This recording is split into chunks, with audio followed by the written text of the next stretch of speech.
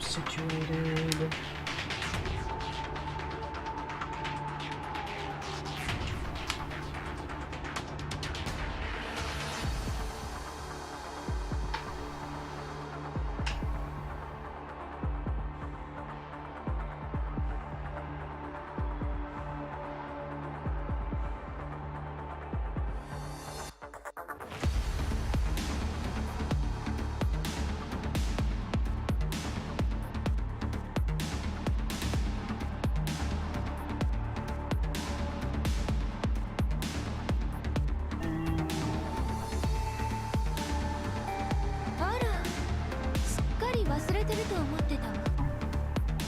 I don't have the music turned on yet on this.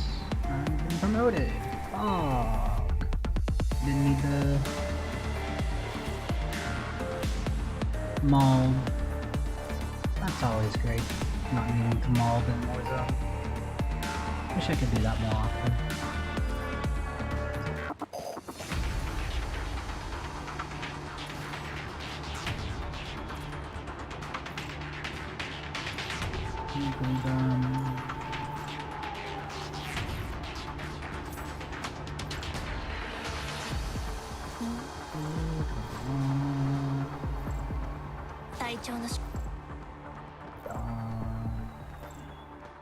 Use Watanabe.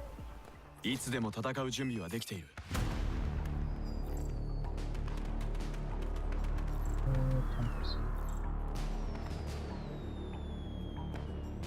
隊長か。ずいぶんこの。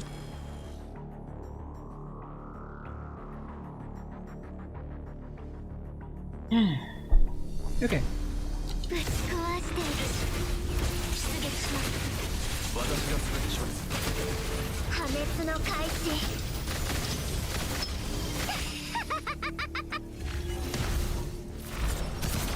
私が全て。無連で全て集結させる。私の手の炎は全ての障害を焼き尽くします。包囲攻撃。取るに足りない。私と戦ったと取るに足りない。刃の一種。万物を切り裂く。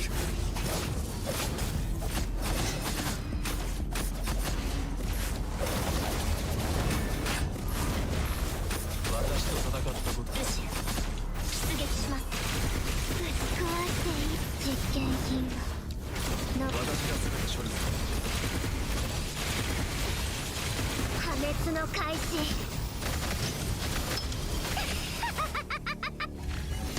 グレンは咲き乱れて私の剣をグレンで全て集結させる。大丈夫です。包囲攻撃。私と戦ったことを後悔する。刃の一種。万物を切り裂く。ちびっこ実験品。実験。私が全て処理する。破滅の開始。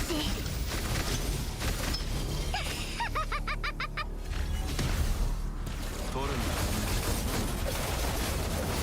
取るに刃の一種。万物を切り裂く。私に傷をつけるといういい腕をしているな。ちびっこ。私が全て処理。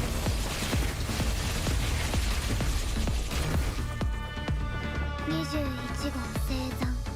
敵殲滅完了。Okay, 250, not bad. Okay, what do we got here? Kamu, Chu, and 当分の間、私がリーダー。生き合う全てのものをぶち壊す。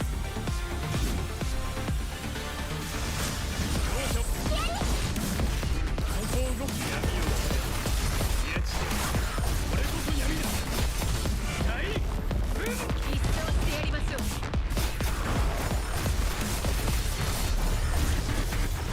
気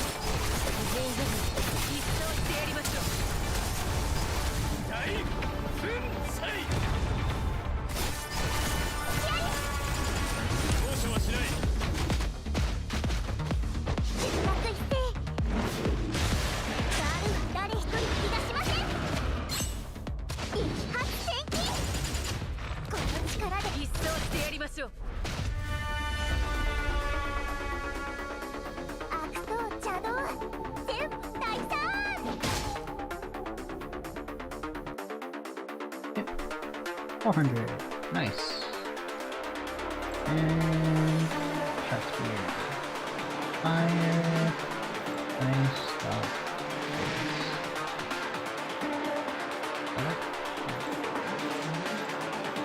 Notice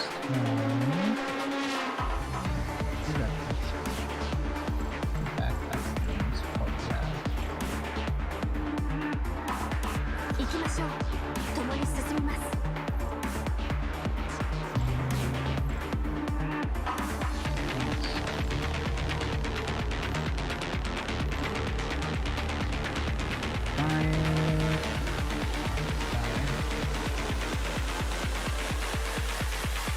今回は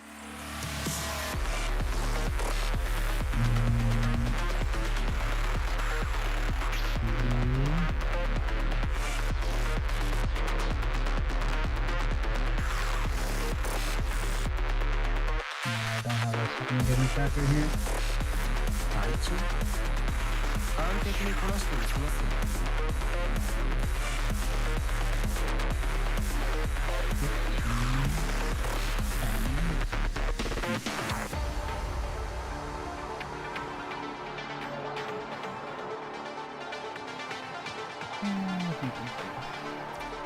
Lead.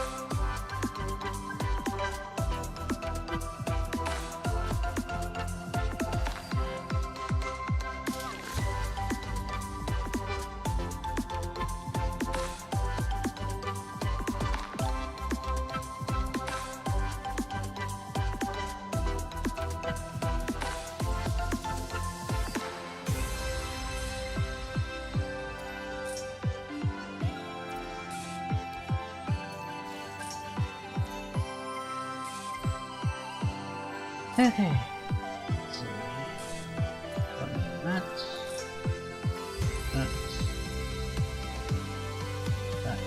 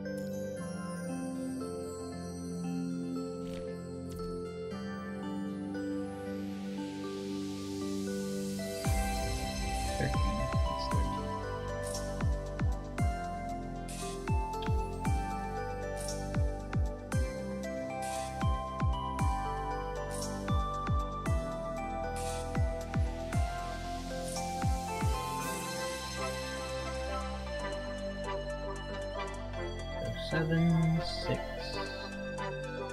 or yeah, that's fine. Basically any combination to get to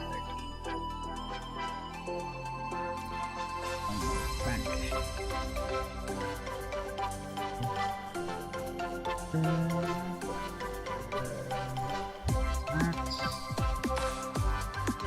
And this.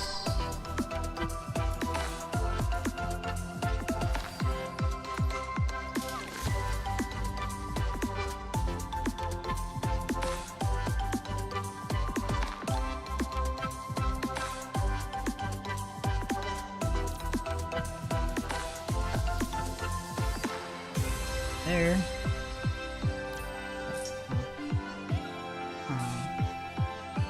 Interesting.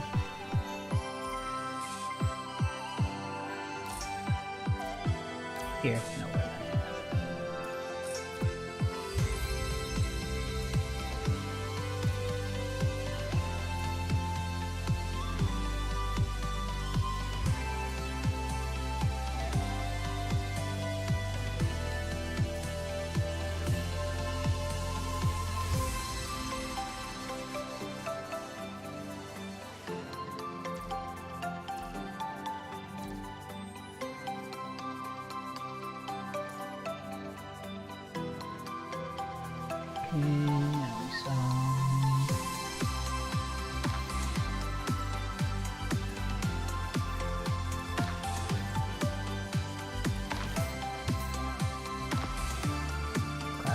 Perfect.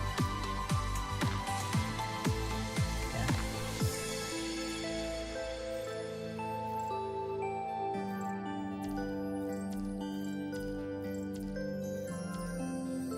Okay, and now I just need this to be class.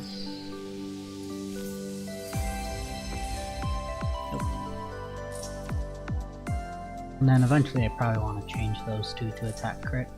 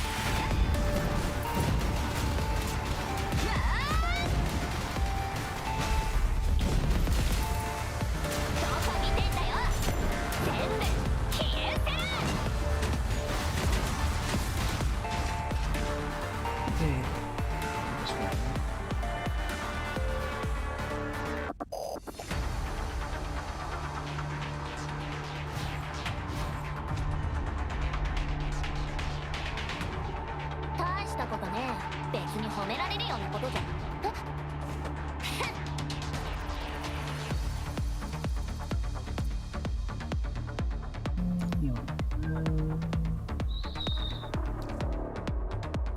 That's now 2 4 days.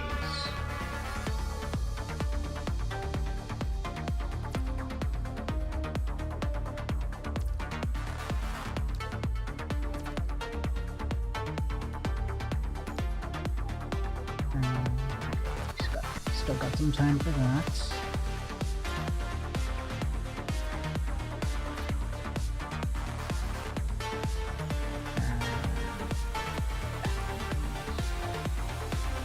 Engage.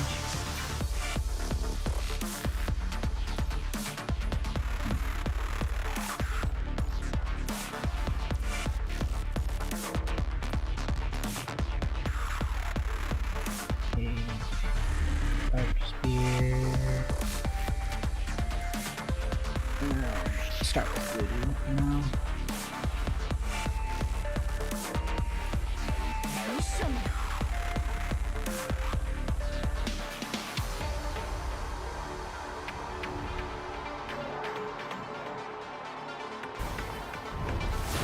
みんなに翼が来ましたね。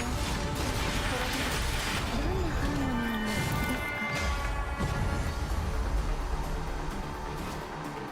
か？大したことねえ。別に褒められるようなことじゃん。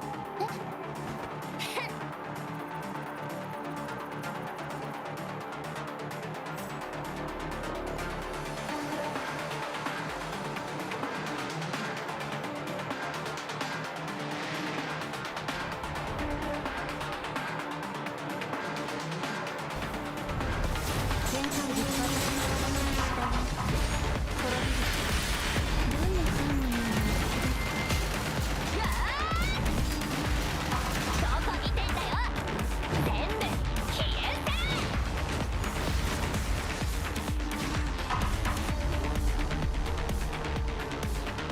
大したことねえ。別に褒められるようなことじゃん。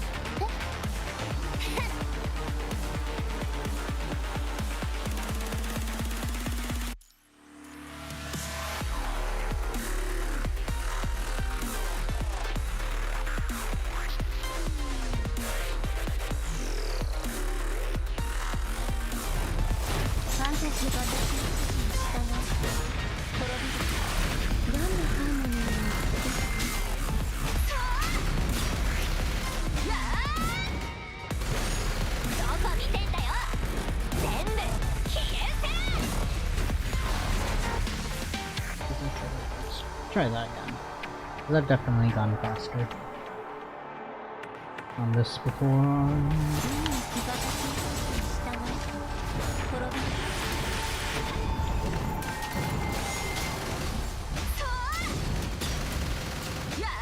どこ見てんだよ。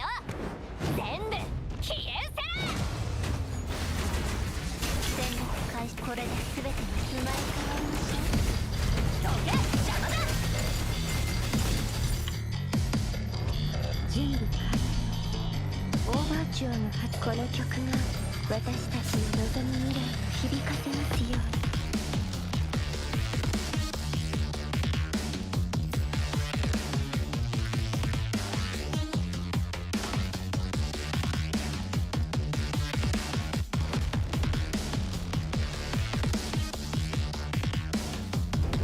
全体で私の下に滅びる。That RNG didn't track properly. Voodoo. ファン That タ is ジーの私の下に滅びる。どんなハーモニーの音ですか？どこ見てんだよ。全部消えて。全部これに滅びる。赤ちゃんにどけ邪魔だ。ファンタジーに始まります。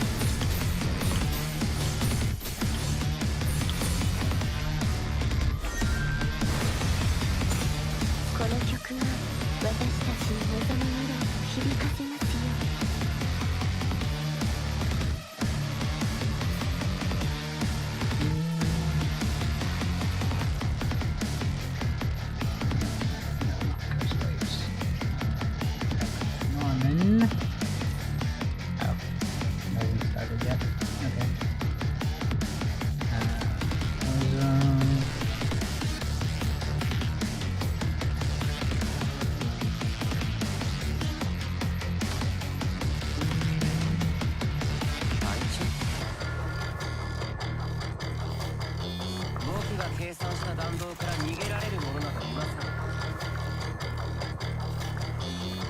大丈夫。 One.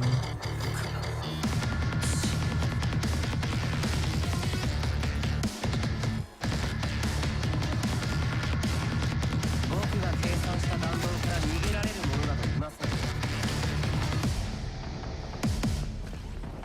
大丈夫。僕は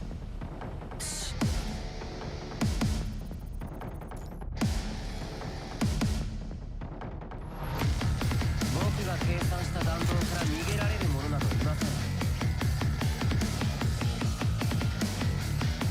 大丈夫。 3.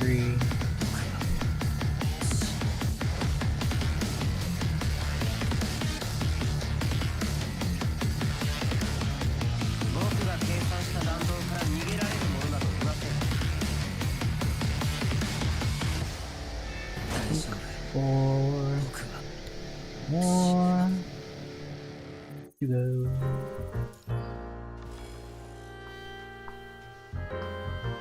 僕が計算した弾道から逃げられる者などいません。大丈夫。 5. 僕は死ねます。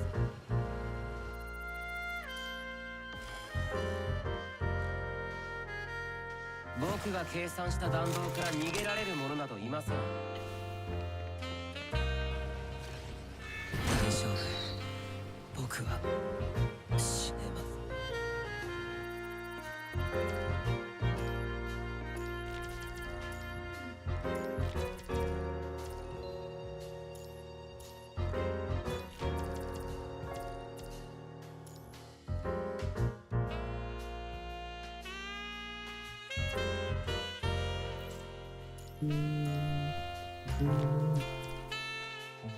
Nearly 1.4 to 2 million. And same deal here. Off 1 million. Let's start. あなた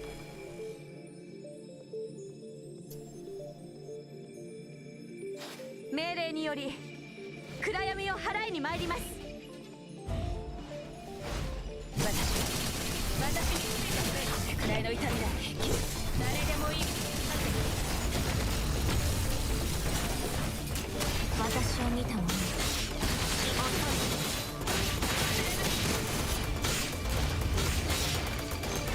秩序再建。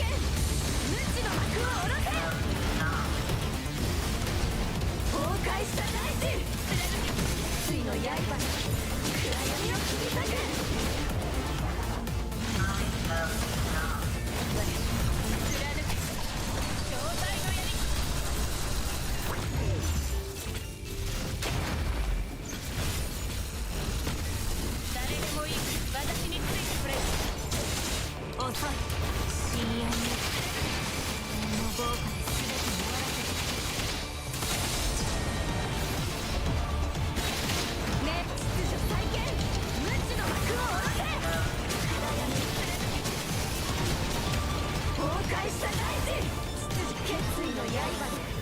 暗闇を切り裂く。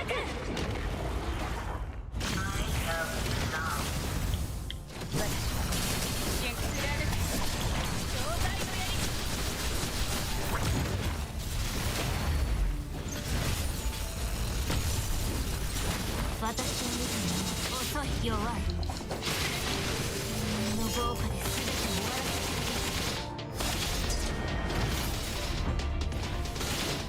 命令に秩序再建。無知の幕を下ろせ。崩壊した大地。決意の刃で暗闇を切り裂く。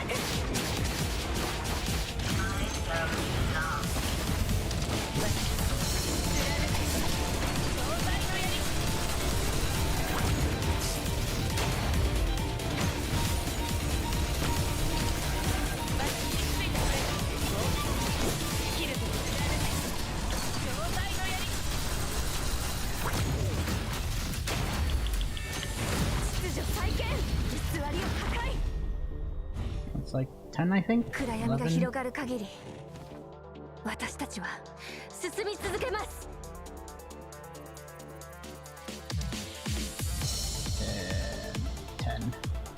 Yuck. Well, we'll stick with it, I guess. Gotta work harder on this, though. 私の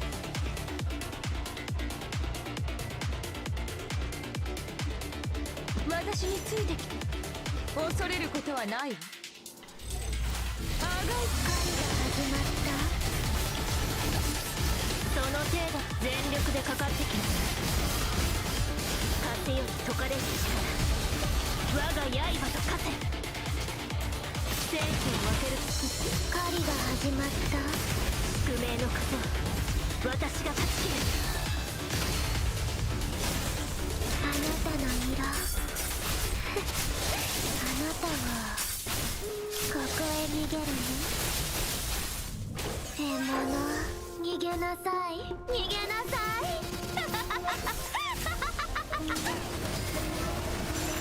全てを粉々に潰すのは私がいる場所が戦場よ。全力でかかってきます。狩りが始まった。風より解かれる力、我が刃と化せ。生死を情けないわ。宿命の風は私が断ち切る。それあいつらを切り裂く。あなたの色獲物、逃げなさい、逃げなさい。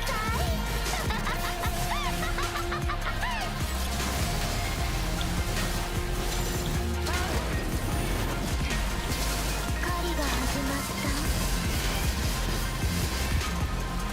全力風より解かれる力、我が刃と化せ。手加減をします。生死の狩りが始まった。宿命の風は私が断ち切る。そうね、はい、情けないな。楽しんでくれた。獲物、逃げなさい、逃げなさい。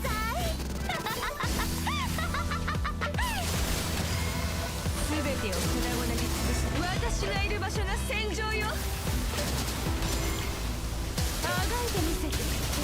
隙だらけよ。この戦い、私を楽しませてほしい。全力で狩りが始まった。風より解かれる力、我が刃と化せ。手加減をします。情けないな。狩りが始まった。宿命の風は私が断ち切る。獲物の匂い。うわー、わかった。生きたままにする。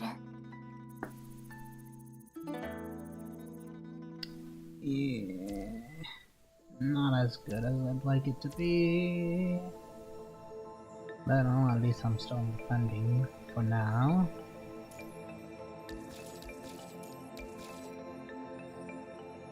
Yep, pay to win skins. I have quite a few of them. How are you doing, Kanadad? If you're still here, that is.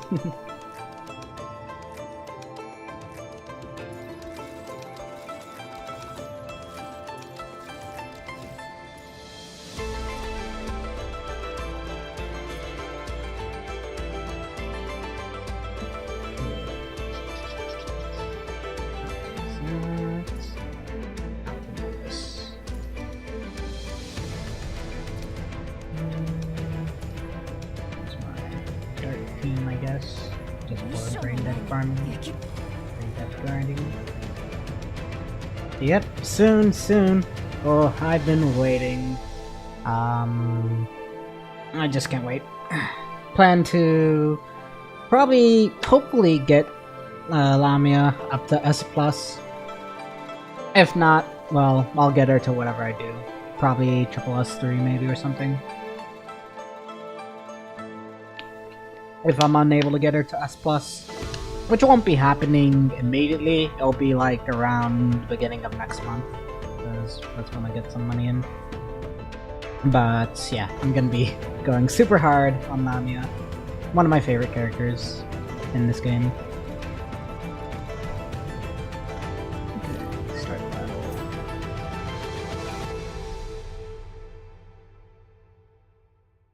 And then tomorrow, or well, I guess today, technically, later in the evening, when the stream's on, I will be actually streaming, so if you want to chill at like 10 PM Eastern, I'll be here as well then.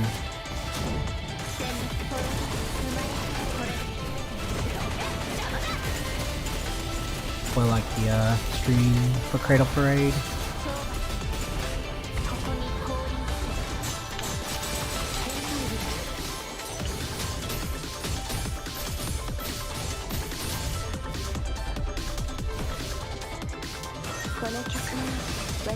Okay, next one.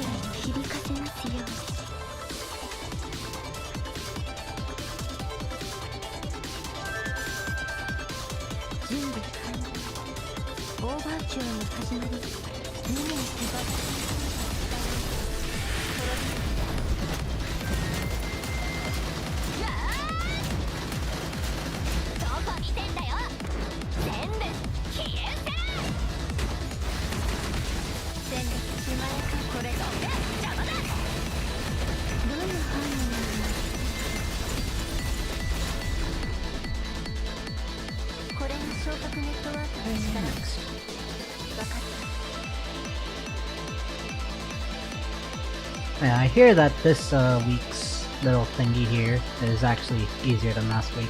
Last week was absolutely terrible.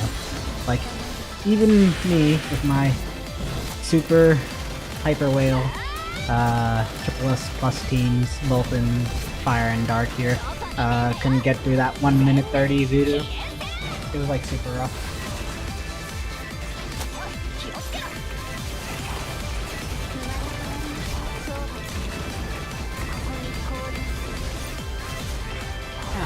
Fair. Yeah, we will be starting story after this, once this is complete, so like, if you want to hop out then, you're definitely free to hop out. But for now, like, for the next 15 minutes, give or take, or however long this run will take, we'll be finishing up with this, and grabbing all the daily stuff, and then I'll tell you when we're starting story. That way you don't get spoiled. Come on, Tifa. Please, Tifa. There we go.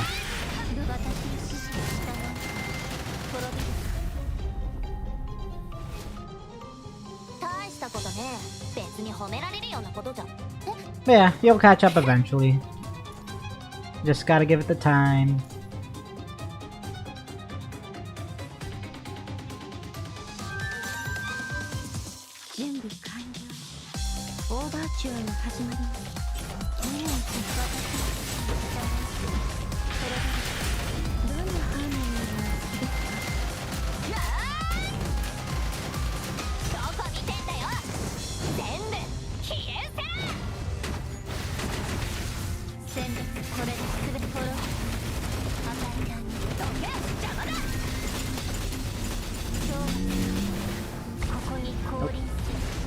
Where the hell did you come from? Bruh. Bro was all the way in Narnia.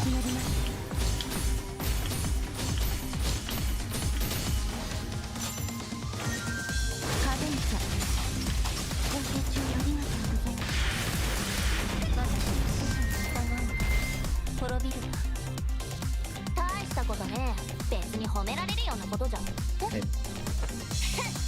So 10 more battles to go. Ooh.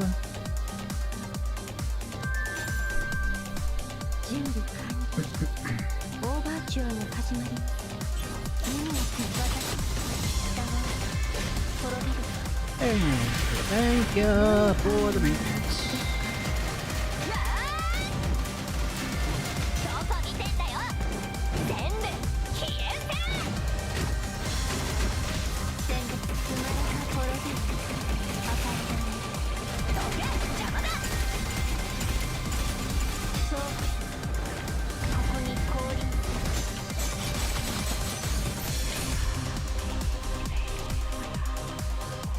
この曲が私たちの望む未来を響かせますよ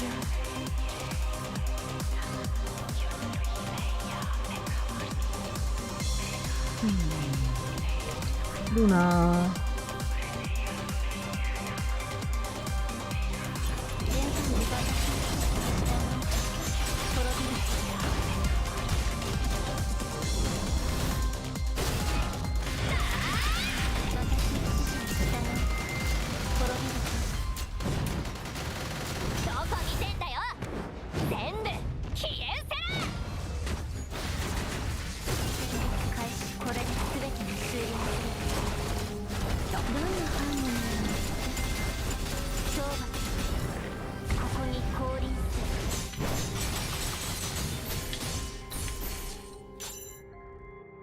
ループ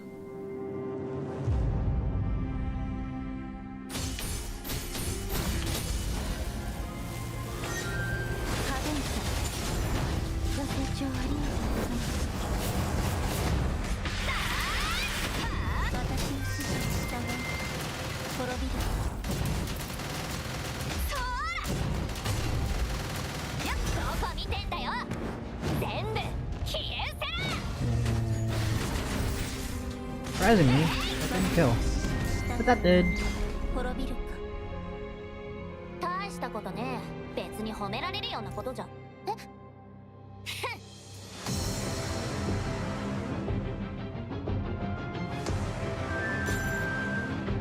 準備完了オーバーチュアの始まり全体で私の従う滅びるかどんなハーモニーがお好きですか One. Just Bork has been all over the place. I love Karinina. Very fun. For Shire.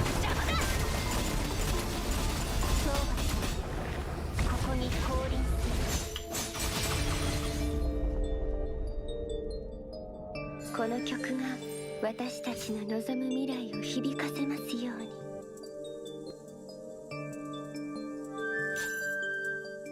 準備完了オーバーチュアの始まりは目につばたし従うと滅びる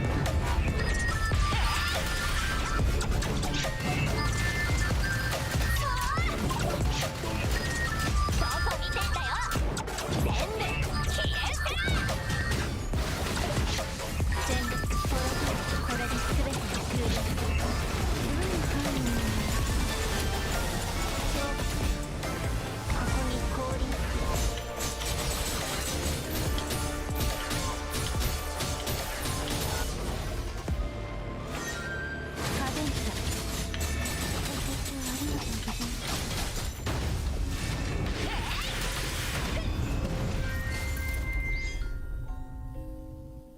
大したことね別に褒められるようなことじゃえ This would be 9. Amberia. Okay, not too bad. 全開部私の指示に従うどけ邪魔だ無駄な抵抗だ私の指示に従う滅びるどこ見てんだよ She has a lot of shields. Wow. これが全ての終了どんなハーモニーそうここに降臨する目にやってみて私の指示に従うと滅びるかカデンサご清聴ありがとうございます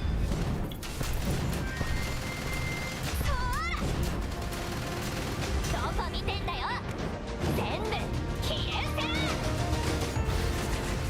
選別滅び生まれ変わりましたこれで全ての終了どけ邪魔だ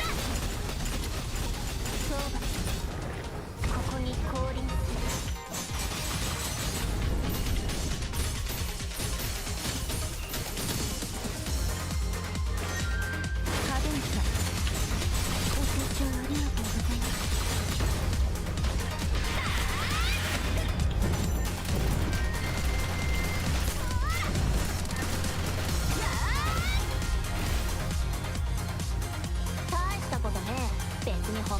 のことじゃん。 Now for the hardest stuff. What do we got? Starting in the blue corner. 準備完了。 Commanding オーバーシュアが始まります。 red corner. Oh, Moyuan. And some dotties. どこ見てんだよ。全部消え失せろ。戦列生まれ変わりましょう。滅びどけ邪魔だ。そうだ。ここに降臨する。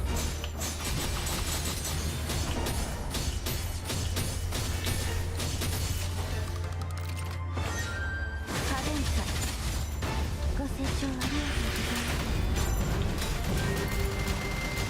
やあどこ見てんだよ。全部消え失せろ。戦列か滅びこれで全て生まれ変わりましょう。どけ邪魔だ。そうだ。ここに降臨する。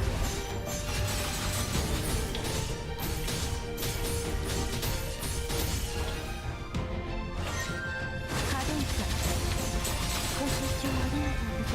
ます。どんなハーモニーが好きですか。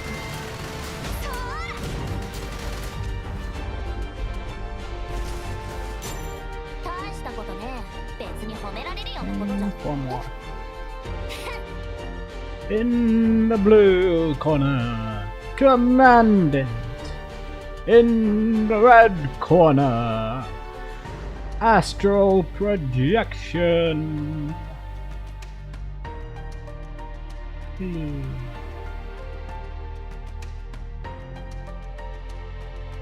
天界物どけ邪魔だ。 Primal Projection, rather. 私の指示に従い滅びる。どんなハーモニーがお好きですか。やあどこ見てんだよ。全部消え失せろ。戦列これで全て生まれ変わりましょう。どけ邪魔だ。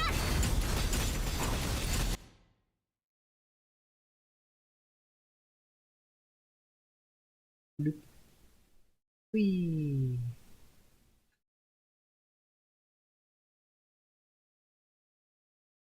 I probably should skip these, but whatever.「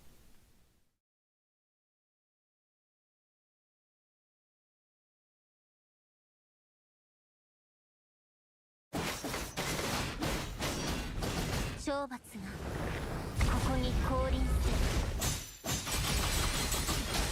「ファンタジアが始まります」「どけ邪魔だ」「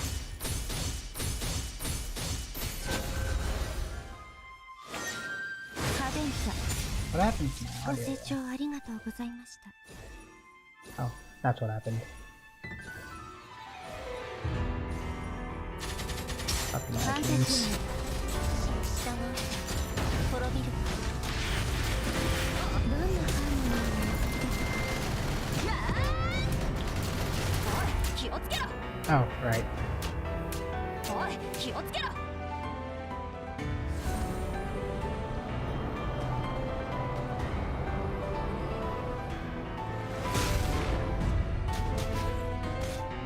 どこ見てんだよ。全部消え失せろ。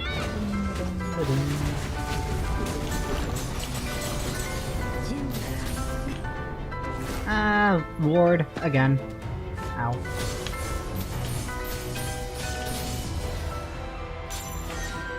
カデンサご清聴ありがとうございます。これで終わりました。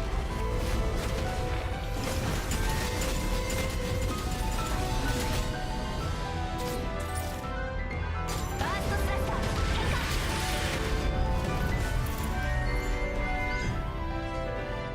大したことね。別に褒められるようなことじゃん。 It was 16 seconds. Too slow. ファンタジ I wonder if cutscenes up. Probably do.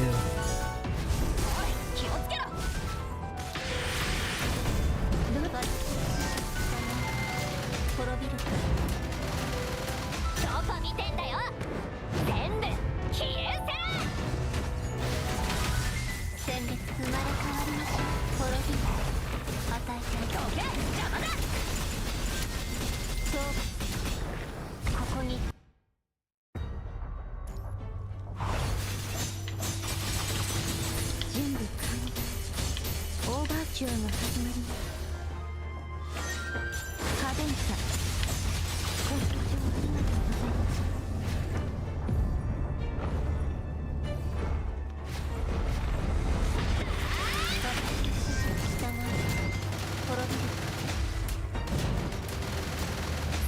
Yeah, the cutscenes are definitely added for the time.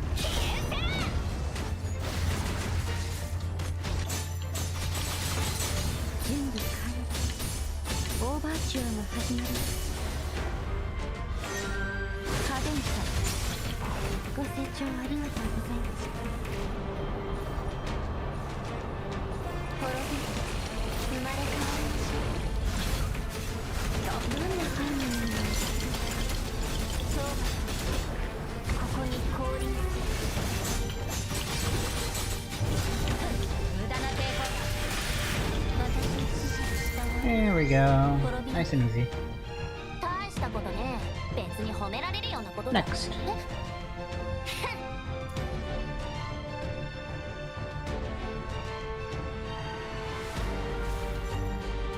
Dark Spear.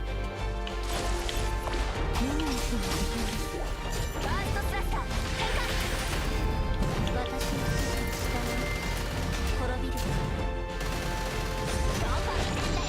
Wait, form change? Yeah, she did form change.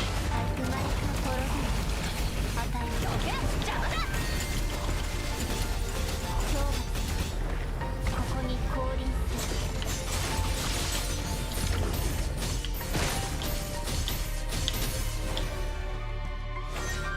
派手にさご清聴ありがとうございます。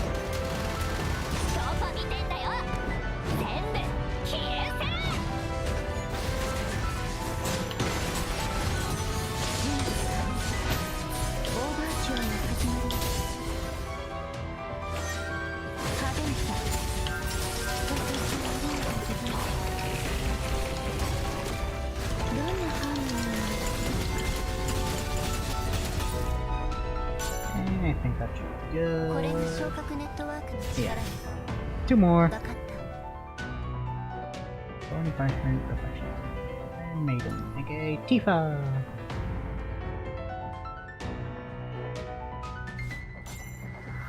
Hello there, Tifa. 2.0. 前回で私が指示に従う。滅びる。どんなハーモニーがお好きですか？どこ見てんだよ。全部消えせ。戦略開始。これで生まれ滅びる。破壊どけ邪魔だ。そうここに降臨する。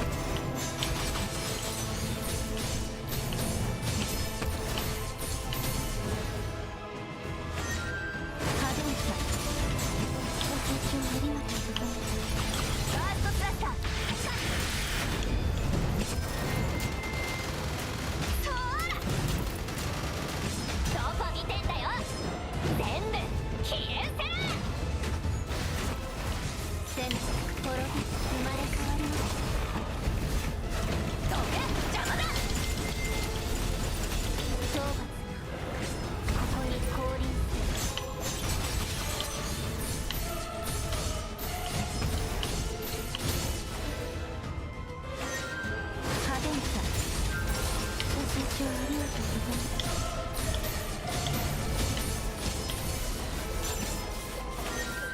カデンサご清聴ありがとうございます。やーどこ見てんだよ。全部消えせ。全部滅生まれ変わりました。どけ邪魔だ。そうここに降臨。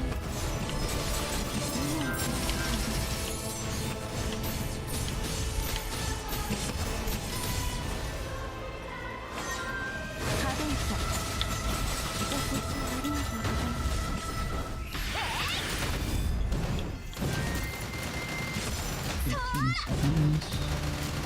どこ見てんだよ。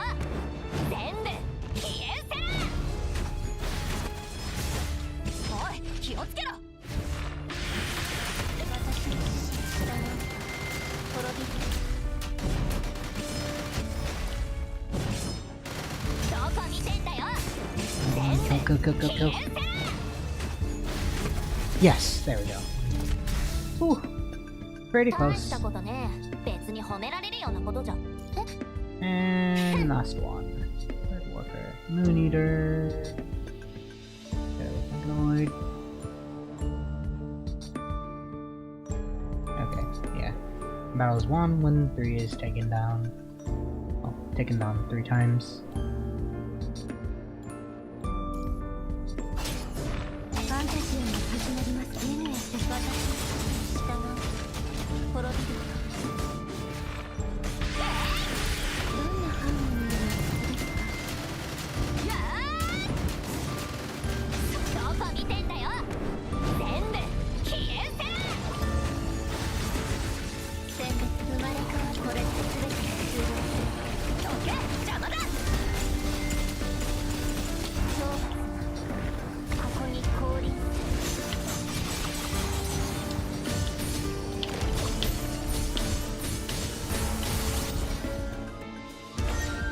カデンサご清聴ありがとうございます。どこ見てんだよ。全部消えせ。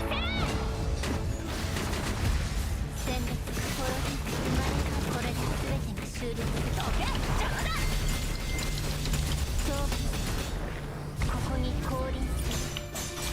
ファンタジアが始まります。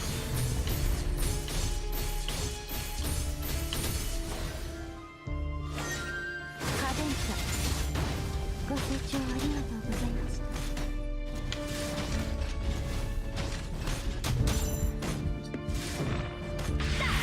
どんな私の指示に従う。滅びる。どこ見てんだよ。全部消えせ。 This might be trouble. 全滅から生まれ変わり。これで全てが終了。どけ邪魔だ。そうここに降臨。Yeah, no. Try this again. I guess I still only have a minute and a half. ファンタジアが始まります。私の指示に従う。滅びる。 Just gotta prioritize the guy. どこ見てんだよ。全部 Yeah, I still only have a minute and a half. 全滅生まれ変わる。これです滅びる。どんなハーモニーの懲罰ここに降臨する。準備完了。オーバーキュアの始まり。カデンサご清聴ありがとうございます。おい気をつけろ。気をつけろ。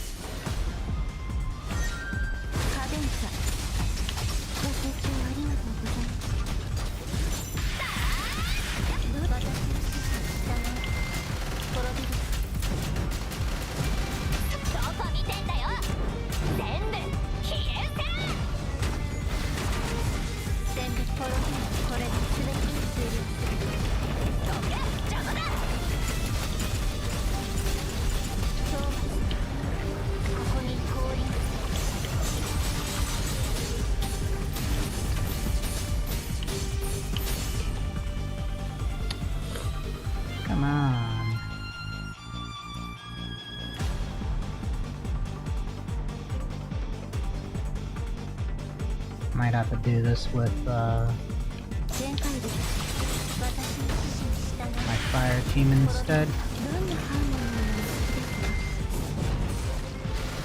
もおい気をつけろどこ見てんだよ全部消えせ全部滅び生まれ変わりましょうどけ邪魔だあれには懲罰がここに降臨する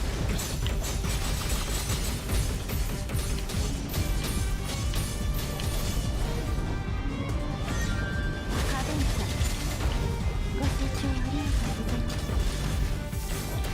おい気をつけろ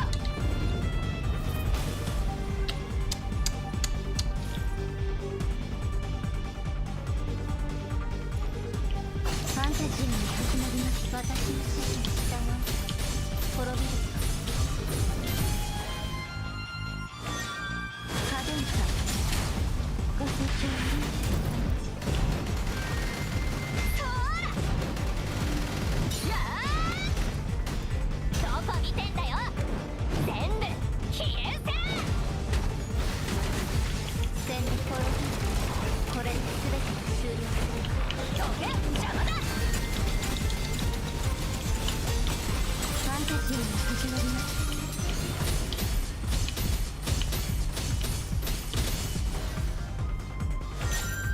カデンサご清聴ありがとうございます私の指示に従い滅びるどこ見てんだよ全部消えせ全滅滅びる生まれ変わりましょうどけ邪魔だ懲罰ここに降臨する全回部私の指示に従い滅びるカデンサご清聴ありがとうございますやーどこ見てんだよ全部消えせ全部これで滅びる与えてみるどけ邪魔だありえない全回部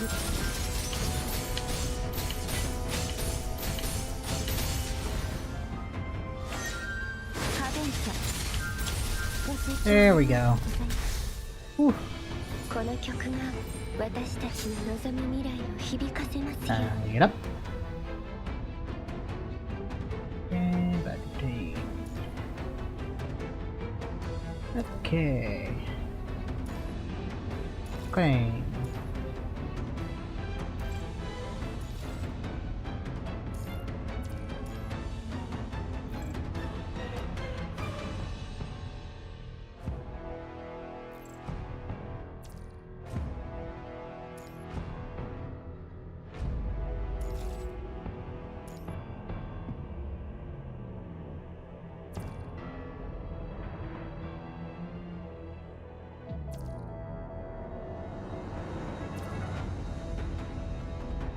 Okay, let's review everything. That.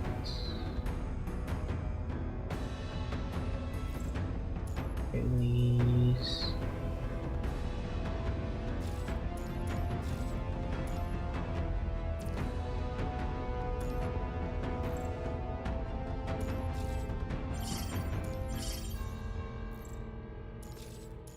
Okay, upgrade almost all done. 450? Yeah. 20, 30, 30.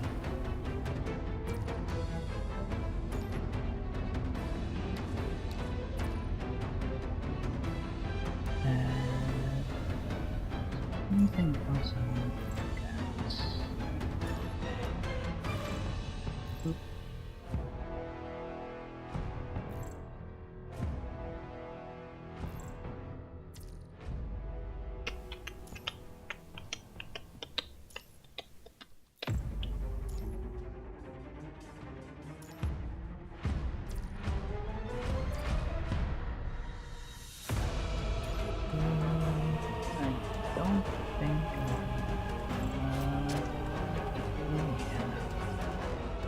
still need like another 150.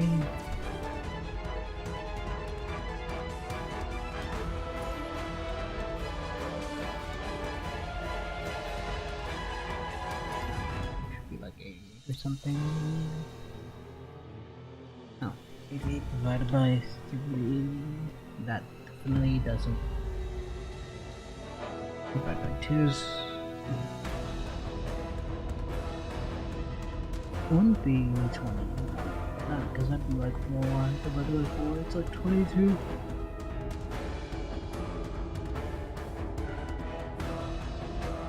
Yeah, nothing. Maybe. It doesn't make it go into 3 times.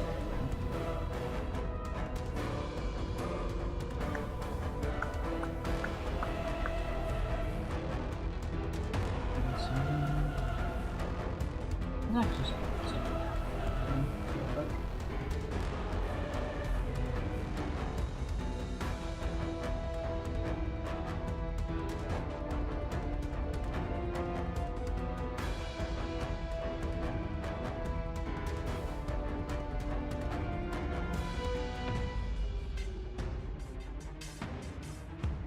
four last week.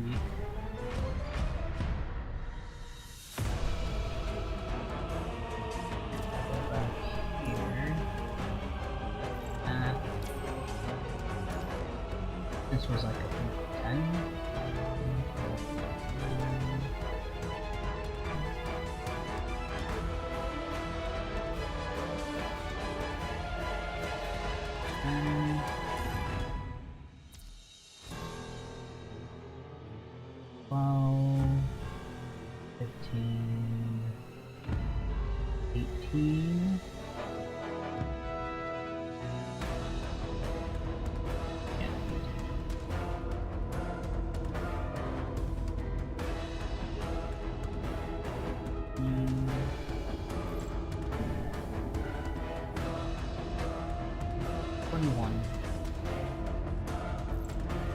Huh? Math isn't mathing. 21 per week, then that means...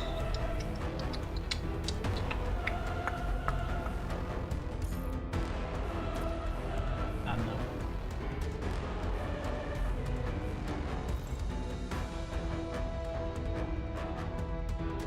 I think they gave us like 25. Maybe I didn't spy. Oh. It is what it is. But that's done. Reset won't happen until the week after next week. This... Wow, I was already kicked down. Lovely! And those people haven't started yet either.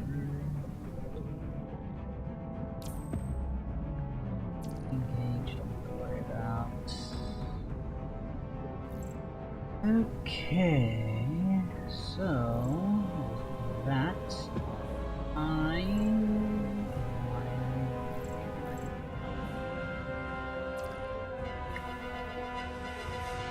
think that's about everything before we start getting into the story. So we're gonna actually start getting to the story now. So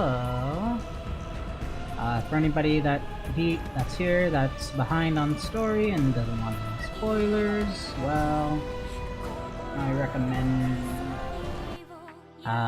leaving exiting now.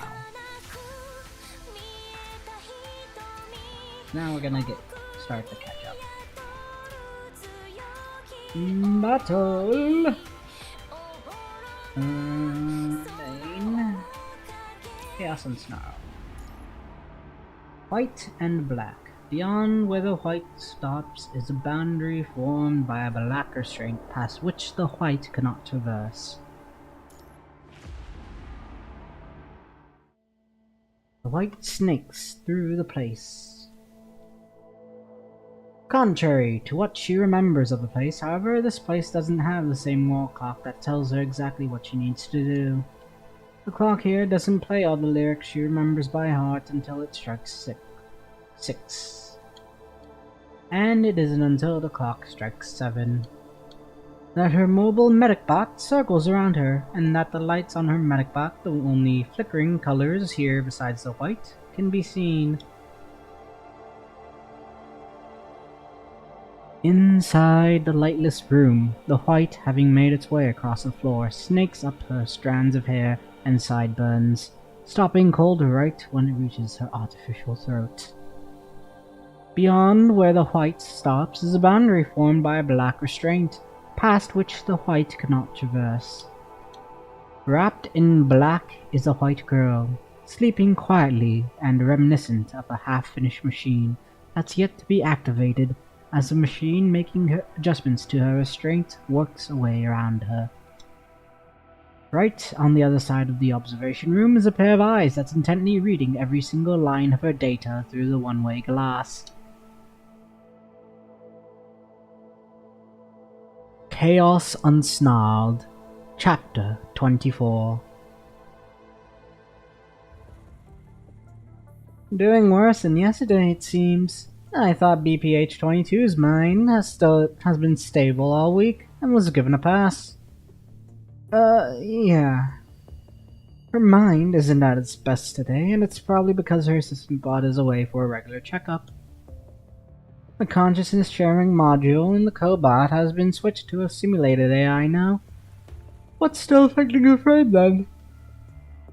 She has trouble adjusting to simulated AI's feedback, keeps shouting, "Give Buddy back!" and whatnot, and that's caused instability in her mind on several occasions. Which is why I put the original consciousness sharing module back in the cobot as soon as she started showing signs of compatibility with the frame. Because I wanted to make it easier for her to get used to the new frame. So, this is how you treat her, huh? Like a kid. Aside from making this frame more powerful, they wanted her mind stabilized more than anything else, if my memory serves me correctly. And the fact that Cobot shares her memory to a certain extent is what's causing the instability that we're seeing in her mind. Just because I'm not the project lead here doesn't mean I'm going to sit around while you squander our resources on experiments that are going nowhere. No, that's not what it is. See, I did put the original consciousness sharing module back in the Cobot, but there isn't a port of mine for the new frame and the Cobot to connect to each other. Which means that she can vaguely sense the Cobot but won't be able to connect to it, which means her computing power wouldn't be shared like it did before.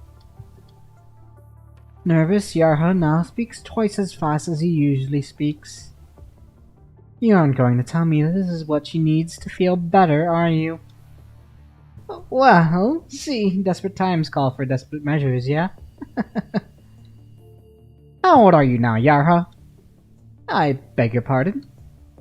The way you carry yourself reminds me of some innocent teenager, and what you say and do only reinforce that impression.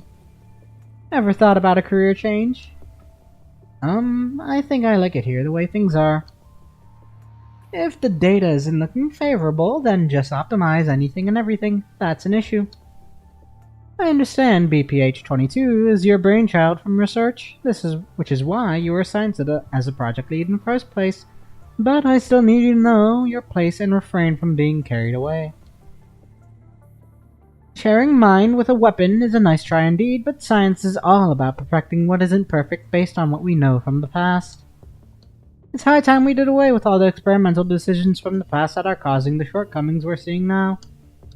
The way I see it, you're treating BPH-22 like an artificial baby with her umbilical cord still uncut, which explains your lenience toward her failures thus far. You stated in your project proposal that you wanted to help her achieve combative independence, and I really hope you follow through on that, or else it's best that you request this project be terminated sooner rather than later. Right. Is this what her combat data has been like? We're seeing signs of significant improvement in the new frame as opposed to what we saw with the old frame. Her mind only lost control 3 times, and we were able to stabilize her with her restraint every time she lost control. Seems like this frame's still a far cry from being put to combat then. A small improvement is as good as nothing. You were going to wow us with an improvement that we have never seen before, no? The restraint won't just keep her from losing it, it's also going to partially cap her combat ability, and slowly give it back to her as her mind stabilizes. Yes, I'm quoting what you said. There is no point in capping her combat ability, given that she hasn't even reached a critical point.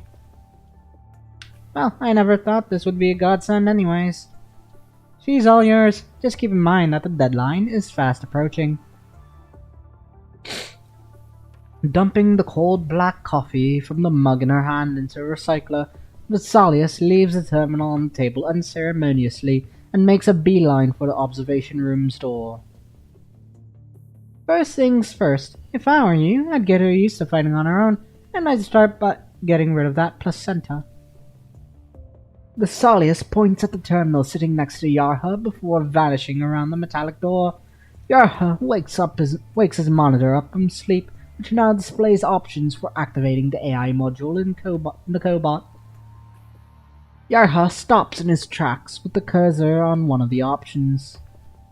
As he looks at the girl beyond the one-way glass, memories from her first ever combat experiment hit him. Good, Yarha. Let the show begin. Show us that one-of-a-kind frame you're so proud of. The pure white construct tore apart every last one of her enemies in the experiment zone, which Yarha never saw coming. Driven by her instinct to attack, she was not unlike a beast born to fight. The bestiality known as Number 21 was wreaking havoc in her human-like frame. It was bestiality that could be no purer. Newborns tend to be strongly impressed by what they first encounter in life, and such impressions usually leave them with unfathomable influence in ways not immediately obvious. Her days spent doing nothing in Daedalus did not help her grow as a human newborn. Reborn as a construct and having gained her senses, Number 21 was immediately accustomed to fighting endless battles out of instinct. Where the regular construct has to adapt to being a construct and all the perks that come with being a construct after modification, Number 21 had to dig through her bestiality to find her humanity. While the modification technology for constructs has been put to many a battle on a large scale, the influence of the mind on constructs far surpasses public knowledge. While it is true from a structural perspective that Number 21's old frame might harbor factors that cause the instability observed in her mind, her self-consciousness is perhaps one of the root causes to blame. Self-consciousness, huh? Yarha knows full well how business is conducted in Kurono. Working under Vesalius, who is a firm believer of advancement inevitably comes with sacrifices, Kurono would not hesitate to prioritize research over many things that are still the subjects of debate. Yarha doesn't consider himself a man of justice, because as far as scientific advancement is concerned, justice and injustice are but the green leaves that flank the fruit of success. Yarha, however, turns off the monitor without selecting the option on the screen. The cobot doesn't need to be there for the compatibility test, but I guess it's going to help you feel better when the test is over. Tick tick. The terminal screen comes to life again, signaling completion of the adjustment of Number 21's restraint. Having ensured the accuracy of the numbers, Yarha awakens the girl. We're done for today. With it, Number 21 opens her eyes. Previously sealed for visual synchronicity, Number 21's left eye no longer needs to be shared between her and Cobot and herself. Between her Cobot and herself, and has therefore been replaced with a prosthetic eye that adds to her combativity. There we go. I up the numbers in your restraint. Feel free to set yourself loose at the test. Are you feeling anything out of the ordinary? No. This is different from the restraining collar they put on me at the Research Institute. but it's not that different. I didn't pass the experiment, did I? It hits Yaha that the new frame seems a lot more perceptive than the old frame. It might not be completely free of restraint now, but it's likely that number 21 has overheard his conversation with Vesalius just now. I wouldn't say you didn't. It's not Buddy's fault. Buddy? Oh, you mean the cobot. This new body, it isn't like a human body. It's different from what I thought. Number 21 shakes her head. The ear-looking device over her head jigging a little as though it's picked up something. This frame came out with the best experiment data of all the frames you've been matched with. Neither a human nor an animal, and it's just like me. Says number 21 as she lowers her head. A few moments later, she raised her head again. I still want to smell like humans, though.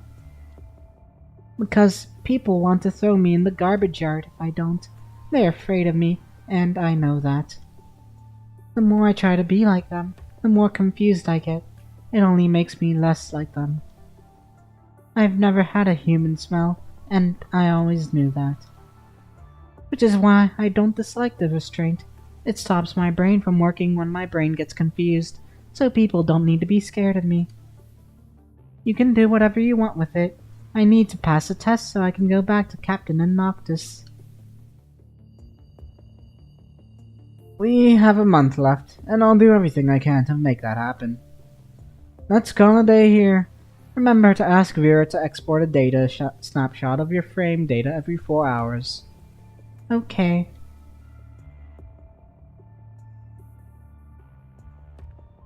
Three months later, at the ad hoc military base on Earth. We did pick up signs of activity of hetero creatures in the area, and we'll need some time to look into the details. Roger that. And we also need you to confirm whether you're in the receipt of the supplies you applied for a few days ago. The sim says a transport craft carrying them has landed there. We gave it a quick count just now and noticed that the construction materials are half of what we put down on the application form. Resources are assigned based on the levels of priority, and the clean zone is about to hit a crucial period with its construction effort. It's all so they can relocate to a safe location sooner rather than later. Anything else you need other than construction materials? We could really use a few hands here. Even 3 to 4 will do. They don't need to be fighters, but they do need to know how to operate the machines we have here. Our fighters here are all tied down to miscellaneous work, which is why we need a few extra hands here as replacements. And we could use some anti-inflammatory drugs and serum here too. There are quite a few people in the conservation area who came down with the symptoms. They're severely short on medicine, and what I have in stock here won't last them for much longer. And we keep getting reports on the people that went missing from the conservation area. It probably has to do with the hetero creatures, but I'm too short on time and manpower to follow up now. So, on top of the few hands that I just asked for, we'll need more people and resources. We'll need more people and resources for me to get around to helping the missing people. Well, let's see. Well, a squad from the Purifying Force is out on a mission around you, and will be passing by where you are in a few hours. They'll bring you the resources you need. Well, within a few hours. I'll send you the captain's identification code to your terminal in a bit. As for the extra hands you need, we are actually short on manpower here ourselves. Our reserves aren't exactly qualified to be part of the missions of this rank either. That said, I just put your request in the queue. CC will review it and reach out to you. Sure. As soon as Vera gets off the line, a towering figure lifts the curtain and squeezes himself through the tent entrance. That's overly small to him. Done with the call? Yikes, the look on your face. Here, I got you the recon report for Zone A.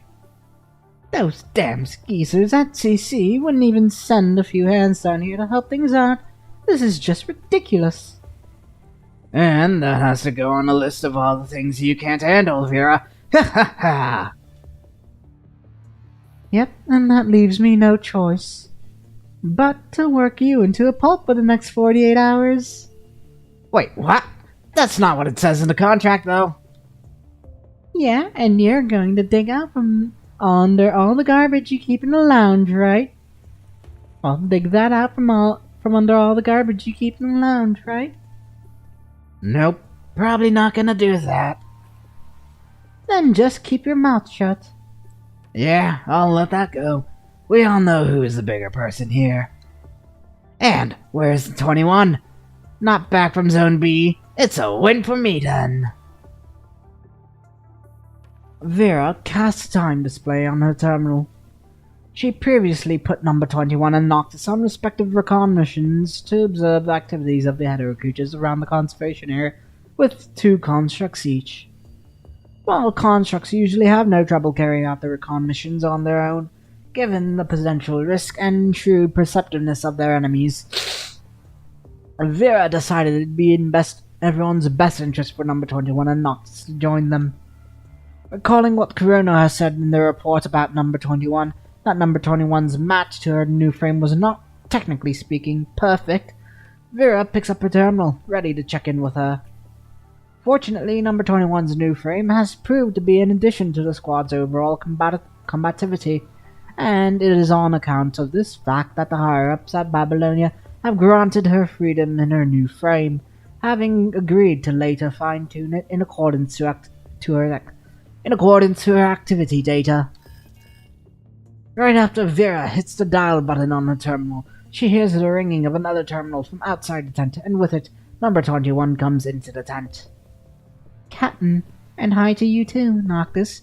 I finished Zone B's recon with the other 2 people. And I've been back for God only knows how long. You gotta up your game there, kiddo. Shush. Well, we can totally go out now and try something different. Just don't cry if you lose again. Not going to do that. I'm not competing with a cheater. Excuse me? Exactly when have I cheated? Fine with me, though. I just thought I'd entertain you because you and Vera have been looking shitty these days. Let's get back to business here. This corner from Zone B seems to be missing data, 21. Walking up to Vera, number 21 sees Vera pointing at a particular corner on the map. Because they said they were done. Who are they? The constructs that were working with you? Yes. Safety in numbers was indeed one of the reasons I sent you there with those constructs. I was hoping you'd take advantage of the manpower to get things done. Come on, you really need to pull yourself together. Section 6 from Zone B. I want you to fill in the missing recon data for it now, 21. Send it to my terminal as soon as you're done. I'll take care of things from there. But they don't want to work with me. What?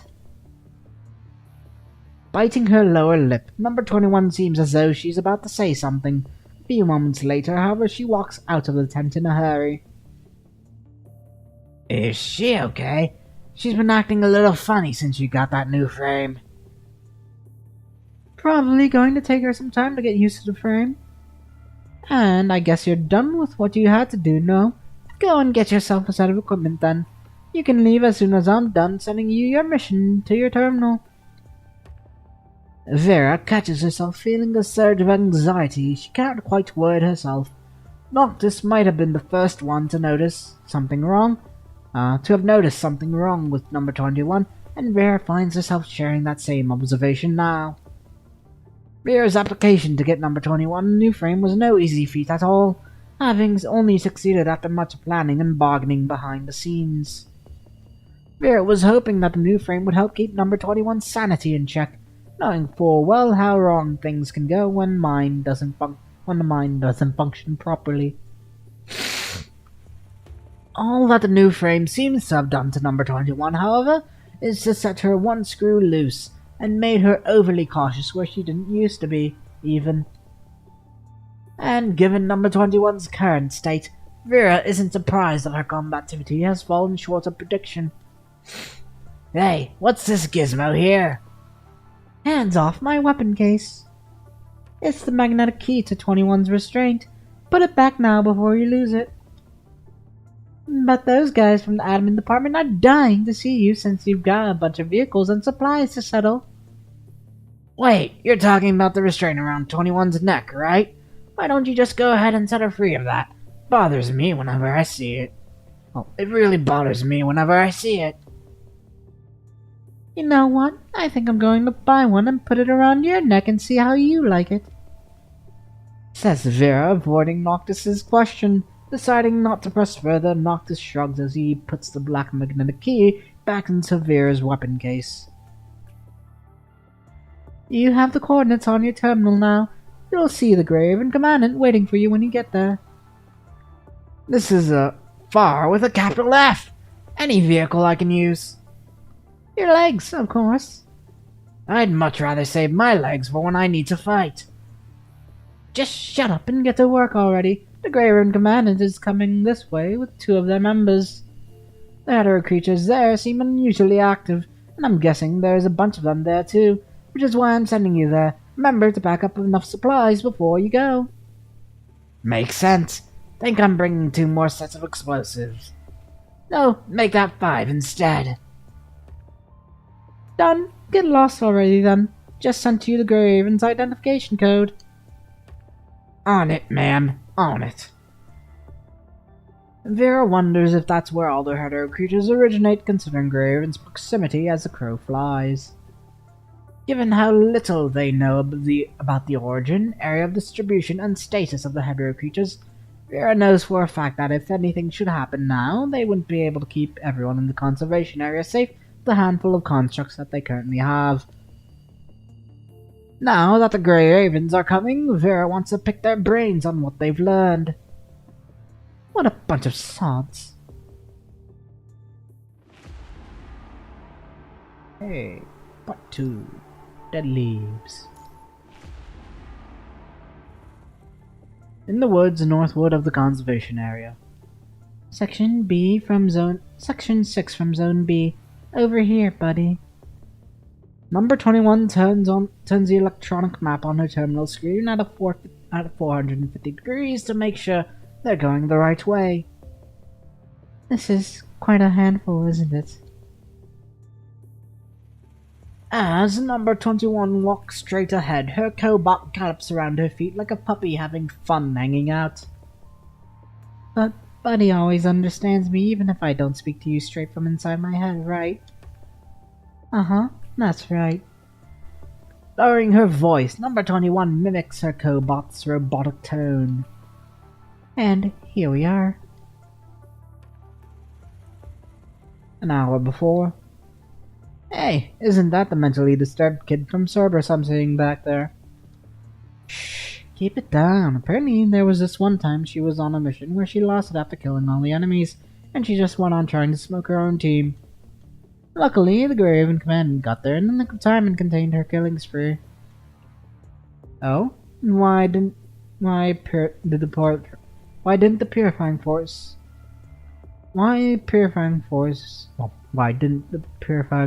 wipe her out for doing what she'd done?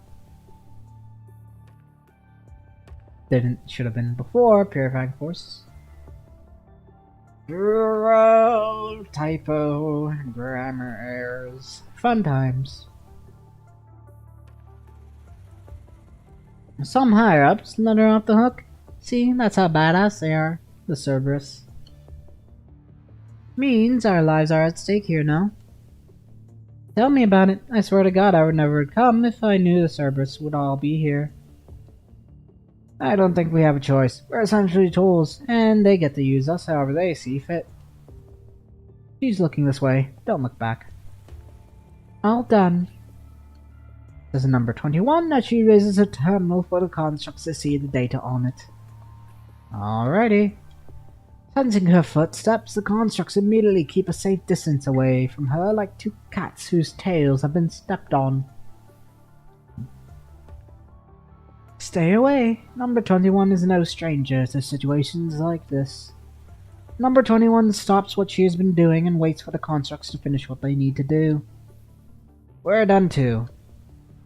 Alright, on to the next one. From the measuring point, number 21 aligns the anchoring point on her terminal with the area superscript. It's only going to take a few minutes for the missing recon data to be filled. Number 21 figures that checking what's missing and filing up the gap herself is far easier than having to explain herself to Vera on things she herself doesn't even quite understand, or questioning the two constructs on what went wrong. With her terminal beeping, number 21 proceeds to send the data that was previously missing to Vera's terminal. Whew, all done. Probably best if I don't do anything unnecessary. Right, buddy? As her cobot starts rubbing itself affectionately against her leg, number 21 can feel its chilling alloy shell against her skin. Hey, look, a dried leaf. And it's flying. Jolting to the cobot's movement, a dead leaf wobbles into the air, only to make a somewhat unsteady landing on a tree branch not too far away. It's not a leaf, buddy. Number 21 walks up and reaches her hand for the creature. She wants to touch the flitting butterfly. Better leave it alone, the kid is dying. Following a barely audible noise of cloth rubbing against each other, number 21 hears these very words from out of nowhere. Who's there? With the question, number 21 positions herself for a fight as she tries to pick up signs of anything suspicious from where the voice came. A few seconds later, her cobot takes a fighting position. Did I scare you? My apologies, it's just that I've never seen anyone bat these creatures an eye when they aren't looking for food. The stranger of a girl leans slothfully against a tree branch, her voice sounding so devoid of life that it seems that even the gentlest of gusts of wind would take her away. Number 21 doesn't recognize the attire she's wearing, other than the cloak she is in, which number 21 remembers seeing most of the refugees in the conservation area wearing. Number 21 doesn't recognize anything else on the girl. Switching to a more comfortable sitting position, the girl looks back and forth between number 21 and her cobot. She doesn't have the unique stench of a hetero creature, and neither is she in a fighting position. Sensing that the girl poses no threat, number 21 lowers her weapon. Then leaves are hard to come by these days, so this is what I would call a wonderful stroke of luck. You barely ever see them anymore. It's a butterfly, and it's a kind of insect, that much I know. Is it dying? Yes, butterflies live a short life compared to humans, and this place is no longer livable for them. Oh, I'll keep my hands off it then. This is the first time number 21 is having a discussion with someone about things she's only seen in the documentaries, which makes her interested in the girl in front of her. So, who are you? Are you a construct too? Construct, right. That's how you'd call someone like me, but I go by Canon here. Oh, I go by number 21. Number 21, which squad do you belong? Well, which squad do you belong to? I don't belong to any of you. Hopping off the tree she's been sitting on and landing squarely in front of number 21, Cannon is reminiscent of a nimble creature that traverses the woods. I do recon for a conservation area, and I run errands every now and then too. In exchange for my services, Salons let me stay here. Salons? The one in charge of our conservation area. You don't know him? Captain is the one who remembers people's faces. Are you here on a mission too? You've probably heard about all the people that had gone missing here, right? I'm actually off duty now, though. I like it here when I'm off duty. Why? Is that your weapon? It looks different from some of the machines I've seen. This is Buddy. Buddy is my friend. Number 21 sounds somewhat proud. She's happy that she's finally come across someone who, just like number 21 herself, sees her cobot for its uniqueness. Can it do anything else other than fighting? Of course. Do a dance, buddy. With it, the cobot starts spinning the balancing leaf on its either side rhythmically, reminiscent of a tap dancer. After a quick round around number 21 and Cannon, it stops right in front of Cannon and shakes the antenna over its head. Buddy can do a whole lot of things like me. And when Buddy is upset, it wants to kick Noctis's butt too. Noctis is this silly big guy that I hang out with. Haruka. What does that mean? It means ethnic group, but you can see it as family too.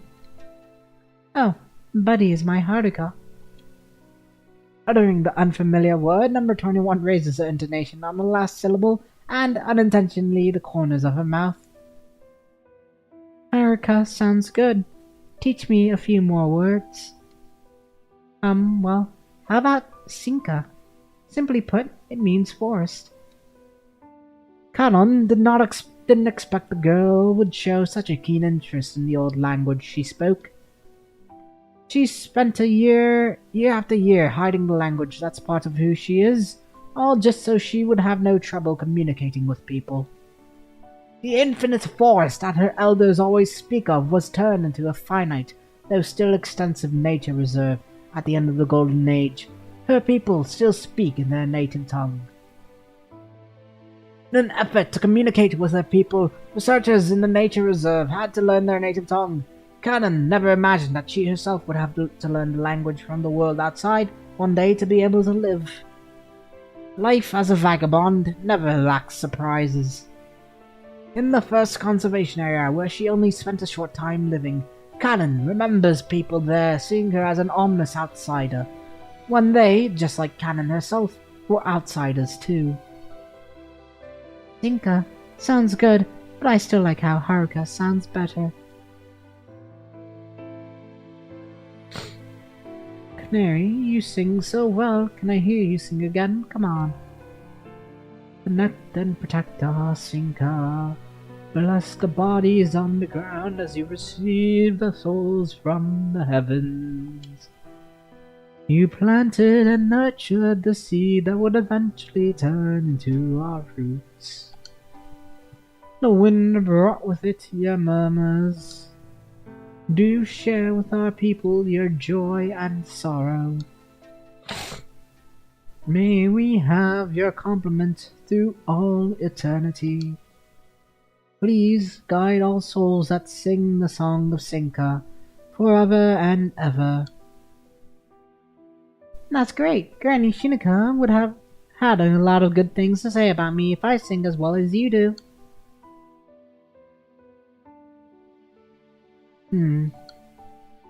What was that just now? It sounded good. It's a song from home, and honestly, it's been a while since I last sang it. You said Sinka in your song. I heard it. Does that mean you live in the forest? No wonder you find it more comfortable up the tree. The trees we have back home are different from the trees here. Back home, we used to have a forest that went as far as one could see. Trees are trees. What's the difference? As number 21 scratches her head, her cobot makes a confused noise too. Ma'am, Sinka, this is what we call our forest. Ma'am, Sinka accepts all creatures, air and water. When you're in her arms, you don't feel lonely or scared even if you're just briefly on your own. We could feel her from the swirl we stood on and the aroma in the wind when I was a kid. Stopping cold, Kanon says no more. Never mind, I just don't want to bore you with all the yada yada. I don't feel bored. Do you have monkeys at home? I've seen monkeys on my terminal. They were swinging around and eating lice off people. Monkeys? We call them tankin in our language. Oh, what about wolf pups? I see them all the time on my terminal, but I have never seen real ones. Tasibi, It's the word we use to refer to baby wolves. They're only active in certain places, though, and I've only seen them twice myself. Young wolves don't usually go around on their own because their packs keep them safe. That's exactly what I've seen on my terminal. You look kinda like them. Are you a worshipper of Sasibi? I look kind of like them. You mean my ears and tail? It's only so I won't go crazy. I must be in a frame that somewhat looks like this. Go crazy? It happens when I see Captain or Noctis get hurt. Sometimes from headaches, but there are times when I don't know why. It just feels empty and heavy in this frame. They said I hurt my friends when I went crazy. So Captain got me this new frame. They're going to dump me at the garbage yard if I go crazy. You're Captain and this big guy that you talked about. I bet they're important to you. Yes, they're my Haruka, just like Buddy. It makes sense that you'd be sad when they're hurt. You don't want to hurt your other Haruka, though. Is that so? But I wouldn't call other people my Haruka just yet. Well, relationships can be complicated indeed. When I went hunting with Grandpa Kanger this one time, he told me about this taboo way of hunting. So what you do first is that you catch a Lena chick. Lena is a kind of bird, by the way. And then you set up a trap with the chicks to attract their parents. Lena are smart and they fly really high, and that makes it difficult to catch them on the ground with your regular tools. But when they hear their kids chirping, they come back to the ground knowing how dangerous the trap is. Once taken from their parents, the chicks can't survive into adulthood even if you let them go, which is why people have banned this way of hunting. The Song of Sinka says all souls are from the heavens. And sometimes I wonder if the lone souls would just keep going further away from home if our Herka didn't turn our souls into a tapestry close to the ground. Like, ow. Sorry, I was just thinking out loud. Forget that last part I just said. And well, good times never last long, huh? I'm heading back to my conservation area now. What's your plan?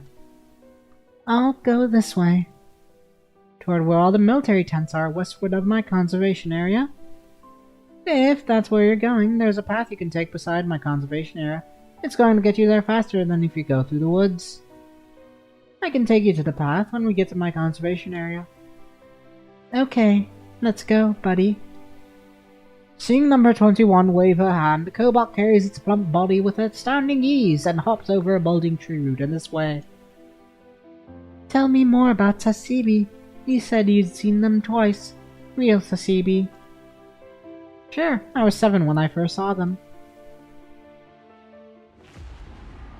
Next. 24-3. That's cute.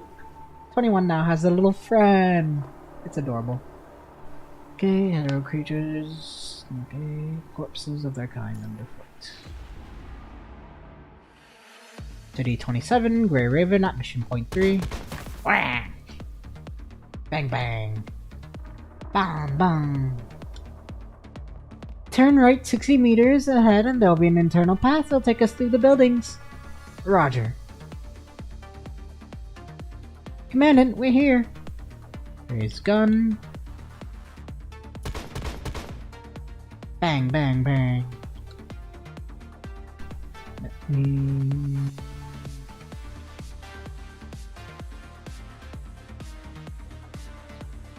Okay, doors found, let's go. I have to figure out what the command is for that. Through the destroyed side door, a barge, a human, and 2 constructs behind whom is a bubbling red marsh that threatens to lick them by the ankle. Okay. In the lead is Liv, who's monitoring the environmental data as she clears their path ahead of anything that stands in their way. You find yourself in between Liv and Lee, a relatively safe position. Ever since running into the first hetero creature you saw here, Lee has been firing shots non-stop. While Lee is immune to the punishing virus in his specialized frame, his immunity doesn't prevent the frame itself from being worn down and he is suing fatigue. Head upstairs. As you rush their way up, the clanks and clunks of forgot the rusty stairs are the first things from Melodious. A few seconds later, the metallic staircase lets out a heart-wrenching cry as the hetero creatures flood up the stairs, painting the path crimson in the blink of an eye. Destroy the stairs, Lee. With no hesitation, Lee switches his composite armaments to rifle mode in a split second before firing a barrage of shots that land squarely on the staircase's point of application. Thud. With it, the wavering staircase plummets to the bottom, with all their hello creatures still on it. Coming to a halt, you take a few deep breaths to soothe your pounding heart. What's the situation, Liv? This floor we're on now. I haven't picked up any other hello creatures yet in the building, but the biggest bunch in this area is a bunch we just ran into, right under our feet. We caught the attention of a bunch of enemies along the way, so it's highly likely that we're looking at a bunch about 20% to 30% bigger than what we detected at first. Lee speaks from where the staircase had stopped, looking down at the bunch of hetero creatures engaged in seemingly meaningless behaviors. Every last one of the hetero creatures wiggles its body toward the second floor, apparently still remembering that the targets they're after are up there. Fortunately, however, there's nothing for them to make their way up. I might be able to get rid of them with the ammo I have left, but there is no telling if we're going to run into a bunch of this big again before supplies arrive. True. Let's wait them out. We can try to circumvent them. Let's stay put for now. Don't let your guard down. Copy that. Lee lets out a sigh. A long sigh. It's likely that something else weighs on his mind now, since he isn't the one that complains about missions, no matter how difficult they might be. What's wrong? How's Lucia doing? Liv droops her head at Lee's question. This is probably the question they've been meaning to ask the entire way, but never had a chance to. Many people have never missed a chance to ask you about Lucia ever since she got back to Babylonia. Lucia's mind has been put under round-the-clock surveillance, as she was deemed a potential risk for having private contact with Ascendants. With the Science Council in charge, the Control Court has been monitoring and investigating Lucia's mind, and will eventually deliver to multiple parties their findings based on Lucia's memory data from when she was in contact with the Ascendant. On the surface, it all seems like a harmless enough process of investigation and data collection, except no one can say for sure when the surveillance is going to stop. Having experienced what they call benign surveillance firsthand, you, for one, know for sure that being watched around the clock poses no less stress than the battlefield does. You, however, take comfort in the only saving grace of it all, one that currently works at the Science Council. Asimov! Hey there, buddy, bro, buccarinos. So, I guess that makes us partners in crime now, no? You hold your hand out to Asimov. After a brief moment of hesitation, Asimov's hand grasps yours. It feels a little cold. Before you can answer Lee's question, however, you see an email on your terminal that's arrived right on time from the Science Council. There we go. You turn your terminal to face both Lee and Liv so they can see what's on the screen.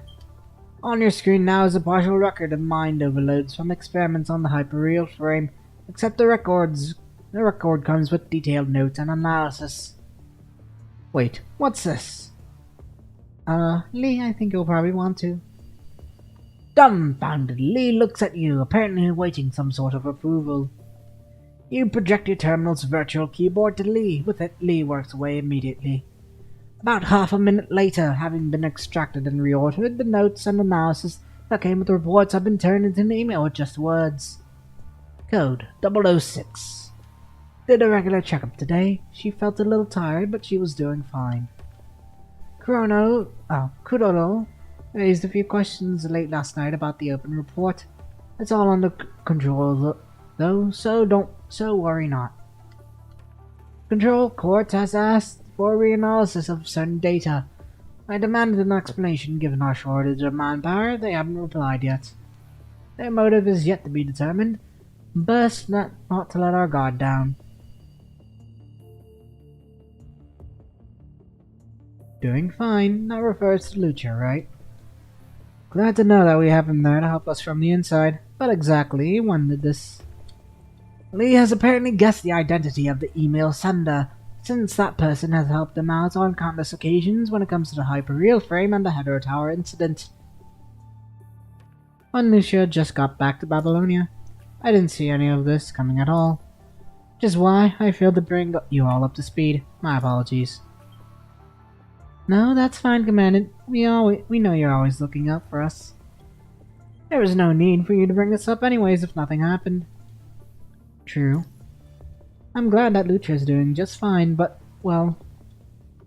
Liv seems to have recalled the whole surveillance incident from before. Her face is growing heavier by the second. Right when you're about to say a few words to cheer up both Lee and Liv, you could pick up a barely audible noise. Keep your eyes closed for 2 seconds and, through the silence, you hear something you'd describe as a metallic object being pulled, lengthwise or twisted. Before you can tell them about the weird noise, however, Liv is already busy surveying your surroundings again, while Lee trains his weapon straight at where the staircase has just snapped. No new target found. The enemies downstairs are still our main targets of interest. The staircase is gone, but they're still trying to make their way up here. The staircase has completely snapped away from the floor you're on, and you can't even begin to imagine just how these hetero creatures would ever be able to make their way up here when they literally lack the cognitive ability to do something as complicated as this. From the severely destroyed staircase, a few razor-sharp parts stand coldly in the air, reminiscent of the sharp fangs of a menacing beast, and making it close to impossible for anyone to set their foot on the staircase. The staircase now lies lopsided against the sand and gravel, making its tilted surface an almost unscalable hill. Anyone in their right mind who might want to try their luck at getting up here would definitely seek a different path, or work with some sort of tools. At the very least, the hetero creatures down there, however, have for this entire time been trying to make their way up with the destroyed staircase. And then you hear a weird noise coming from the staircase. Same noise you heard just moments ago, a metallic object being pulled lengthwise or twisted. Then it hits you that it's the hetero creatures that are making the noise as they crawl over what's left of the destroyed staircase. Wait, you see what that one is doing over there? Looking at where Liv is pointing, you see a hetero creature slowly inching its body towards the razor-sharp skeleton that's poking out of one of the stairs. With its belly, the softest part of a hetero creature, against the needle-sharp skeleton of the staircase, hetero creature does not come to a halt. Right when the skeleton pokes through the hetero creature's belly, you can almost hear a crispy snap inside your head. Despite the cut in its belly, however, the hetero creature keeps moving, the liquid coming out of the wound slowly dripping down among the fragments, turning, before you know it, into a river underneath the other hetero creatures. When that first hetero creature finally grinds to a halt, the second one is already stepping on its dead body, commencing a ritual of path paving, one stair up. Where the hetero creatures were unable to set their foot on the destroyed staircase, they can now safely do so with the corpses of their kind underfoot. And the weird noise you heard earlier is the sound of the staircase being squeezed under the weight of all the hetero creatures trying to make their way up. Flashing past your mind at a moment like this, however, is the story of the Tower of Babel. At the same time, you see yourself as a very god who can't wait to topple the tower. We aren't safe here. They probably won't ever make it up here, but I think we should leave, just to be safe. Copy that. Calculating evacuation route. Take another 30 seconds.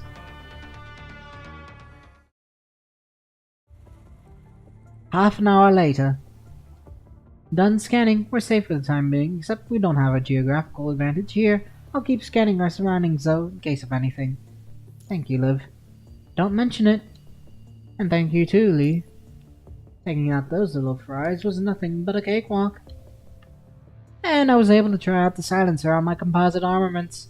We'll send you a request for certain optimizations once we're back. Sure thing. So, what's our plan now? Liv, can you pull out the mission info we've gathered so far? Let's go through what we already have first. Sure, just one sec. Liv works away on her terminal and arranges the projections in the layout, which they're all simultaneously viewable. We had 3 sets of mission coordinates in total. We have been investigating them in descending order and are so far done with the first 2, and we're at the 3rd location now. The first set of coordinates is located 16 kilometers outside the area coverage of the CPFs. Characteristics of the location are the speed at which the plants wither and their excessive density of the punishing found in the soil.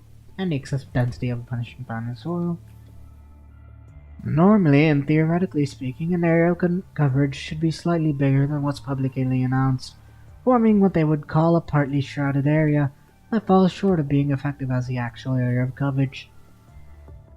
I've just double-checked and confirmed that the CPFs closest to the first set of coordinates are still functional, which is why it makes no sense for the punishing virus to be found in such high density in the partly shrouded area. Right, not to mention that the hetero creatures there are tougher than the ones we usually have to fight. But they got a power boost from the punishing virus. Question is, where did these nutrients come from? Nothing has occurred in that area recently that might have caused the density of the punishing virus to rise. What about the second set of coordinates? The second set of coordinates is located 5 kilometers southwestward of where the conservation area 46 used to be. It's within an area of coverage, but the CPS there has stopped working. The punishing was no longer the densest there by the time we got there. It was 7 kilometers southwestward of the conservation area instead. And at the new location, 7 kilometers southwestward of the conservation area, we came across a pile of dead bodies of hetero creatures, occupied about 96 square meters. Based on our observations, we believe that some of the corpses have degraded and made their way into the soil. Fortunately, though, given the conservation area's proximity to the Inver Hetero Tower, the citizens from the conservation area have migrated to the clean zone, and they were the first people to have done so. Which is why there were no casualties when all the hetero creatures showed up. Based on the discussion we had on the way, it's possible that the same thing happened to these 2 locations. I mean, how a bunch of hetero creatures died and their bodies degraded into the soil. That sounds logical enough. On the assumption that things happened at a faster at the first location than they did at the second location, which is why we didn't see any half-degraded corpses of hetero creatures at the first location. I bet those corpses had completely made their way into the soil at the first location, which is why we're seeing the punishing in such high density there. There is one question we need to answer for working with that assumption, though. Which is, just who in the world smoked all those hetero creatures without catching anyone's attention? Dumbfoundedly and Liv say nothing. The 3 of you fall silent together. Could have been a new ascendant now. We can't tell for sure, but we don't need to have a definite conclusion now. Well, let me go ahead and bring us up to speed about the location we're currently at then. The 3rd set of coordinates is what remains of City 27, located inside an effective area of coverage, because it was slated to be turned into a conservation area. No one came to fix the roads here after an earthquake destroyed them 6 months ago. Construction effort of City 27 has been indefinitely suspended ever since. Most of the refugees here live in a small conservation area in the other half of the area of coverage. Despite an overload, the CPFs here are operating normally. In the mission summary we received, they made no notes of there being hetero creatures in great numbers here in the data they'd sent back from Earth. So it's possible that what happened at the first 2 locations is going to happen here as well, but progress more slowly. Which means something is probably going to show up here soon and kill all the hetero creatures here and come up with a pile of dead bodies. We're missing something from the equation. CPFs at the first two locations weren't working, but the ones here are. I guess you're just looking at the data. And I'm guessing that means the header creatures here might have a higher resistance against CPFs. Theory from the discussion among the three of you just now won't stand if you can't work out the inconsistency observed among the CPFs at the three locations. Could it be that the three places operate by slightly different mechanisms? That's possible. All we can say about the three locations is that they all have hetero creatures in great numbers that, for some reason, have developed a higher resistance against the CPFs. And the only way to take this discussion further is if we figure out what brought them about. With the discussion once again reaching a stalemate, you run a mental search in your head, hoping to find any missing pieces that might explain what's happening. Right then, all projections go poof without a trace. We've got company, Commandant. Fire creatures are coming this way and we need to get out of here. Get the transport craft to pick us up as we go. Wait, are we heading straight back? Aren't we going to stick around and wait for whatever can kill all the hetero creatures to show up? There's no telling if we can make it out of here with the thing around. We should err on the side of caution without Lucio around. Right, 1 second now. Pulling out what seems like a magazine and switching into his composite armament, Lee fires a shot toward the highest point of the building. What comes out of his weapon, however, isn't a bullet, but a claw-looking object, one that travels through the air, following a trajectory. What's that? A monitoring bot that I can control remotely. It'll stay here and keep an eye out on things for us. But it's just a toy that I came up with on a whim and isn't meant to be durable against powerful enemies. Better than nothing, I suppose. Just heard back from the transport craft, Commandant. They can't meet us at the rendezvous point given what's at stake. We need to keep a distance away from the rendezvous point. What they suggest we do instead? Let's see. There is a mid-sized conservation area southward of where we are with the mission squad from Babylonia. We can take cover there for the time being. We should probably give them a heads up before we go in case we can't get rid of all these creatures on our own. We don't want these things following us into the conservation area. Right, and the one in charge of the mission squad is Vera from Cerberus. Message sent. Great, let's stay on a little down low and head southward now. Roger that. Okay, 24-4. Pax. Pax. Cannot edit this team. Okay. I can't do my own. Okay. So we'll use this Noctis guy. Is he really as bad as you make him sound? Yes, Noctis is a lazy troublemaker. I'm always there to handle his poop every time Captain is mad at him. Are you sure you didn't mean to say that you're always there to deal with the mess he causes? Yes, that's what I meant. As number 21 does a disgusted squint, her cobot raises its leg, apparently wanting to give Noctis a few metaphor kicks in the butt.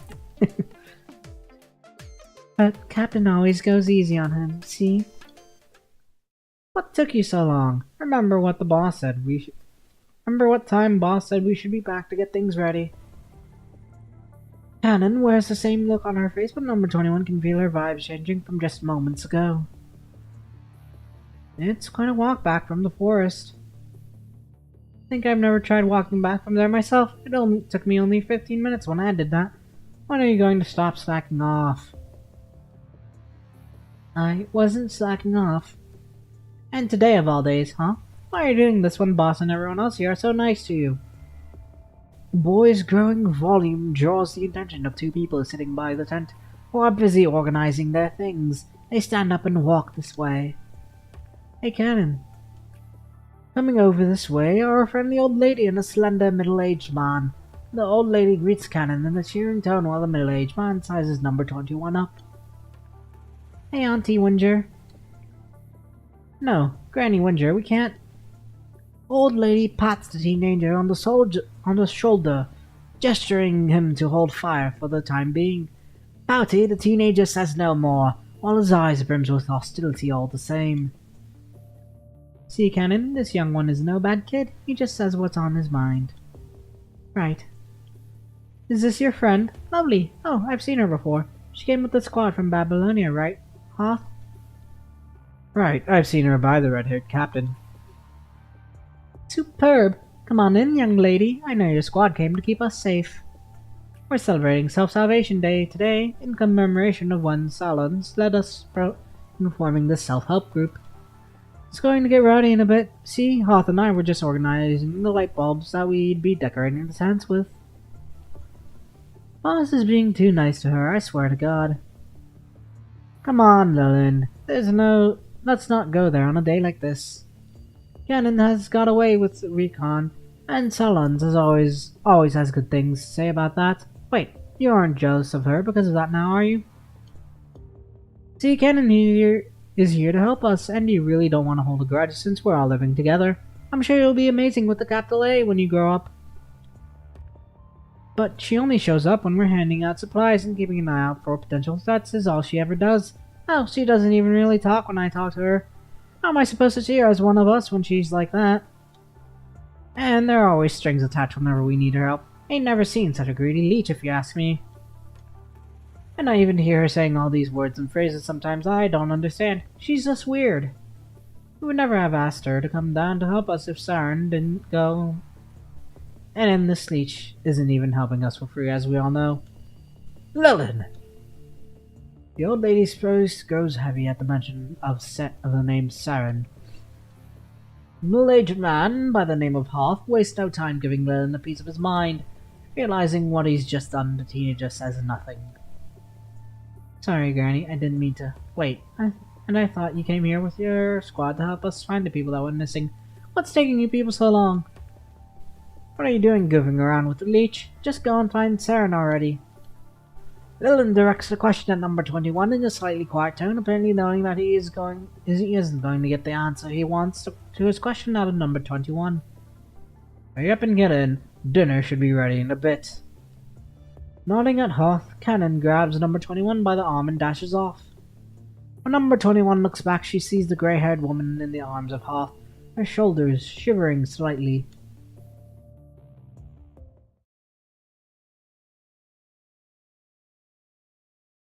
Sorry, 21. What are you sorry for? Why, you were treated back there. It's all my fault. Oh, I see. A lot of people are like this to me. It might not be your fault. It's probably you carry different vibes from people. People here label me as odd when they sense something different about me. Animals accept or reject individuals based on smell, and humans might differ slightly from animals in certain ways, except feelings don't lie.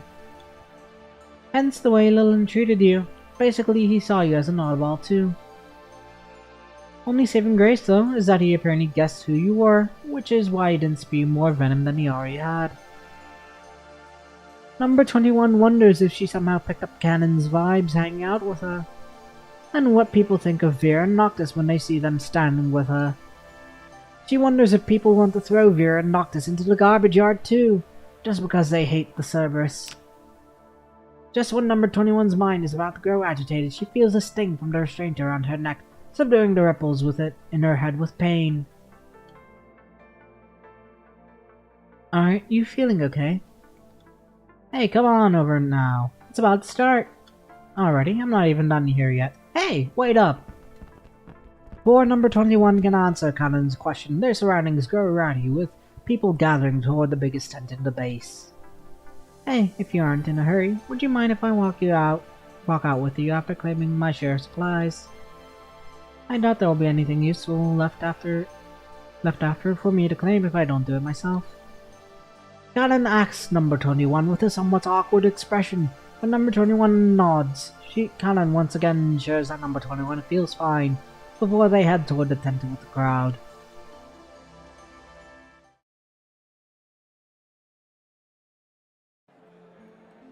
The inside of the big reinforced tent bustles with people, most of whom with a smile on their faces. Caught right in the middle of the festive vibes, number 21 feels slightly out of place. Mixed with the burnt smell of low-quality tobacco and the odor of human bodies, the smell of heated food fills the air and warms the body. With all the unneeded decorations put away either outside the tent or in the corners, The center of the tent now holds a makeshift wooden stage. One side of the wooden stage is lined with a slightly disorganized row of long tables, with cups sitting on one of them. People gather around that table to get drinks. Another table carries some food made with canned food and ingredients that have been sitting around for quite some time. Two of the pots sitting on the table seem only passably decorated. Drooling, all the adults and kids are all looking at the food, but none of them fight over it. Gannon has been talking with the woman in a hat since she entered the tent, while number 21 remains standing where she is. Looking up, number 21 sees yellowish light bulbs hanging at the ceiling of the tent. Flashing cords of light align the overhead beams, in addition to the main source of the light. Many of the light bulbs don't work anymore, but the specks of light here and there still mesmerize number 21. I just asked around and found that Sullins was about to give a speech in a bit. Let's get some food after that and bounce. You need to eat? I don't, but I can get some useful stuff if I exchange my food with people. There are merchants passing by this conservation area all the time, and it's from them that I get, well, what I need for my body. I see. Right then, at the clangs of someone beating on a piece of enamel tableware, people all turn in unison to face where the clangs come from, and with it the crowd falls quiet. On the stage, that's only big enough for one occupant, a tall man greets the crowd with a smile. How's everyone doing today? Simple greeting sets off a tsunami of applause. Seeing people raising their arms to greet him, the man nods back with a grin. Thank you all for being here today.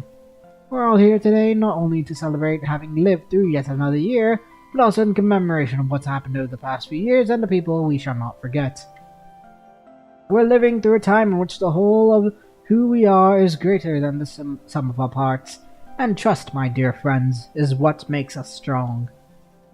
Now, I've never failed to take the opportunity to recount the hardship that we'd had to live through on this special day every year, but in the interest of time, I'll save all of us the pain of having to listen to the same old stories this year. Hey, don't do that. I'm new here and I'm all ears. Is that a bedtime story? Raise your hand if you want him to tell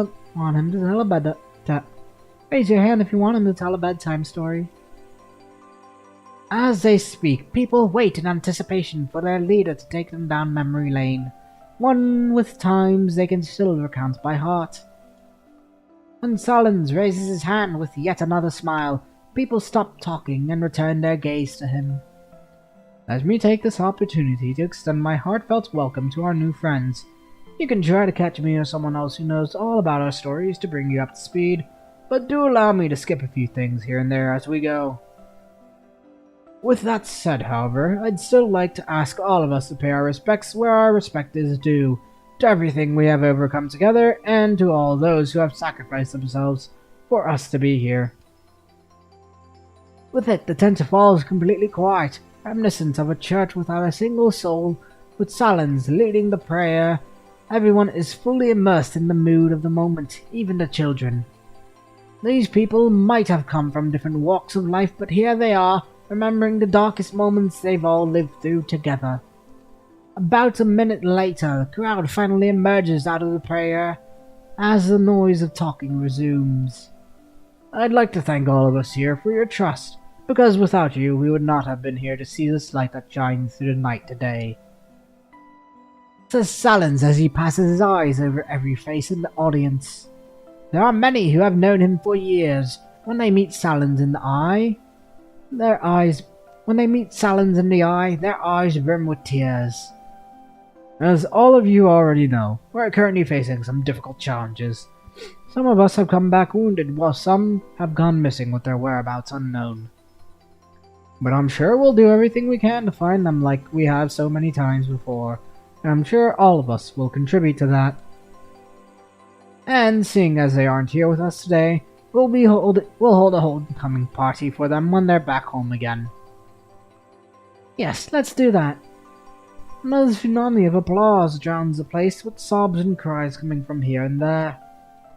I've got some good news to share too. Given our proximity to the clean zone, we're likely going to be the next group of people to move there. And we'll all be safe and free of worries once we're there. I think we're close to the end of the tunnel here. And last but not least, please help yourselves to the food and drinks. 1 serving per person though. You know the drill. Oops, guess y'all need no reminder, do you? But do bear with this one last announcement. Yes, I promise this is going to be the last announcement of the day. This gathering is only going to last for 2 hours, and you're free to go on partying in your respective tents after that. Please refrain from being outside after the gathering. And that's that.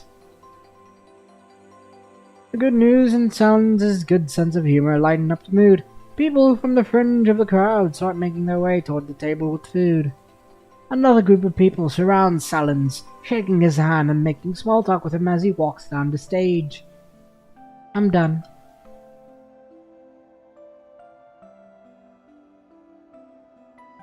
Cannon made her way to the long table with food even before Salens finished his speech and got her share of food before people started gathering by the table. Number 21 keeps her eyes fixed on the group of people surrounding Salens, apparently not ready to go. Look at him, so cute. Hey, what's the matter? What are they doing? Why are they doing that? Don't they need their supplies? People do that to ease themselves of the pain they feel inside. What about you, then? The big guy just thanked everyone here, and that includes you, Cannon. Salens is probably a reliable and trustworthy person, but he's their leader here. Anyone who wants to be a leader here has to become part of them.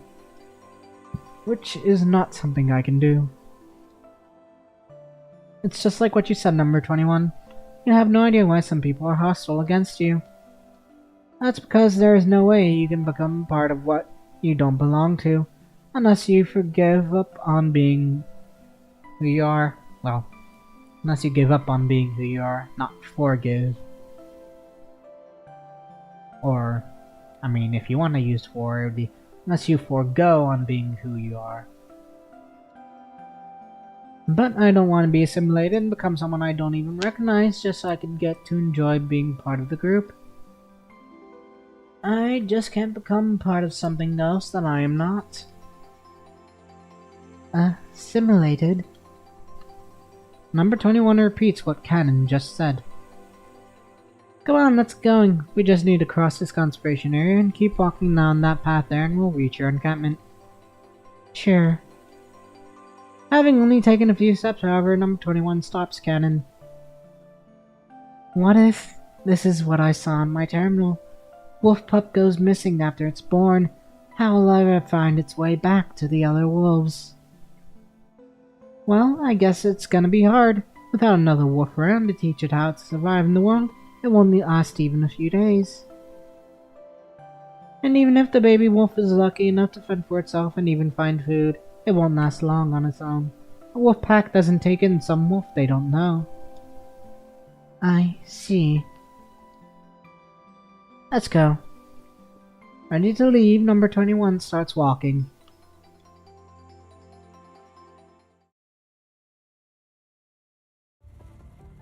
Cannon, wait! Right when number 21 and Cannon are about to exit the tent, Salens calls their names from behind. He makes a beeline for them as he refuses the drinks that people try to pass him. Not going to stick around just a little longer, Cannon. And this is a construct from Babylonia, I presume. How are you? I can't do that. It's almost my shift now. But I thought it was supposed to be Musar's shift. Oh boy, guess he meant it when he said he was going to drink until he dropped tonight. Cannon responds with a nod, apparently not wanting to continue the conversation in a quiet tone. Salens says what's on his mind. I heard about how Lilin treated you today. I'm sorry for what happened. He just has a hard time changing the way he is. I talk about one for all and all for one all the time, and I'm sure he got that off me. I mean, that's what's been helping us through the toughest of days here. Anyhow, I'll have a talk with him. He's really helpful, and he's on good terms with most people here. The way you live can come across as a little special here. That's not to say you need to change the way you live, of course. I'm sure you know that. It's just that the way you live your life probably reminds Lilin of what he's experienced in the past. And it's because of what happened that he... Anyhow, do allow me to apologize to you on his behalf. That's fine. Auntie Winger had it all smoothed out for us. Oh, is that so? That's great then. Right when Salin is about to say something more, a dead drunk woman shows up and stuffs a mug of beer into his hands. Salins, that was great what you said. You're... Geez, Susie, how much did you drink? Just wait. Hey, come on, we gotta do this. Here, bottom shop. And you just do whatever floats your bloke. Seeing what's happening, Cannon nods at Salin's end, elbowing her way through the crowd that's gathering this way for a look at the scene, leaves the tent.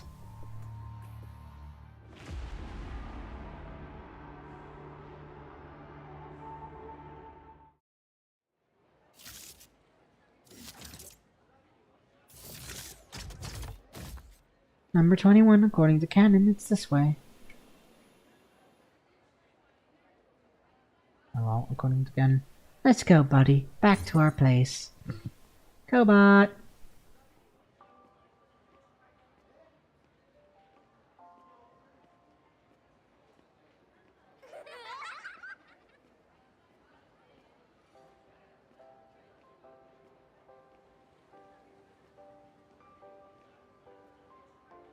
Why is it not playing? Stuck? Quite old.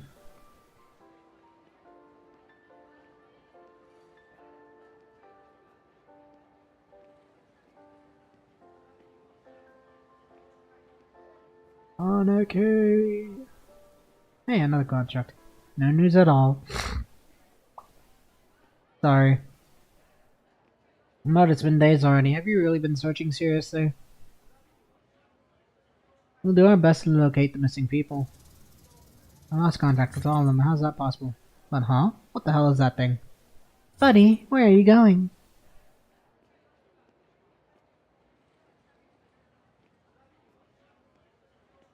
Cobot! What you doing? Same place we agreed on earlier. Business has been tough. Wait here, I'll go around.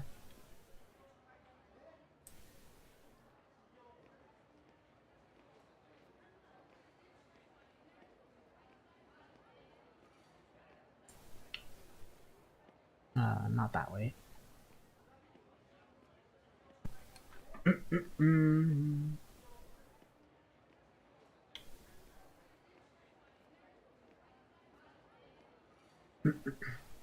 Nope. Buddy is waiting for me.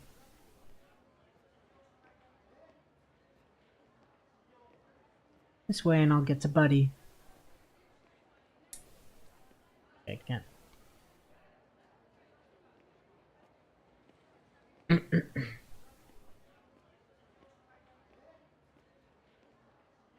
No.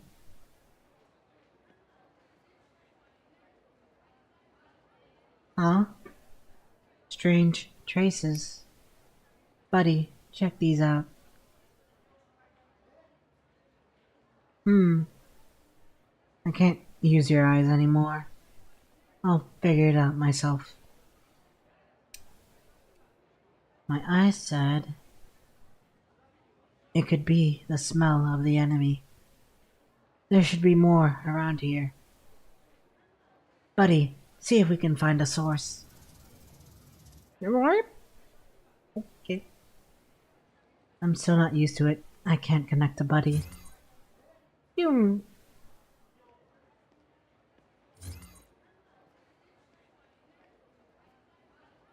Give me a second.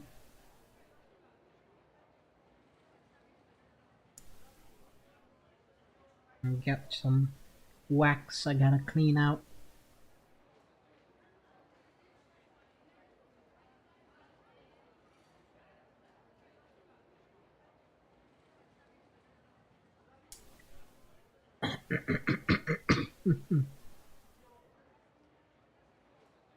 Okay.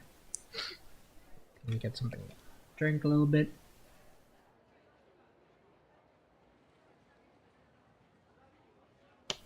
Gotta keep them cords lubricated.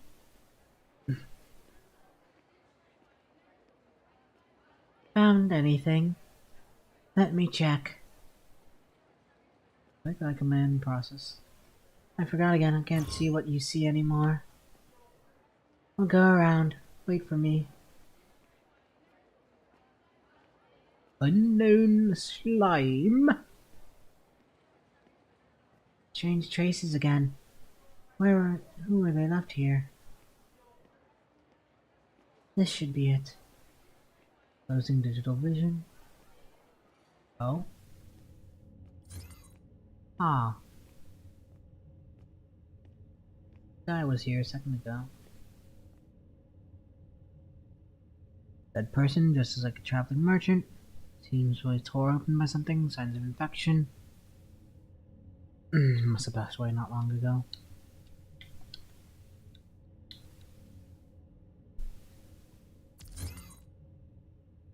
Already dead.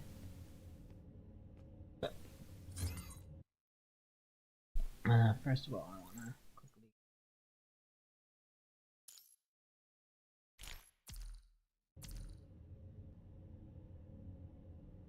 Okay. Tissue punishing was a fight. Okay, so that isn't. That doesn't have a thingy.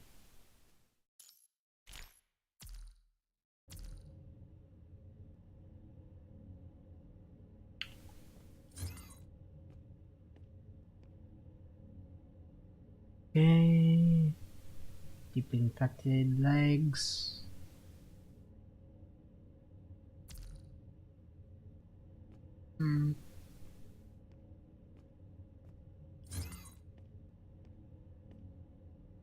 Interesting that this all happened and nobody heard a thing. Traces on the wall. Now some snail seems to have moved past here.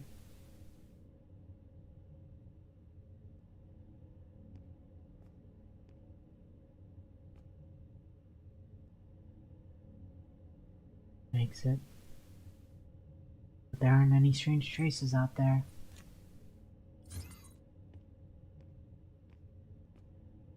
And Cobot. More dead people. He is still breathing, but the one next to him has already passed away. Judging from the amount of liquid with punishing virus on his face, the man would probably lose his eyes even if he survives. Still breathing. Need to contact Captain. Communication. Oh, communication? Why the buzz? Bad reception. Buddy, let's go outside.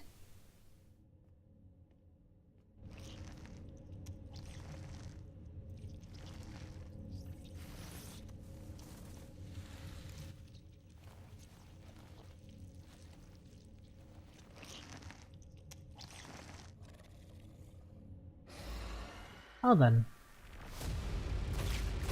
そうね。あいつらを切り裂く。 There, put it on. あなたはここへ逃げるの？ Okay, wavering mind, full form disorder.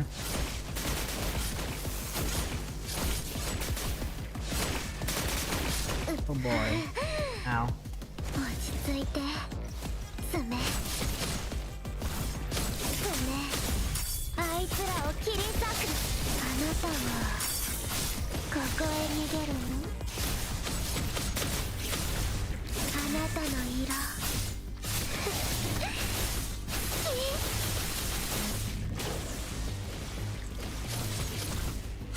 あなたの色。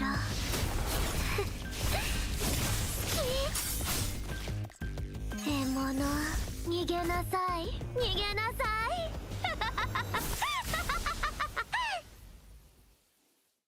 Instability rising, auxiliary protocol offline. Oh, fun.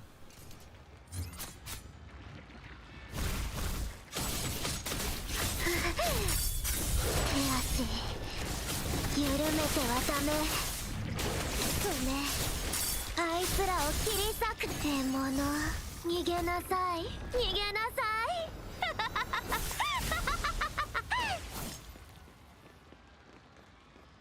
Okay.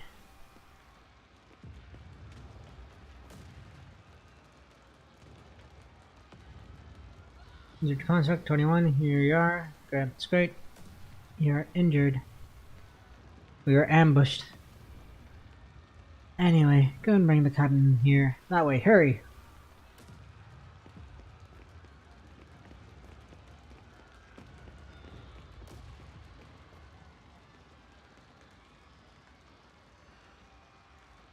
Wow, that was interesting.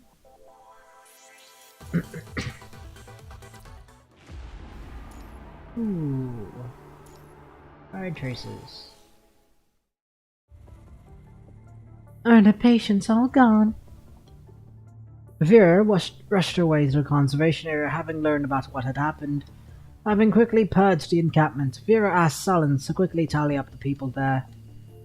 4 left in the house, 1 still breathing, and the other already dead. That's weird. I remember seeing quite a few of them barely able to even walk when I came to check on them yesterday. Nearby, Sullens is giving orders to the aggregation of refugees. The refugees form a squad of 6 rows, each with a person tallying them up. A boy of about 5 crouches before a military stretcher, screaming his father's name as he wails ceaselessly, a high-pitched cry stinging at everyone's heart. Sullens kneels down and gently hugs the boy before picking him up and carrying him to the end of the first line. Winger, could you look after Dak's son for now, please? Having just wiped away the remaining traces of her tears, the old lady rubs her hand on her ragged clothes as if to hide any hint of sadness from the little boy. Okay, leave it to me. Sullens nods and puts the boy down before setting him off. Sullens holds the pair of tiny but callous hands. Chap, your dad will be back soon. You saw the doctor giving him a checkup and treatment earlier, right? Chap nods his head while biting his lips and widening his eyes to keep himself from crying, but droplets of tears continue to roll down his cheeks every time he blinks. Uncle Sullens, Daddy's eyes are hurt. What will happen when Daddy wants to dry? Daddy always sheds a lot of tears whenever we visit Mom at the grave. Where will the tears go now? Sullens opens his mouth, but no words come out that can answer the child's innocent question. Winger takes Chap's hands and pulls him into her arms. My dear child, it's all going to be okay. Everything is going to be fine. Chap follows Winger into the first line as Sullens points at them to a colleague, counting each person in the line. The colleague gives Sullens an OK signal. Roughly 3 minutes later, when everyone's been counted, Sullens approaches Vera.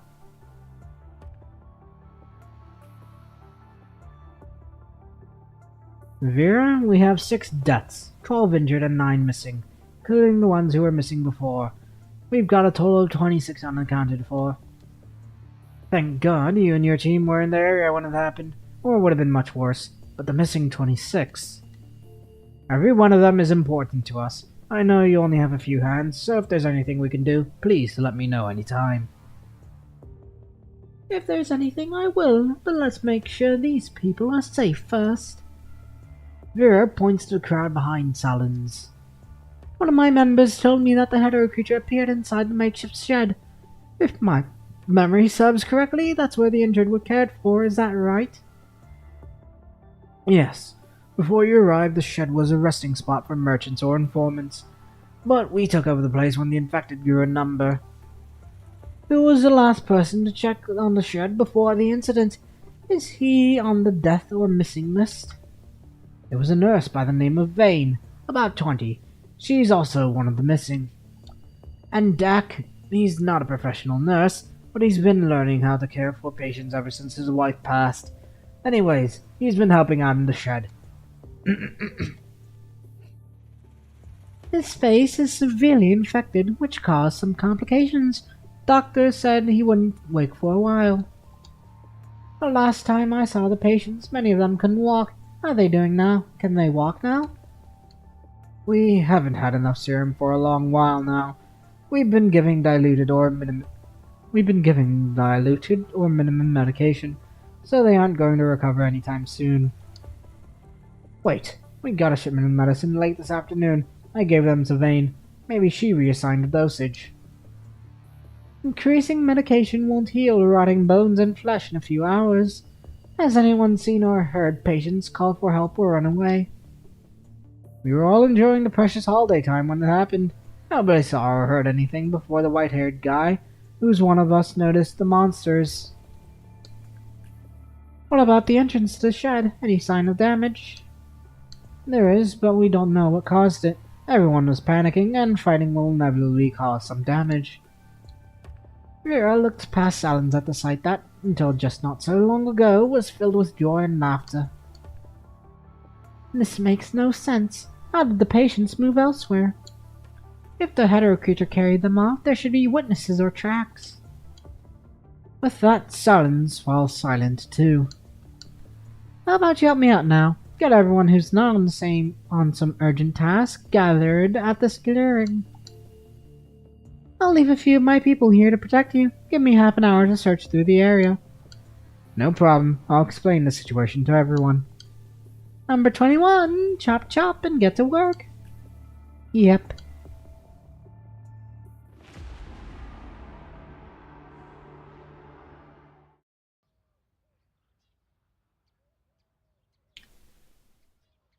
You take care of this side, number 21. Leave the other side to me. Be thorough.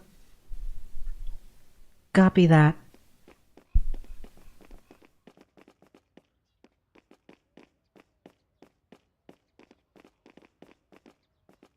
Investigate. What's the button combo for that? No button combo. Okay. Lovely.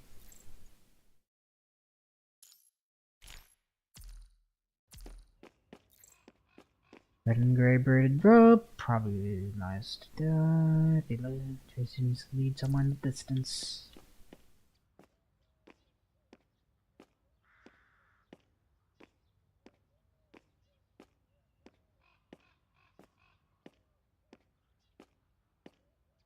Hello there.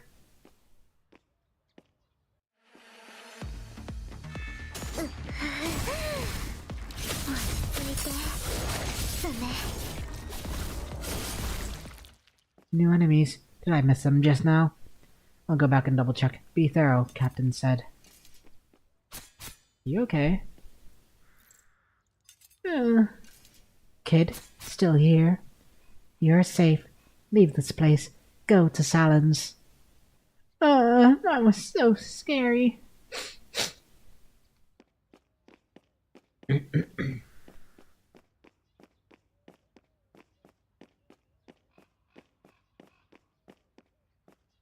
I forgot to say this. Thank you.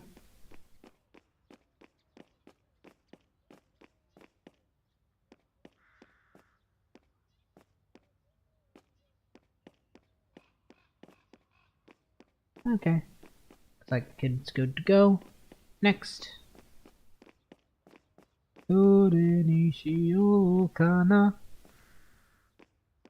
This place not safe. We just need a little more time. Our friend is sick. We left in a rush and forgot to take medicine just now. No worry, we'll be right there once we find it. Here, found it. Mitsuki. 2 bottles, just take both.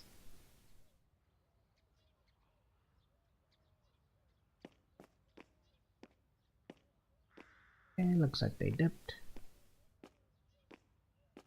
Okay, construct. Did anything strange happen here? Someone said they saw a monster near this tent. But I can't seem to find anything. I see. It could be a false alarm. Better keep looking.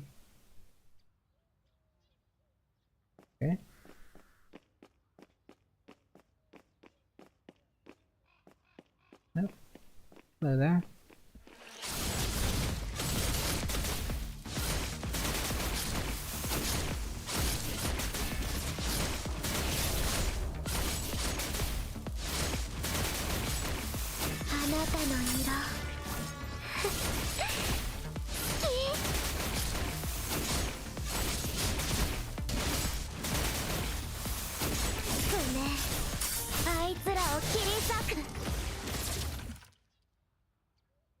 I can't believe we lost some enemies just now. They suddenly jumped from behind our tent. I was freaking out. Fortunately, thanks. I'll just continue investigating. Oh.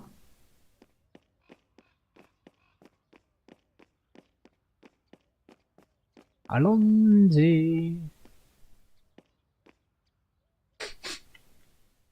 Here it is. Same trace as before. But it seems new. It's heading that way. Investigate. Reason. Featured by physical destruction, recent combat. Ace combat.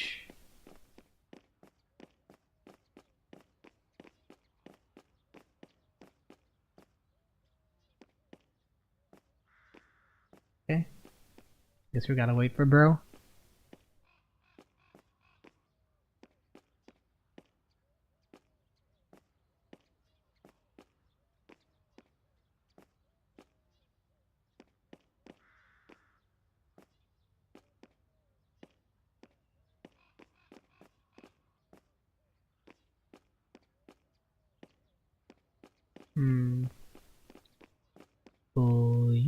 Yukuri ni.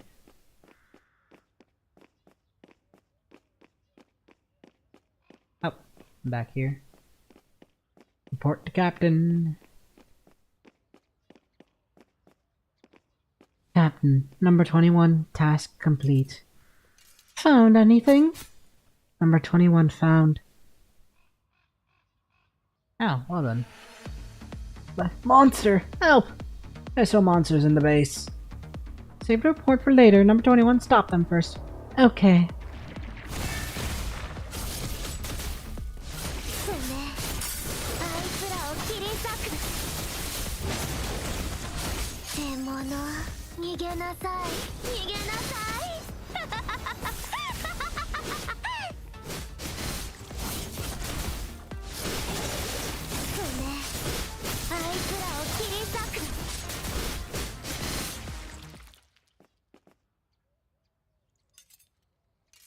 It's worse than I thought. You two, go back and bring that transport craft here, along with medical supplies inside. Roger. Give me a second, I gotta run to the toilets. Tracks, they went that way.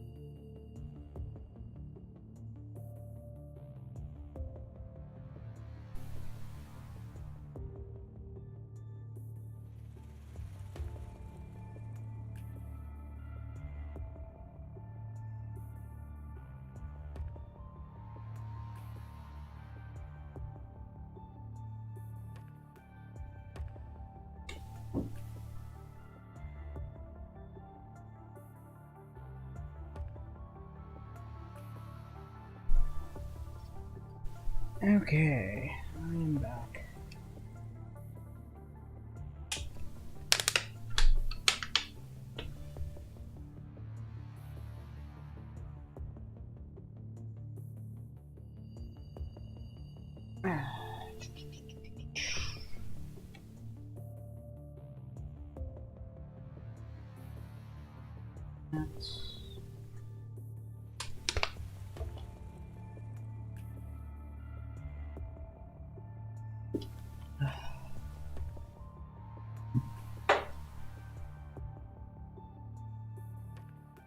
Straighten myself up a little bit.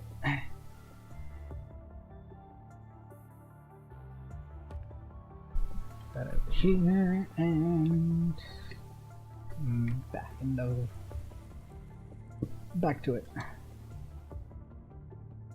Number 21 points at the header creature track she just discovered. It's a drag mark. Salins, is there anything out of the ordinary at the Northwest base recently? Musa, Lilin, Cannon, come over here. Have you guys noticed anything unusual on your patrols? Northwest? Nothing I can remember. I've been guarding the south for the past week. North was the boy and the girl alternated. Musa points at Cannon. Cannon is about to answer Vera's question, but Lilin cuts her off. I assure you there have been no monsters in the Northwest in the past few days. No, I would have reported it already. But I think I haven't seen anyone pass through that main road these days. Usually we'd see merchants or other travelers on this road 2 or 3 times a day. What about you? Vera focuses her eyes on the only person who hasn't spoken, but speaks in a hesitant tone, taken aback when she realizes that the girl isn't human. What Lilin said is exactly what I've seen too. But I did notice that the woods near the Northwest Recon Point are quieter than usual. Quiet? Birds there don't chirp anymore, and the breeze seemed, for 2 days, it was too humid, and another day too dry. Birds? I never heard a bird call around there. Where can you find birds here? Deep in the forest, those little critters are having a difficult life too. Lilin looks at Cannon with suspicion. Whether it's work or personal, what Cannon said seems not very credible. I think we should go take a look. If these clues do mean something, we might still make it in time. Hey, a guy responsible for the south. Just to make sure, is there anything unusual in the south? Let me think. No. There's a field of tall grass in the south, but no path. Nobody passes through there anyways. There are no trees and so no birds to begin with. And this? Number 21 opens her terminal to show Vera a photo. In a pool of purple-red liquid lies a worn bracelet with alternating bands of red and grey. Vera moves one step over and waves for Silence to come for a look. He nods solemnly after seeing the photo. This belongs to Vane. It's her late sister's. Vane always carries it with her. I see. Silence, we'll need someone familiar with the Northwest to go with us for an investigation. But just be warned that we might run into hetero creatures. My team and I will do everything we can to protect your man. We'll need him to keep an eye out for traces of our items belonging to those that went missing. Can I take her? Vera points at Cannon. She's not familiar with their items and habits. Silence, let me go with them. I'll find everyone. I want to see Siren again. Cannon doesn't pay much attention to others. What about Lilin? He might be young, but he can carry out his missions on his own. He also knows everyone well. Okay, let's do that, but know that you'll have to follow my orders. I will. If we see a monster, I will hide right away and I won't get in your way. Also, be aware that we still have no idea what's going on. We're heading out to make sure nothing bad will happen again. Our goal is not to rescue the missing people. I hope we are clear on that. I understand, but I still hope that if you see any of them, please bring them back. Even one is better than none. And I'll send 2 members down south. Pick out a few who can fight or run at least. South is safer, relatively speaking, and they'll be scouting there. Some people might have run outside the basin in panic. Got it. Saladin approaches a few middle-aged men who begin checking their weapons and belongings after hearing the order. And then he waves at Musa and Cannon as they walk toward the group of men. You and you two go with the group. Remember that if you spot a bunch of enemies at once, run for it immediately. Roger that. Also, keep an eye on that construct and make sure she's not someone who escaped the purifying force. If she is, just report her all the way up without going through me. If she's not, just leave her be. Two constructs nod their heads and follow Vera's line of sight to look at Cannon. As if sensing intention, Cannon suddenly turns around and scans her surroundings. Two constructs quickly take their eyes off her and pretend to talk about the mission. You three stay in the conservation area with the medics, stay vigilant, and contact me if anything comes up. Roger that. Number 21, what are you doing scurrying about? Time for work. Buddy is not here. I can feel it. Buddy is not here. Open, Buddy. Open your eyes. It won't open. I can't see what Buddy is seeing. Number 21 shows her fangs like an angry lion, but she can't find her foe. She faces the ground with an empty stare, as she tries again and again to sync with her cobot. Her pupils continue to dilate and contract like camera lenses that can't find their focus. When did that happen? Just now? I don't know. This frame connects differently to Buddy. I can only feel a weak. Number 21 stares off into the distance and focuses all her energy on searching for the weak signal from the cobot. Ah! A shock of pain travels through number 21 like a venomous snake racing through her veins. Don't concentrate all your computing power to your mind port. Are you trying to fry your brain? But I need to do something about Buddy.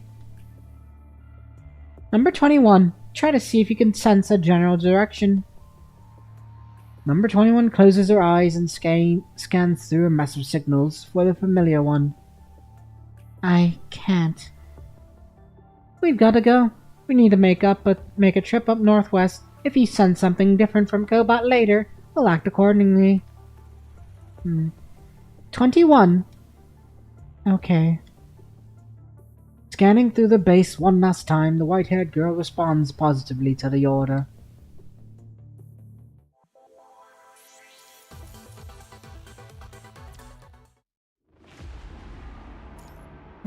Price of sacrifice.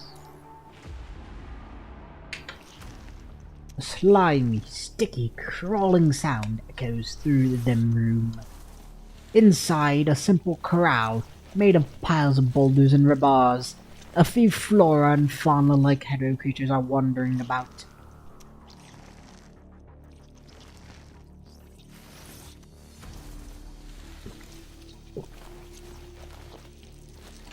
The monsters walk past one another without any aggression. Instead, they move together as a group toward the edge of the corral. Within 1 meter of the corral is a house-cleaning robot that is dead from running out of power. The hetero creatures reach out their limbs hysterically at the slumbering machine and keep ramming into the fence that is stopping them. Gradually, the commotion slows to a halt. The two plant-like hetero creatures extend their crown upward and grab onto the highest rebar of the corral. Next, 3 amphibian-like hetero creatures slowly climb upward along the bodies of their kind. After some struggle, they realize that the slimy skin of their kind is not suitable for climbing. The hetero creature leading the procession extends its concealed blade on its limb and stabs into the body of one of its friends, pushing this affair up another level. When the last hetero creature climbs onto the branch leading to the crown, the thin branch finally splits straight down the middle from the weight. The unfortunate climber and the two plant-like hetero creatures tumble onto the earth, their crowns still clinging to the top. Two hetero creatures that made it over the enclosure close in on their prey. and begin their aggressive attack on the silent machine. Sir, a call from Mythos. Grey Raven, they have left, sir. But they left the eye, which I asked Mr. Monster to remove. Everything else is as you predicted. Your cargo is ready in the paper crane. I don't think we need the batch to know what this means. Yes, social activity appeared in social activity also appeared in City 27. And that means we should prioritize projects related to Kthilla. Right. We can let Mr. Monster join the project if that's okay with you. Lysos glances at the man beside her, but he is looking downward and is as quiet as a long winter night. Beside him, technically, but maybe meeting him was destiny steering us into the future we see now. Cinderella and I couldn't be more thankful for projects related to Kthilla, but they might not be the best for you, if I may. Are you sure you want to initiate the backup plan? They are backup plans precisely because they will achieve the results we desire. Don't worry. Then I know what I should do next. I really hope she will become the key that you need. Are you going to keep observing them? Cinderella points at the hetero creatures that are still attacking their prey. Get rid of them. There's no room for doubt.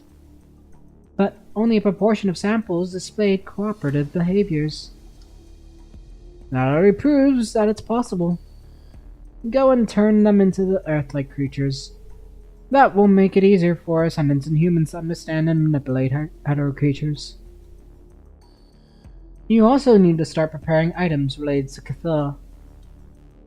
Yes, sir. Vonnegut looks at the girl with wings to see if she has any other concerns. I was thinking about what Lithos said earlier, that Project Kthilla might not be the best choice for you. Because the project will destroy the original person and the survivors, and that would mean a higher risk with Haywire. That tower is evidence that humans discovered the key before us, but lost control of it.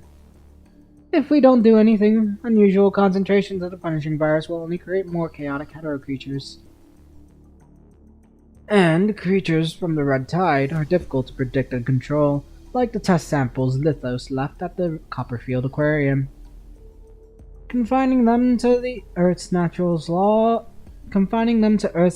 laws before they go haywire is the better choice for us and for humans. So, go and make your dream come true. Yes, sir.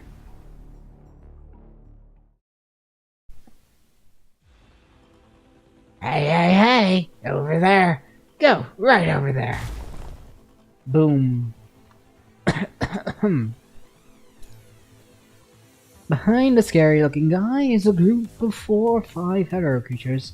After luring the monsters to a specific spot, the muscular construct gives them an aggressive punch, sending them flying a few meters backward.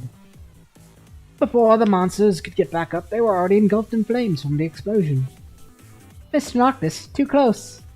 What? Explosion, too close to Commandant. Huh? There was enough time for 21 to run 3 laps while carrying Vera. The construct might be capable of that, but shards from an explosion can totally kill a human. But he's wearing a powered metal suit. Well, at least count to 3 next time before you set off the bomb so people have time to ready themselves. Oh, sure thing. Next time, I'll go. 3. Jeez, we asked you to count to 3, not say 3. You moron. Don't you know? No, I don't like to count. Just kidding. I set up that one earlier, so that doesn't count. Next time, I'll count properly, alright? Are you alright, Commandant? Yeah, I'm fine.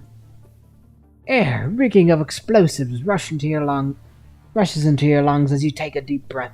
A shiver travels down your spine when you realize that it has already been filtered by the power suit. The Cerberus is notorious for their way of executing missions, but the way this particular mad dog pulled off his act just now is way beyond rough. With his help, however, you managed to lose a great number of your pursuers just in half an hour after leaving City 27. You encountered some enemies here and there on your way to the conservation area where the Cerberus are stationed, but the hetero creatures aren't much of a threat with the 3 constructs around. Is it just me, or are these trash harder to get rid of than usual? It's not. They are definitely stronger than before. Are the enemies you fight on your missions also becoming stronger? No, that's why I thought I was imagining things. But I think it's time to take my explosives to the next level. Does your mission have to do with the hetero creature too? I think so, but not to fight them. Vera's already having a headache dealing with people from the conservation area. Are the people there difficult? How would I know? But Vera hasn't sent me to beat anyone up, so I guess they're okay. Oh shit! Was I supposed to say that? Whatevs. Someone asked, I'll just say the little foolish girl said it. Maybe it's a lack of resources. After we get there, we'll be able to help. Really? Boy, aren't you kind? We've already sent our location to the transport craft. Should we ask them to pick us up later? Yes, I have something of a theory, but I might be able to test out at the conservation area. The sounds of explosions and gunshots slowly vanishes, and before you know it, every last one of your pursuers has been eradicated. That's the last of them. Now, let's get you to work at the base. Wait here for a bit. I know a secret shortcut, but let me go check its location. The muscular construct sprints straight into the knee-high undergrowth from the large road. Brandon, what caught your attention exactly? Remember what happened at the stairwell?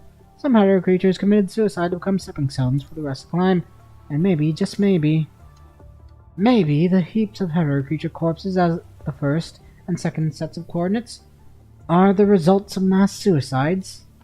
Right.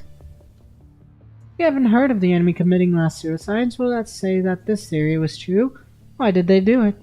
I have no idea, but they actually committed suicide on purpose. Then I think we're about to see some drastic changes in the battles coming up. The desire to survive is in the genes of every creature on Earth. It connects every living individual, forming a web that instills a temptation to live into every creature. Only blinking eyes can behold the beauty of a loved one. Only a breathing nose can take in the aroma of delicious food. And only moving arms can feel the warmth of another.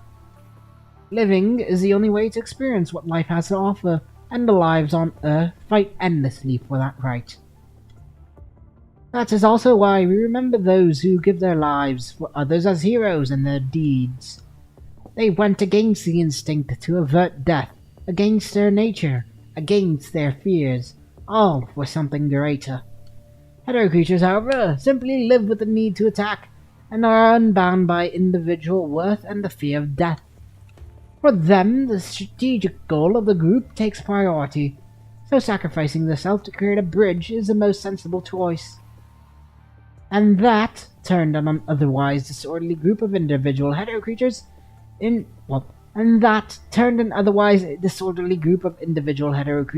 an organized troop with absolute execution power. Humans have been searching for solutions in waves of disasters with our intelligence and human nature. But are we entering another deep winter just as we are turning this war around in this fight for survival? But we have to keep in mind the possibility that the Ascendants are behind this. Speaking of which, the camera robot is damaged. Did it capture anything? You can see that hetero creatures in the air were all moving slowly in the same direction after we left, then the robot went dead. And the work seems a little too neat for it to have been doing of a hetero creature noticing and immediately destroying the robot. Just upload the footage, then they'll analyze it by frame. Hey, Grey Raven, over here. Noctis hops down from a tree, crushing a handful of lush vegetation. Hey, how are we going to wade through this meadow? Yep, you can't tell there's a path, right? I told you, it's a secret shortcut. Just follow me. He strides confidently into the natural sea of green right away. Let's go, Commandant. Please, follow Liv. I'll be right behind you.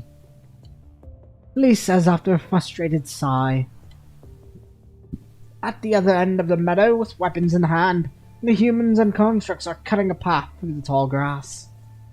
Two groups will soon meet somewhere among the sea of green.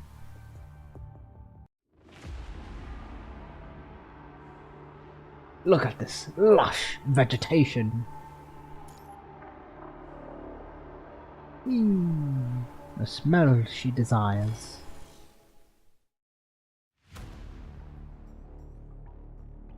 I'll take the left, you'll take the right. Number 21, Shorty, stay close to us. I'm not short. I am not done growing yet. Alright. Number 21 walks to the other side of the road with a blank face and focuses on some marks left on the undergrowth and mud. Her tail swings quickly but mindlessly, destroying a few fragile flowers.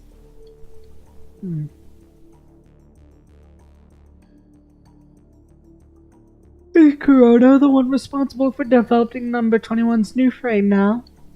Yes. Under whose order? Forget it. We'd need a lot of help from Corona, even if we wanted to design it ourselves. We have no data on our current design. This frame might just become the victim of some complicated war one day. It's better to let one party complete the entire design rather than have both sides be skeptical about the other's design. For developers, getting the new frame to work is the only way to obtain new valid data. So I can understand why he decided to hand over the authority of design. But I can promise you that I hold significant influence, even if I can only supervise the process. I would like to receive a copy of every progress and compatibility report. This is a reasonable request from the supervisor of Number 21, right? I'll see to it as long as classified development information is kept safe. On behalf of Number 21, I really appreciate your help. The red-haired construct puts on a bright smile, but under her perfect smile stirs a raging, suppressed anger. I'll get going then. Right. 1 second. I know Number 21 has a little common sense and has trouble with words, but do you know anything about what she wrote about her wish for the new frame? What did she write? To have the smell of humans.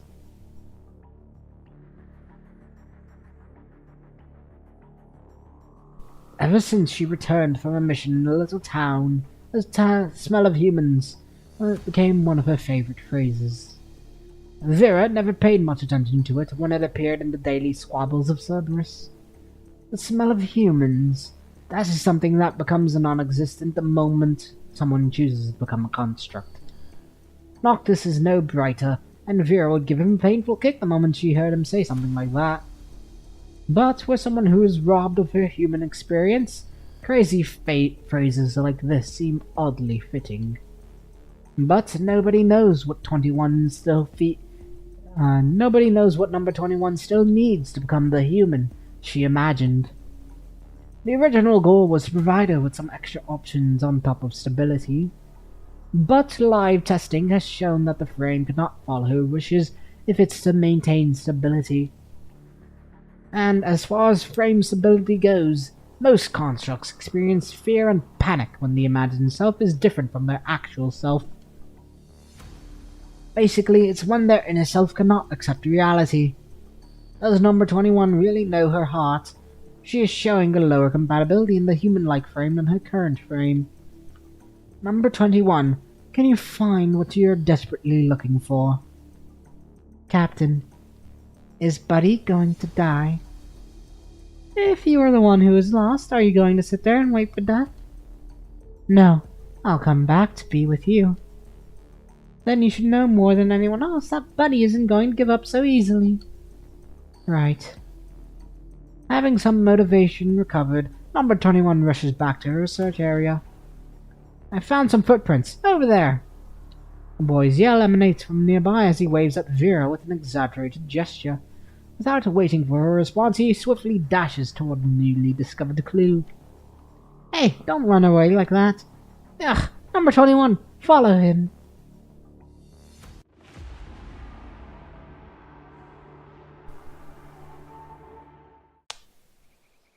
Look here.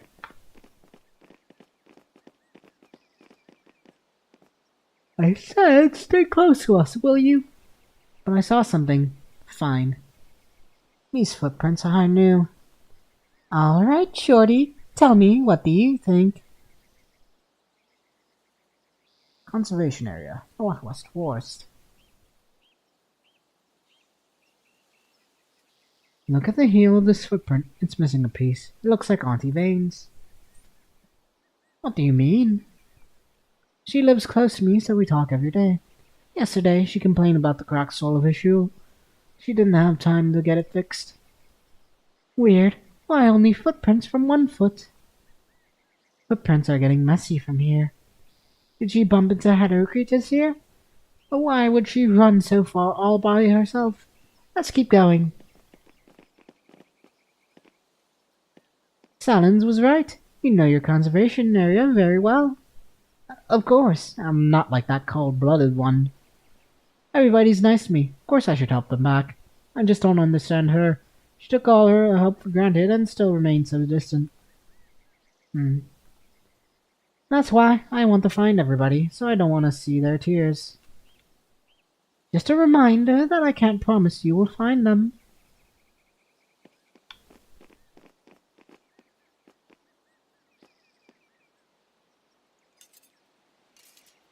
Captain, there's something in front. A flower? Never seen this kind before. Have you, Shorty? No, never. Wait a sec, this is not right. We didn't walk that far, but these trees, they look nothing like what I remember. Stay calm. Ew. The smell makes me uncomfortable.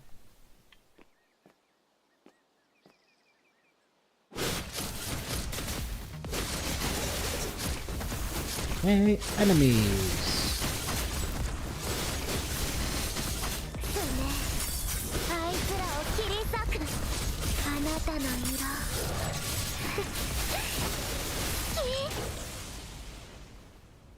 An earthquake?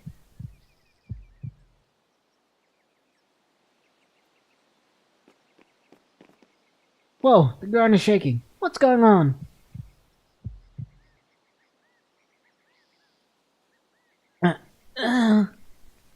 Number 21. I don't know what's going on. My head hurts a lot. Is it because of the strain toll? Here we are again. Won't you just go home to your mommy? Understood. We still fight number 21. Take caution.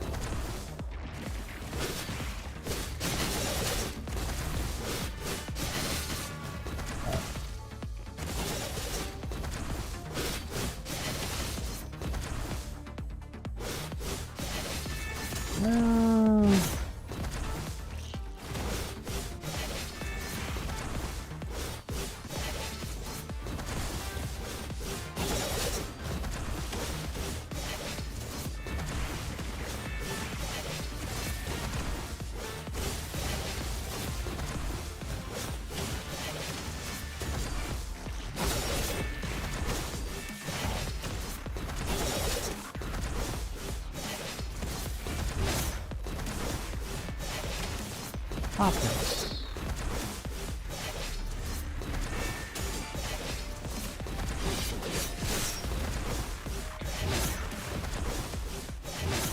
Pain seems to have eased a bit. It doesn't hurt anymore. Are you alright? Don't just stand there, Shorty. Run! Protective number 21, get away. Okay. Leave me alone. 逃げなさい逃げなさい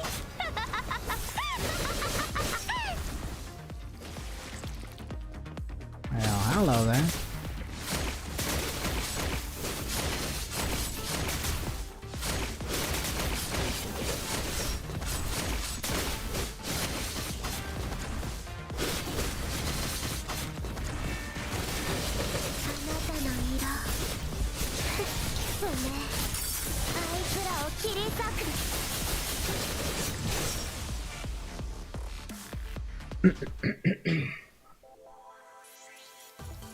The smell she desires.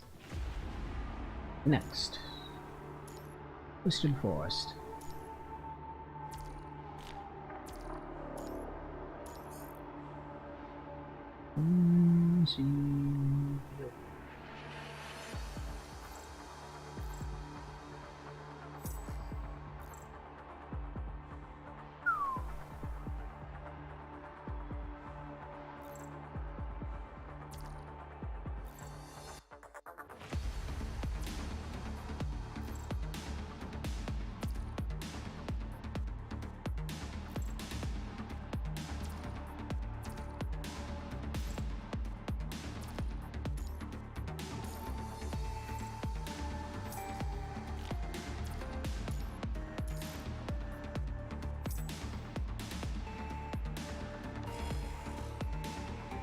I was just wondering if regular had triple S or not. Probably does have triple S, but here, someone is here. I can't see his face. Come back, Shorty. Don't touch him. It's badly damaged. Can you tell who this is? It might be. No, I'm not sure. Only I can come closer and check. It's too dangerous. Let's get away from those things first. Keep up.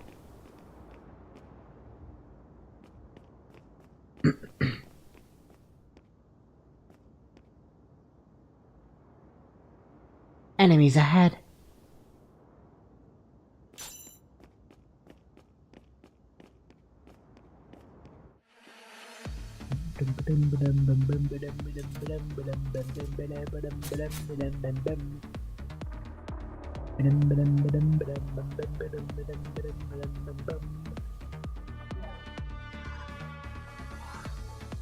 Well then.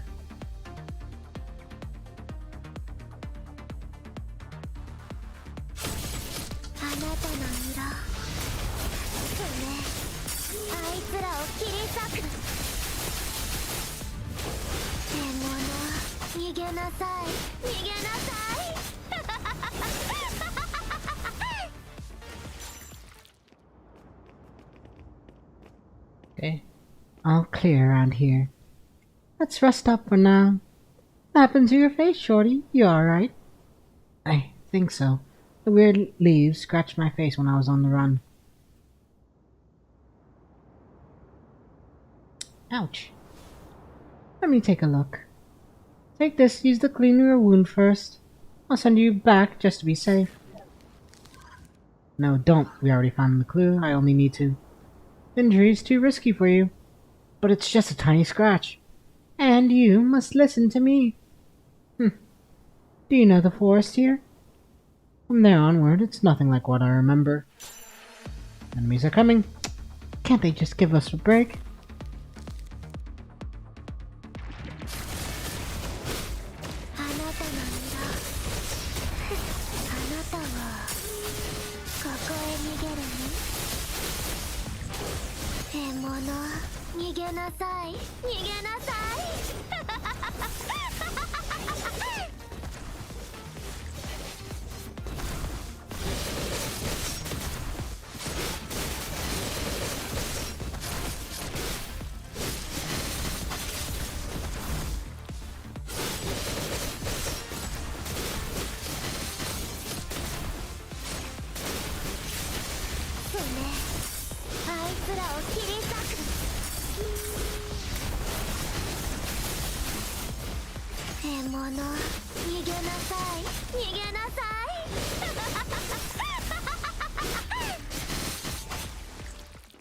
They're getting tougher. I can't tear them apart easily.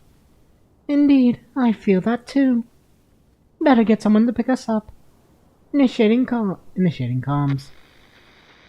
Hello, Vera here. Base, do you copy? Can anyone hear me? I need someone to pick us up. What's going on? Hey, you. I think I just saw them. Hey, the smell's getting strange. Follow him. Got it. Wait, Shorty's getting strange all of a sudden. That corpse might be able to tell us something. Let's split up. You go check it and come back to me.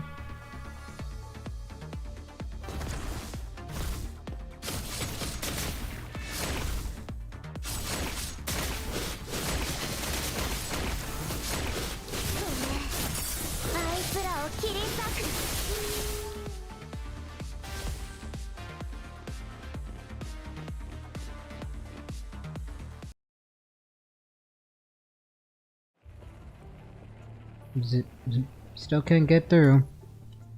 Odd, the communications signal is disrupted, but it was still working yesterday. Is this stuff jammed?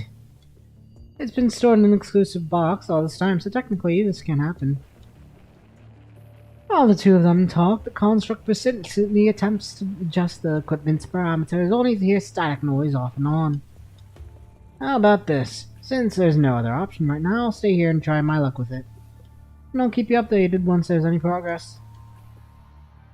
The construct gives you and Noctis a nod before turning back to work on the malfunctioning device. Let's look around first. Showing no objection, Noctis shrugs and proceeds to follow you out of the transport craft. I'm sorry, Commander, did I hurt you?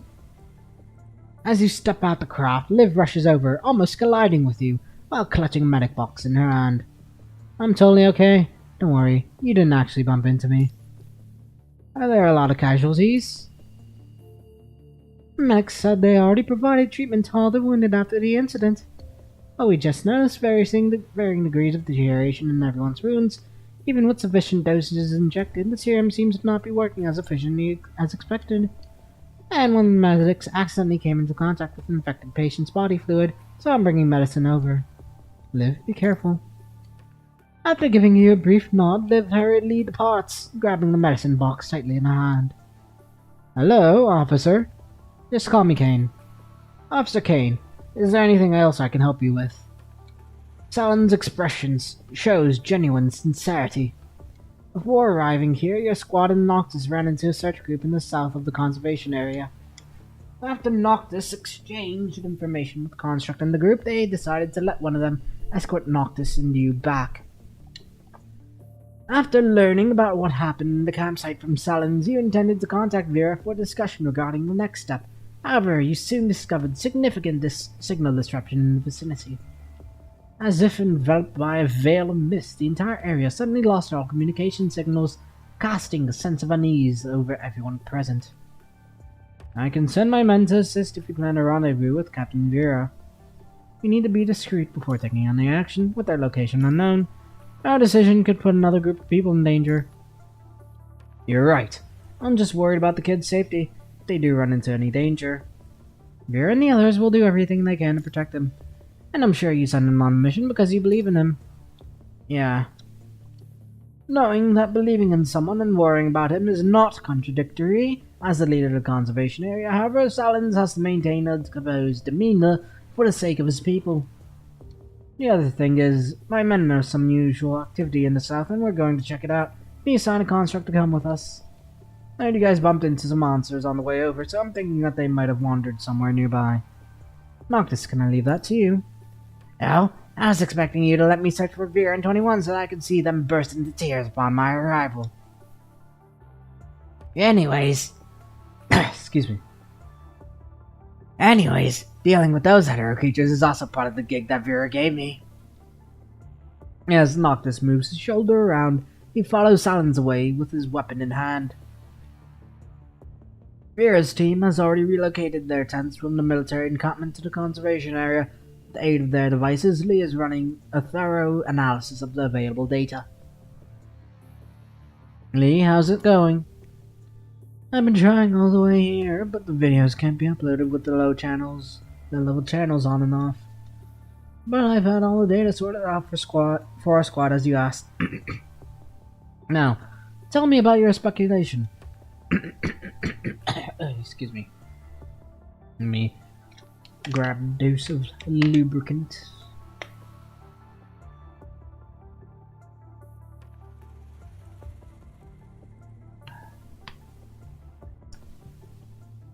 You see 3 dots flashing on the screen before you, representing the 3 central purification filters located near the mission points. The dots marked with numbers 1 and 3 are emitting a green glow, suggesting that the CPFs are operating normally, while the other dot appears grayed out, which means the CPF near mission number 2 has shut down. Using each of the 3 dots as the center, Lee highlights the range of influence for each CPF. Coincidentally, all 3 of your mission points fall within the boundaries of their respective circles. Our current location is right here. With that said, Lee marks the conservation area with the new dots. You take the operation terminal from Lee and hide all the other marks, leaving only 3 mission points on the conservation area on display. According to Salins and Vera's men, I'm assuming the conservation area will soon be the 4th location where the hetero creatures gather. Possibility stands. Since similar situations haven't occurred here, the command center didn't include this area in our mission. That's my assumption. Shall we ask around about the CPFs? No? So you think it has nothing to do with the filters? You nod at Lee and slide your finger across the terminal, causing the map of the screen to zoom out gradually, revealing a wider area. Hold on. Lee immediately picks up your thought and takes the terminal back. 2 seconds later, a bigger dot is marked on the map, the Invo Hetero Tower. Then the clean zone centered around the Invo Hetero Tower comes into view, in the ring area outside which the 3 mission points and the conservation area fall. This means hetero creatures are gathering abnormally in the vicinity outside the clean zone. But we haven't collected enough evidence yet, so this is just a speculation. This is true, it means that the enemy has secretly started an even fiercer counterattack after humans have just gained the upper hand in this war. If events unfold as anticipated, the first area reclaimed on Earth, symbolizing hope for mankind, may become a secure but enclosed prison. The hetero creatures in the entire ring area somehow learn to work together. The absolute safety of the clean zone will need a reconsideration for sure. Report! I picked up a signal.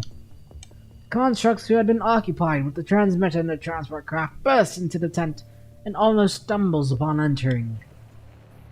Bzz, calling, hear me, bzz, we... The transmitter plays the captured call, but only a few words can be discerned from the audio due to the overwhelming static noise. Sounds like Vera's voice.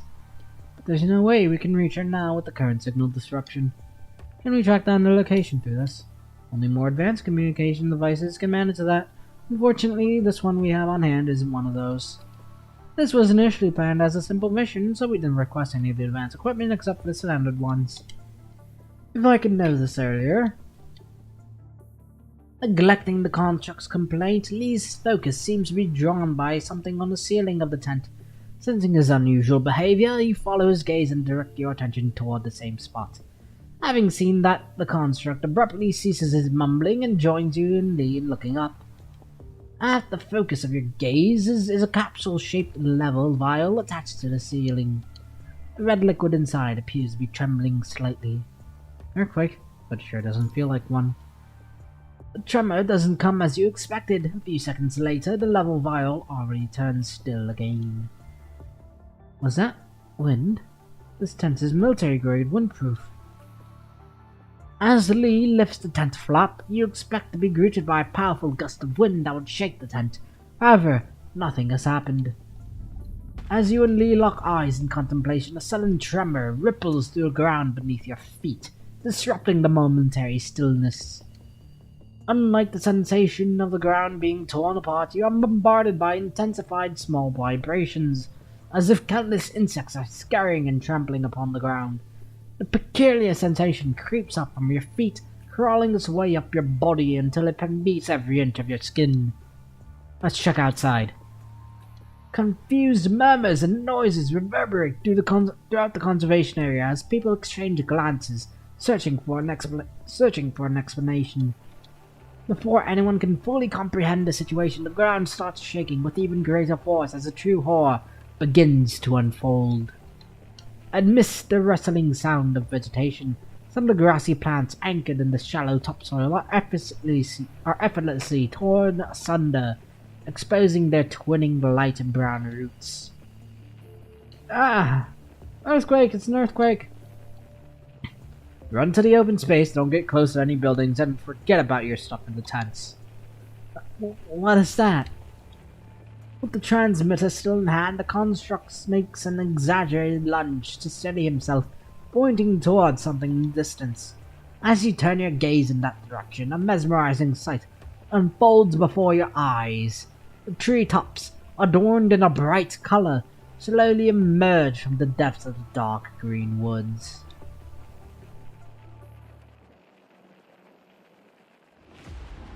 Their growth defies all expectations, surpassing the normal dimensions of trees in a matter of moments, and their roots soon materialize above the woods without even touching the soil. These roots are connected to stocky stems originating from a central wooden body that appears unbending. In other words, those tree crowns are branches extending from one tree. No, it is inaccurate to refer to it as one tree. It resembles a plant composed of various intertwined parts, chaos existing in the form of a living organism, and it can only be remotely categorized as a plant as it exhibits both wood-like texture and patterns. A globular forest. This is the only phrase that you can manage to form within your mind. And so it begins. Lost Shadow.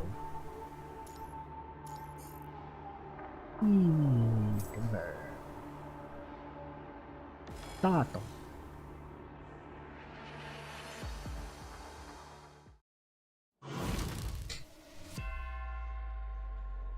Wait for me, guys. I found you. Stop, Shorty. Ah, you're all here. You want me to go over there too? Okay.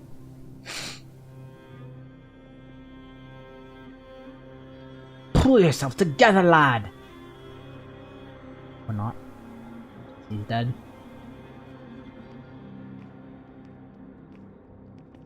Number 21, stop him! Roger.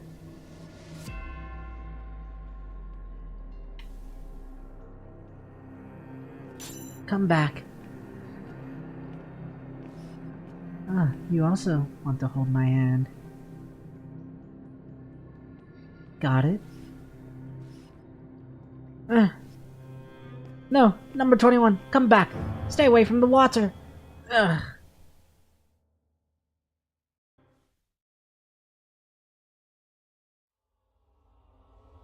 Captain? Where am I? I can't feel anything ahead.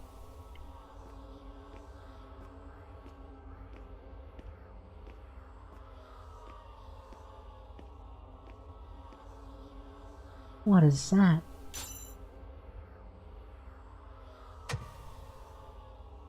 More over there.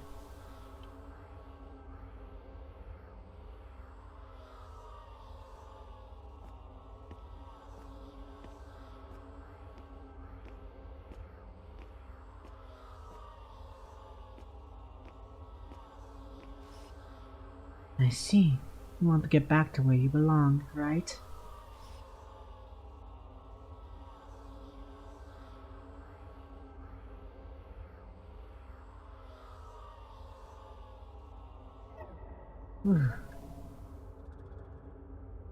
Enemies. Captain needs my help. Captain!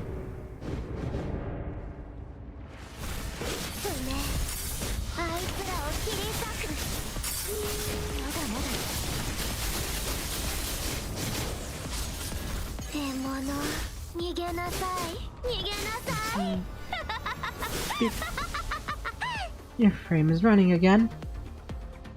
Is the inner device working properly? I'm fine.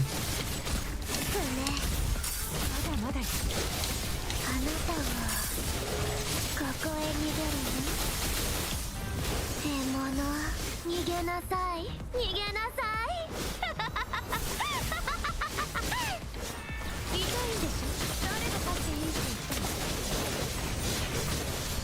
痛いんでしょ誰が勝っていいって言ったの落ち着いて爪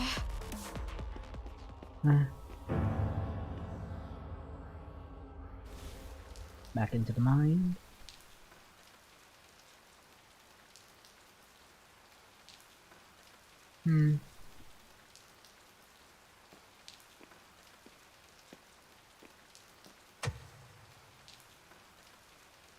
Oh.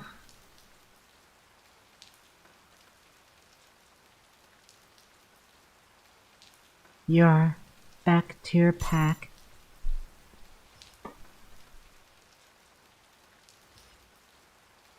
Put on the snack. Remember what you lack. Your fellows are away from you. Why? You're on your own again.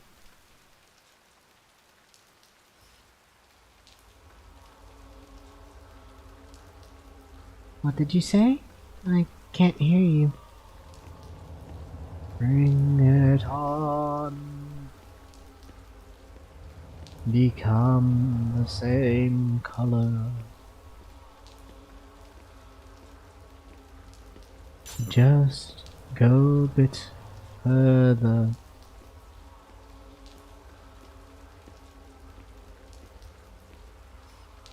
Who's there?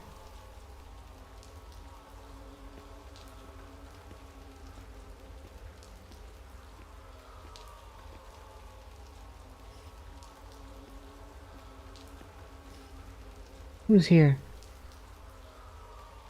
Where am I?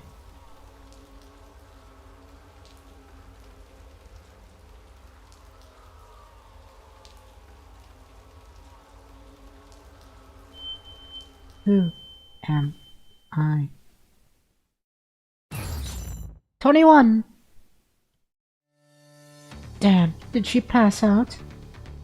Is the infection too high? But it's only on the arm. Or she hasn't gotten used to the frame.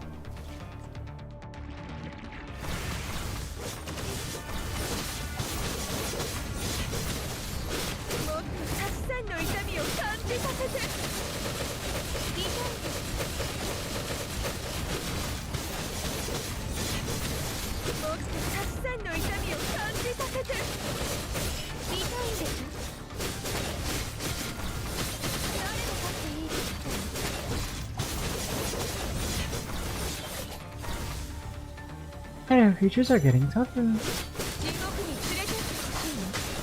they have become a new type of creature. Not to count on this time right now.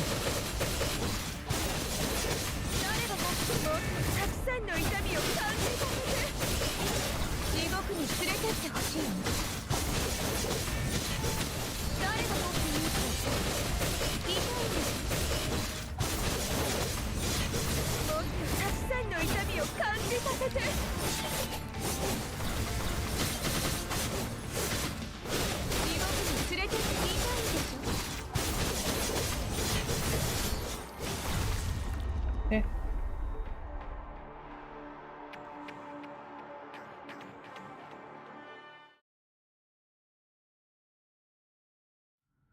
Commandant, the wooden priority evacuees have finished boarding.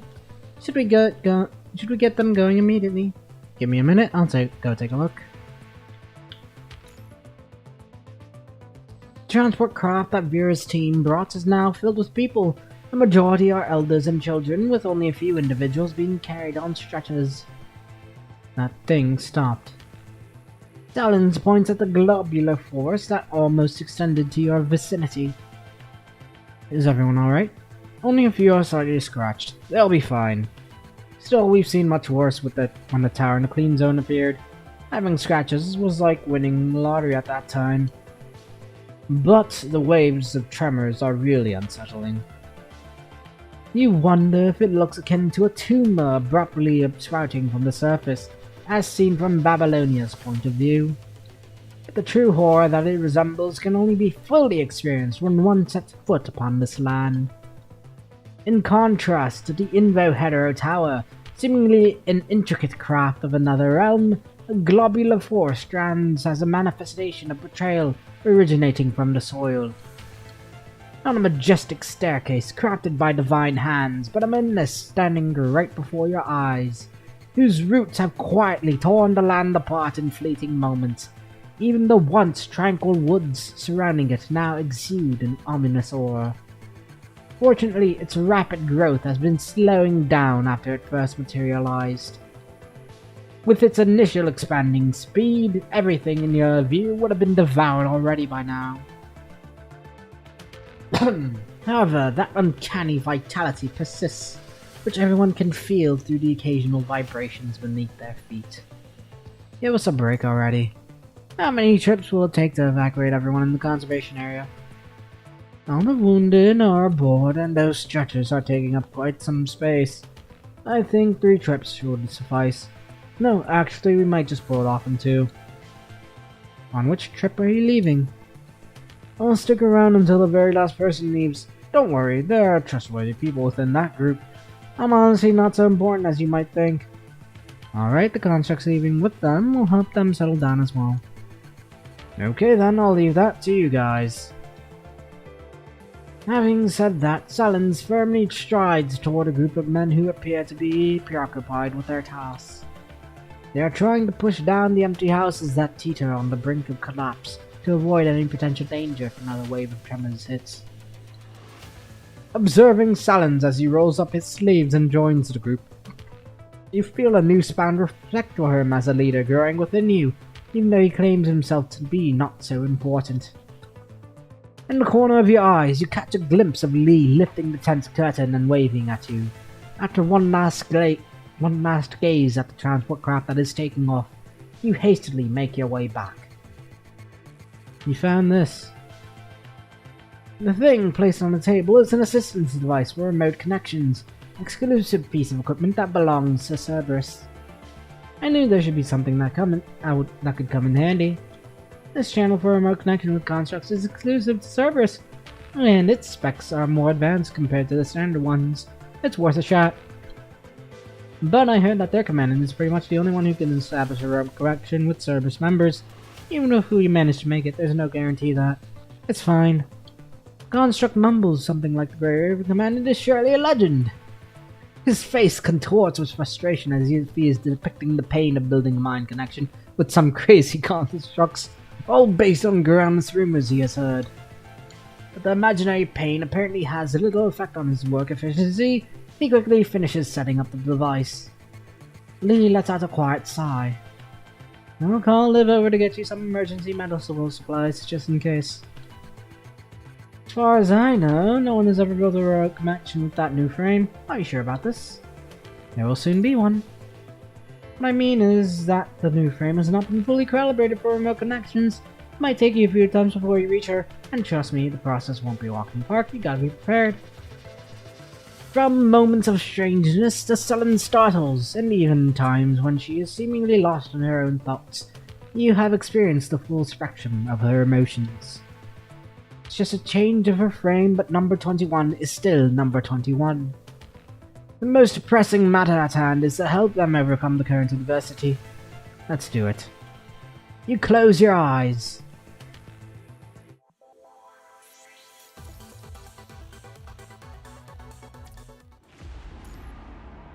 Different vessels.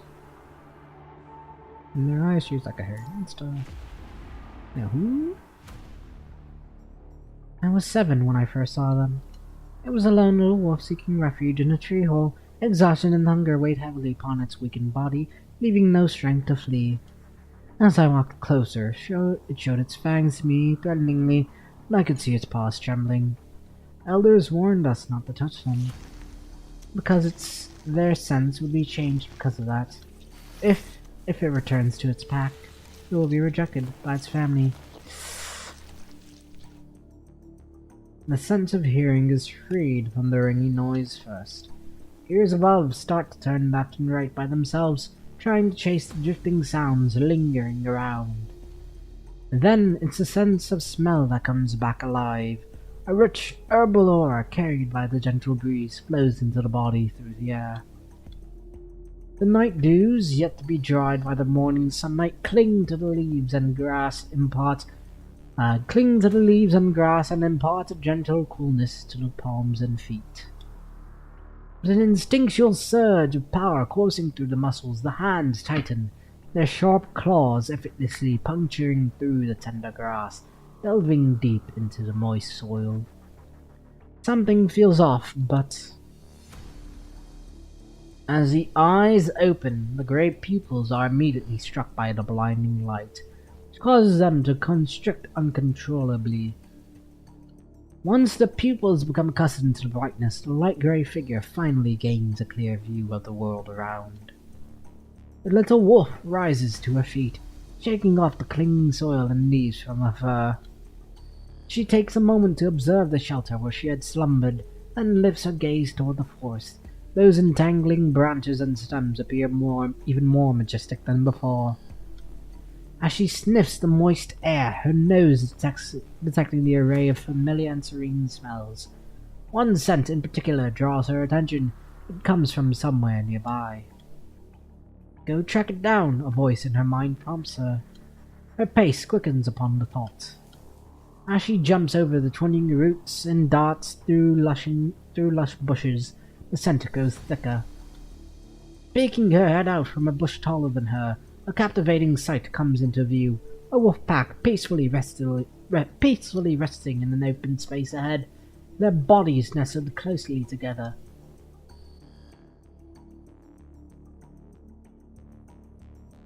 Startled by the noise, the wolves swiftly stand up, their gaze fixed in her direction.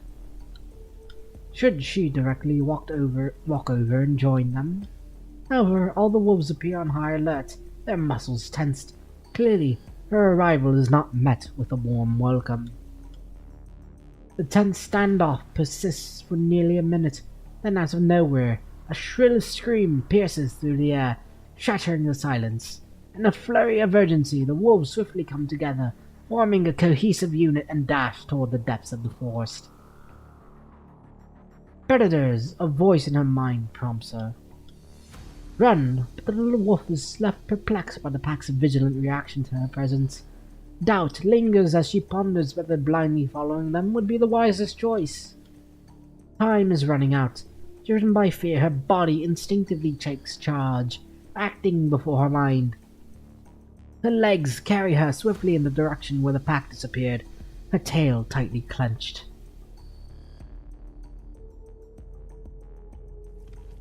The pack must escape from the pursuit of their airborne enemies, but the predators are just as familiar with the forest as the wolves themselves.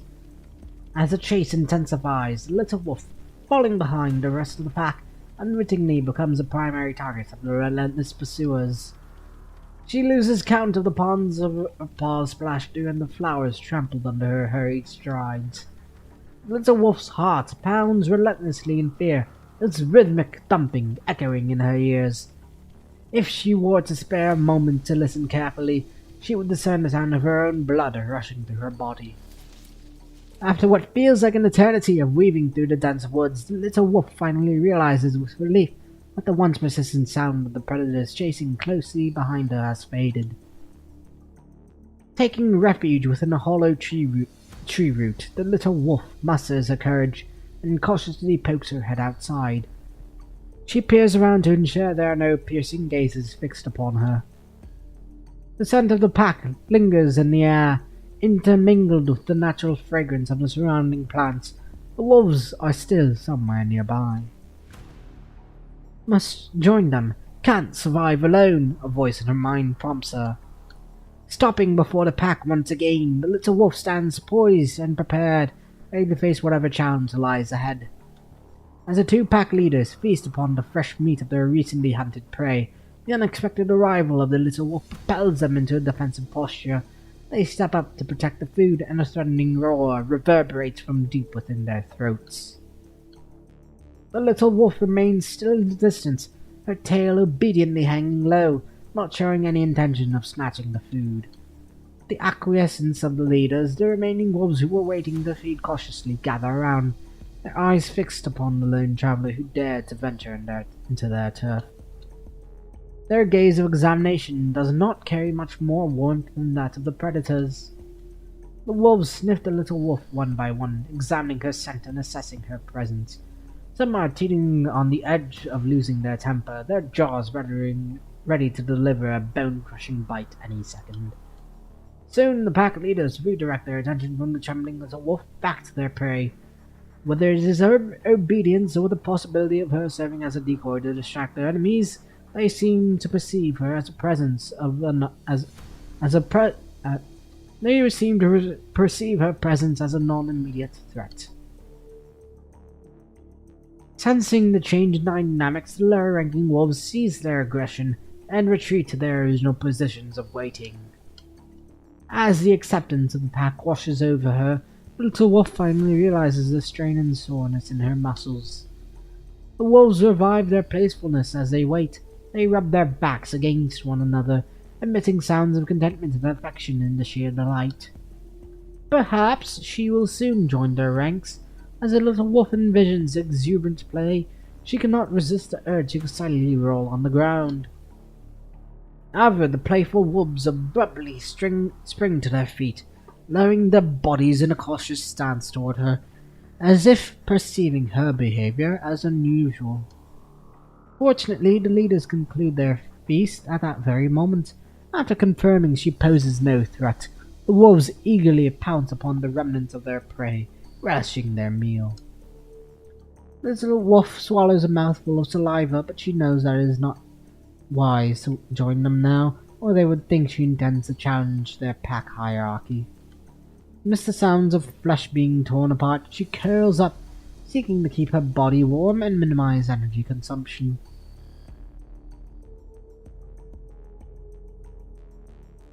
For days, the wolves have weaved through the boundless forest, deftly evading formidable predators while relentlessly pursuing their prey. The pack had grown accustomed to the little wolf's presence, no longer startled by her movements. However, the carefree playfulness she yearned for remains elusive in her imagination. She is only allowed to stay in the far behind, whether when the pack is moving or feeding. Even during the breaks for drinking water, she can only approach the water source once everyone else has had their turn. Is she a member of the pack? The answer is positive. But why? In a display of frustration, the little wolf lowers her snout into the pond, observing as bubbles surge upward, bursting upon the water's surface. As the last bubble vanishes into the air, the water regains its pristine tranquility. She fixes her gaze upon her own reflection in the water. She realizes how different she is compared with others. In their eyes, she is like a hairy monster. The wolves' carefree play, where they rub their backs against each other in affection, will remain forever beyond her reach. Because all she has on her back is a robe of ugly fur, standing upright in perpetual fear. If she can get rid of this fur, will she become closer with her fellow wolves? Want to try it? A voice in her mind tempts her. She carefully inspects her claws, their sharp nails radiating a cold gleam akin to the menacing beaks of the predators. As the tips of her claws make contact with her soft warm chest, a searing pain radiates from a specific point on her skin. Summoning every ounce of her resolve, she forcefully drags her front claw down across her chest. As her fur is torn apart and her blood gushes out, an agonizing pain surges through her entire body. Instantly, the once white fur becomes saturated with a deep shade of crimson. Does she look more like a purple-red companion now? The little wolf shuts her eyes, retreating into the embrace of darkness, hoping to reduce her pain through this escape. There she raises her claw once again. It hurts. It hurts so bad. Mechanical pain receptors pulsate with desperation, their intense simulation fiercely awakening the mind. Ugh.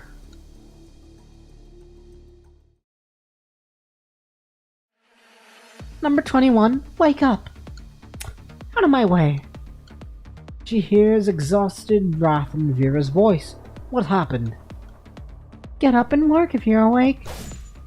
With a swift kick, Vera sends a header creature hurtling away from her, and without hesitation, she follows with a rapid slash through its repulsive body while it remains in midair. As the creature's purple-red body fluid is repelled by inertia, it sprays upward, creating a straight line on the ground. Right, enemies. No, that Lilin, he fell into the water. Pull yourself together. The boy's beyond saving. We have to find a way out as soon as possible. You're still knocked out. God, I would have ditched you here already. I can still fight. Your arm made contact with that water, and you tried to grab him. I only did a basic treatment, so be careful, alright? It looks like we stumbled upon the header creature's lair by accident while following him. And that water is basically another red tide, maybe even worse. If it weren't for the new material your frame is made of, that arm of yours should have been cut off already. Casting a glance at the emergency gel applied to her arm, number 21 tries to make her attack moves. It works fine, but this place seems different. These trees are constantly growing. There were a few tremors coming from the ground while you were lying there, probably caused by their overly wild growth. The smell of the campsite comes from above there. Number 21 carefully analyzes the scents in the air and then points in the direction behind Vera. Those plants are almost covering the entire sky. If we waste more time here, we'll be trapped forever. Number 21 also directs her gaze upward, only to be greeted by a sky fragmented into multiple pieces by the interlacing branches, akin to a colossal net descending from the heavens. At the very top of her sight, she spots faint, indistinct dark dots, the nature of which she can't discern. Damn it! If a guy like Noctis, who's completely made of bionic muscles, were here with us, things would have been much easier. Understood. Contacting Noctis. Can't get through. I've tried it already. None of the communication channels works. Not sure if it's because of this goddamn mutated forest. Let's retreat toward the direction you said first.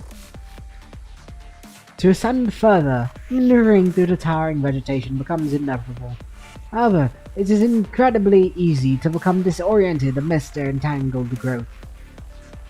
Vera carefully selects a handful of distinctly shaped tree knots, using them as reference points for steering, ensuring she can adjust her direction in a timely manner to stay on the course. Let me know whenever you feel we're off the track.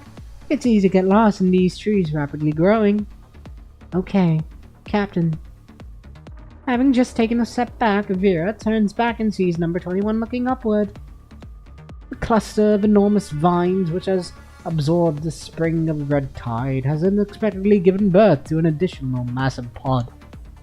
The outer layer of the pod is stretched to its limits, nearly translucent, allowing a glimpse of a blurred black shadow within. It's moving. The dark shadow, like a newborn disturbed from its slumber, begins a relentless struggle within its cozy cradle.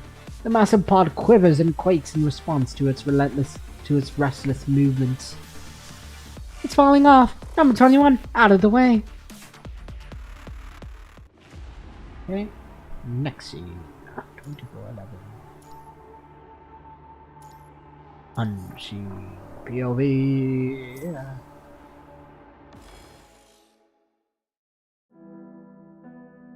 It's so cold. Help me. Anyone, please, grab my hand. Alright, you can let go now. Dad, Mom. Don't cry out loud. Monsters are lurking nearby. Any noise will draw them over. But Mom and Dad, they can never come back. This is the end of the world for you. They lured the monsters away for you and even left you food. You have to pull yourself together and make sure their sacrifice wasn't in vain. I don't want food, I want them back. The woman swiftly clasped her hand over Lilin's mouth while simultaneously stopping on the expired food can that slipped from his grasp. Only after carefully listening to the surrounding sounds for a period, the man and woman show a palpable sense of relief. Look, kid, I couldn't care less if you eat or not. All you need to do is stay quiet. If you make a noise like that again, don't come crying to me when things go south. Take it easy. He's just a poor kid who lost his parents not long ago. He's just joking with you. Here, take this. The woman pries open the lid of a slightly misshapen can and places it into Lillian's mud-covered hands. Touch of the cold metal sends a chill that surpasses even the frigidness of late winter roads, seeping into Lillian's fingertips. Eat it, or your parents died for nothing. The woman holds no intention of causing the boy sorrow, nor does she press him to embrace the harshness of reality. Her voice devoid of any inflection, the woman states the fact, treating it as yet another incident in their endless struggle for survival, just like the countless others that had already happened. Tears continue to stream uncontrollably from the child's eyes, flowing like an unending spring of sorrow and swiftly dropping onto the battered can. He gazes at the woman before him, her hunched back evoking memories of his mother's failed expression.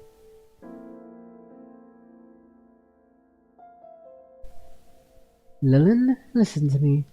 Mom, Dad, Dad's too tired to run. He just needs a little break. Is he? Lillian, you must hold that uncle's hand when you run, as tightly as you can. Don't let it go, alright? I gave him everything your dad and I have. He'll take you somewhere safe first. But I want you to hold my hand. Mom, are you leaving me? Silly boy. You're the only reason I live for. That's why I'm doing this. Having said that, the woman choked on her words and instinctively chose to withhold them, unwilling to subject her child to the cruel realities of the world. It's a deal, then. Remember, you must hold his hand. Don't let it go, right? Before hearing the answer from Lillian, the woman pushed him toward the leader of the survivor group with all the strength she had. Upon ensuring her child's safety beside the man, the woman mustered a smile upon her pallid face, with her hand pressed against the wound on her stomach. Against a wound on her stomach, she resolutely dashed toward another path. Lillian, you must run fast.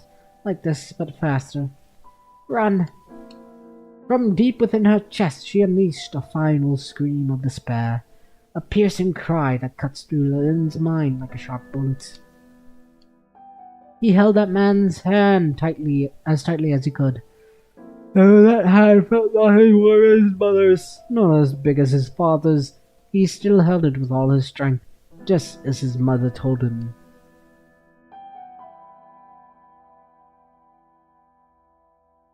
Hey, you're going to eat or not? Why are you staring into space? Lillian can't help but clench his hand, his gaze fixed upon the woman's face. Suddenly he burst into action, scooping the food from the can with his bare hand and shoving it into his mouth, as if he had been on the brink of starvation. Too much salt, it's so salty. But the soup Dad made with canned food before was really good. Ah, you can have some of my water, but don't drink it at all. Leave me some. After rummaging through her pocket for a while, the woman retrieves a half-empty bottle of contaminated water and places it next to Lillian. Returning from his patrol, the man exchanges a meaningful glance with the woman. They step away from the rest of the group, their voices hushed as they start talking. He must be injured. The man's gaze shifts toward one of their companions, who is currently taking a moment to rest. You sure? What are you gonna do? I saw him pour water on his left calf. We don't even have enough to drink. No chance in hell he'd waste something himself unless there's some kind of injury going on. So what else can I do? We already agreed that we are just traveling together, nothing more. Everyone should be on the same page, except maybe that kid. With that being said, the man catches a glimpse of the boy stuffing himself with the canned food, impatience evident on his face. The boy's father hadn't given me that half a bottle of alcohol last week. I wouldn't have even considered bringing him along. Couldn't care less about the food they left us. Supplies are just waiting to be snatched from all those corpses scattered around. Heh, and here I thought you still had some sympathy left in you. Come on, it's just a kid. How about you adopt him as your son? For what? So you can bury my body once I die? I won't even have a body left to bury if the monsters have their way with me. But that woman, she was something else. Didn't even bat an eye before getting herself killed. While the kid just clung on to me the whole damn way here. What the hell am I supposed to do? If he can prove himself useful, I guess he can tag along. See, that's what I've been trying to tell you. You just don't get it, but you might if you actually take him in as your own son. Cut the crap. Woman giggles quietly, the eccentric laugh, making her sound like a twitching bat. Hey kid, from now on you're gonna start taking shifts with us for lookout duty.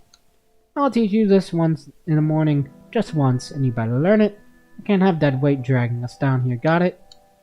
And call me by my name, I'm not your uncle. Without waiting for Lillian to respond, the man proceeds toward his resting spot while the woman falls silent as well. She retrieves the water she just offered to Lillian and walks away. Lillian puts the empty can aside, his stomach so stuffed that he feels the urge to throw up. For the first time, he has finished an entire can of food by himself. For the first time, he has fallen asleep without snuggling up to someone. With his eyes firmly closed, the boy prays that the food he recently ingested will quickly provide warmth to his body, guarding him from the freezing embrace of the lengthy night.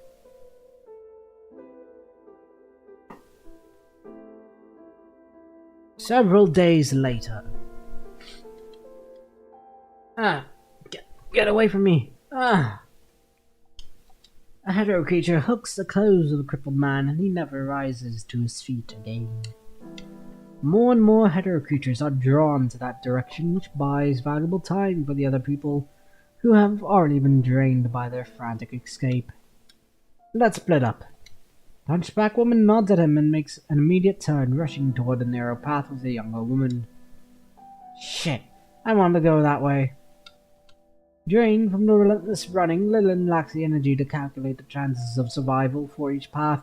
He tastes the metallic tang of blood in his throat, struggling to breathe like a dying horse, his overworked lungs protesting with every grasp.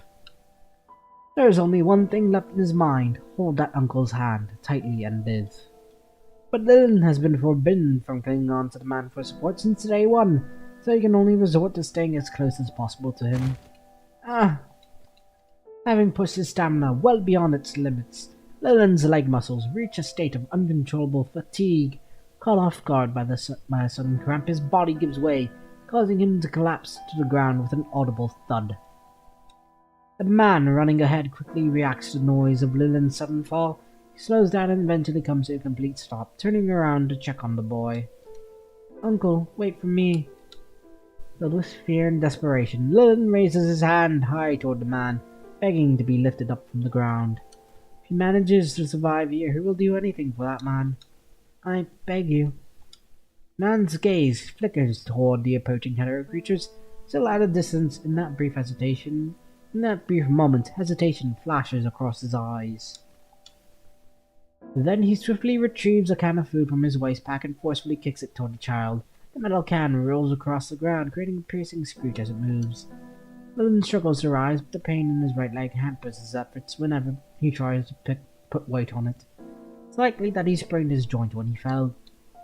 Don't blame me, you're too useless. I've already done you a favor by keeping you around for this long, and that should be enough to repay whatever your old man did. Didn't even ask him for help in the first place. Woman's screams ring from that narrow path before, drawing the hetero creatures at the crossroad, turning toward that direction. However, a couple are still approaching over suspiciously, as if having sensed their prey. Having seen that, the man quickly disappears from Lillian's view without any hesitation. Wait for me. Lillian can't even feel his own tears as he cries out. He raises his hand high, his fingers trembling in despair, trying to grab anything, if there is any, that could save his life. Hearing the unique, uncanny noise made by the hetero creatures from behind, Lillian freezes in his position, holding his breath in fright and waiting for the scythe of the death god to descend. That's probably how they got Mom and Dad. It must hurt a lot. Anticipating the pain from being gnawed to death sends a chill down his spine. I'm sorry, Mom. There's no one who comes to save me. There's no hand I can grab. In fear and coldness, he gradually loses senses of his own body.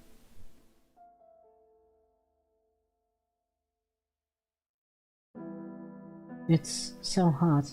Dad, don't make the fire burn so much. As Lilin mumbles unconsciously, he reaches out to the rag covering his neck, trying to pull it off to feel less hot. Geez, Stalins, there's a kid here. He's still alive. His body is cold. He's dying. Easy, let me take a look. Darn it, it's hypothermia. Bring some blankets over. Ugh, Dad, it's so hot here. Hang in there, kiddo. You're gonna be alright soon. Here, put him in my arms. My coat should be warm enough. There you go. Be careful. Let's take a break here. The kid probably needs some time to recover. Ask Massard to take people for lookouts. No problem. This one on his leg looks insane. Did he sprain it? My goodness, then we gotta be gentle. Let's not move that leg. We can rub his other foot to keep him warm. Huh? But I'm not really a fan of foot touching. Fine, let's switch up. You rub his hands, alright? It's noisy and hot. As his nerves are awakened once again, pain starts to rampage in his body. Someone is holding his hand. It feels soft, warm, just like Mom's hand. What did Mom say again? Right, hold that hand and live. He's warming up. Eek! He's clenching my hand. Saren, keep your voice down. Haha, I'm not old enough to be a mom yet. I should be more like a big sister to you. Saren, will you ever act like a real adult?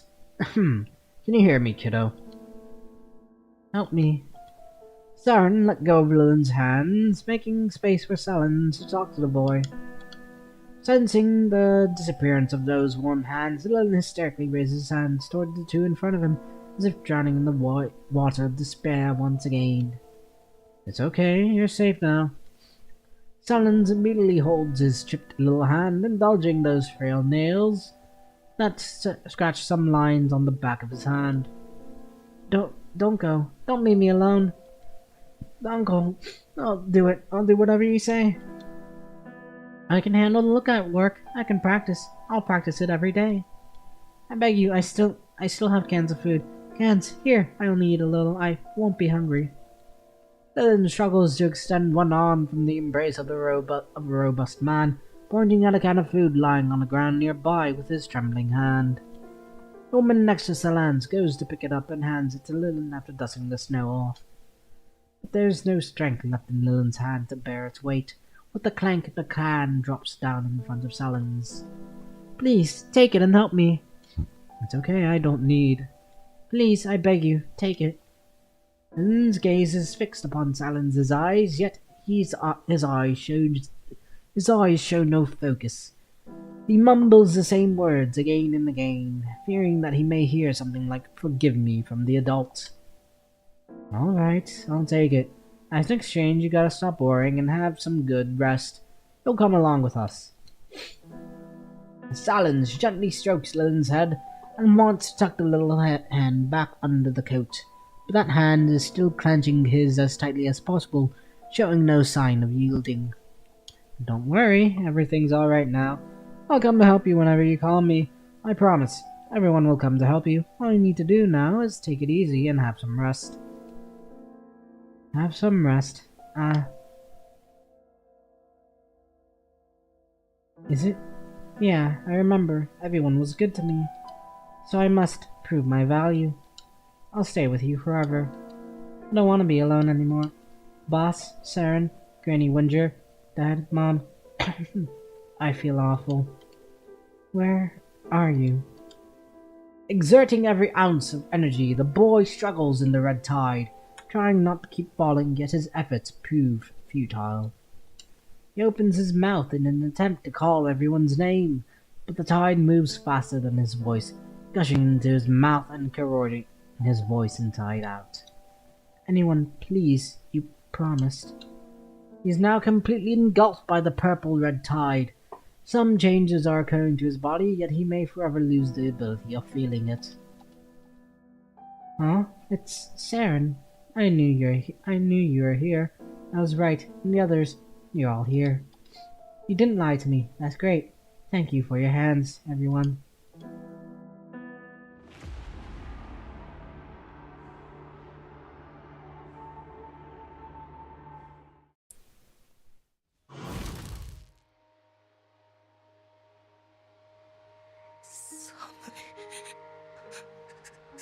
寒いよ。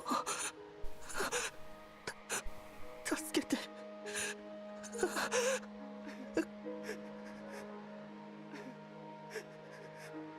頼む。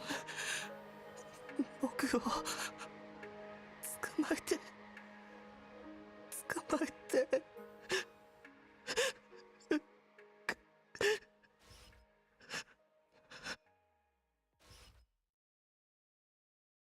And off he goes. 誰の Walking. 手でもいいから頼むよ。約束したのに。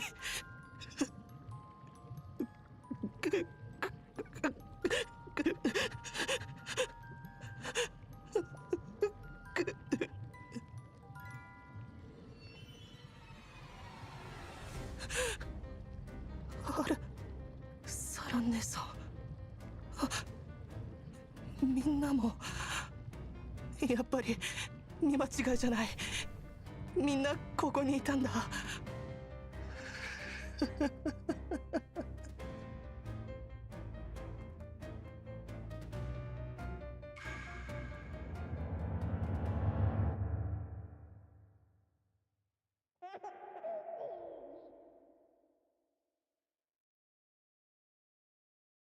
ここはどこ？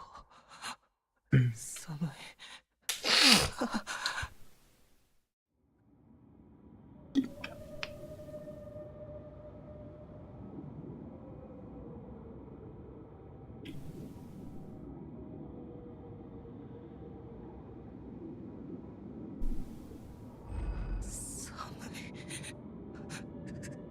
寒いよ。助けて。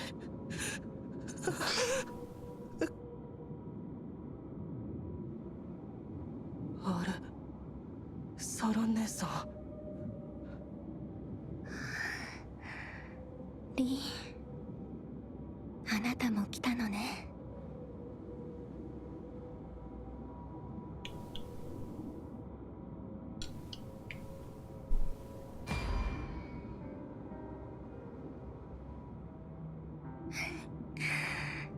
よかった。みんな待っているわ。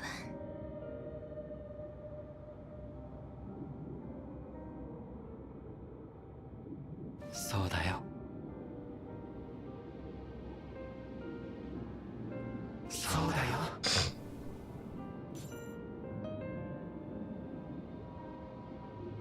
そうだよ。そうだよ。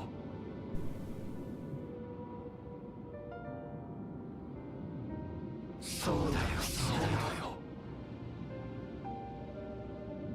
そうだ。早く戻らなきゃ。僕たちを呼んでいるところへ。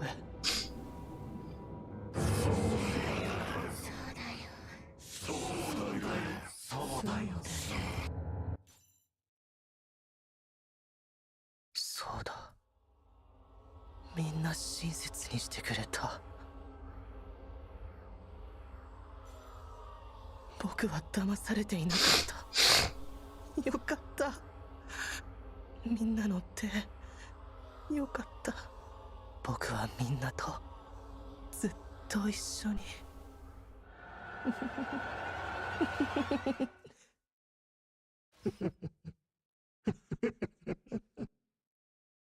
邪魔者が来たわ。やるしかない。21号。了解。あなたはひざまずいてゴールなら助けてあげる。獲物、逃げなさい。逃げなさい。So that's what the grimaces are. そうだ。早く戻らなきゃ。僕たちを呼んでいるところへ。 Cognitive grimace. みんな待っているわ。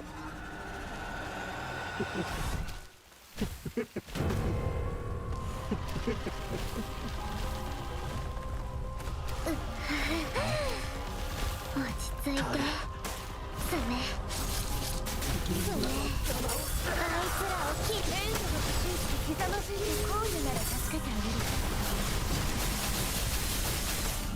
獣、逃げなさい、逃げなさい。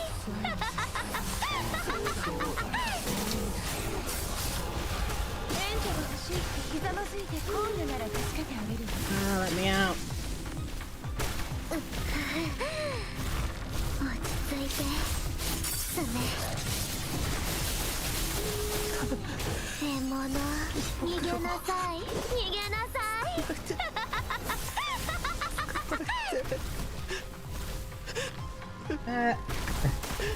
Wow. It was really outside the map. 落ち着いて、スネ。スネ、あいつらを切り裂く。援助が欲しいってひざまずいてこういうなら助けてよ。獣、逃げなさい、逃げなさい。親切にしてくれた。僕はみんなとずっと一緒に。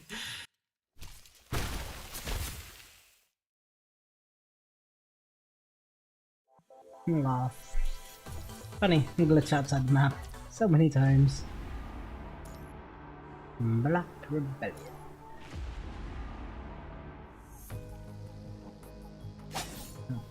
Number 21 seizes the opportunity when the enemy's joint is immobilized by Vera's blade. The claw blade spread wide, she unleashes a fierce slash, tearing apart the purple-green hands with ruthless precision. The monster emits human-like mumbles as chunks of flesh and varying in size fall from its body, akin to a freshly sliced open stomach. Within 10 seconds, the purple-green chunks of flesh quickly dry up, resembling spoiled meat left for days. Soon all that remains is a mere skin, devoid of any substance or life. Melted into the soil?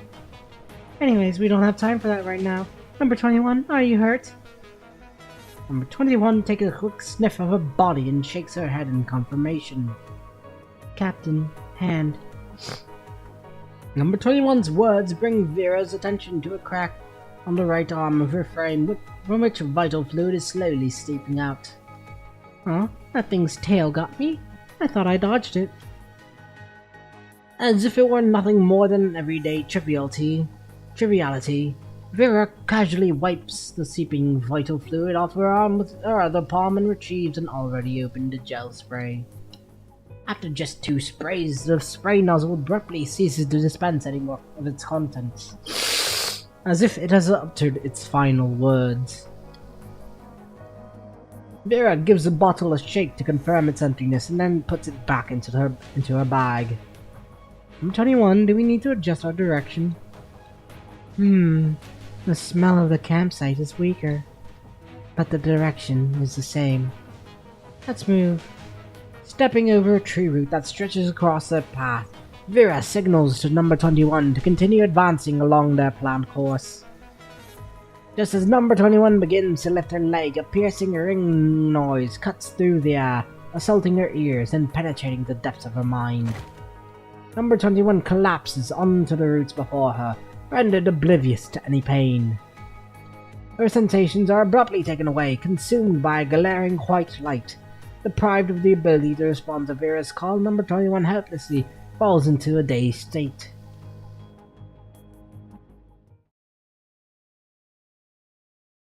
The smell of blood. It seems that someone was injured just now. Who was it? The feeling of wetness comes from the paws. The little wolf's eyes flutter open, only to be greeted by a sensation of numbness on the side of her stomach.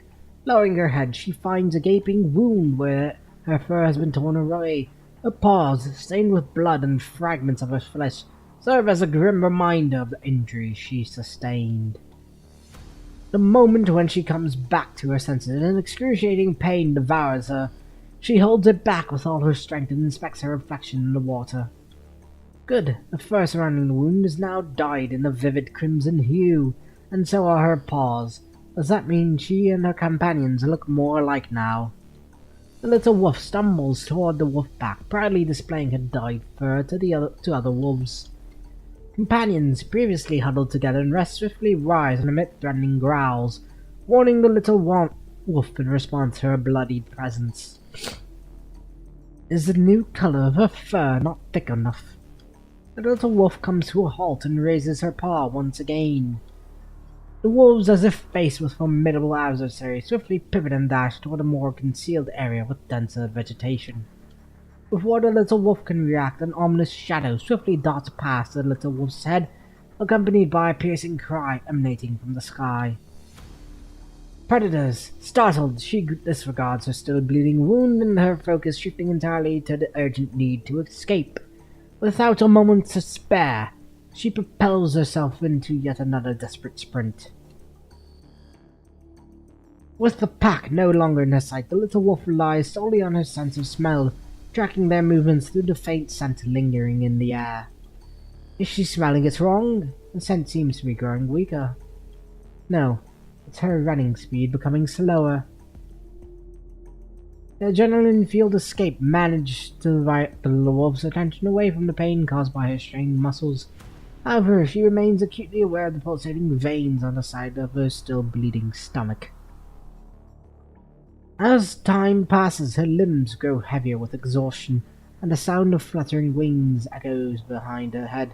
She can sense the imminent danger, knowing that pairs of sharp talons lie in wait, ready to seize her soft and delicate neck. It's plunging down. The little wolf's pupils mirror the menacing shadow, resembling a swift arrow, hurtling through the air with deadly velocity. She hates her distinctive fur more than ever at this moment. Foreseeing her impending demise, the little wolf halts her sprint, resigned to the grim fate of becoming the predator's meal. Knowing the black feathered arrow will arrive in the next instant, she quietly closes her eyes. Unnoticed from a corner, a dark bolt suddenly lunges forward, intercepting the feathered arrow aiming at her, and tumbles alongside it in a seamless motion. Opening her eyes, the little wolf is greeted by a sight of a mysterious black wolf, engaged in a fierce battle against the god of death, who had been poised to seal her fate. With its blade-like beak, the giant eagle clamps down on the front paw of the black wolf, attempting to regain balance by fluttering its wings. Undeterred, the black wolf tenaciously gnaws at the bird's neck, ignoring the scratches inflicted by its prey's talons. A dense scent of blood permeates the air, causing the little wolf to twitch her nose instinctively. Stirred by the primal thirst lying within her nature, she can't resist releasing a resounding roar of aggression, treading upon the giant eagle, which has nearly exhausted its final breath. The black wolf gazes down upon this challenger. Excuse me. Immersed in the lingering thrill of the previous battle, the black wolf prominently reveals its formidable fangs, poised to lunge into the next violent confrontation. Inexperienced little wolf instinctively tucks her tail behind, a subtle display of her recognition that she is no match for the seasoned hunter standing before her. Its claws, the black wolf firmly grips the lifeless eagle, letting out menacing roars that resonate from the depths of its throat. The little wolf is keenly aware that the black wolf before her would not hesitate to tear her apart, should the need arise. Slowly she retreats, moving backward and finding refuge within the dense foliage of a nearby bush. With its gaze still fixed in the direction she departed, the black wolf eagerly begins to gnaw at the flesh of the giant bird. Cannot eat it. It was born to hunt wolves, a voice in her mind tells her. She concurs, as her only instinctual thought in the presence of those airborne predators has always been to flee and seek safety. Then, what's with the black god of death who is devouring the flesh of a predator? Is that a path of madness that a wolf expelled by its pack, yet still driven by a desire for survival, is destined to tread upon? Having satiated its hunger, the black wolf proceeds to meticulously clean its paw, where the blood continues to seep from 2 puncture wounds. Casting a glance toward the bush where the little wolf is hiding, the black wolf then staggers away in a different direction. As the black wolf departs, the tension gradually subsides. The little wolf cautiously emerges from the bush, ensuring that the scent of the wolf blood has significantly diminished. Her body, drained of strength by the wound and the arduous escape, protests vehemently, craving the replenishment of blood and flesh. The entrails of the predator emit an eerie aroma, tantalizing the little wolf's acute sense of smell and presenting an irresistible invitation. With trembling limbs, she cautiously approaches the lifeless body of the giant bird step by step. If you indulge in this forbidden feast, your companions will never accept you, a voice in her mind tells her. She involuntarily swallows a mouthful of saliva, her hunger and instincts tormenting her irrational senses. Even her vision becomes obscured by a veil of alluring redness. In her final flicker of consciousness, she manages to regain control just as her teeth are about to make contact with the flesh.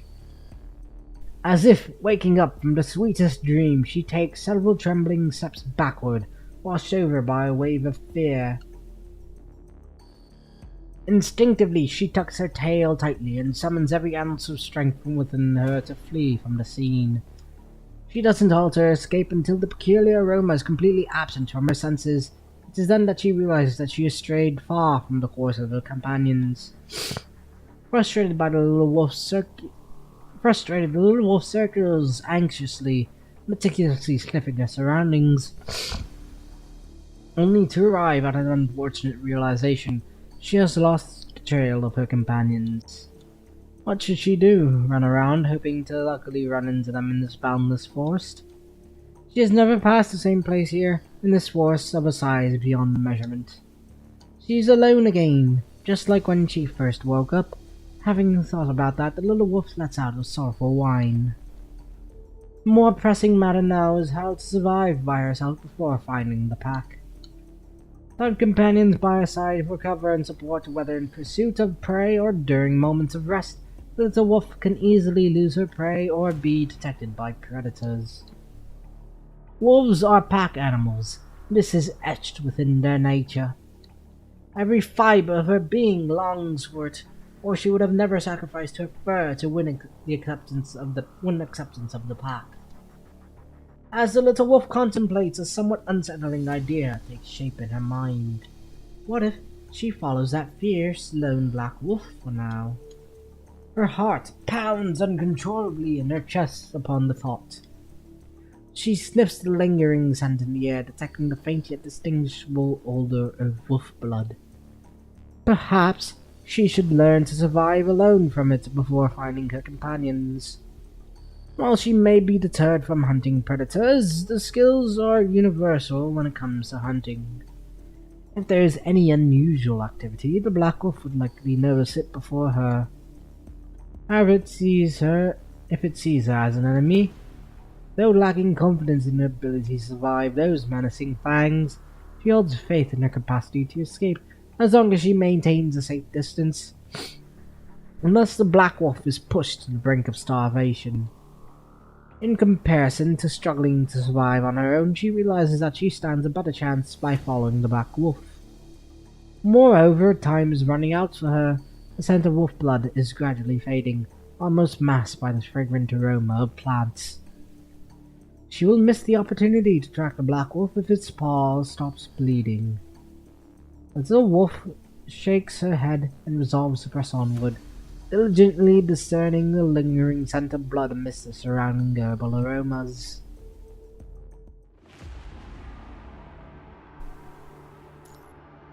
Death of the Lone Walker. For days, the little wolf has been observing the lone wolf from a safe distance. Despite her strong desire to learn how to survive on her own, she finds herself unable to suppress her curiosity. Can a lone wolf really last on its own?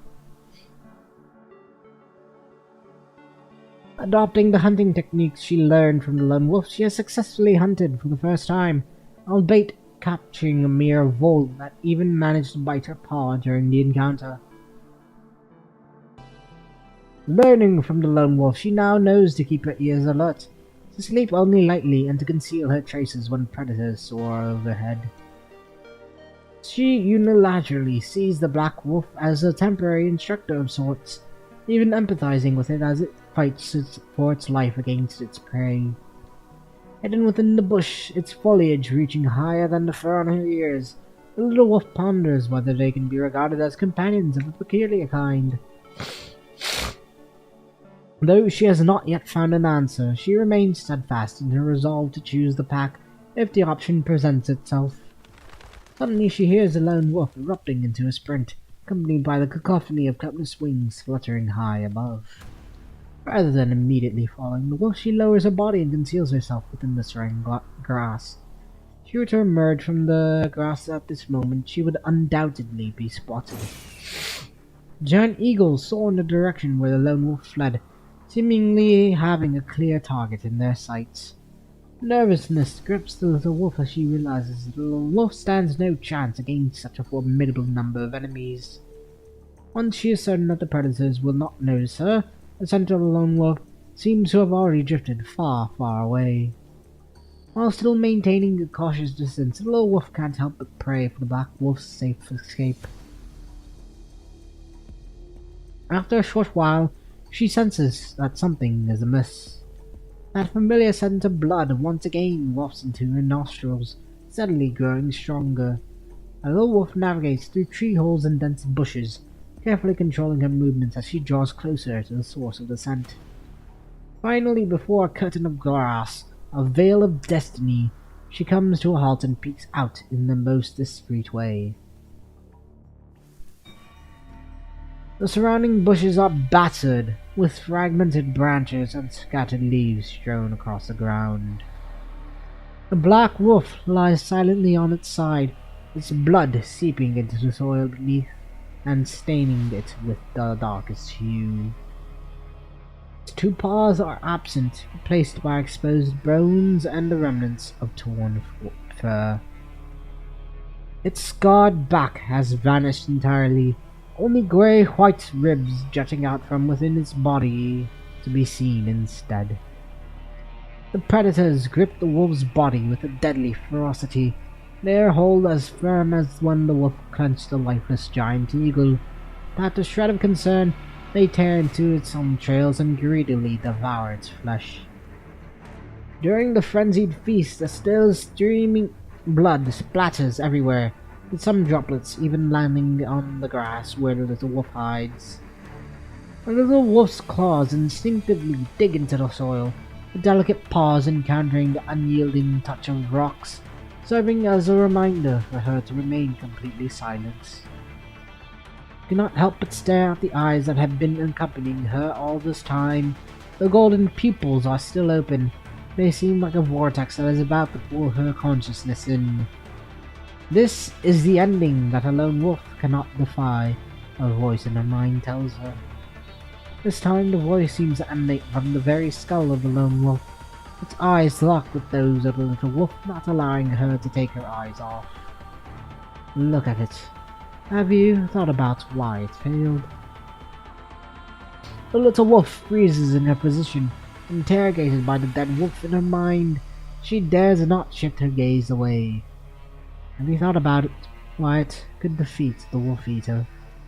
The Wolf-Eater, the giant eagle chasing after her, because it had great fighting skills? No, because that Wolf-Eater deviated from its collective too. It stalked all on one bet, choosing to monopolize your flesh and blood. So its death was predestined.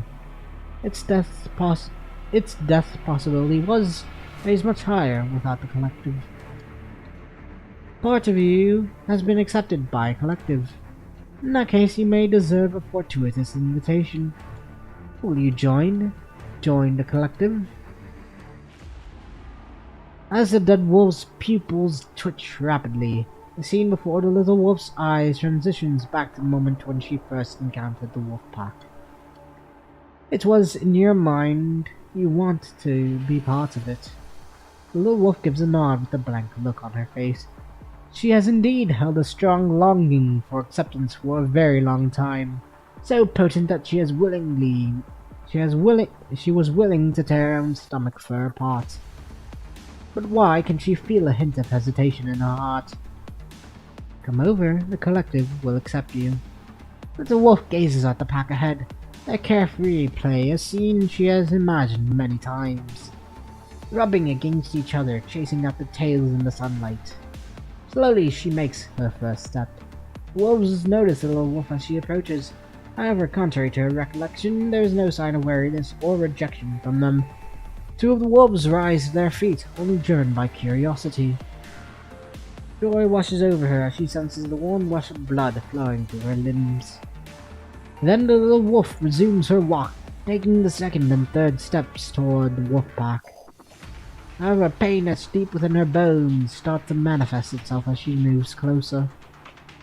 She can feel something is changing in her body, as if a snake is shedding its skin. The little wolf recollects the pain she endured when she tore away her own fur. Yet, it feels the same this time. It amplified to such an extent that it engulfs her entire being. But not the collective will accept you. Will she finally have the same scent as her companions? Finally, the thing she always longs for. Scent, the scent of companions. The scent of humans.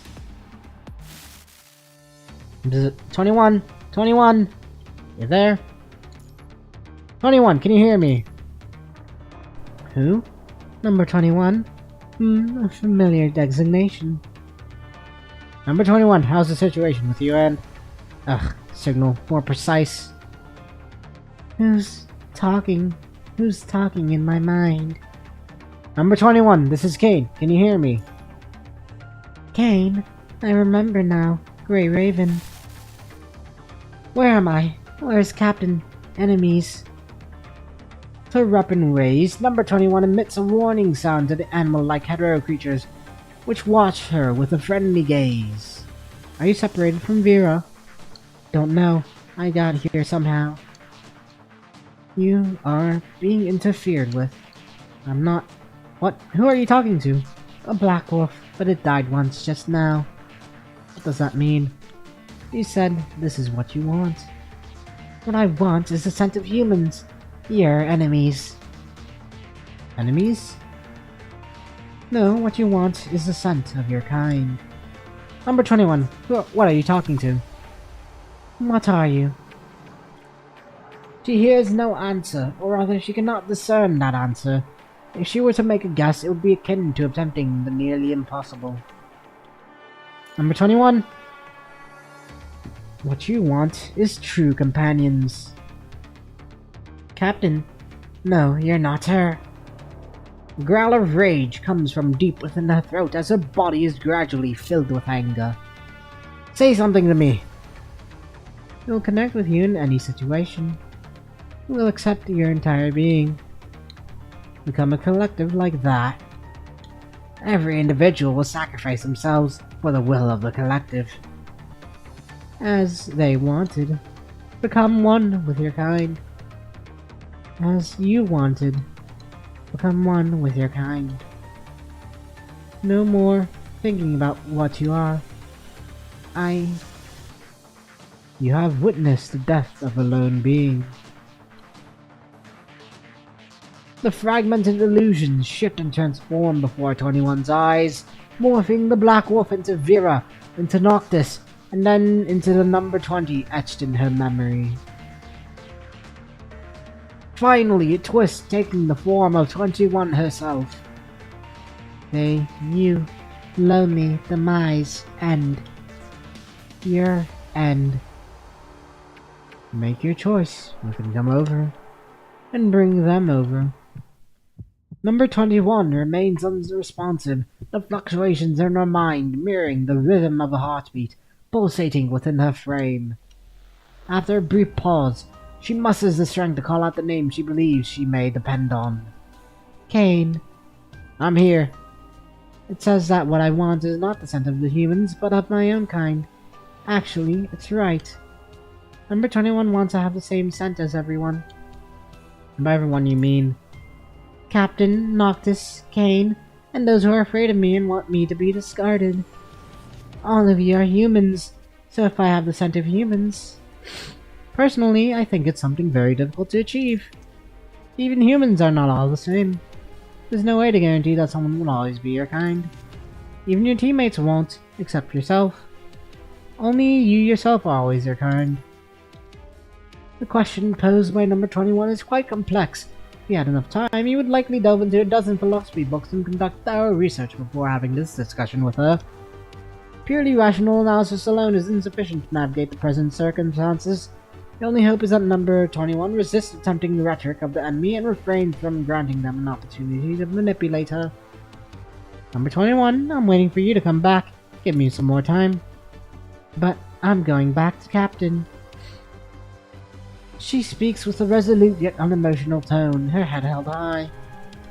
If what you say is true, Kane, it's fine. I can learn from humans. Reject. Still chose that path. Then walk down that path. The other part of you will see its choice next. The other part of me? What do you mean? No response is received. Only a piercing buzzing noise that echoes in the aftermath of the disconnection, reverberating within 21's mind. Simultaneously, a searing pain flashes through your own consciousness. Commandant, your nose is bleeding. Take this first, it'll make you feel better. As you open your eyes, you find Liv standing before you, already holding the medicine. Your hand trembles as you take the pills and swiftly toss them into your mouth, swallowing them all at once. You shake your head, declining the water that Liv offers, as you feel the urge to have your senses and nerves stimulated by the bitterness of the medicine. Disconnected again. This is too unstable. I'm lucky enough to even connect with her. Commandant Kane, we should probably take a break first. No matter what, repeatedly attempting to connect and then getting disconnected can really take a toll on your body. Okay, I'm experienced in that. Huh? Alright. Has 21 lost it? Where's Vera? How's she not doing anything about it? They might be in a tough spot right now. We should go help them. Let's get ready. As the globular force rapidly expanded, Roxas was helping people from the conservation area by removing hetero creatures that had accidentally wandered too close. After safely evacuating everyone during the earthquake, he has been anxiously waiting for further instructions ever since. Upon briefing him with the latest information, a rare seriousness settles upon his face. He rummages through his tactical bag and proceeds to load handfuls of compressed bombs from the ammo box. Let's blow that wooden lump to pieces and dig those two out, eh? You got yourself the right person for the job. Commandant, there's an aircraft coming our way. Judging from the insignia, it should be the Purifying Force. Purifying Force? Is there any tracking mission nearby? No idea, let's go talk to them first. I think Vera mentioned this earlier. The folks are probably here for an errand delivering the supplies Vera asked from the higher-ups. Commandant, shall we ask them for their help? They came from the southwest, and if they're heading north, they can avoid that area. Direct contact could be risky, so it might be an option for them to move with us. Moreover, they might be carrying more advanced communications devices, which would provide a safer means to contact Babylonia or Cerberus. You're right. Lee gives you a nod before exiting the tent, prepared to discuss with the approaching Purifying Force members regarding the next course of action. Through the gap of the raised tent flap, radiant golden sunlight streams inside. You peer out from the corner and behold the vast forest bathed in the warm light of the setting sun. Beneath the dazzling glow, the forest appears as a majestic marvel of nature. Now it is not a craft of natural forces, but rather of tireless worker ants that seek to gnaw at the destiny of mankind. The will of the collective. Such words were also mentioned in the conversation between it and number 21. Individual plans merge seamlessly into a unified entity. It is their damaged roots that necessitate the exchange of life-sustaining fluids, weaving together the patched entirety.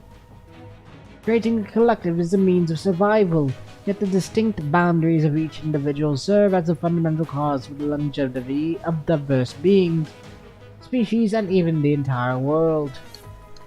It is the presence of each individual that lends profound value to unity and collective contribution.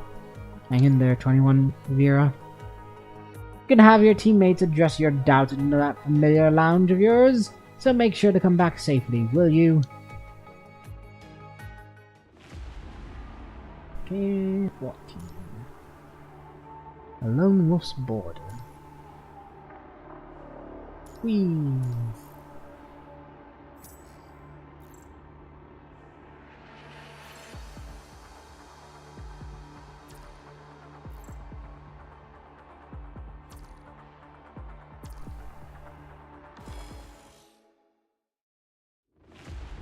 The shock caused by mind fluctuation forcefully severed the remote connection, stirring up intense pain and stunning number 21's senses. She shakes her head, trying to make the swirling world stop. Captain. Vera's gasp pulls her slightly back to reality, but immediately afterward a strong smell of vital fluid invades her recently regained sense of smell. Yeah, number 21. Vera smiles at her casually like a morning greeting. Despite the vital fluid seeping from wounds of various sizes, scattering on her face, arms, and body. Countless bodies of wolves surround Vera and number 21, some battered with indiscernible parts and others already wizened. The only intact spot is where number 21 collapsed. Her blade, Vera fends off the purple-red sea of wolves, the vital fluid splattering around its coastline during fierce engagement. Some drops even land onto number 21's body. Fighting restlessly till now, the construct known as a red-headed death shows number 21 a smile with a ferocity lingering from the battle, yet her hand is surprisingly trembling while holding her blade. Captain!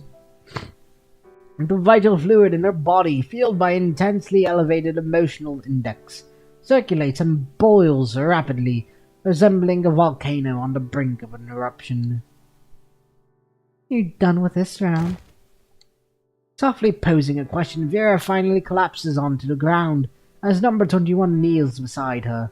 A boiling volcano in her chest swiftly cools down with the coldness creeping into her body from the ground. She has disregarded the once raging impulses triggered by imagining the loss of Vera or Noctis. The reality before her feels unreal, so unreal that she has entirely dismissed the sensations she recently regained. Are you going to cry? Amused, Vera observes number 21's expression, but there is no time for them to waste. Time's running out, so I'll be straight with you. Number 21, I don't know what the hell is wrong with you recently. I busted my ass to get you this new frame, although the development rights are all transferred out by Nicola. The problem is probably you yourself. I don't know what kind of human scent you want to have, but seriously, do you really need that in Cerberus? But everyone has it, except for me. They and I are not the same kind. That's why they want to discard me. Being discarded, I don't want. No. Huh? Who are they? You mean you're going to die if someone asks you so? I don't want to die. Vera releases her weapon and places her hand intimately on number 21's shoulder. In the next moment, she tightens her grip on the thin, pale neck chained by the restraint collar, her hands stained with vital fluid, applying pressure on those pulsating veins. I can't believe you're allowing yourself to get this stupid. It's time to step up and take responsibility for yourself, number 21. Quit living in this fantasy of wanting to be everyone else and passing the buck on to others. Humans stay together because this is their way to utilize each other. Whether it's you or that dumbass Noctis standing my way one day, I won't let either of you just walk all over me. It's just a coincidence that our squad is named Cerberus. Don't tell me you're actually taking it seriously and planning to become a good little puppy. But experiments, that's why I live. Huh! When I got you out of the Daedalus dump, you were nothing more than a heap of metal scrap. Now I see your brain is still buried among all that junk. Remember, I make you obey because I can. Don't take it for granted and be obedient to everyone else. I told you that I hate idiots who get themselves trapped the most. You forgot that already? Vera keeps her gaze fixed on number 21 while exerting more force in her grip, causing vital fluid that was on the verge of clotting to gush out from the cracks in her frame once more. Compelled by the intense aggression in Vera's eyes, number 21 senses the powerful force emanating from the restraint on her neck. Yet she remains unable to divert her gaze. You think this dumb thing can really hold you back? Well, there are plenty of other collars in the world, visible or invisible. How can you be sure that your so-called humans aren't one of them? Stop trying to blend in like all the other humans. Why not make those nobodies understand who you truly are and where your principles stand?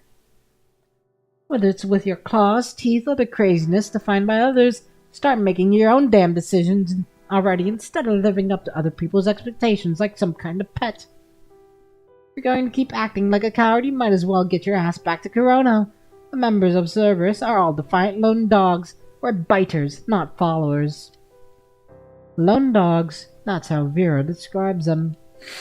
Because each of those souls never contemplates blending into their surroundings.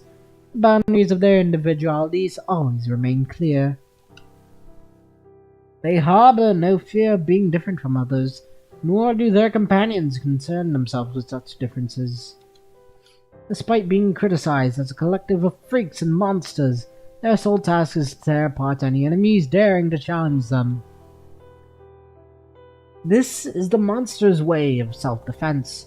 Like moths drawn to a flame, they prefer to fight to the death with their heads held high, rather than relinquish their individuality.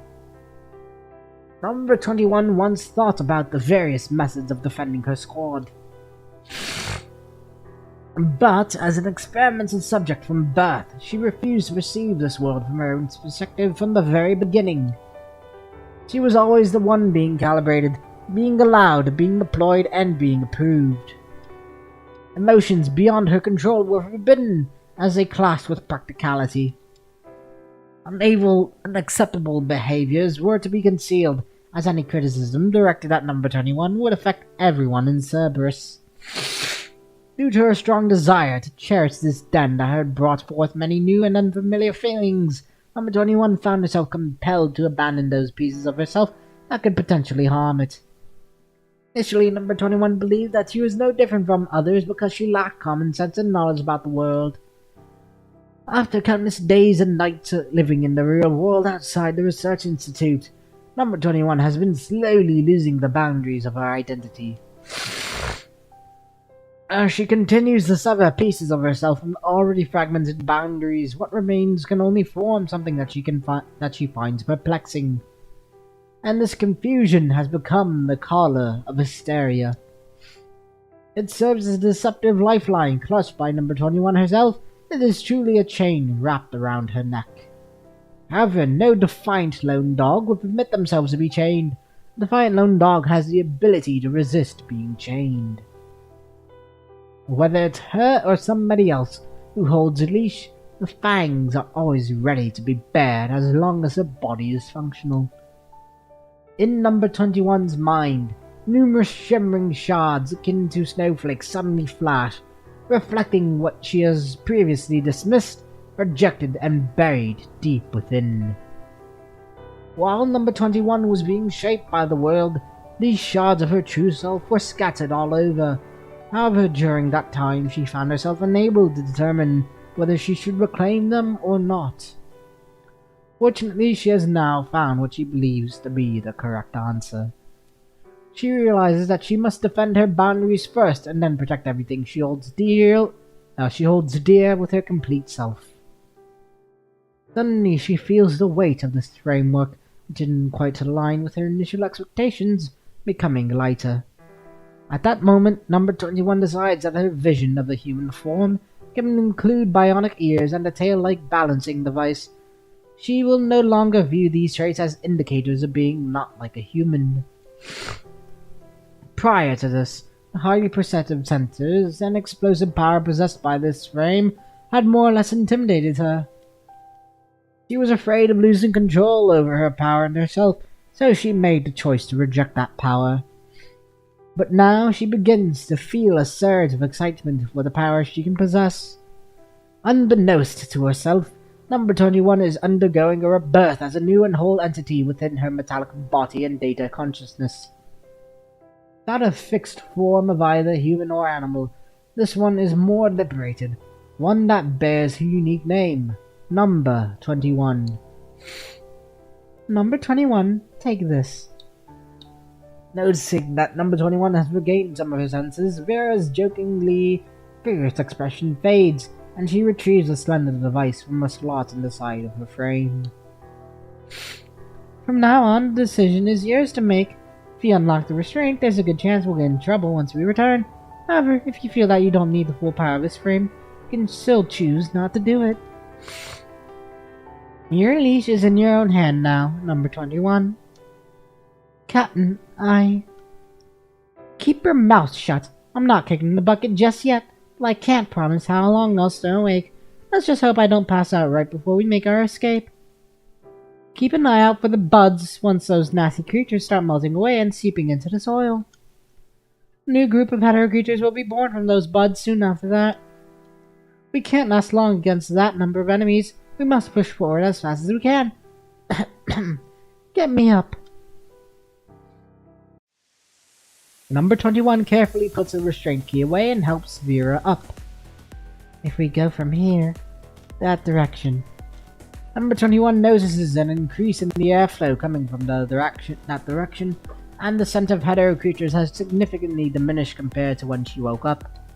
Subconsciously, number 21 increases the computing speed of her frame, allowing her processing capabilities to accelerate. She has this faint sensation that she and Vera are standing on the tongue of some colossal creature. And it won't be long before the forest reveals its fangs, unleashing its ferocious might to tear them apart and consume them for its own growth.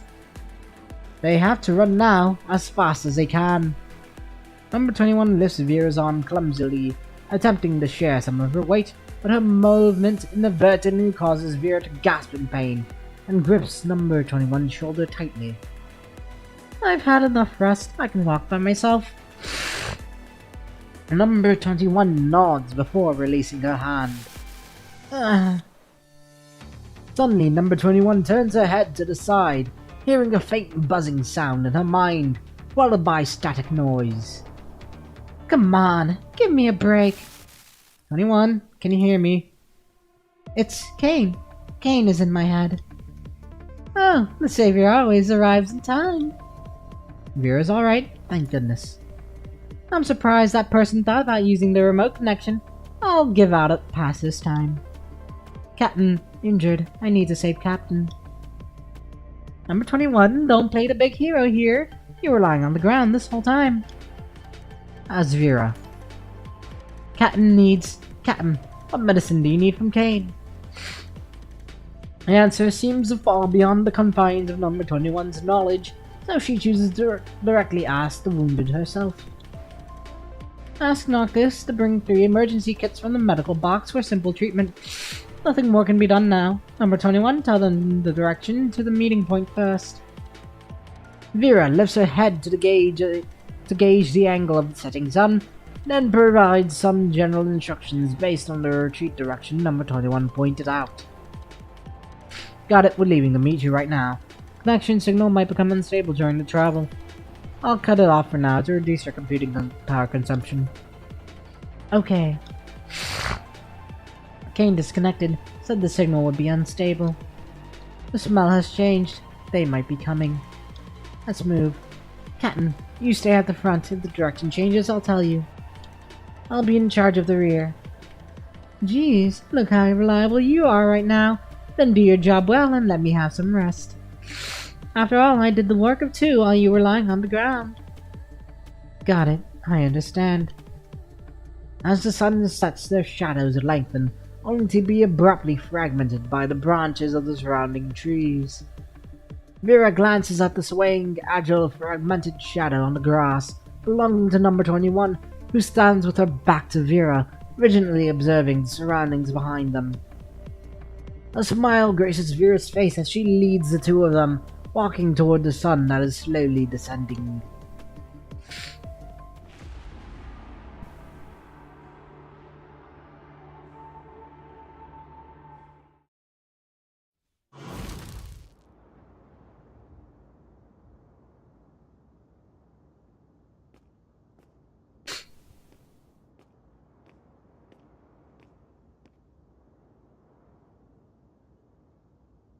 Another wave of hetero creatures?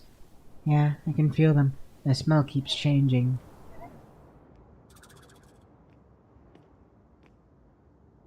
Oof. Captain, I'm just a bit tired from all that fighting. Oh, okay. I remember the time when we were at the Daedalus waste dump. I should have told you how to move the injured back then. But you proved to me that you have zero talent in this through your performance. So, how should I do it exactly? Lifting my arms from my enlarged room says that the wounded lean on your shoulder. Understood. Make sure you teach Noctis when you're back. Ah. Captain.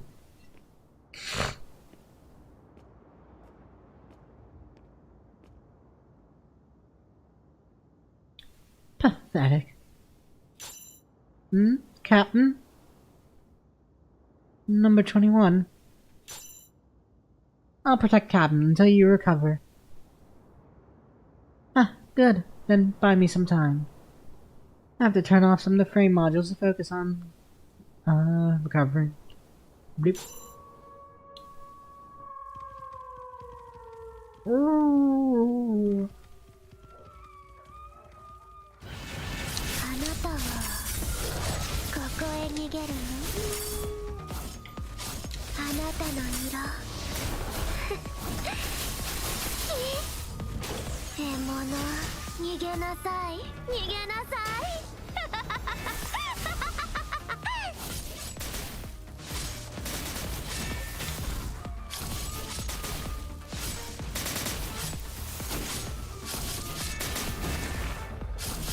あなたの色あ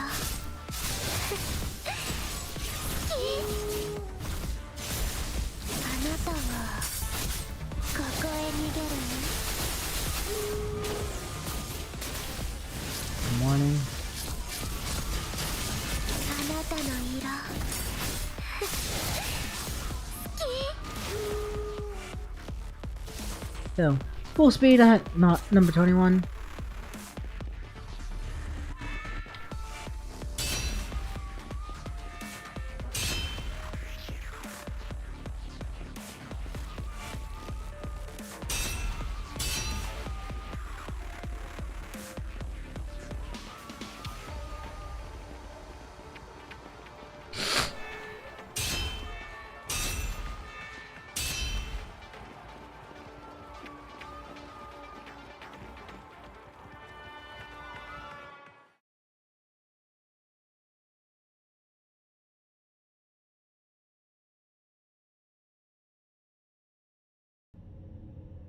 Have some rest here, Captain. Wait for me. I promise I'll take you out.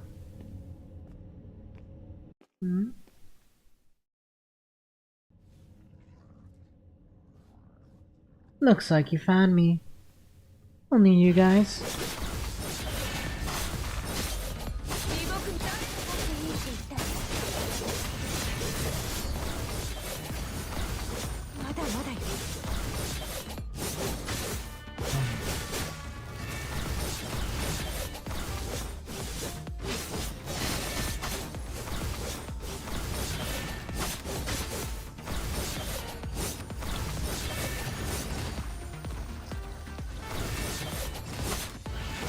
まだまだよ。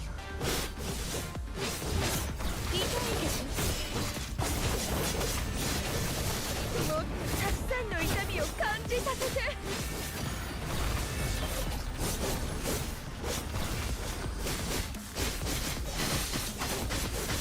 痛いんでしょ。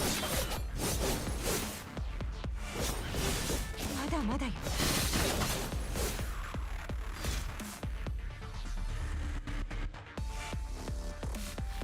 21. I won't let you get to my girl.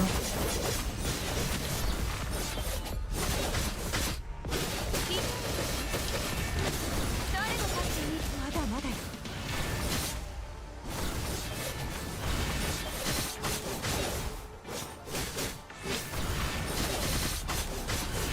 誰が勝っていいって言ったの？もっとたくさんの痛みを感じさせて。 That's the case. Maximize pain reduction. Let's see who can stay conscious longer in the pain. 痛いんです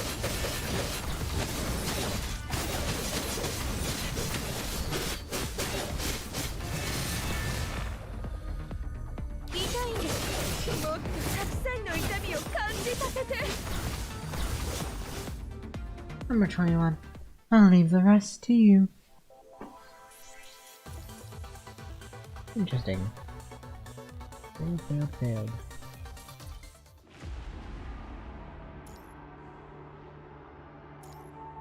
Cradle's End.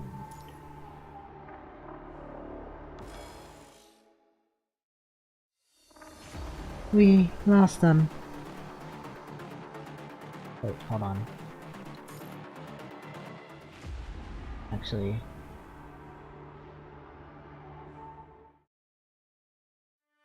to skip, retreat.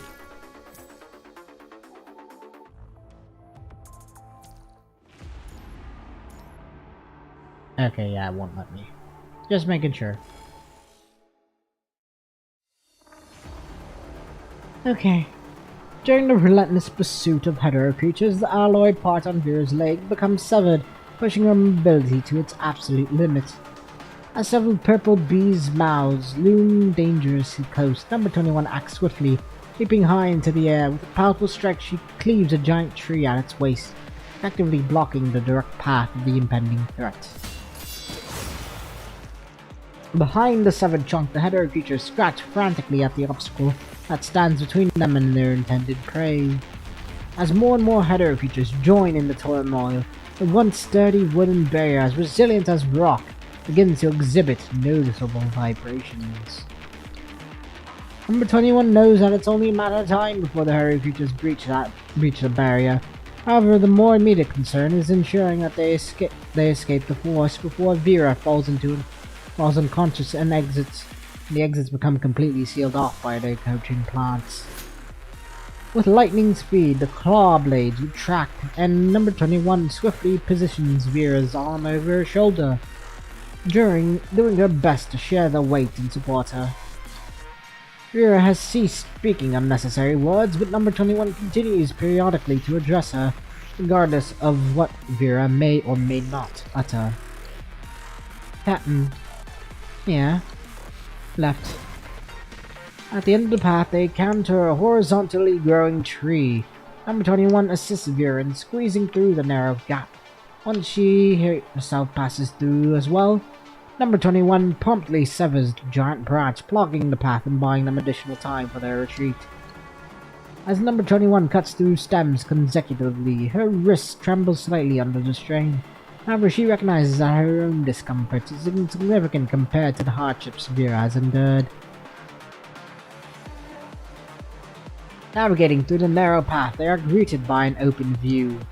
The rushing wind and gentle sunlight sneak in through the gaps in the intricate web of entangled plants. Their white and red hair intertwines, blending together into a complex hue. Captain, Light, we're there soon. Okay. Number 21's pupils contract violently, resembling those of an animal as she meticulously calculates the optimal spot to step onto the stairs leading to their escape. She can't afford any mistake given Vera's dire condition. The hetero creatures manage to breach the barriers and reach them.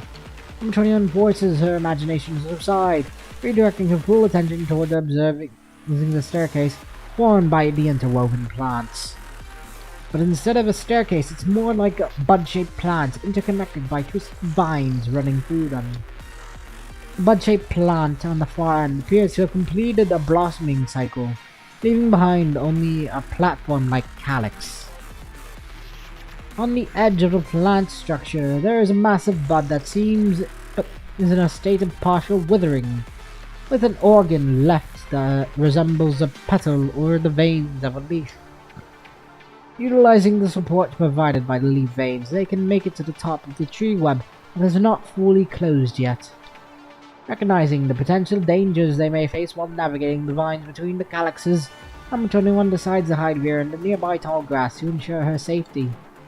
And if they fall from the vines...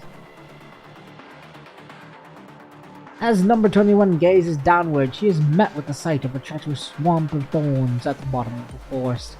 If they were to land there, it would be exceedingly difficult, if not impossible, to climb back up to their current position before the relentless force consumes them.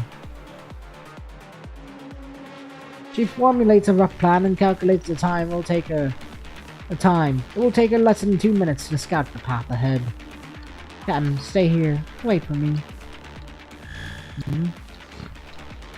21 feels a sudden surge of pain in her mind, as if it deliberately chose this moment to play a prank on her. However, accompanying the pain is a familiar, somewhat strange sensation stirring within her. But she has no time to think about it. The white-haired girl swiftly draws out her sharp claw blades. Like a wild beast, she dashes toward the setting sun ahead. Captain, hang in there. I can save you soon.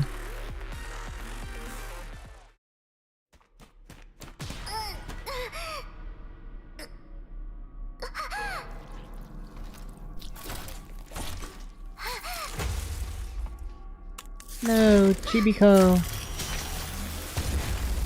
Chibiko, no! Rip.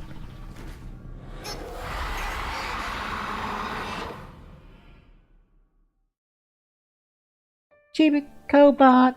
Buddy!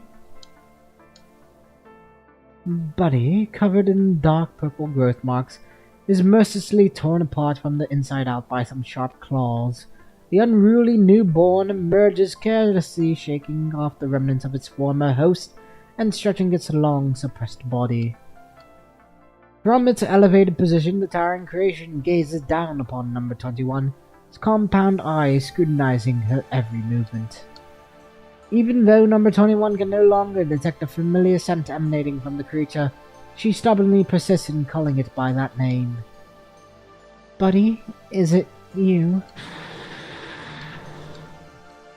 Its light purple abdominal part starts changing color as the creature lowers its body. In a swift motion, the creature swings its colossal purple claws directly toward number 21's head, seemingly as a response. A gust of wind caused by the attack threatens number 21's balance, but she swiftly evades the cold and swift claws. Some of her light grey hair strands are severed in the process. In the spot where number 21 just stood, a dreadful pit materializes. No, buddy, please. It's me. Number 21's claw blades drop helplessly, hesitating to rip the throat of the looming threat in the same manner she eliminated her previous foes. Her body trembles slightly as memories from the past flicker before her eyes. She has never imagined losing Buddy.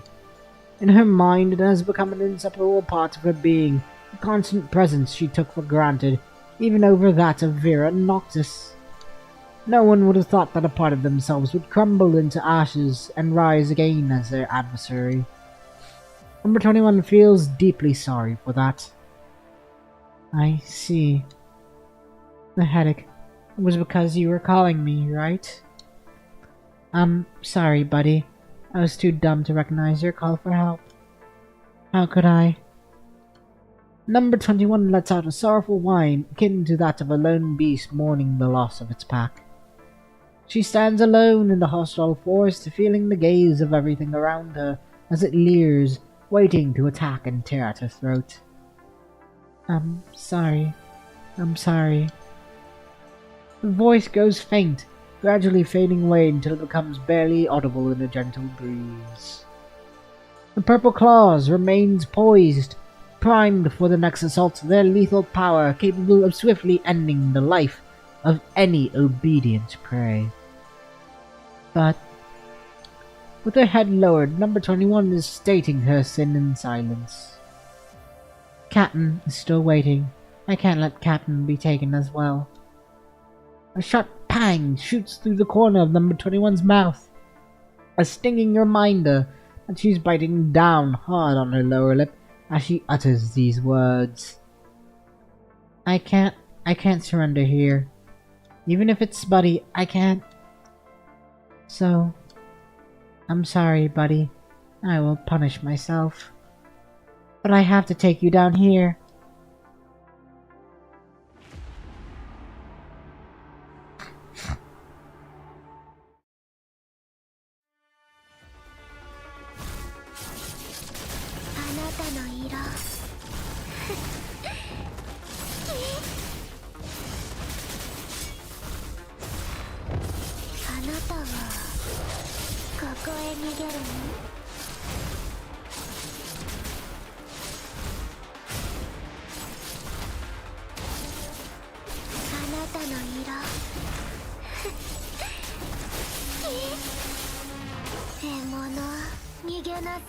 逃げなさい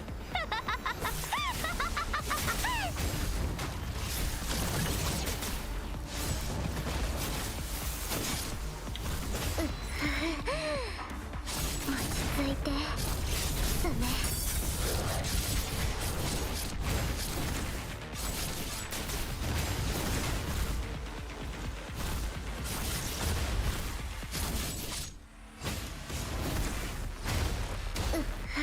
落ち着いてスネ獲物逃げなさい逃げなさい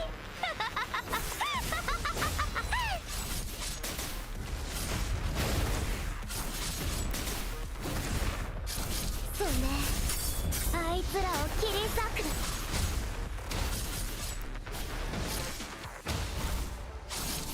あなたの色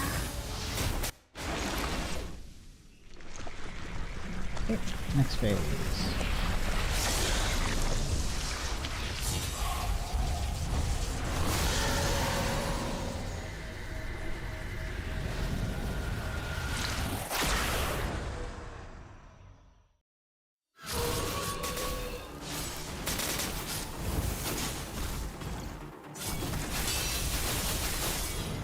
獲物逃げなさい逃げなさい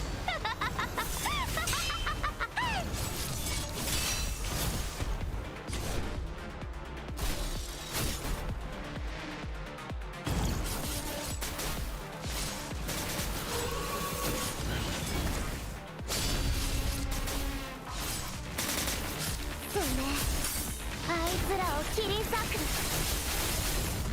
獲物逃げなさい逃げなさい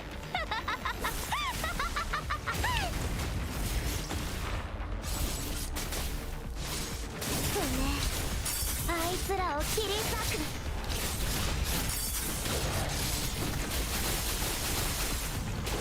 獲物逃げなさい逃げなさい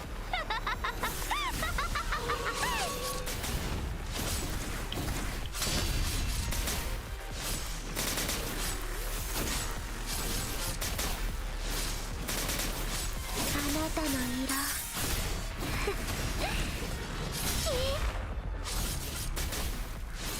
そうねあいつらを切り裂く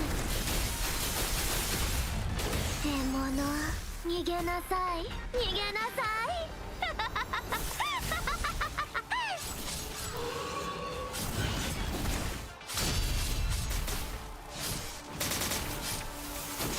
あなたはここへ逃げるの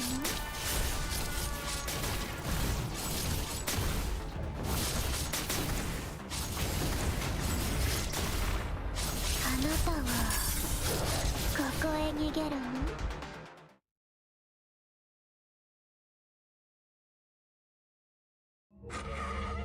Hey. I'll go down.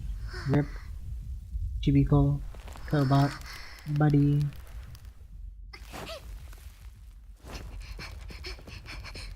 Well then.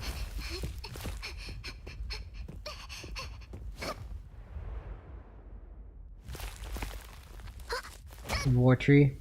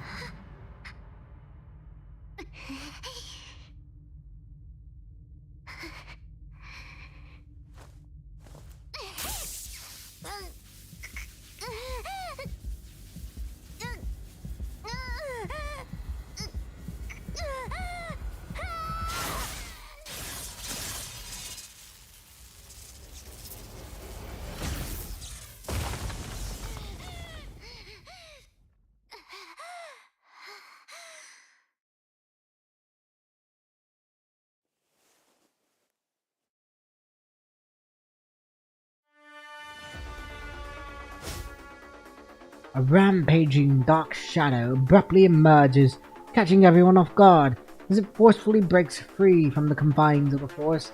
A once expansive forest now appears to shrink and contort into an egg shape. Amidst the interplay of searchlights and darkness, the shadow springs forth with remarkable swiftness and height, resembling an untamed bird soaring out of a black egg. Driven by an unwavering determination to be born into this world against all odds, the creature must, in turn, use its newborn claws to destroy the other world known as its cradle. The lingering ferocity and thirst for blood emanate from its very being, evoking aggression from everyone present. They react with defensive hostility, issuing a warning to this frenzied entity. Everyone holds up their weapons. If this is a newborn enemy, they will eliminate it right then and there. It rises to its feet, the dark coat stripped of its obscurity under the piercing glow of the searchlights. It's number 21 and Vera. Wait, drop all your weapons. Lee, Liv, and a handful of nearby constructs are taken aback by your yell. However, the rest of the group remains poised, weapons still held firmly. Number 21's frame heaves as she breathes heavily.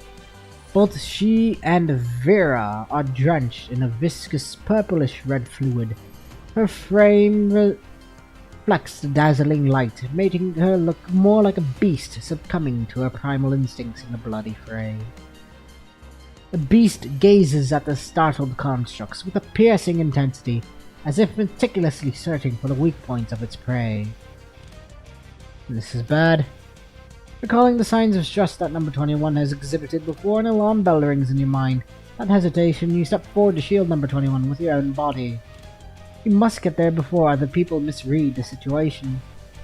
Probably holding the same idea, Noctis forcefully pushes aside the constructs in front of him and he yells out loud at everyone present. Hey, drop your weapons, are you all deaf? I am. The maiden, who resembles a white wolf, yells out as her chest heaves violently for a moment. This is the first time that you, or maybe even Noctis, have heard such a clear and powerful shout from 21. I am 21 from Cerberus.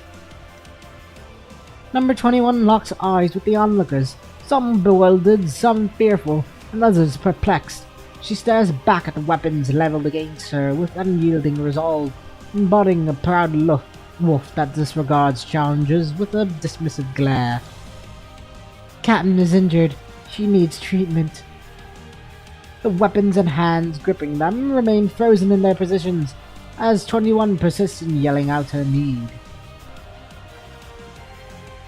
Unable to restrain himself any longer, Noctis rushes forward and takes Vera from 21's arms. Get a stretcher over. Are you fucking lost? Hurry up and go and save her, for shit's sake. Oh, fuck's sake.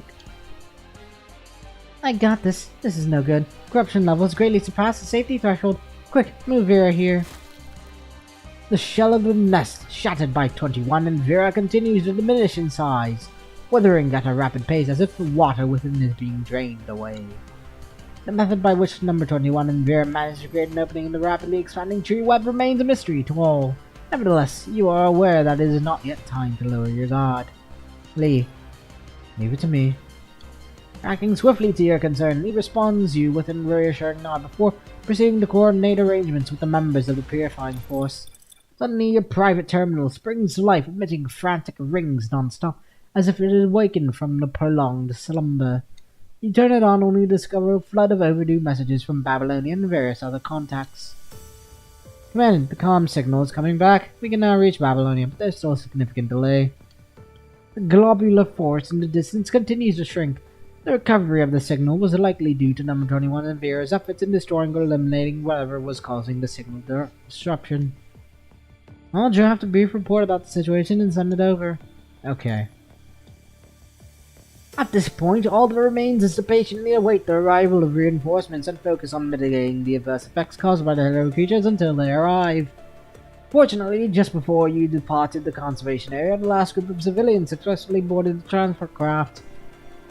Recalling the expressions in the eyes of those who have loved ones missing, you can't help but ponder which one is more cruel, the faintest glimmer of hope or the anticipation of the worst possible outcome.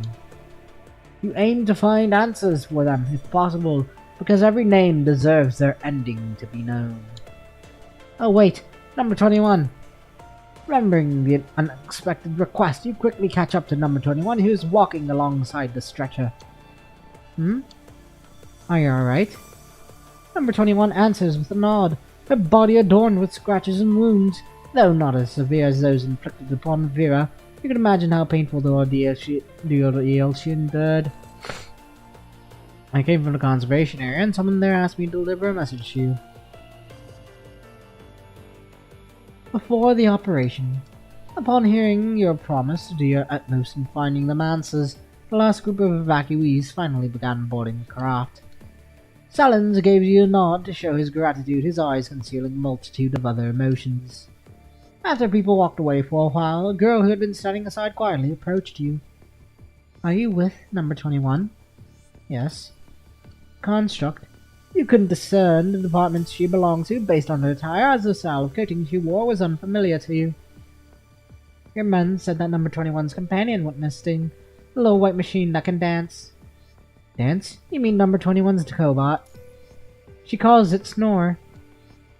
It's missing? I'm sorry, I didn't know. Understanding the importance of Cobot to number 21 to some extent, you realize that if it had indeed disappeared, she would have been just as anxious as the refugees you sent off a moment ago. If you see her, could you help me deliver a message to her? If Cannon sees Snore, she'll help keep it safe. No problem. Thank you. Construct in peculiar attire turns around without hesitation and promptly follows the people from the conservation area, maintains a subtle distance between them. After delivering the message from Cannon to number 21, she falls into silence with her head lowered. While contemplating how to offer solace to number 21 and formulating your plan to contact Babylonia for aid in finding the Cobot, number 21 breaks the silence ahead of you. It's okay. I've already found Buddy. My headache was probably because Buddy was calling for me. It was just too late. I figured it out too late. What? After her return, number 21 talks without looking into the other person's eyes for the first time. Evidently, number 21 is not inclined to discuss the details at this moment. You can tell from the sorrow reflected in her eyes that the ending of Snore is the kind that people least desire to witness. Something has changed profoundly within number 21, and you already felt that when she showed up before you with Vera. The price paid for rapid growth often proves to be far weightier than anticipated. In this world of natural selection, every advancement is achieved at the expense of sacrificing a part of oneself. Go get treated. You're not in good condition either. After going back, you can come talk to me whenever you want. Okay. Number 21 lifts her gaze, acknowledging your suggestion. She briefly examines herself, then turns around and proceeds forward without hesitation.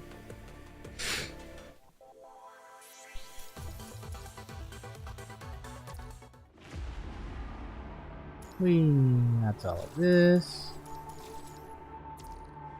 And 16. The freedom defined by herself. Okay, as a cultivate free souls that can break all limitation. A few days later, in a confidential Babylonia meeting, the task force is still monitoring the situation and investigating the hetero zone even now. The projections in the conference room switch between several satellite images. Tainted in purplish red, the task force appears like a dark grey dam in the photos, blocking off an ocean of omens. We have deployed several sets of Omega weapons since we were contacted. News from the front line this morning suggested that we would need to double the deployment at the very least. Double the deployment? We almost ran out of Omega weapons after the Copperfield Aquarium. Some of our current stock is recycled. Weapons we sent over the past few days have already pushed our supplies and resources way below the safety threshold. To double it, I don't imagine anyone here wants to find themselves empty-handed during an emergency, right? Are we not discussing the emergency now? But I believe the construction department is worried about the confidentiality of this information. And of course, we're hoping to receive an analysis report that proves that the clean zone will not be affected. The data will certainly explain everything in confidentiality. Are you suggesting not to announce our reports openly and honestly? What are you talking about? Of course not. I'm just worried that this incident will cause panic. Ladies and gentlemen, please stop. We're here to discuss how to handle this disaster and the information discovered by our frontline squads. Although dialogues around the construction in the clean zone might be closely related to the hetero zone, I believe we can table that discussion until later. I'm sure I don't have to repeat how crucial the constructions and cleanliness of the clean zone are, right? Actually, the publicity department has also spent a lot of work on it. The Grey Raven Commandant sitting there also contributed to the publicity work significantly. You understand, President Hassan. Since you mentioned Kane, let's hear what the Grey Raven Commandant has to report. I recommend saving your thoughts and opinions until after the Commandant is done. Perhaps you will see the situation differently afterward. Hassan nods at you, gesturing you to step up and speak. You loosen the chin strap of your hat before standing up from your seat at the back. You have been sitting so far away from the center that it takes you much longer to reach the podium, and you get to enjoy the extended gazes from everyone. You have not worn your uniform since you were sworn in. It is extremely uncomfortable. Are you Kane, the Grey Raven Commandant? The following analysis... Oh, I guess review. Oh, I don't know why that's us saying that, but that should be someone else saying that. Anyways. The following analysis and theories are made based on the experience of Cerberus, the squad involved in the encounter, and the investigation made by Grey Raven on the strange behaviors of the hetero creatures. The murmuring discussions begin to quiet down as the data model Lee helped made spins in the projection. First of all, Grey Raven found the hetero creature demonstrating group behavior during our investigation, which has never been seen before. Conference room that just quieted down erupts into discussions again. Hassan gently knocks his table, hoping the council will keep listening.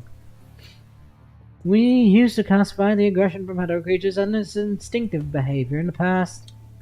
It means they do not come up with a plan of attack, they follow their senses to attack their targets with the simplest, most straightforward strikes. That was the only pattern of behavior they would follow. At the location where the abnormal behaviors appeared, Grey Raven observed that some hetero creatures were performing strategic maneuvers to allow other hetero creatures to attack successfully. For example, when a trench appeared between the hetero creatures and their targets, some of them began to form a bridge. Even when forming a bridge would stop them from accomplishing their goal of attacking. Maybe you are overthinking it. In your example, the hetero creatures walking in front would fall into the trench, obviously. Their bodies piled up, and the ones in the back could then walk on it like a bridge. Fundamentally, they were still trying to approach their targets.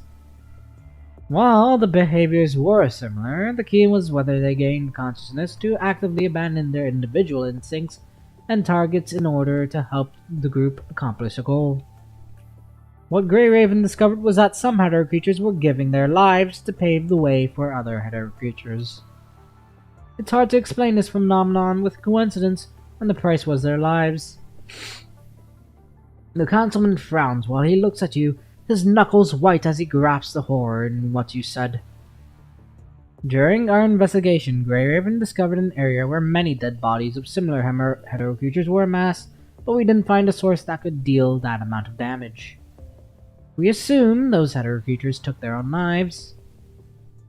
What did they become a bridge for? Hold on.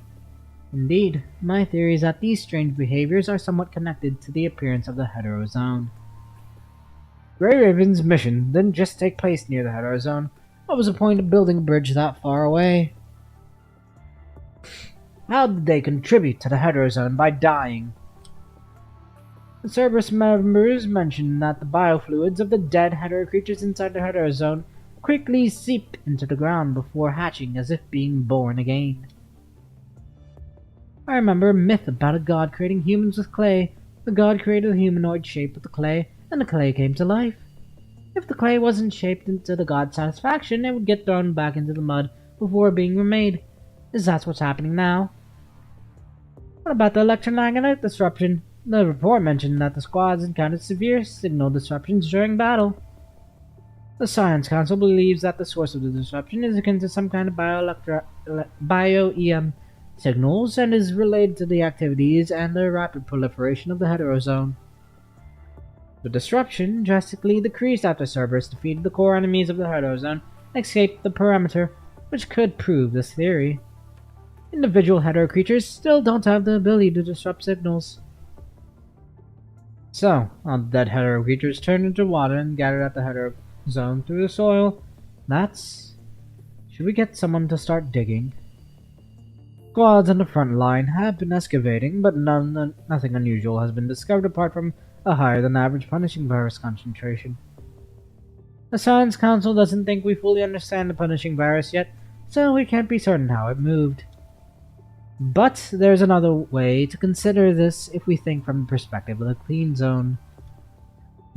All the locations where we observed the hetero creatures changed, including the heterozone, are spread outside the clean zone in an arc. To exaggerate a little bit, you could say that a mere step outside the clean zone will land you in a highly dangerous area. How could you say that? If that's true, I agree that the extra mega weapons are necessary. How can we allow the first safe zone of humanity to be a cage? The councilman from the construction department is so agitated that he stands up from his seat. No one responds to what he is saying, however, and he sits back down in silence. It is true that we don't know how the clean zone or the inverter tower works. The most popular theory in the Science Council is the absorption theory. The tower works like our Omega weapon, absorbing the punishing virus before purifying it. The main reason this theory is not universally supported is that no punishing virus is detected even at the edge of the clean zone.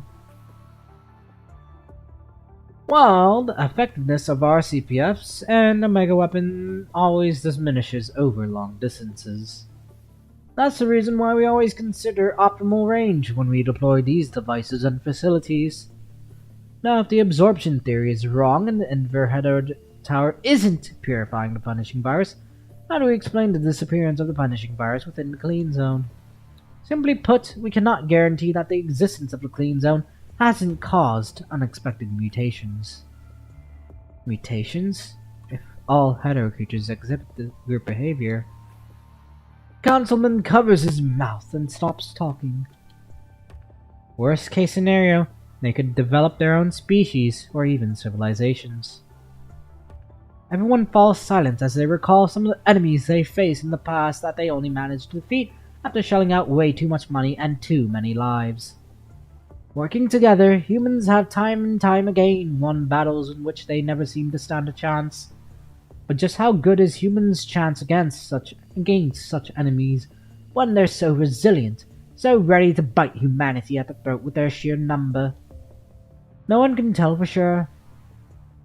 When things don't seem as bad, it's only because they've been ordered to change their course of action. And there is this godlike figure behind them that gave them instincts, aside from the one that drives them to attack, that is. And it's those instincts that make them prioritize the group when they're summoned. For now, they don't yet have individual consciousness, which does buy us some time, but some time is all that we have left. Nicholas shakes his head as he looks this way. He and Hassan already know that number 21 once fell victim to an unknown power when she was out of it. Although no one has been able to determine if it was her cobot's infection that caused what happened to her mind through the consciousness-sharing port, or whether there was indeed a godlike power that spoke with her. Which is why he don't plan on mentioning what happened to her at this briefing. And that's all I had to share regarding what happened at the heterozone. Based on what Kane has just said, we're now at a point where no amount of the Omega weapons is going to do the trick. Sounds like there's nothing we can do now except to wait, no? But are we supposed to slow down on building the clean zone, or just give up on it altogether? No, of course not. We can't afford to give up on the clean zone just yet. The Omega weapon is an expensive consumable indeed. There is no treating the symptoms if we don't first treat the root cause. And since we did foresee the appearance of this particular heterozone as per Grey Raven's discovery, what we need to do now is keep the heterozone in check while monitoring its surroundings so as to avoid or foresee the appearance of yet another heterozone. Well, let's just hope the lunar base can be back up and running again in no time, and now we can get our hands on more mega weapons to fill the gap. In the hour that follows, the group finds themselves fighting over the distribution of resources. The resource shortage has seen everywhere prior to the heterozone was only made worse with its appearance. Be it on a practical or psychological level, humanity can really use a clean zone to help themselves get back on their feet. Which is why humans can't afford to stop building it at this point. Issues to be solved and needs to be taken care of spin on and on in your head. Brain work like this is no easier than physically fighting the war out there. Walking out of the meeting hall, you find your uniform soaking wet with sweat. The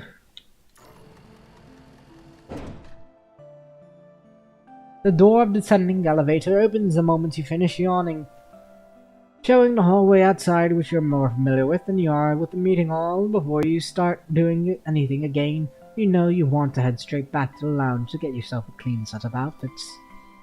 Stepping out of the elevator, you see Sika in a rush to and a fully focus on reading what's on her terminal. She takes no notice of you. Hey, gotta watch out there. Right, of course, Commander Kane. Don't sweat it, just thought you should probably keep your eyes on where you're going, just to be safe. Right, of course, thank you. Turning off her terminal, Sika now wears her usual smile, the heavy face from just moments ago, nowhere to be seen. Before the screen of her terminal went completely black, though, you saw what was on it. It was a witness report on a certain contract that had gone missing. You reciprocate her with a smile as you wave her goodbye. Walking down the empty hallway and taking a turn, you see a quiet figure leaning against the wall, waiting for someone. 21? Oh, it's you, Kane. Waiting for someone? With a nod, 21 points at the door that's tightly closed. I'm waiting for Captain. You read the sign on the door. The room appears to be a public lounge that doubles as a meeting room on a regular basis. You wanted me to give you some more time. I beg your pardon? In my head, before, you wanted me to give you some more time when we're back. Why do you need more time? Kane. I'm here. Says that what I want is not the scent of humans, but of my own kind. Actually, it's right. Number 21 wants to have the same scent as everyone. By everyone, you mean Captain, Noctis, Kane, and those who are afraid of me and want me to be discarded. All of you are humans, so if I have the scent of humans. Personally, I think it's something very difficult to achieve, even humans are not all the same. There's no way to guarantee that someone will always be your kind. Even your teammates won't, except for yourself. Only you yourself are always your kind. The question posed by number 21 is quite complex. If you had enough time, you would likely delve into a dozen philosophy books and conduct a thorough research before having this discussion with her. Purely rational analysis alone is insufficient to navigate the present circumstances. Your only hope is that Your only hope is that number 21 resists the tempting rhetoric of the enemy and refrains from granting them an opportunity to manipulate her. 21, I'm waiting for you to come back. Give me some more time. I was hoping that you'd come back home safe first, so I could fill you in on the details and make things easier to understand for you. I see. You said humans were all different, and that I'd never find someone like myself. Other than myself, that is. This is why I don't need to smell like a human anymore. I have my own smell. I should just set myself free, like what Captain said. Freedom, huh? Well, what's your freedom like? Freedom is when I get to decide what I don't need to do, don't want to do, and don't like to do. That's basically the freedom to reject things then. Well, sounds fitting, coming from you. So I guess you found what you're looking for. You had a bunch of models from philosophy sitting in your brain that you never quite wrapped your head around, and hearing what number 21 just said, you now feel that there really is no need to wrap your head around them. Because one goes through their life with the self, and that's precisely why we don't need to go after the self. The rest of the factors just grow on the land of one's subjective self. As long as the underlying soil is still fertile, it will cultivate free souls that can break all limitations. Well, I guess I'll save no more then. But I'm very sorry about what happened to Snore. Number 21 makes a sound with her nose the same way a little animal would, showing her disagreement. I beat them all, those guys that tried to take away Buddy. I beat them all before they took Captain from me. But I know that I wasn't being responsible toward Buddy. Which is why I'm letting Buddy sleep right here as a punishment to myself. Says number 21 as she points to her chest. Forever and ever. I'm not letting anyone else take away my Haruka ever again. Haruka? Canon taught me that. She's our friend. You're about to ask number 21 to elaborate when you hear a loud clank from inside the lounge. In the lounge. Oops, apologies. Lassie picks up the terminal lying flat on the table and gives it a few nonchalant brushes. A little slip of their hand right there, but boy, that was loud, wasn't it? We're moving on to the section if we're all feeling okay with this part then. Or would you rather conduct the inquiry yourself, Ishmael? The gentle smile, Ishmael says nothing. See, Vera, we only came down here because we've been put on the task. And as far as the inquiry goes, both parties are actually equally vulnerable to stress. So I'm hoping that takes some of the hostility out of the air here. Right, and I can prove that Ishmael seldom agrees to this kind of request. Ishmael's gaze, accompanied by her usual composed smile, she herself claimed, indeed doesn't show any interrogative intention from higher up. However, Vera can't shake the lingering sensation that she is being meticulously inspected. Stress? I'm afraid I can really relate. But if this is causing you stress, just spit it out and get it done already. To put simply, based on the information we've gathered so far, it's evident that as a captain of service, you allowed a supervised construct to access a restricted device without proper authorization. Which is deemed a serious dereliction of duty. Yeah, that's how it's written in the report. Information we've gathered. Vera begins to ponder, contemplating who might have been the mastermind behind the scenes, orchestrating the current turmoil. So it's still because of the uniqueness of number 21. If someone wants to take over control of number 21, she would undoubtedly stand as a stumbling block that can cause quite some trouble. So after number 21 submits her frame's combat data, they will remove her from service with any excuse they can find. But is the military aware of this? For that person, Vera needs to remain in her role as the captain of Cerberus to help them deal with those off-the-record matters. Or this is a trap set for those who want to reach Vera. Is this the bait that Nicola mentioned before? There is also another possibility. This could be a warning to Vera, reminding her of her role as a vicious dog, cautioning her not to exceed the boundaries of the freedom granted by her master.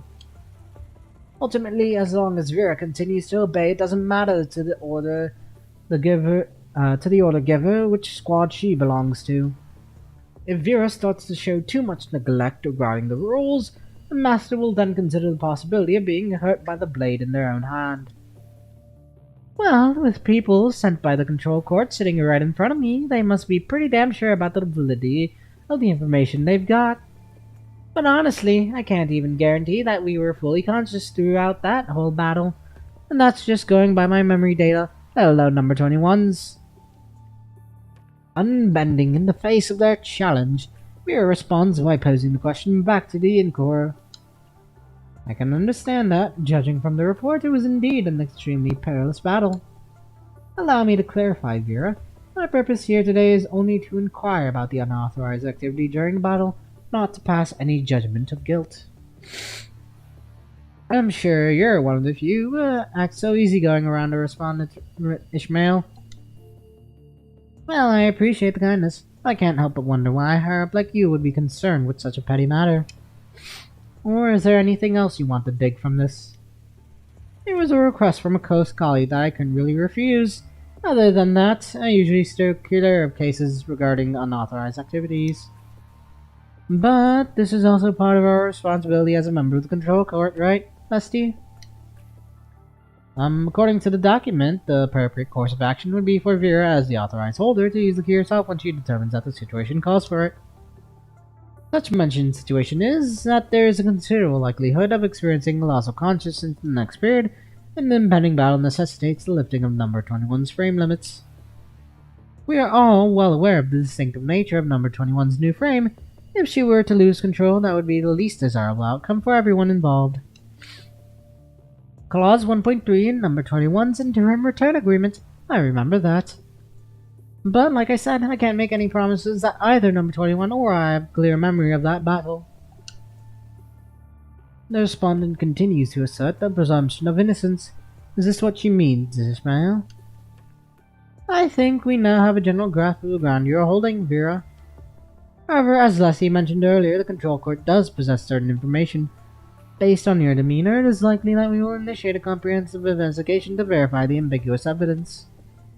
I hope we can expediently uncover the truth, one that is acceptable to all parties involved.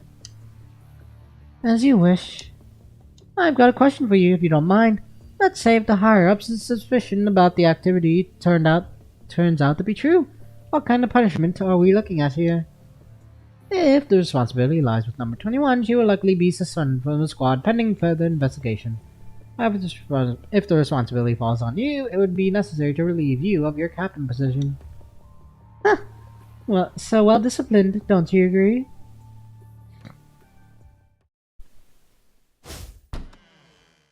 Number 21, who was leaning against the door to listen in, swiftly appears behind you, and in the next instant, members of the Control Court push open the door.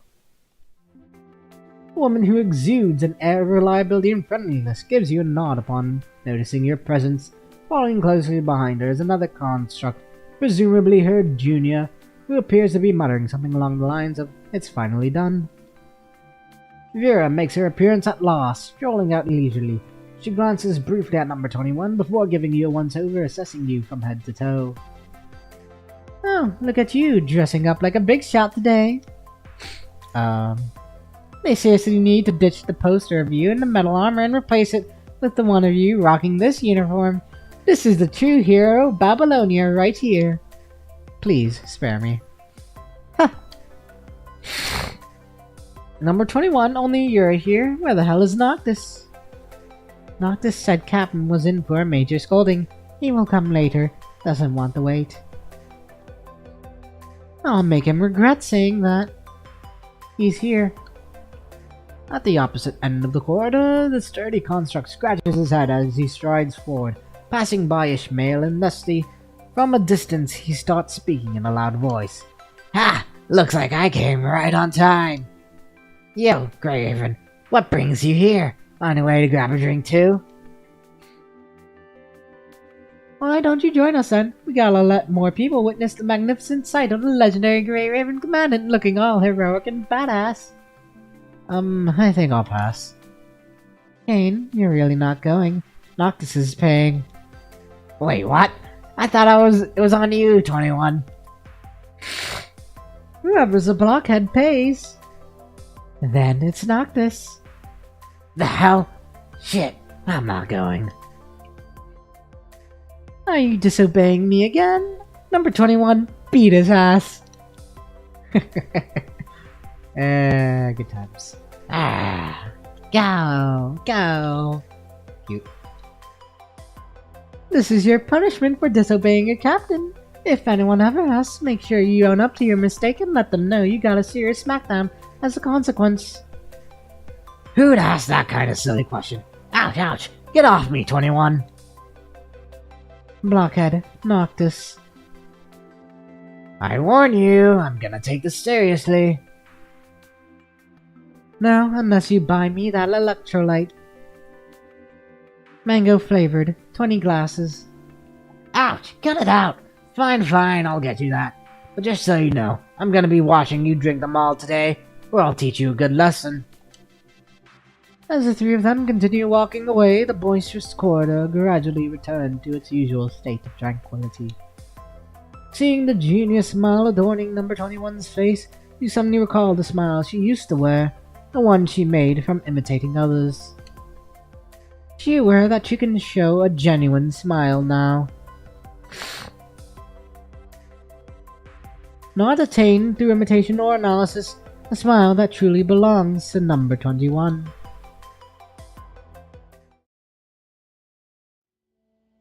Each man's life represents a road toward himself, an attempt at such a road, the intimation of a path. No man has ever been entirely and completely himself, yet each one strives to become that, one in an awkward, the other in a more intelligent way, each as best as he can.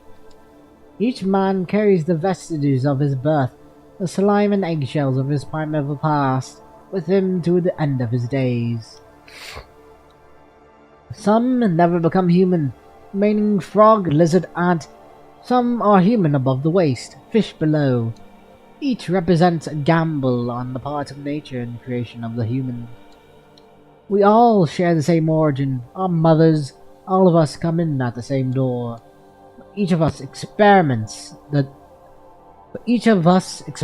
the depths, strives toward his destiny, his own destiny. But we can't understand one another, but each of us is able to interpret himself alone. Herman Hesse, something like that. And there we go. Sans Wrath is next. But first, I want to take a little break. Because I want to go grab something to eat. So I will take a break. Break.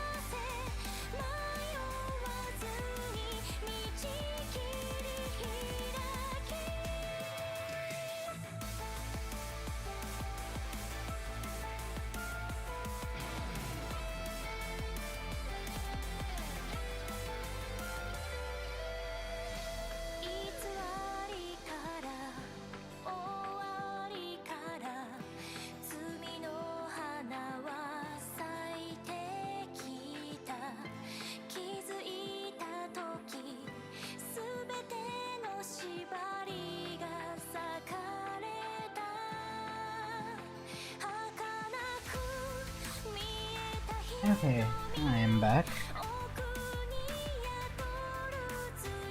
Let's continue on our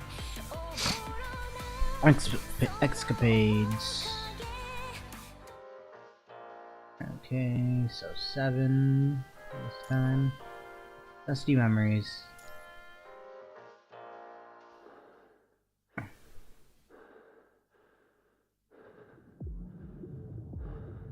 Every breath pump air into the frame, bringing into the heavy odor of construct vital fluid into the sensor of smell.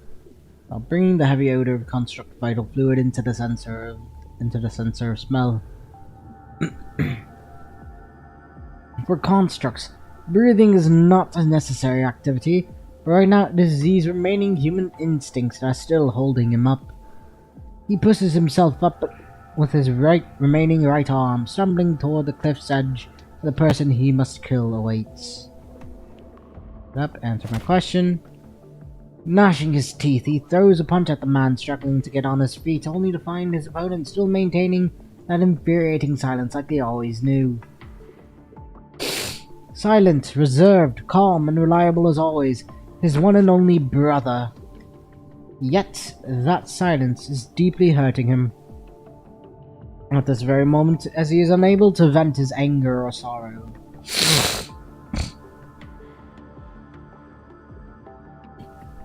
Clenching his teeth, Noctis picks up a heavily damaged katana and holds it up, trembling. Okay then. Just die.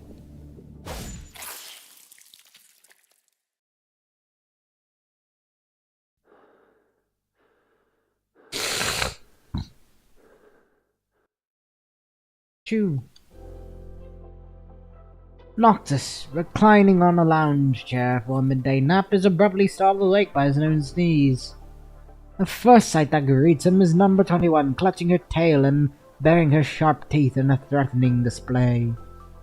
Hey, I didn't do anything. Hold on. Noctis reaches up to touch his nose and finds a strand of white fur resting upon it. Isn't this your tail fur? 21, you put your damn tail on my face again, you little jerk. No wonder I couldn't breathe during my nap, and my nose was itching like hell. 21 shifts her gaze and hides her fluffy tail behind her body. I don't know, but Noctis sneezed at my tail. Gross. Captain said anyone who is not clean should be punished. Alright. Let's see who's gonna get themselves punished in the end. As usual, the two maintain an air of hostility, poised to spring into action and confront each other at a moment's notice. After a brief standoff, the tension dissipates as number 21's arched back gradually relaxes. She lowers herself onto the floor, stretching her body in a display of boredom, while Noctis releases a weary sigh and clenches his fist. I'm not feeling up to anything right now. I want to go outside and play. Due to number 21's unauthorized release of her frame restraints during the event in the Outer Zone, she and her squad have become the target of the most troublesome faction, the Control Court. Before the Control Court reaches a conclusion, the members of Cerberus must remain confined to a restricted area surrounding their lounge. Hey, 21, you got wind of what those Control Court guys were saying, right? If they actually find any evidence, what's gonna happen to Vera? Lying on the floor in number 21's ears droop as she idly gathers the scattered drink cans. A moment of silence envelops the room before she finally opens her mouth to speak. The pink-haired person with the strange vibe said, if it's true, I will be removed from the squad for investigation, or they will dismiss Captain from her position, making her leave. Number 21 blinks, her gaze shifting toward the door of the Cerberus lounge. Today marks the final day of the Control Court's investigation, yet Vera, who has gone to the Control Court, has not returned. If they manage to endure this day, the Control Court will no longer have any right to intervene in the affairs of the task force. I don't want to be away from Captain. Noctis sits on the lounge table, crossing his legs, his brow furrowed tight. However, before long, his unusual unbridled grin manages to break free, spreading across his face. That's why you're just a little kid who can't live without Vera. Anticipating number 21's typical response of being provoked by his words and starting a bickering match, Noctis is taken aback when she meets his gaze with a serious expression, shaking her head. It's not true. I'm different now. It's not because I can't live without the squad or Captain, but I want to stay here and stay by Captain's side. Different now. Good talk, huh? Noctis playfully tosses the empty drink can he holds in the air, watching as it gracefully rolls through the air. By sheer chance, it lands perfectly on top of the pile of cans that number 21 has just stacked up. Oh, did you see that, 21? Isn't it impressive? 21 only takes a quick glimpse and answers him with the most faked applause. Noctis, you're too bored. You don't understand. It's very hard for my new arm to pull off movements this precise. Noctis throws a series of punches into the air, generating a powerful gust of wind that causes the nearby piles of cans to teeter on the verge of collapse. Pleased by the display of his own ability, he nods with a sense of satisfaction. Hey, what do you think? Output's not bad, right? 21 squints her eyes, her mouth forming a pout as she observes his actions. Her tail curls around a pile of cans, shielding them from the force of Noctis's strikes. Claw's still better. Shortly after their return from the gruesome force, much to everyone's surprise, Noctis made a request to the Science Council, asking them to replace his left arm with a full coverage robotic arm. As if he had a premonition. The elbow joint still feels off. That could cause me trouble. Hey, 21, you hang tight here. I gotta swing by the Science Council to sort this out. You can't. Captain said we can't get caught by the bad guys at the control court. We can't leave the lounge before she comes back. Noctis snorts in response and waves at number 21 before walking toward the door. That's not my concern. Control court's got their sights set on you, not me.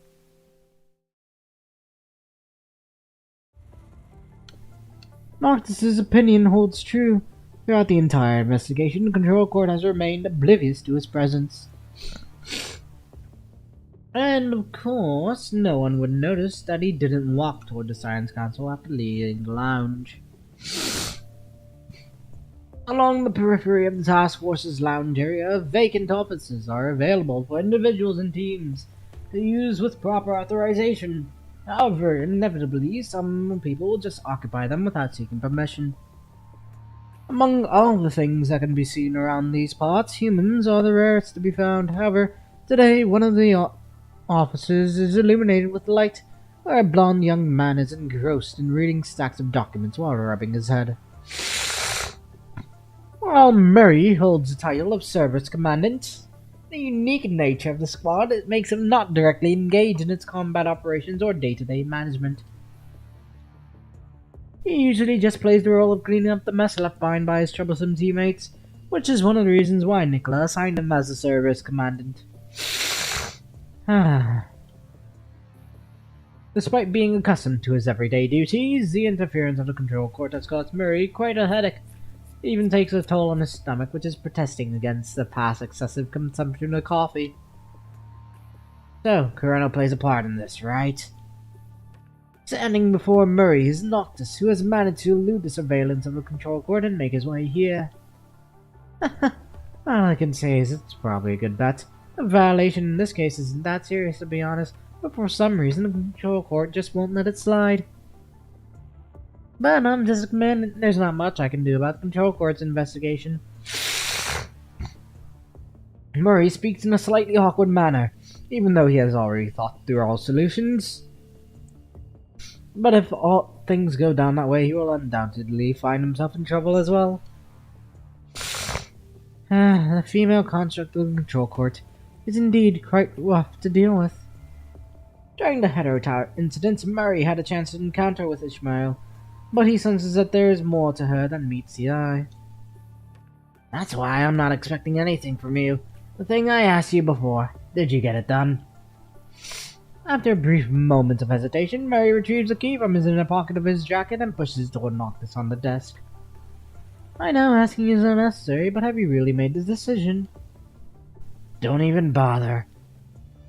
Concerned that Murray might retract the offer, Noctis swiftly takes hold of the key and secures it in his pocket. Alright, this key is exactly the same as the one held by Vera.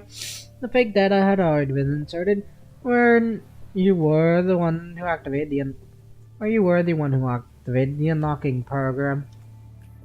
Oh, that's right. I didn't consider that. Thanks. Let me buy you a drink next time. Wearing a bitter smile, Murray gazes down at the contents of his cup, which have changed from black coffee to soothing Kowloon tea per Lee's request. Thanks, but no thanks. I'm doing this to help myself as well. I'm just saying. Maybe I'll never get a chance to see you again after this. Who knows? If Noctis claims the responsibility of unlocking 21's restraint program, it is highly likely that the Corona people in the Control Court would be running powerless to intervene against Vera number 21. But as the person responsible for the event, Noctis will probably not be allowed to stay in Cerberus. It's not my first time anyway. I don't care where I end up, but those two are different. After all, Cerberus will no longer be Cerberus without any of them. Murray raises his gaze, fixing his eyes upon Noctis and... but eventually suppresses the urge to voice his thoughts to him. Oh, by the way, for that other thing you need my help with, I've got a lead as well. As Noctis examines the picture that Murray has presented, his expression turns serious, his attention captivated by an exceedingly faint figure captured within the image. Murray initially wondered why Noctis approached him suddenly, expressing a desire for his assistance in fabricating evidence to shoulder the entire blame for the event. But on reflection, Murray surmises that Noctis may be seeking an opportunity to leave Cerberus and investigate the individual in the picture, who was once his fellow member of the Purifying Force. Some task force members spotted the construct that looked like the one you've been searching for. They saw him during a mission near the clean zone, and here's the location. I see. Thanks. Noctis nods to Murray, tucking away the photo and the note containing the location, and offers Murray the not-so-standard military salute before exiting the office. Caught off guard with the salute, Murray is shocked as he has never witnessed such a gesture from Noctis or any other member of Cerberus before. Oh well. Murray releases a sigh, a long, absent, genuine smile gracing his face as he savors a sip of his hot tea. Am I more like a good commandant now? Lost in thought, Murray taps his temple for a little while. He then opens a desk drawer and retrieves a business card he had received from it, carefully examining the name printed on it. Okay, one last security measure. Using a specially modified secret channel, Murray dials the number on the card. Hello? Hi, is this Murray? Oh, Lesty. Interesting. Returning a favor. New Oakley. As Noctis continues walking, he unfolds the note that Murray gave him earlier, revealing a place name that he has never heard of. If he's still alive. Noctis tightens his grip on the note and photo, his robotic left hand generating a surge of electrical sparks that ignite them, reducing them to ashes. Then I'll send that guy to hell with my own hands one more time. He gazes at the drifting ashes in his palm, his fist clenched in determination. A wave of phantom pain surges through him, a stark reminder of the severed left arm from that fateful event. Suddenly, something there on the arm catches his attention. What the hell is this? In a concealed spot on his robotic arm appears a cute puppy sticker. The puppy has its mouth open, displaying a silly demeanor. Without even thinking, he is sure that this is number 21's doing. Not on my new arm. When did 21 put this on? I'm gonna kill her for real.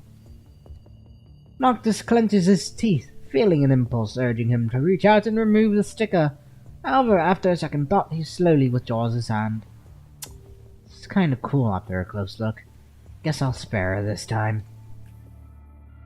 He claps his hands together, a smile adorning his face as he dusts off the remaining ashes. It's about time to finish what should be done. Inside the office of the control court, a sense of oppression always hangs in the air. The immense pressure exerts its force, causing individuals burdened with their own inner demons to become terrified, even before the staff begins presenting their evidence. However, the red-haired construct remains clearly unaffected, sitting with elegant poise in a chair, calmly sipping the black coffee. It's a bit bland. Construct's taste receptors aren't the best to begin with. Make sure to serve up a stronger blend next time, alright? Hearing Vera's provocative words, the construct of the control court remains unfazed, upholding a customary smile without displaying any visible reaction. Appears that you're well aware today is the final day of our investigation, so you came here to the control court to cooperate with us. Can't be a drag on the important work of the control court after all. But first things first, you gotta bring some evidence to the table. We will. Vera's face tightened into a frown, her smile fading away. What?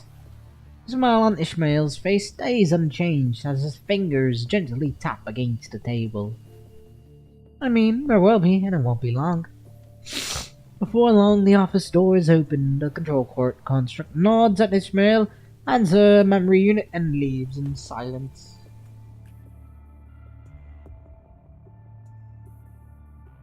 Although y'all claim not to remember the details of the battle, we can still find out what happened on that day with this. What are you going to do? This backdoor program allows me to extract combat data recorded in the restraint. While detailed data is unavailable, we can still find out clearly who disabled the restraint.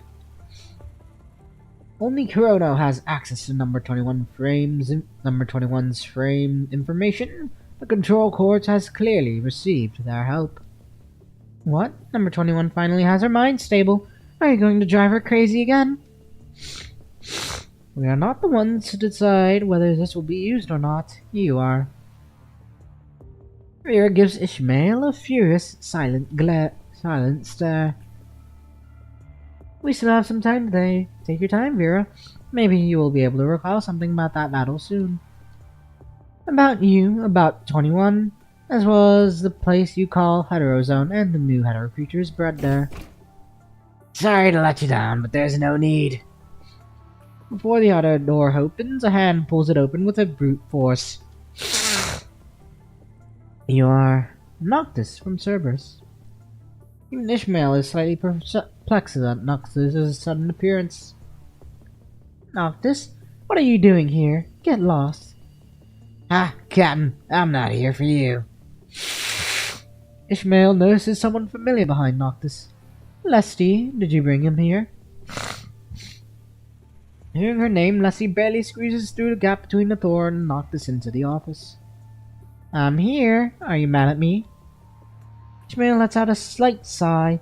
She rarely does so before continuing to speak. No, but I believe I have told you not to bring unrelated personnel into the control court today. But Noctis isn't unrelated. He said he came to turn himself in. Ishmael rests her chin on a hand and stares at Noctis in silence, not displaying much interest. Turn himself in? That's right. I was the one who disabled 21's restraint. Everyone becomes speechless for a short moment. Vera finally speaks again with her hand on her forehead. Enough, Noctis. Do you even know what you're talking about? Of course I do. Joke's on you, Captain. You didn't even notice I swapped the key. Laughing out loud, Noctis takes out the magnetic restraint key that he prepared. Ishmael, this appears to be identical to the key we retrieved from 21. But no data could be extracted from the key found at the battle site as it was severely damaged. Lesty, check it. Lesty gives Ishmael a quick, cheerful salute and leaves with the key. Mr. Noctis, I had no idea where you got this, but I must remind you that perjury and forged evidence are both serious offenses. Ishmael calmly sits back in her chair, turning her smile toward Noctis. However, if what you said was true, then you also must be punished accordingly. Noctis glances at Vera out of the corner of his eye and waves his hand nonchalantly. Of course, I will bear the responsibility. Alright, can you please describe what you did? I had contact with Vera's weapon container long ago and swapped the key at that time. She's been holding on to the fake key all along. Of course it was a lie. Noctis steals a glance at Ishmael to observe her reaction, but finds no unusual response. She just sits there quietly, waiting for Noctis to continue. Ahem. And then I found some technicians, from unofficial sources of course. They helped me gain access to it. Why would you do that? It's very simple. Just think about it. If your teammate is a maniac who could go berserk at any time, you'd want a method to control her, right? You told Noctis how to answer these questions long ago. If that's the case, why did you disable number 21's restraint at that time? Because 21 and Vera were holding off the most powerful enemy. If they failed, we would be the next. I wanted them to at least buy me some time, so I disabled 21's restraint. Maybe she could even finish Vera off for me. Then nobody would find out about the fake key. Vera can no longer hold back her chuckle.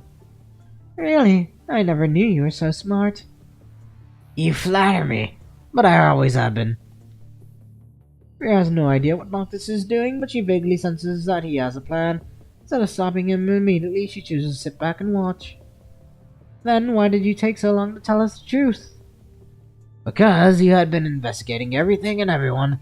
It's only a matter of time before you get to me. So I figured that instead of getting busted, I should just turn myself in. At least my penalty would be less severe. It could have saved us both a lot of... It could have saved both of us a lot of time if you figured it out earlier. Ishmael closes her notebook and smiles at Vera. As for the credibility of your testimony, I think we will soon find out. The office door is opened again, and as she speaks, Leslie has returned with the magnetic key. She walks to Ishmael and whispers in her ears. This key seems to be genuine, or at least it is identical to the one we have got. The record inside shows that it has only been used by Noctis indeed. I see. Thanks. Ishmael takes the key from Leslie and puts it on the desk without even looking at it. Noctis, we have investigated this key. It is indeed a genuine one. We found your usage history inside. But according to the combat operations report submitted by the Grey Raven Commandant, two of you were together throughout the entire operation. When did you activate the magnetic key then? Noctis becomes speechless. It seems he has never thought about that. Well, Noctis has become speechless. It seems he has never thought about that question. Vera shakes her head and gives Noctis an enough look. But Leslie suddenly lets out a short exclamation as if she had remembered something. Oh, my bad, I was too busy this morning, forgot to tell you. The Grey Raven Commandant modified the operation report. Don't worry, Grey Raven Commandant, there are only two of us in the room now. As Leslie claps her hands, the room suddenly goes dim. The screen that was previously playing the combat report loses all the images as if experiencing a strong interference. Now the eavesdropping and surveillance devices, if there was any, should have gone silent. Sorry, but no. Control Court lady specifically picked the time to visit you when all Grey Raven contracts were out of missions. The reason for her visit was also quite intriguing. I won't change the combat operation report. Why? I've been begging you for so long. Leslie lets out a sigh and naturally sits opposite to you. What's your purpose? Purpose? It wasn't really my purpose, I was just asked to do it. Leslie curls her bangs around her fingers, mumbling with her cheeks puffed out.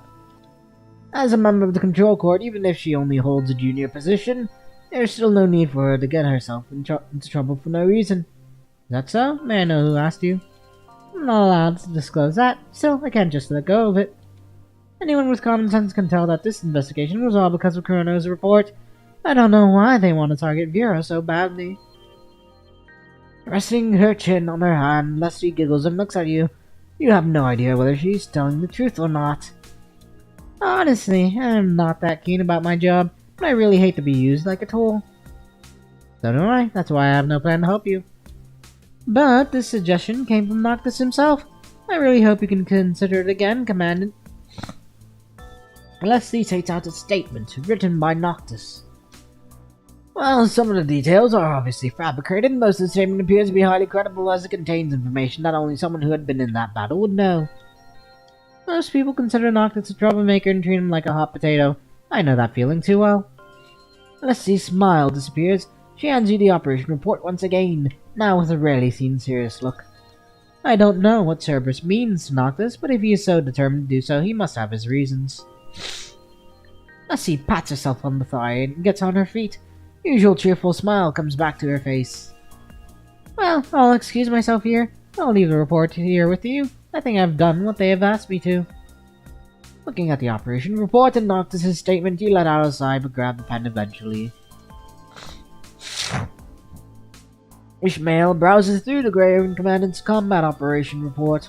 Part of the content has been modified. Most importantly, it now clearly indicates that Noctis went solo for a certain period of time. All of the evidence has aligned. It seems there's nothing we can refute. Ishmael looks at Vera with a flawless smile. I apologize for wasting your time, Cerberus Captain Vera. He then turns to Noctis with an even brighter smile. As for you, Noctis, considering the multiple acts of insubordination you have committed during the combat, including unauthorized actions and disabling the fellow member number 21's restraint without permission, the final sentence shall be sent to you later. There's one thing I can tell you right now. Unfortunately, you will never return to Cerberus again. Yeah, I know. Noctis casually waves goodbye, then pushes the door open and leaves without even looking at Vera. That's a good memory you have, Vera. Huh, not anymore. After seeing Vera off, Leslie asks Ismail a question nonchalantly. Are we going to just close the case like this? I think so. The end result should make those people happy after all. The evidence is conclusive, isn't it?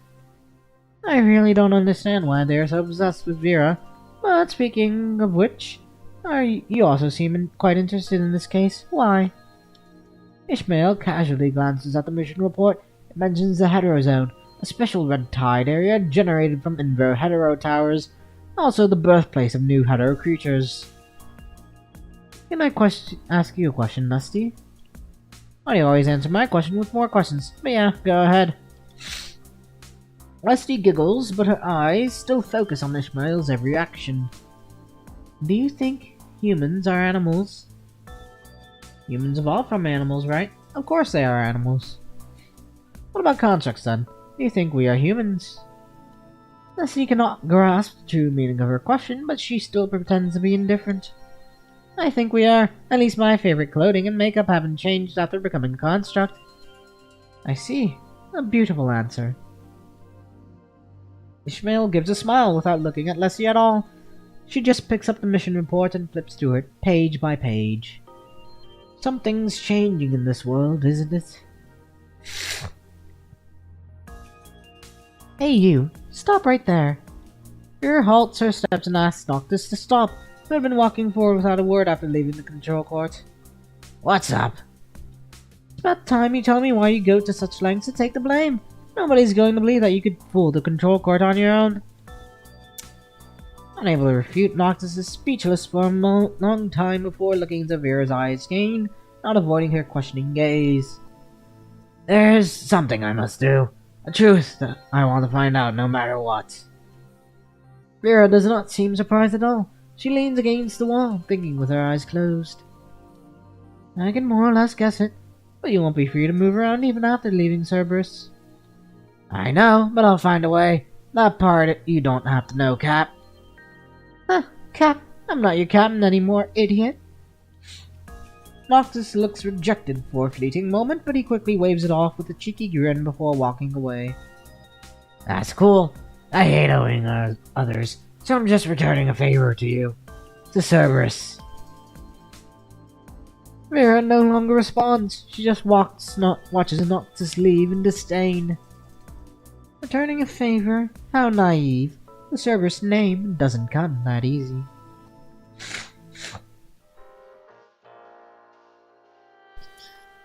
Dancing with Hounds. Part 1. Am I really going to be stuck with you two? Red-haired man smiles, showing his fangs like a vicious dog. What do you two do to land yourselves here?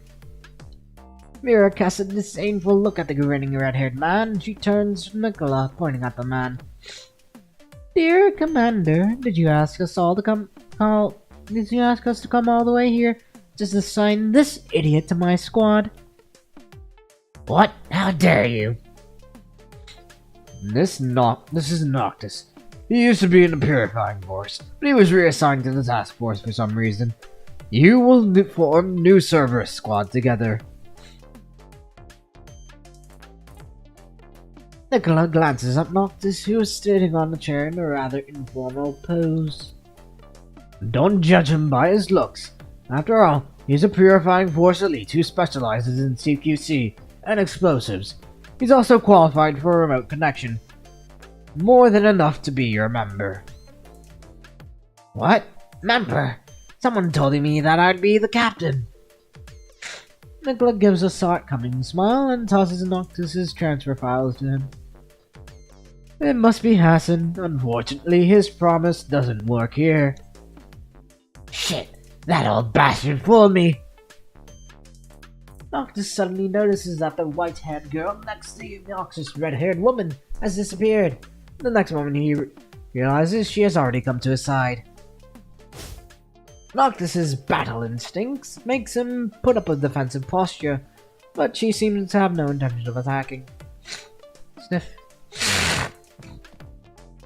All number 21 did was sniff around Noctis a few times. When he gives her a sharp stare, she quickly trots back to Vera.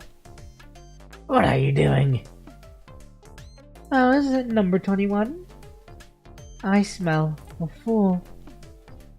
You don't need to smell him to know that. Hey, are you trying to get me mad? Number 21 stares at Noctis seriously, then blinks and says, but he's still strong. That will do. I prefer partners who are not that smart. None of their words sound like a compliment, but Noctis seems quite glad. I didn't expect a dwarf like you to have such good sense. Just hide behind me when there's a fight, weakling. I don't know what a weakling is, but I'm not a weakling. Noctis bursts into laughter as number 21's face rapidly darkens. Haha, what do you want? Wanna hit me? Come on, hit here. Oops, can those little arms really reach me? Taking advantage of his long reach, Noctis tries to poke number 21's forehead. Just when his finger is about to touch her, a dark shadow appears out of nowhere. Buddy!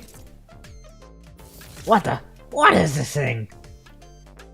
Number 21's cobot, who has been staying by her side all the time, tightly clamps onto Noctis' face like a custom-made mask, blocking his vision, which also prevents him from noticing a full-strength kick aimed at his stomach. Die, loser! The sudden powerful impact sends Noctis into the storage room of Nicola's office like an empty can, spinning and flying. As number 21 rushes inside and engages in a fight with Noctis, fierce shouts and fighting noises begin to echo in the office that is usually too quiet. I want to take back my initial comment. Despite the intense fight, Vera continues to lean against Nicola's desk, reading through Noctis' documents as if nothing has happened. Told you he would be a great candidate. I'm not talking about Noctis. It's you. I'm impressed that you have the guts to choose us as your direct subordinates. You seem to be a lot braver than those bureaucrats. Nicholas snorts and smiles nonchalantly. Just do some regular task force missions for now. Adapt and adjust yourselves as fast as you can. Soon you'll have a real mission to do. Vera takes the list from Nicola and carefully browses through it with a smile. She picks the first combat mission for Cerberus in no time. But there's another problem to be solved right now. Nicola opens a contact list on his terminal and finds a name on the very top. Celica, it's me. Can you ask the engineering force for someone who's not on a mission? Before he could finish, a loud explosion came from the storage room, followed by thick smoke. Wait, no. I want a full team here with equipment and building materials. My office probably needs a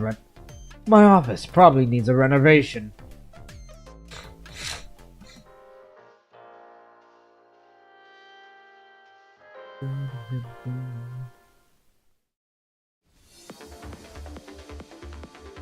City Ruins 30, the first mission.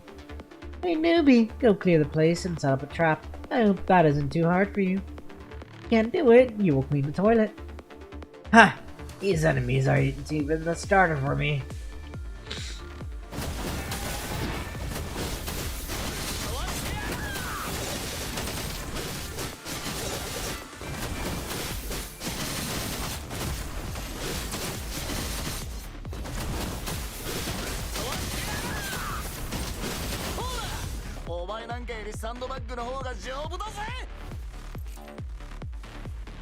Too bad I won't get to see you cleaning toilets with an apron. Number 21, report your situation.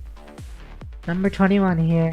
I'm guiding the large corrupted toward the captain and the dumb newcomer, arriving in 15 minutes. Set up your mind, newbie. Blow that steel thing to pieces when it comes. No need for all that hassle. I can smash it with my fist.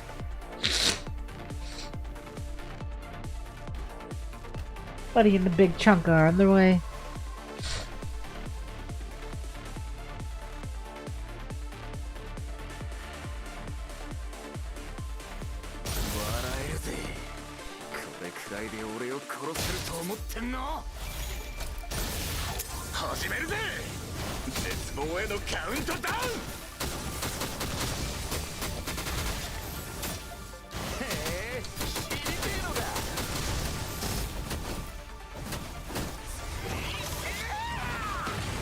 Okay.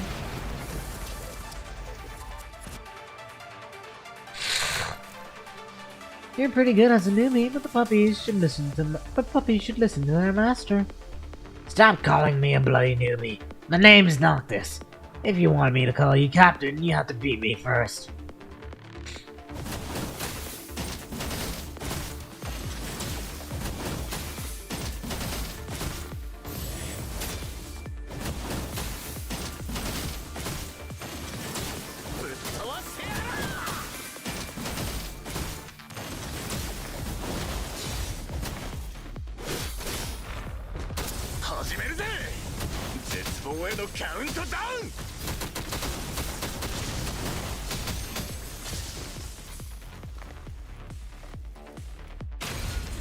Seems like you're holding back. No.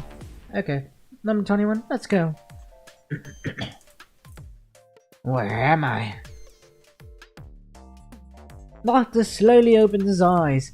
He gets really confused by the sky that seems extremely close and decides to just space out. Captain, he's awake. Noctis hears a voice over his stomach. He feels even more confused, but suddenly remembers why he ended up lying here. You're quite tough. Number 21's full strength only knocked you off with 3 minutes. Well, if you're on the battlefield, 3 minutes are more than enough to kill you or turn you into a corrupted. Shit, get off me!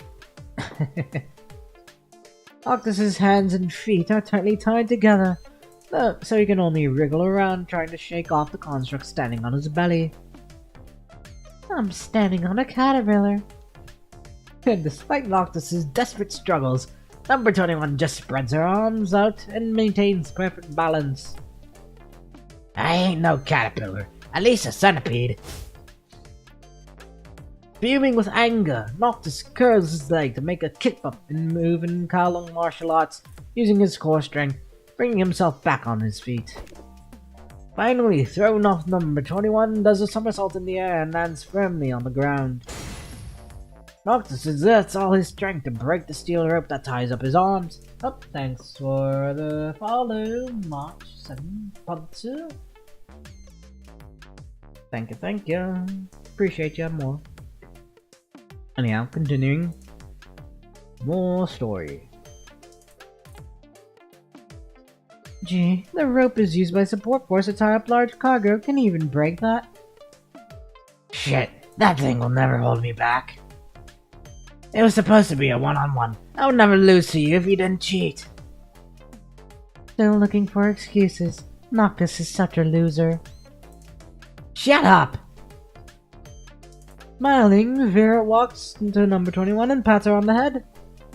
As a member of mine, Number 21 is considered my weapon. Just like this katana, I was just using an available weapon against you. I think that makes perfect sense. Noctis opens his mouth but cannot find the word. He just feels something is not quite right. Noctis is a fool indeed. Besides, nobody would fight with dignity in a real battle. I'd even survived until now in the Purifying Force. Purifying Force members often have to face the most desperate, vicious enemies in their missions. I know what you mean. Unlike the mindless corrupted who will only charge directly at their targets, the Purifying Force would do anything to survive, no matter how despicable. Well, the Purifying Force's targets, rather. The victory was mine, but if you are too much of a loser to take it, you are always welcome to challenge me again. With his hands on his hips, Noctis lets out a sigh and punches the steel rope binding his feet loose. Number 21 and the Crowbot immediately move to Vera. Whatever, I'll listen to ya. But don't get me wrong, I didn't lose to you, it's just that... Noctis looks at his robotic arm. The damage marks on it are still clearly visible. Unlike someone, I made the promise, and I'll stick to it no matter what. Vera returns her katana to its sheath. She smiles and gestures to number 21 so that she can relax. Well, as the captain of Cerberus, I'd like to give you a piece of advice.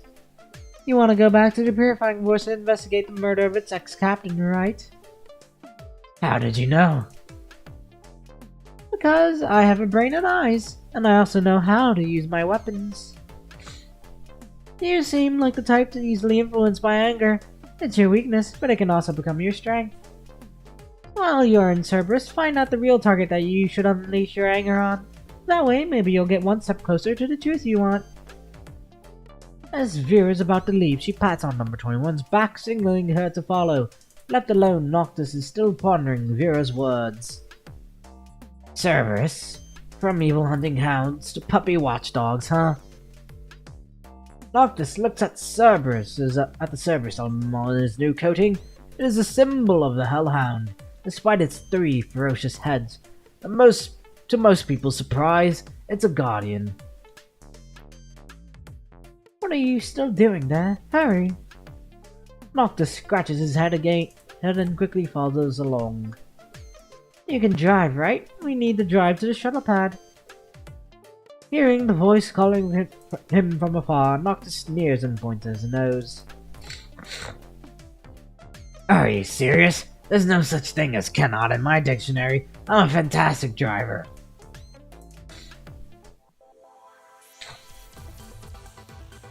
Okay. Next. Effector. Even the latest shuttle of Babylonia will still inevitably experience intense vibration when struck by sudden turbulence. Does this guy even know how to fly a shuttle? My brain is getting all screwed up. I'll make a better pilot. Unable to endure any longer, Noctis finally explodes, complaining loudly.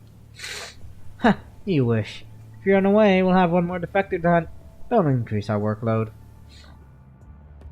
The Purifying Force member's comment stirs up more chuckles inside the cabin. Ha! Want me to beat you up, don't ya? Just as Noctis is about to walk up and punch him in the face, another Purifying Force member nearby gently intervenes. Alright, that's enough. Don't forget Grave and Commandant is also here. Don't worry about me, I'm just hitching a ride. Lee and Liv are both in Constellia, helping the engineering force to repair the damage from previous battles. Yeah, technically, yes. Me doing the reading. How do you like it? I try to do what I can. Meanwhile, Grey Raven will also be representing Babylonian to meet the local mechanoids, as well as the first batch of residents relocating there. You are on your way to merge with them. You just happen to be on the same shuttle together. As an outsider, you do not really have anything to say about the Purifying Force's internal affairs. We're comrades after all. Be nice to each other if you can. The Purifying Force member sighs and gives Noctis a hostile look, but finally quiets down. I was just joking, does he have to? Frustrated, Noctis also sits down with his arms crossed. After the Control Court made their final decision, Noctis was forced to leave Cerberus unsurprisingly. He is once again a member of the Purifying Force that he served before. The penalties seemed somewhat lackluster for the level of investigation. Perhaps Noctis was never the target of the Control Court to begin with, or someone helped him behind the back. Didn't expect you to know these guys so well. Compared to the last time Noctis served in the Purifying Force, he hardly knows any of the members now, at least not on the shuttle. I only met them once, you were there too. Perhaps because you once fought together when Bianca was trapped in Copperfield Aquarium, Purifying Force members are a lot nicer to you than Noctis. How modest of you. I wasn't at Copperfield Aquarium, but from what I heard, if not for you, all the Purifying Force there would have never survived. I'm so lucky to have met you today. I'm so lucky to have met you today. The name's Damon. The Purifying Force member who calls himself Damon extends his hand toward you. Compared to the other Purifying Force members who are usually silent and reticent, he seems a lot easier to deal with. Shakes the hand. After Damon pulls his hand back, he reaches out to Noctis again. What? Just like this commandant said, since we are comrades for now, shouldn't we try to get along with each other? Noctis glances at him and sneers, showing no intention of shaking his hand back. Damon, huh? I've no interest in getting along with you. We just happen to be on the same mission. Knowing each other's names is more than enough. Damon's expression freezes for a split second, his hand trembling slightly. He's right, Damon. We don't need to get along with him. Even though he's now assigned to the Purifying Force, we are essentially watching him. Another member spoke up. You remember him as you once fought alongside each other in the battle at Copperfield Aquarium. Asarius casts a sharp glance toward Noctis, who stares back in return without holding back. If we notice anything unusual about you, we will consider you a top-level threat and finish you off immediately. Ha! Should I feel honored then? I learned about your past in the Purifying Force from Captain Bianca. Rest assured that I'll always be keeping an eye on you. You have no idea what happened between Noctis and the Purifying Force, but he clearly has stopped smiling after hearing those words. Whatever, what are we doing today anyway? Did you not listen to the captain's mission briefing before we headed out? Like I care. We are just going after Corono test subject to escape from that con-something city, right? Should I stay away from this? No need, Graven Commandant. In fact, we could probably use some advice from you, since you're also aware of what happened.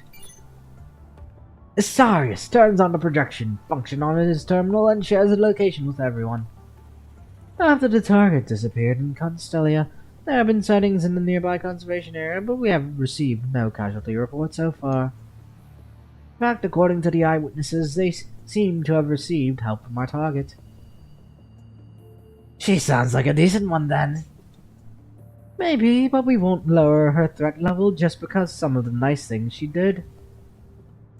That is right. Putting subjective factors aside, there is still something worth noting. Why would she head toward populated places?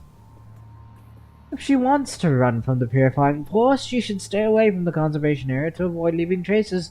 She is more than capable of protecting herself against the wandering corrupted in the wilderness. Now that you mention it, it does feel weird. Hey, you really are smart. That's a blind spot we didn't notice. Commandant, could you elaborate? I think she has a reason to get in contact with those conservation area refugees. The conservation area is home to refugees from all nearby areas, as well as surface defense soldiers. Both groups are highly transient. She might be investigating something. That's just my thought. Some of those people know the surface even better than Babylonia's intelligence department. Now the girl has left Babylonia. If she wants to investigate something, then the conservation area is her only option. I see. Once we arrive at the destination, we'll do what we can to investigate the local residents. So, we are not here for a fight? That's none of my business then. It's not up to you to decide. You can only obey the orders given to you. Noctis makes a sigh of disdain. He then glances at the coordinates on the image projected from the terminal. Wait, these coordinates. Is there a town named New Oakley about 300 kilometers to the east? Asarius just cleanly sensed Noctis's unusual interest in the town. What are you up to? Just trying to understand the mission target, duh. Isn't that what you guys told me to do? Fine, I'm out. Just call me when we arrive. Noctis crosses his legs scornfully, but he keeps staring at the coordinates out of the corner of his eye. Noctis pretends to close his eyes and zone out, but he is clearly thinking about something. This action is a very rare sight. You feel a little worried. You're hitching a Purifying Force shuttle to the surface in a few days, right? How do you know? Don't answer my question with another one. Yes or no? Yes, but just out of convenient coincidence. The Purifying Force hardly moves together with other forces as their mission locations are usually classified. Still, this mission just happened to be relatively public, so it did not matter much. Noctis is also in the Purifying Force now. If you ever see him doing anything abnormal, anything that seems off to you, try to stop him from doing anything dangerous if possible. Sure, I will. Vera is still wearing the same hard, distant look, but somehow you feel she's a little relieved. Are you worried about him? Worried? Not really. Guess I just don't want my handy weapon to break. Vera's gaze becomes sharp again. You know what she is about to say next, and is all serious. If you cannot stop that fool, just stay away from him. Do I make myself clear? I mean, sometimes you seem even more oblivious to danger than number 21 and me. You take a glance at the map. The shuttle's not far away from the conservation area. Other Purifying Force members are quietly discussing their plans after reaching the destination. Noctis, on the other hand, still keeps his eyes closed and pretends to be dozing off. He seems not interested in the discussion at all. Everything seems okay until Noctis's eyes becomes wide open with confusion. Hey, do you smell something? Stop it, I've had enough of your nonsense. Stop getting on our nerves. Noctis seems to completely ignore his words. He just keeps sniffing around the cabin. Noctis, is everything alright? The smell! Hey, can't you feel it? This familiar smell. Noctis suddenly widens his eyes and shouts anxiously, Get down! His words are overwhelmed by a loud bang that sweeps through the entire cabin. Commandant, hey! Dot.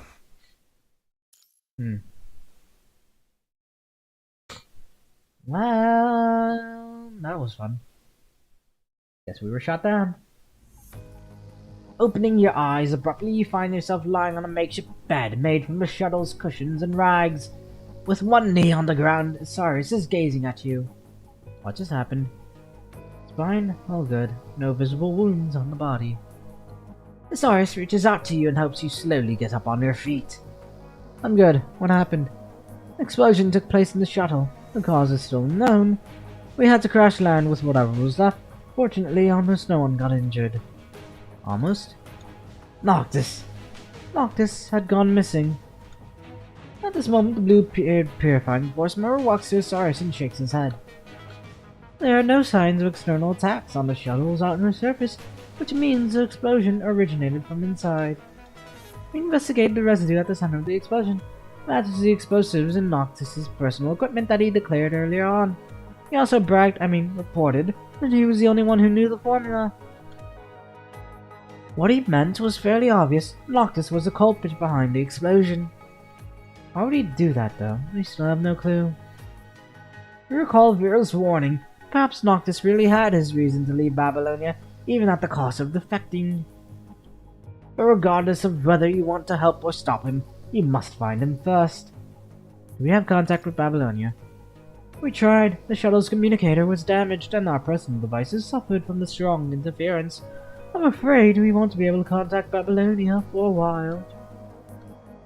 We're still quite far away from the destination. Along the way, there's also an area where positioning systems don't really work. Walking there is probably not going to be practical. There's still a light transport vehicle in the shuttle. Can only carry one construct though. Maybe one more human if you can squeeze a little. Isarius looks at you and nods.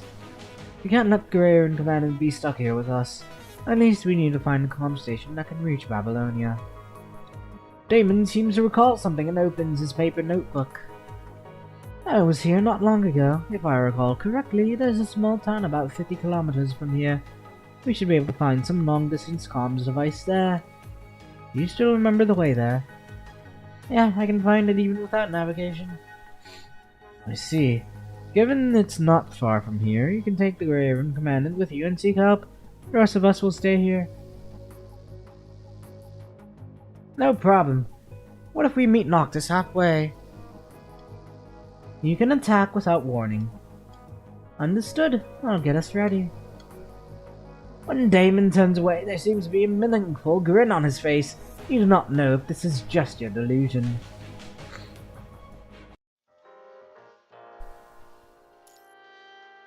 Town of Outlaws. You're not welcome in New Oakley. As the light transport vehicle speeds through the wilderness, it sends dust into the air, greatly obscuring the view. Your proud sense of direction as a commandant is completely useless at this moment. It does not take long for you to be completely lost. Fortunately, your perception of time has not dulled to the point of not noticing anything unusual. It's already getting close to dusk. Based on your speed, you should have reached your destination 30 minutes ago. How far away from the destination, Damon? Damon just responds with a smile. He seems indifferent. Don't worry, we'll probably be there soon. As if to reinforce his words, a view that you have never seen in Babylonia begins to loom at the end of your vision. A golden wheat field is enveloped in the glow of the setting sun, rippling in the wind while bringing the muggy atmosphere exclusive to the dusk. Is this wheat field still attended? It might be a common scene back in the Golden Age, but it is hard to imagine such a large farmland in a place like this nowadays, when the earth is swarmed with the punishing virus. Correct. Once we cross this wheat field, we will see our destination. Corrupted cannot easily break through the canyons, so the town is able to harbor such a large stretch of farmland. And just like Damon said, the edge of the wheat field is a large cliff. At the edge, it only connects to the outside world. Excuse me. Through a simple suspension bridge. You go to test the bridge. It is reasonably stable, but its appearance appears to be somewhat worrying. I don't think our vehicle can go through the bridge. Commandant, shall we just walk across? Sure. After parking the transport vehicle on the side, the two of you begin to walk slowly forward along the bridge. Commandant, I heard you were once a chief graduate of our college. Is that right? Yes, but I was lucky. Ah, true. Luck is very important. People like me ended up becoming constructs because we weren't that lucky. Damon turns around on the bridge and looks at you with a meaningful smile. Did you not volunteer to become a construct? Construct? Nobody would want to turn into that sort of thing if they could live like a person. I beg to differ. Anyway, Damon turns around once again and slowly walks forward. I've heard about another student who graduated from our force as a chief, just like you, but later turned into a construct. How stupid. He seems to have heard something about Chrome and decides to belittle him without understanding the reason behind it. I don't think Chrome's decision deserves such groundless criticism. Oh, sorry, I just couldn't understand. They could have become a wielder of weapons, but chose to become a weapon for others to control instead. As Damon speaks, he has arrived at the end point of the bridge. He then reaches out to you. We have arrived, Commandant. Thanks. As well exercised as you are, it still takes quite some effort to maintain the balance on a swaying suspension bridge. You have to grab Damon's hand to leave the bridge. It's hard to imagine that the two sides of the cliffs are connected on by such a narrow bridge. Damon stands up and gazes at the other side of the bridge. You can clearly see the transport vehicle parked over there. Ever since the outbreak of the punishing, the fragile balance between humans and constructs is probably already on the verge of collapse, just like this old bridge. Humans without adaptability need constructs as weapons, but constructs, on the other hand, don't really need humans that much. Don't you find it unreasonable that constructs, who are supposed to have superior power, still have to listen to frail humans? Damon smiles and takes out an inconspicuous black device. It's about time to break this false balance. Let's start with the disappearance of our forged hero, Grey Raven Commandant. Damon presses the button on the remote, triggering a violent explosion in the transport vehicle on the other end of the bridge. The bridge nearby is also engulfed in flames. What are you doing, Damon? I wouldn't ask such a stupid question if I were you. You try to connect to Sarius' signal in secret, but there's no response. Forget about asking for help. We're outside the signal range of your terminal short-range communication. Purifying Force would never hear you. Just surrender, will ya? No wonder he is so confident. Even if the Purifying Force members realize something is wrong, they will never find this place. And if they do, they will not be able to come over after the bridge is gone. Damon waves his hands. A few constructs emerge from the wheat field. There are no clear signs of identity in their outfits, but you can easily tell that they all come from Babylonia. Defectors? Why are you colluding with them? Right. The Purifying Force is meant to exterminate all the defectors. That's the justice of you humans. You just stand on moral high ground, making us kill each other. Who cares about whether a weapon is soaked in blood or not? If you have doubts about the mission, I'm sure Bianca would. Shut up! She has a kind heart that shouldn't belong to the Purifying Force's captain. But that's what makes her vulnerable, so you can use her. That's why you assigned her to the position in the first place. Okay, Bianca Simp here. Anyways, the two renegade constructs slowly walk to you, drawing their katanas. You have witnessed this scene numerous times, only that this time the blades are targeting yourself. Stay back, don't get any closer. Pull out the pistol and fire a warning shot, but they completely ignore it and even begin to sprint toward you. There's no other choice but to open fire. I wouldn't do that if I were you. Generalissimo wanted to spare your life, but I can't guarantee they will hold back if you resist too much. Generalissimo? You have no time to wonder who this Generalissimo is, as the constructs are already within the range of your pistol. Bang bang, 2 shots are fired, but they only hit the leg armor of one of the constructs. What? Still pulling your punches at this time? How arrogant of you.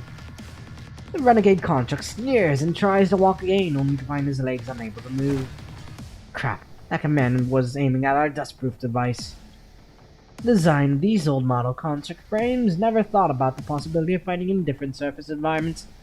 Their leg armor is meant to be dustproof, but just barely. However, these renegade constructs have obviously been on the ground for a prolonged period without maintenance. A large amount of sand and dust have accumulated in their dustproof devices.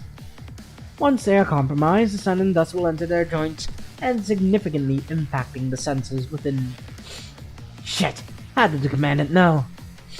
Sorry, but they taught this in college. You fire again, the other construct collapses to the ground.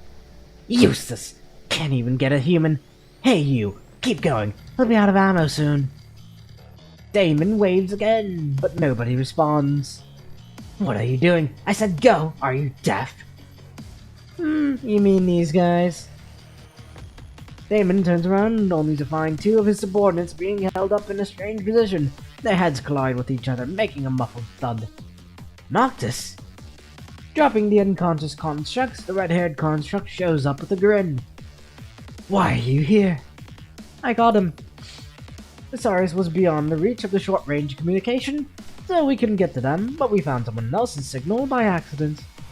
You did not know whether the defected Noctis would still respond to the distress signal, but you had to take the chance. Huh? So you were the one calling for help? Bloody idiot! Why didn't you destroy the terminal after deserting? Oops, sorry, I actually forgot. Besides, I wasn't deserting. Call it a tactical retreat. Noctis approaches Damon with a malevolent smile. But I didn't expect to find a culprit who tried to set me up. What a coincidence, don't you think? But you're not supposed to know the formula of my explosives, unless... Noctis has rarely looked so serious, his eyes locked on Damon with a death stare. Who's behind you? Tell me now! Noctis continues to push forward. Cornered, Damon looks at you, only to see a gun pointing at him. Surrender now. Damon's figure becomes blurred in the next split second. You quickly fire at him, but the bullet goes through him and hits the ground behind. Holographic image. Shit, he got away.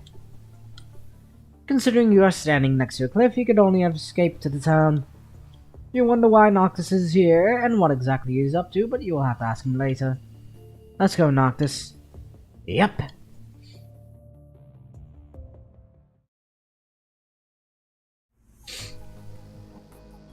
After crossing the wheat field, you see a sizable town. Buildings inside are mostly made of wood and look quite old-fashioned. They look drastically different from the buildings in the conservation areas, which are either built with Babylonia's help or have existed since the Golden Age. Hey, have you noticed? The people here are all kind of strange. I don't think we get to say that, though. Like Noctis said, although the local residents seem to be minding their own business, they are all glancing in your direction. Not just humans. Some of them looks like constructs, too. Where do they come from, though? Noctis. Noctis has no intention to respond to you, as his attention is quickly diverted to the logos on the roadside. Look, there's even a super weird mechanoid. Do they all live here? Noctis pats on a mechanoid, cleaning up dried wheat straws, and bursts into laughter. Hey Noctis. Stop calling me. What's up? Noctis turns around and realizes he's been surrounded by many locals. The empty hands are now wielding all sorts of weapons. Even the mechanoid has a clinking machete in its hand. You're not welcome here to these parts, brother. Just kidding. I'm gonna do it old town style. Are we being surrounded? I can't think of another possibility. Not surprised at all, Noctis strikes a combat stance with his eyes rapidly scanning over the armed residents. So, which one should I take on first? Masked big dude with a chainsaw? No, don't fight. What? They already brought out weapons. Do you think they came just to chat with us? Just leave this to me. At this moment, the crowd slowly moves aside to make way for someone walking toward you.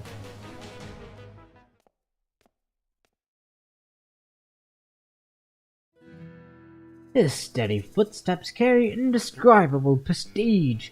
When the footsteps stop, the surrounding residents begin to gather around this man. One resident with an outlandish hairstyle on one knee lights up a cigar in his hand.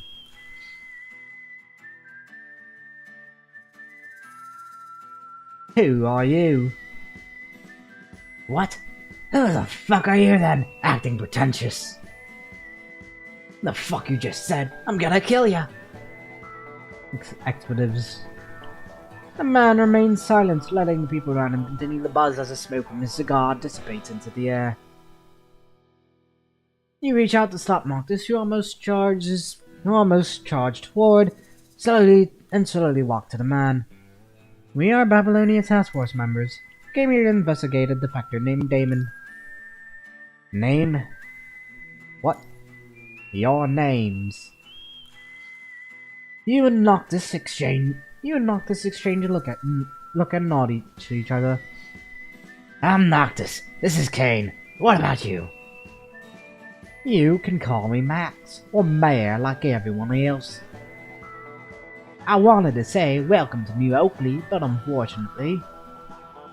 Max deeply inhales from his cigar and blows the smoke onto your face. You are not welcome here. Indeed, we're not. Late night. This is crazy. Noctis leans against the window, staring at the street below. It is already late in the night, but there are still quite a few people wandering. At least 5 are watching us. The entire town would know if we ever go out. With a sigh, Noctis sits back on the bed and lies down in boredom. How are we going to catch that bastard like this? Max arranged or forced you to stay in the inn he picked. Like he said, everything from Babylonia is not welcome in this town. You will not be able to find Damon by running through each and every house. The mayor did mention that the town would be temporarily closed. You heard that the town will be closed for the annual Harvest Festival. No unauthorized personnel can leave and enter the town easily, so there's a high chance that Damon is still inside the town. I just don't know how much we can trust that old man. By the way, Noctis, I have something to ask you. Noctis crosses his arm on the bed with an indifferent look. Perhaps he has already anticipated your question. Ask whatever you want, but it's up to me whether I want to answer them or not. Alright, first of all, you didn't blow up the shuttle, did you? Will you believe me if I say no? Noctis sneers and laughs, but soon becomes serious again. I'm the only one in this world who can mix that kind of explosives. Or, I am supposed to be the only one. Supposed to be? Yeah, other than me, only 2 people are supposed to know this formula, but they both died right in front of me. Like, very dead. Noctis looks at his own reflection in the window. The marks of that battle are still visible. But I'm not so sure anymore. Damn it. Why would Damon set you up then? How am I supposed to know? What was he even thinking? Who's this Generalissimo he mentioned? Some great guy, maybe. I don't know shit. And? Noctis is getting a little annoyed. He suddenly bounces up from the bed. Wait a minute. Why am I the only one answering your questions? It's not fair. I have something to ask you too. Alright. You have no idea why is he suddenly obsessed about being fair. First one. Why did you show up with that guy at that place? As expected, Noctis was unaware of Damon's intention. You have to explain to him again what Damon did. You must be that guy's target all along. You just wanted to pin it on me. I'm gonna skin him alive and make him regret installing a pain sensor. Okay, your turn now. Ask me. Tell me about New Oakley. You mentioned his name in the shuttle too. You sure are a sharp one. Why did you know this place before we even came here? Noctis remained silent for a while before speaking again. It's related to the 2 dead people I mentioned earlier. One of them was Nigel. I knew him well back in the Purifying Force, and he was the last one I killed as a Purifying Force member. Nigel? You've never heard of that name. None of the Purifying Force members ever talk about him either. To put it simply, someone saw him in a small town on the surface. The name of that town just happened to be New Oakley. From Noctis' reaction, this Nigel guy definitely means more than someone he knew well to him. Damon could be related to this guy you're after. Exactly, that's what I thought too. There's no other way he would know my formula. Noctis starts to get excited as the truth gets gradually unraveled. Alright, my turn. Why would Damon go through all that effort just to take you to this place? Good question. If he simply drove the vehicle away from the Purifying Force's crash landing site, he would have caught you off guard and probably have had a better chance. Still, he insisted on coming to this town first and blew up the bridge. It raised an alert and eventually led to his failure. Perhaps he did not specifically arrange for an ambush here. Others men were always stationed around this town. There could be other defectors like Damon living in this town. Are you saying that this town is full of their people? Probably not. Right, we probably wouldn't have survived till now if that was the case. Mayor doesn't like us, but at least he hasn't harmed us. So, we're back to the same question. How are you going to find him?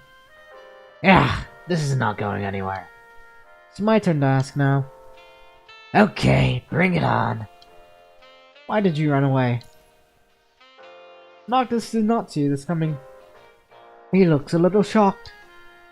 Why? I told you I came here to check if Nigel was still alive. Why did you talk to others first? Talk? Nah, it's my own business. I don't need to get them involved. In fact, both the Purifying Force and I are already involved. Sorry, Vera and 21. Come on, what does this have to do with them? They're worried about you. Vera? Worried about me? You must be hallucinating. Noctis almost fails to hold back laughter, but he just sighs and keeps his mouth shut. What a bloody mess. I choose to investigate alone because I didn't want to bother them.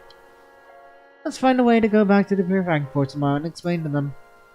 Hell no, I'm never going back, and neither can you. Noctis is very adamant about it, so you can tell that he is no longer as impulsive as he was at the beginning. You're just too naive. Some of those Purifying Force members could very well be related to the defectors. I just don't want to suspect our comrades without grounds. I know, neither do I. Still, you can't completely trust someone even if they are your closest friends and family. Anyway, I'll go to the town tomorrow and continue investigating. They probably won't like us doing so, but there's no other way. but I'll keep an eye on you. The disgruntled Noctis lies down on the bed and closes his eyes. Whatever you like. Thinking too much is not going to help. What you need the most right now is to rest and keep a clear mind. Good night then. Let me get some lubricant for my voice.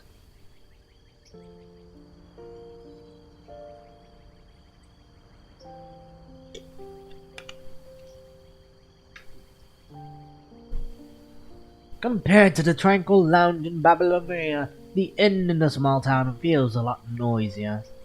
The howling wind, the chirping of unknown insects, and the loud off-key singing of drunk people. Despite all this, you feel a strange sense of peace embraced by such a chaotic mix of sounds. The scent of dried wheat, straws filling the beds and pillows also makes you feel incredibly comfortable. Hey, are you asleep yet? Almost.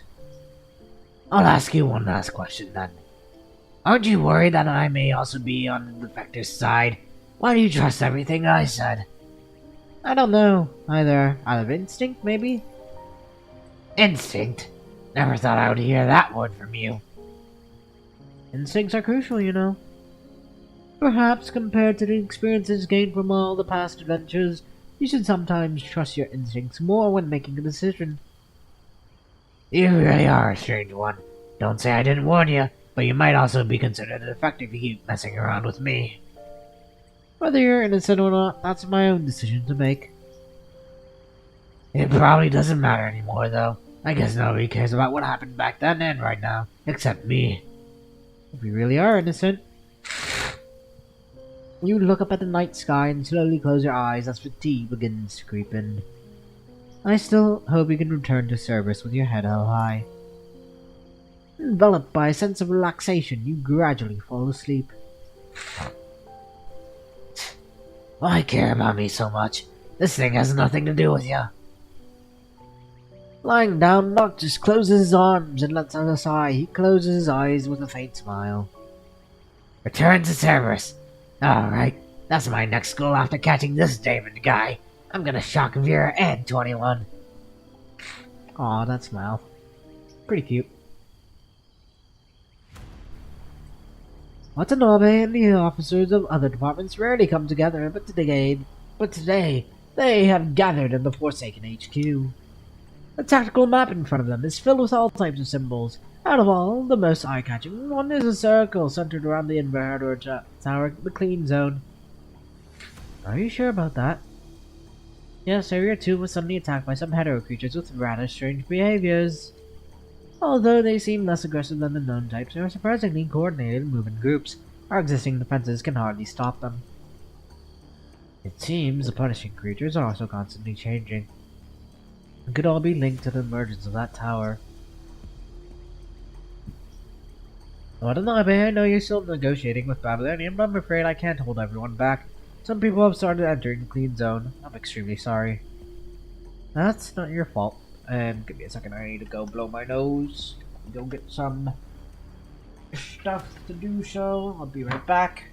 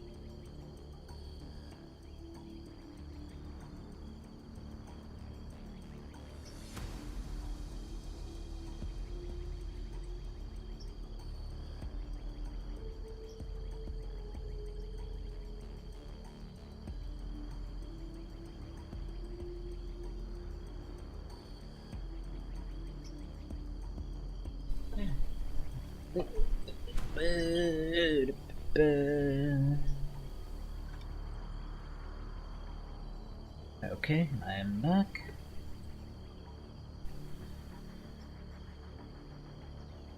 Watanabe gazes at the charts representing the spreading of hetero creatures with a complicated look on his face as he realizes more areas may be affected in the future. But Babylonia has been claiming they need to inspect more areas within the clean zone before letting people avoid more chaos.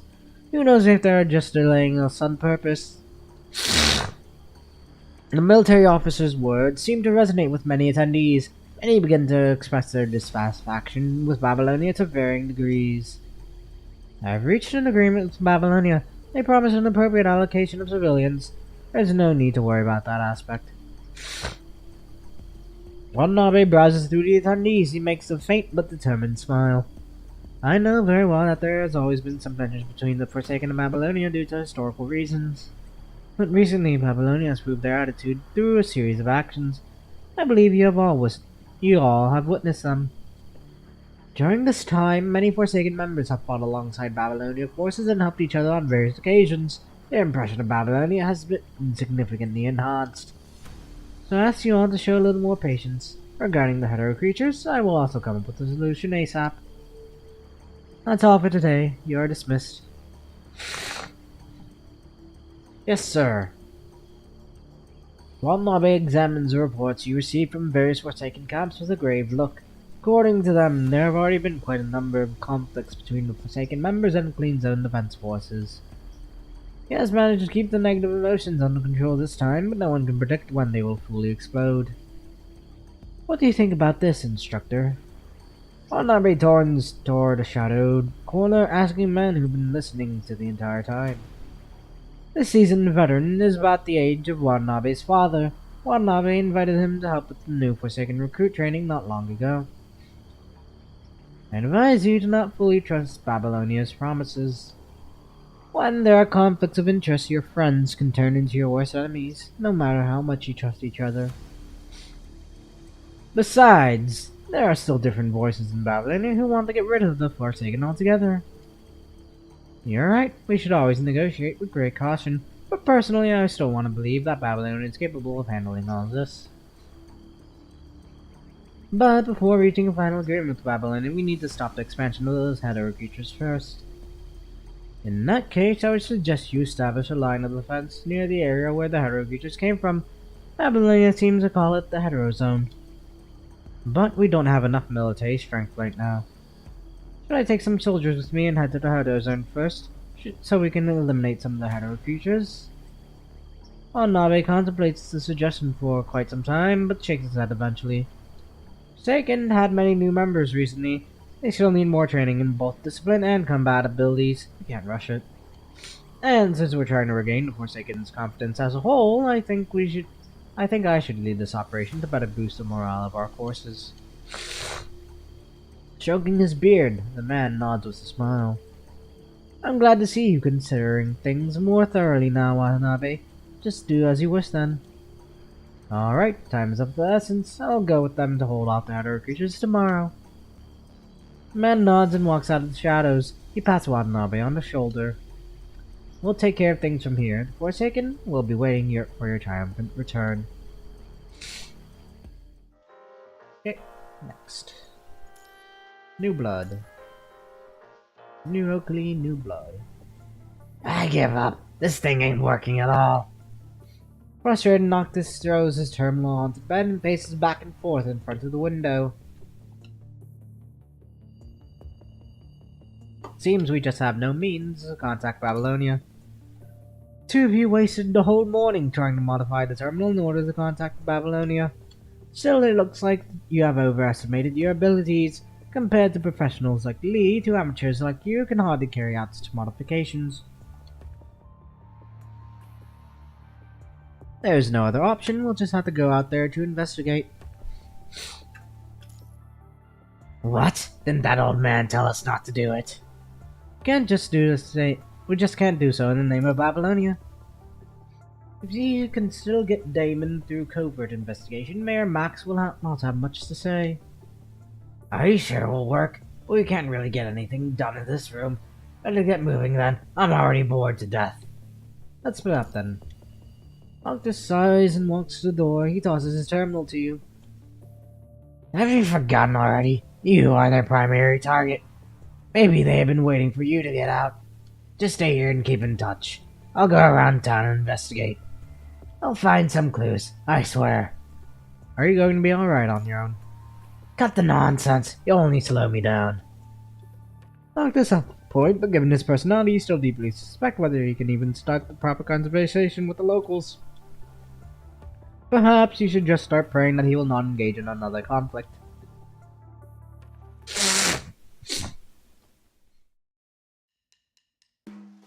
Hey, mate, do you know this guy? Noctis stops a young man passing by. He takes out Damon's photo and tries to ask, but the man just rolls his eyes.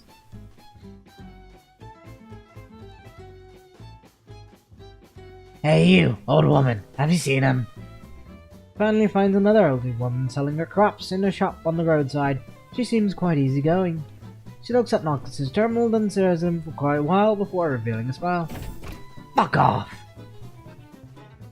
Well, fuck off! Granny voice. With a voice that is way too loud for her age, she pulls the door closed with great force, shutting Noctis, who is still clueless about what happened. What just happened outside.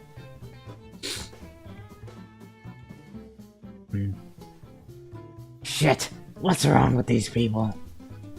Despite all the negative experiences, Noctis just grumbles and continues on his journey to find the next person who may possibly listen to him. I promise to find some clues. No way I'll go back empty-handed. That sucks.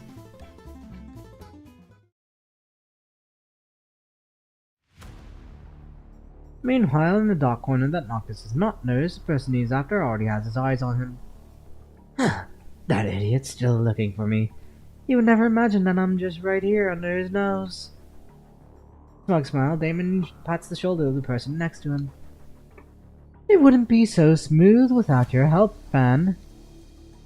I grew up in this town. Nobody knows people here better than I do. The Babylonia outsiders will have a hard time here. The Forsaken troops will soon pass through here. Since you have helped me, you are our friend. Rest assured that we will keep the locals unbothered. I don't care about the uninvited outsiders. It'll be great if you can drive them both away, but no matter what, I won't let anything harm this town. This is the last thing that can remind me of Mother. That's easy, but I still don't know about your father. He seems to want this town to remain neutral. We warned him many times, but he refuses to give in. He really has no clue who is providing shelter for this town. Due to their cooperative relationship, the Forsaken camp has been setting up gates to protect New Oakley from corrupted for years. He only clings to those old-fashioned ideals like neutrality and freedom. He must have forgotten how Mother died long ago. Damon looks at Fan with a hint of a smile. To him, those people with resentment cannot be any easier to control. As long as things go smoothly this time, I'll recommend you to Generalissimo. You'll be able to join the Forsaken and seek revenge against Babylonia. Revenge against Babylonia? Is that really possible? We, the Forsakens, are just like you. Every single one of us hates Babylonia for some reason. After Generalissimo joined us, we have also been secretly accepting the victims of Babylonia. Soon we will grow into a formidable power. Those hypocrites in Babylonia won't even be able to imagine what's coming for them. Damon points at the faraway tower glowing bright blue light. There's a sharp gleam in his eyes. We deserve a place in the area under that light, but Babylonia has taken it all away. Are the Forsakens really going to attack the clean zone? Correct. And this town acts as a crucial gate near the clean zone without the worries about corrupted interference. As long as you can allow the Forsaken troops to pass, our plans will succeed. Damon squints at Noctis, who is still wasting effort on his futile investigation. But right now, these two from Babylonia are our greatest obstacle. There'll be a lot of trouble if they discover our plan before it is executed. Fine, those scums always disgrace this town, but now would be a good time to make use of them. Excellent idea. The locals here take action. Those Babylonian people would probably hold back due to their hypocritical rules. Fan signals at a few thugs hiding in the shadowy corner. Expletive.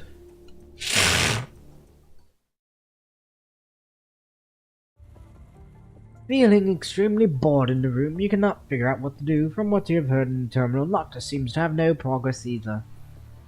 You're not helped but let out a sigh. It seems like an eternity since the last time you felt so powerless. Once again, you realize your limits as a commandant. Right then, someone knocks on the door slowly and steadily. You take off the terminal and instinctively reach under the pillow where the pistol is hidden. Who is it? Not waiting for a response, the door is pushed open and a burly man walks in, assuredly followed by several retinues. Mr. Max, what can I do for you? You are Commander of Babylonia, a smart person. Max sits down on the chair, handing his cane to one of his followers.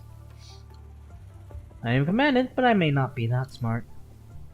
He seems not surprised at the absence of Noctis in the game. Now he must have picked his time when Noctis is not around. Then I hope your intelligence won't bring you too much trouble. The rules you are used to do not work here. This place is a haven for criminals, thugs, scumbags, and people who couldn't make it anywhere else. These people, well, will not surprise anyone if they suddenly lose their lives at the next moment. Are you trying to get us out of here?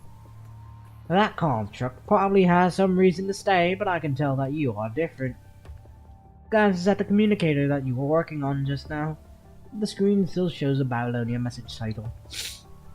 You still want to return to Babylonia, don't you? That is why he seizes this moment and tries to convince you. Thanks for the advice, but unfortunately I'm probably also a criminal now. If you fail to find Damon, you will not be able to explain why you went solo. Your joint operation with Noctis, who was the suspect, can only be interpreted as attempting to defect. Even if you stay here, you won't find anything. Like I said, you are not welcome here. This place is full of criminals, thugs, scum, and people who couldn't make it anywhere else, right? Then we are just like them now. Max seemed somewhat surprised. You do not know if it is just a delusion, but his gaze has softened slightly. In that case, I won't be able to stop you.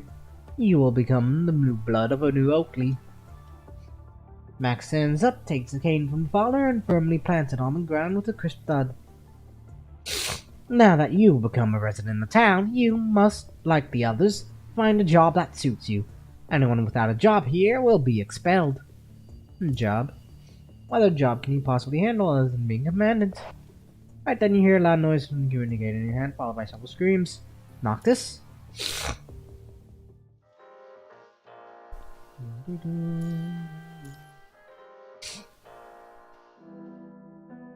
What's the point of just giving this to me? Camp, a construct smashes a metal object on the face of another construct. Construct was wearing a purifying voice on the inside, and he picks up the name tag from the ground and wipes off the dirt on it with not so clean cut of his uniform. I'll take it back if you don't need it. Hey, is that all? You don't have something else to say? No, I've said everything. Is he still alive? No comment. What do you do, Al? Excuse me.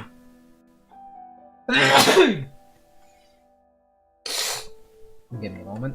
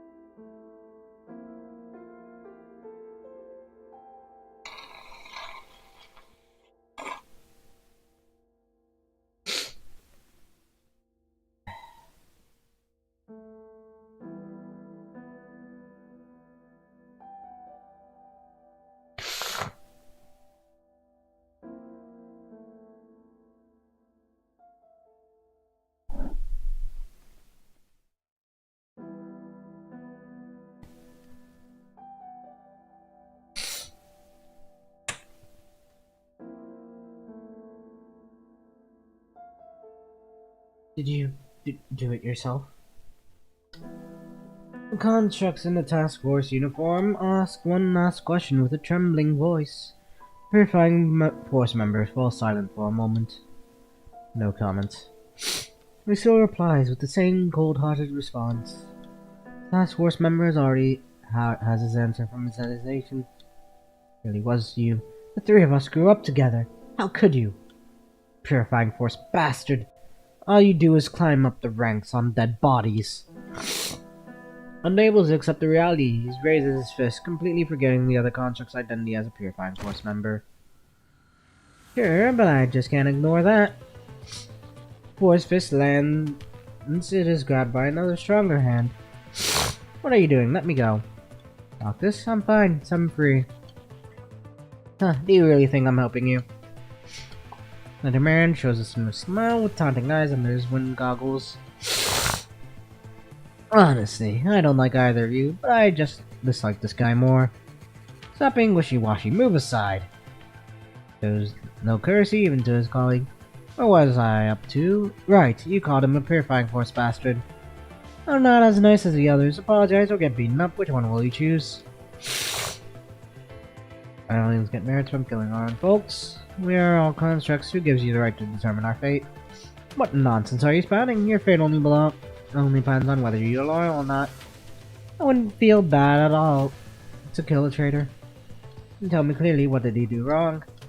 What would I know? We were just following orders from above.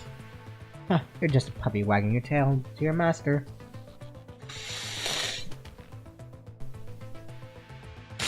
What did you say? Noctis raises his eyebrows. Who know him well? No, this is a sign of him resorting to violence. You must have enjoyed yourself in the safe zones while you risked our lives fighting corrupted on the front line, huh? You never have to worry about being infected or a lack of supplies. When we become too weak to fight, you just come to get rid of us, you filthy scavengers. Ballard used to be a hero, but he has now become a watchdog for the powerful one, slaughtering his own people with you pups. Oh. So I guess he was the previous captain then. Fine, you don't need to apologize. Noctis lets go of his hand. Noctis, sensing what might happen next, Purifying Force contract warns Noctis. Even if you beg me, I'm going to beat you so hard that you have only one breath left. Bring it on, I've had enough of you. Stop! Sorry, my hand just slipped.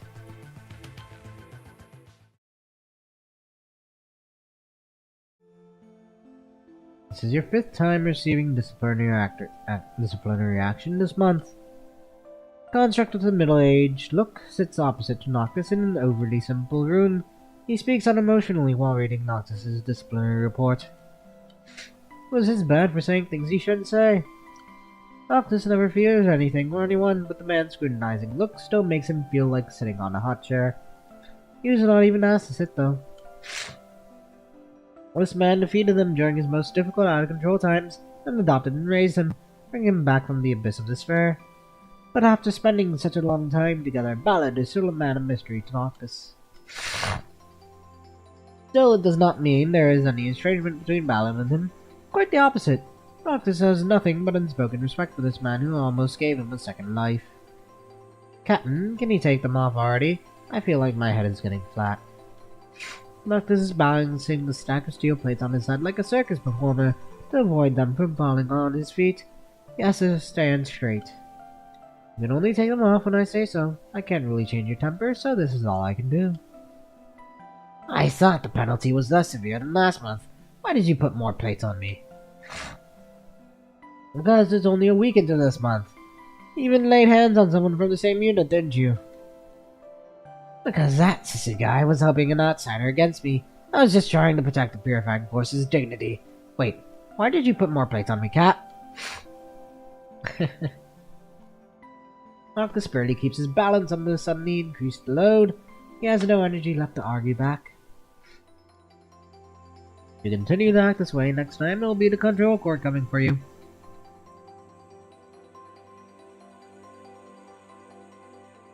I won't be able to help you then.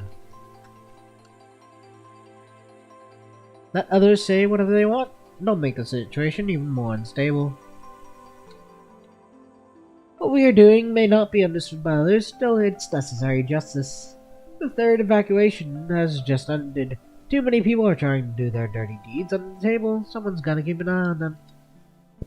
That's why I proposed to establish the Purifying Force in the first place. Purifying Force was supposed to be a silent watch, just like its emblem, but your personality is way too... Seeing Noctis still struggling to stay still with many steel plates on his head, Ballard shakes his head. Maybe I should send you back to Bianca's squad, so you have more time watching and learning from them. No, don't. Noctis sounds like a dog whose tail has been stepped on. Probably would have already jumped up if he didn't have plates on his head. Please don't put me in her squad ever again. You don't know how much I suffered under her. She has a rule for every single thing. Noctis' face becomes twisted from the painful memories. Even if I was late for a little while and landed a couple more punches on the tough suspect, she would make me write 2 or 3 pages to explain. I feel like my frame has aged 10 years just by staying with that stubborn and cranky one. I'd rather go on a mission with Nigel. Sorry, but I don't have the habit of bringing a loudspeaker with me. The construct in a black coat walks past Noctis. Noctis did not even notice him before he spoke up. Shit, I know you walk without a sound, but how did you manage to open the door so quietly? Because someone with a Stegosaurus brain forgot to close the door. I don't know why you suddenly mentioned a dinosaur, but it must be sarcasm, right? The steel plates on your head are about to fall out. As Ballard's right-hand man, Nigel and Noctis have a similar past, but completely opposite personalities. One is noisy, the other silent. One excels in direct confrontations, the other in stealthy assassinations. One is known for getting frequent disciplinary actions, and the other never fails to kill his target, but remains unknown. Their personalities make them incompatible, yet their similar experiences make them like brothers. Did you find out everything? Yeah. Noctis, your punishment is over. You can go back now. Alrighty. Noctis immediately puts the steel plates down as soon as Ballard finishes his words. Whew, it's finally over. He rubs his red hair, making it all fluffy again. Found another group of guilty guys. Time for me to come into action. Noctis flexes his wrist, eager to get involved. These targets don't suit you. They need to be handled covertly. Ballard speaks as he flips through the list submitted by Nigel. Just stay on the standby for now. Wait until your accumulated penalties are cleared.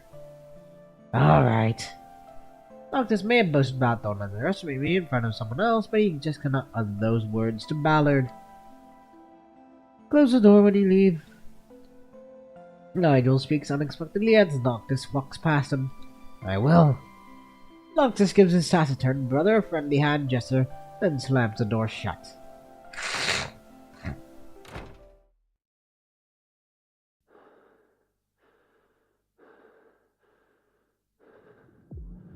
Heavy breaths pump air into the frame, bringing the heavy odor of the construct vital fluid into the sensor of smell.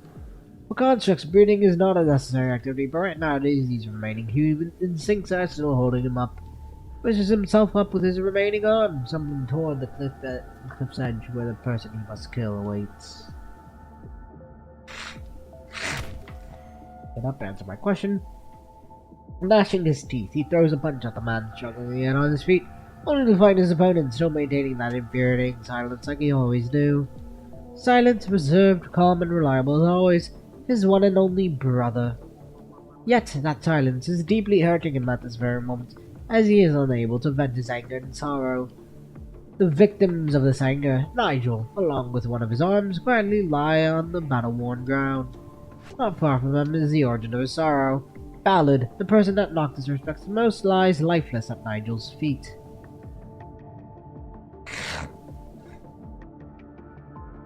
It was nothing but a simple mission to begin with. Considering that Ballard, Noctis, and Nigel are precision rated, it could be considered a piece of cake.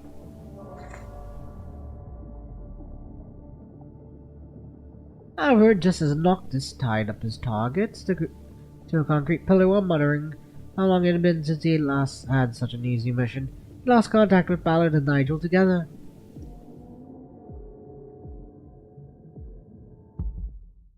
Following the combat traces left behind, Noctis finally found the two of them, or just the remaining one.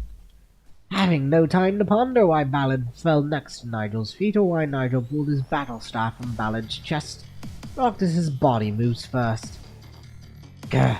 Ah! Charging over like a beast, Noctis chops off Nigel's arm, which still has vital fluid on it. Nigel soon recovers and picks up the katana from the ground with his foot. Nigel! Despite having his left arm separated from his body, Noctis rams his forehead into Nigel's, as if he is not feeling any pain. Why?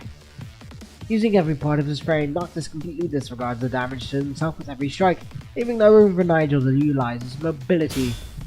Katanas have snapped from collisions, and the temperature of their frames continues to rise from intense actions, stirring up their mind. Slowly, the man in black has been pushed to a cliff's edge. You just won't say anything, huh? Fine. Clenching his teeth, Noctis picks up a heavily damaged katana and holds it up, trembling. Okay then, just die. Watching Noctis come at him, Nigel sighs as if he has given up. This is probably our last conversation, so I'm only going to say this once. Use your brain and think. Who else other than Ballard can give me orders? Nigel utters an unusually long sentence, but Noctis has not lowered the broken blade. It can't be. Yes, someone above. Nigel affirms Noctis' unspoken guess. Why? Because he crossed the line. Because they found him annoying. No way. Captain will never betray humanity. Maybe, but to some people, seeking equal rights or even privileges for constructs can be considered a betrayal of humanity. Even at this moment, Noctis can only hear a hint of self-mockery in Nigel's tone. There is not a single sign of emotional changes on his face. Of course, that's not the most important point. What matters the most is that the purifying force has already ripened, but Ballard has become a scarecrow that is standing in their way. What do you mean? Ballard hadn't told you anything, had he? It makes sense, though. Otherwise, he would have gone into an argument long ago. The situation in Babylonia is very complex. There are lots of problems that cannot be exposed. Sometimes it's a lot easier to eliminate the problem maker than the problem itself. But when Ballard refused to let them use the purifying force in such a manner, then he had become a problem maker too. Even so, you wouldn't. Besides, you never used your poison on me just now. You must have a reason, right? Noctis grits his teeth, looking for a reason. Maybe Nigel was threatened. Maybe it was Ballard's own plan. Or any reason will do, even if it does not make much sense. Do you think Ballard could easily be dealt with? I finished all my poison in the battle with him. If you don't want to believe it, just forget what I said after you killed me. Other people will take care of the rest. Just pretend as if you know nothing. Nigel! Nigel's indifferent tone stings Noctis' already battle-worn heart. He forces himself not to swing the blade, squeezing out every syllable from between his teeth. No, you are coming back with me.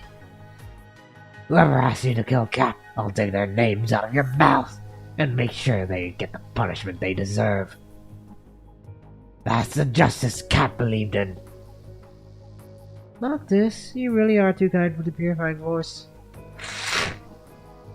But I can do the things you can't do. Did he just kick me away? Broken blade falls into Nigel's hand in the blink of an eye. Time to finish you off now. The attacker and defender have switched their roles. Noctis tries to get up, but he feels an omniscient chest where Nigel's kick lands. The poison!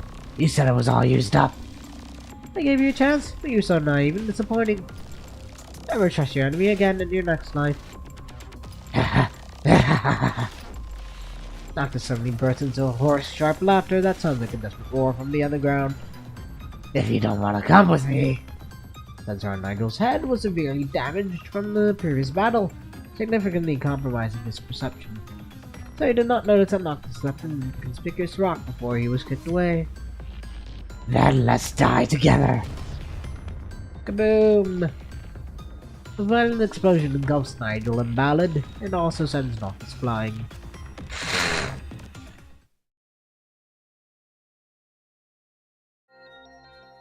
Is that everything? No matter how many times you ask, I have nothing more to tell. After regaining consciousness in the Star of Life, Noctis was visited by a Control Quartz Inquisitor. I hope you can understand, based on the residual from the explosion, if what you said was true, it will be quite challenging for us to find the intact bodies of former Punishing Force member Nigel and former Purifying Force, Captain Ballard. And that is also a fact. Still, we are unable to determine whether they had fallen off the cliff or were blown into pieces by explosive. Or it was just my lie. Is that what you're trying to imply? Noctis wants to shoo away the person in front like a swatting fly, but realizes he can only move his lips. You can access every data of my mind, can't you? Just take a look yourself.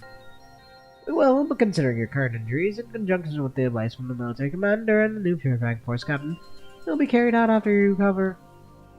What? The Purifying Force has a new captain already? Strictly speaking, she's just taking over temporarily. Well, now that we have brought the topic up, I shall let her talk about it. As the door opens, Noctis finds a familiar figure in the ward. It's you. Ignoring Noctis' somewhat sarcastic greeting, Bianca just nods at him and turns toward the Inquisitor. Inquisitor, I still insist on my original viewpoint. Until concrete evidence of betrayal is obtained, Noctis should not be moved out of the Purifying Force. But you have also heard about the recent rumors within the Purifying Force. They have been saying he had killed those two. I think it's better to take him away for the sake of the Purifying Force's internal relationship. Rumors are just rumors. If we force him to leave just because of those ungrounded accusations, that would be a violation of justice. Please, give me some time. I'll sort this out. Watching the two of them arguing, Noctis suddenly recalls the conversation he had above the cliff. Of course, that's not the most important point. What matters the most is the Purifying Force has already ripen. Ballard has become Scarecrow.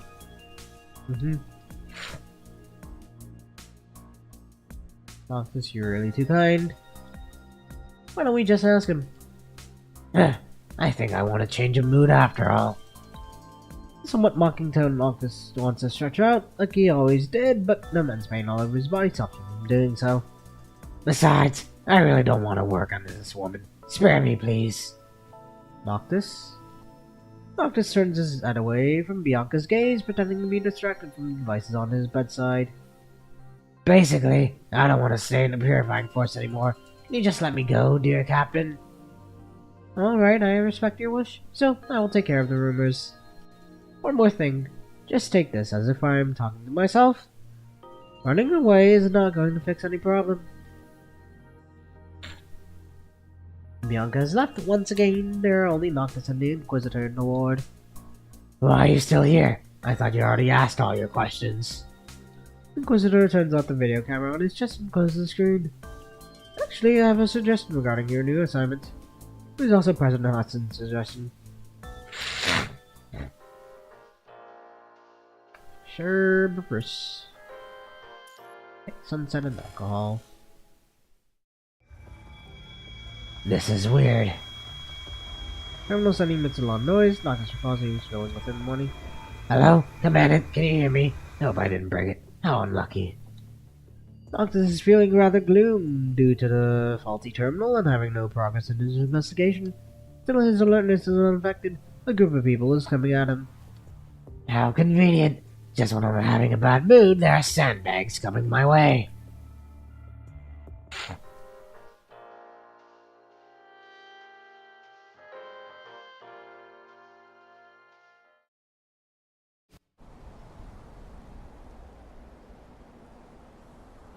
Pucker up,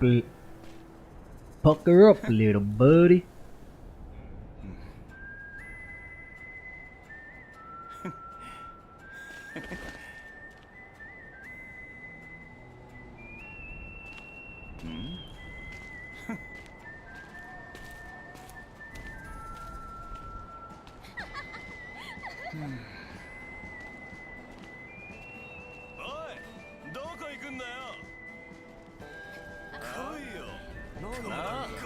やんのかてめえら。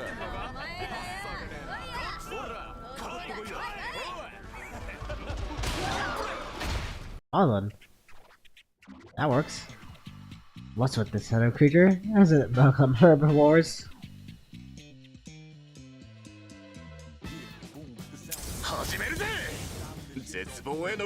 Yeah, come here.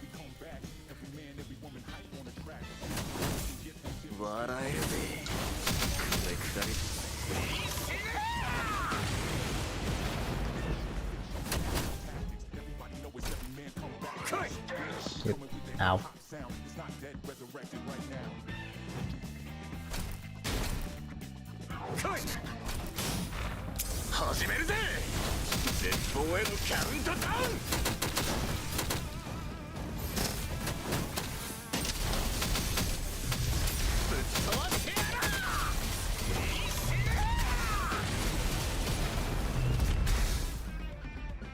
Done. I should go back now. Earthquake.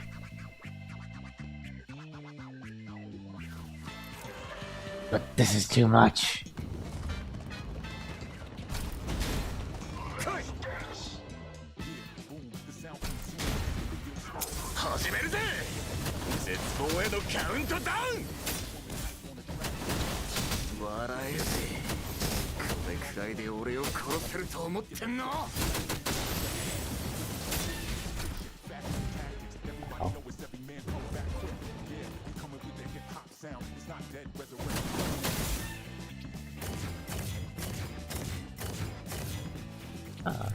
Hello there.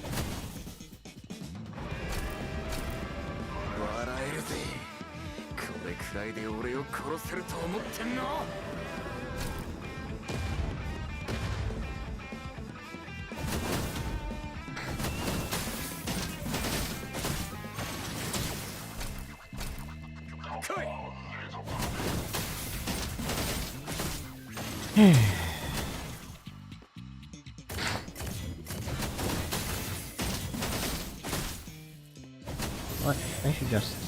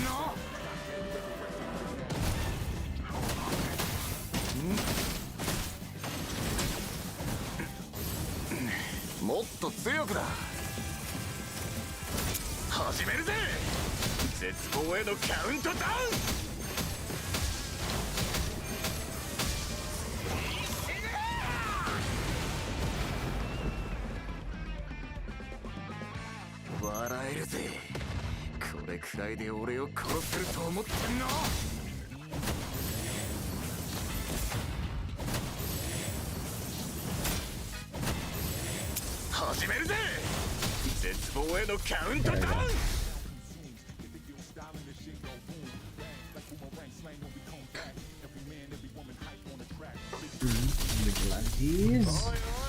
もう終わりか。ただのウォームアップだろ。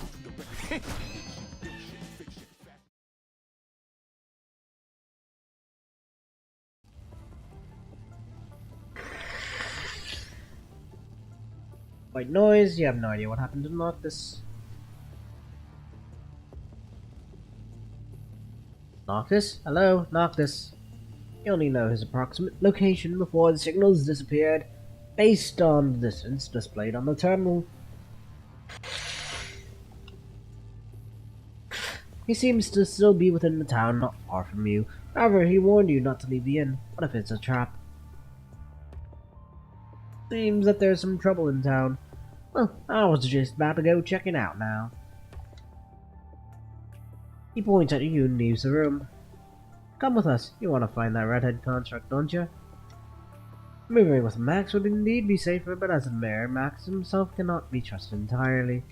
What, scared that I may kill you? No, I'll go with you, Max. Good. It's good to have guts here. Max stops and takes a puff of his cigar. And just call me Mayor.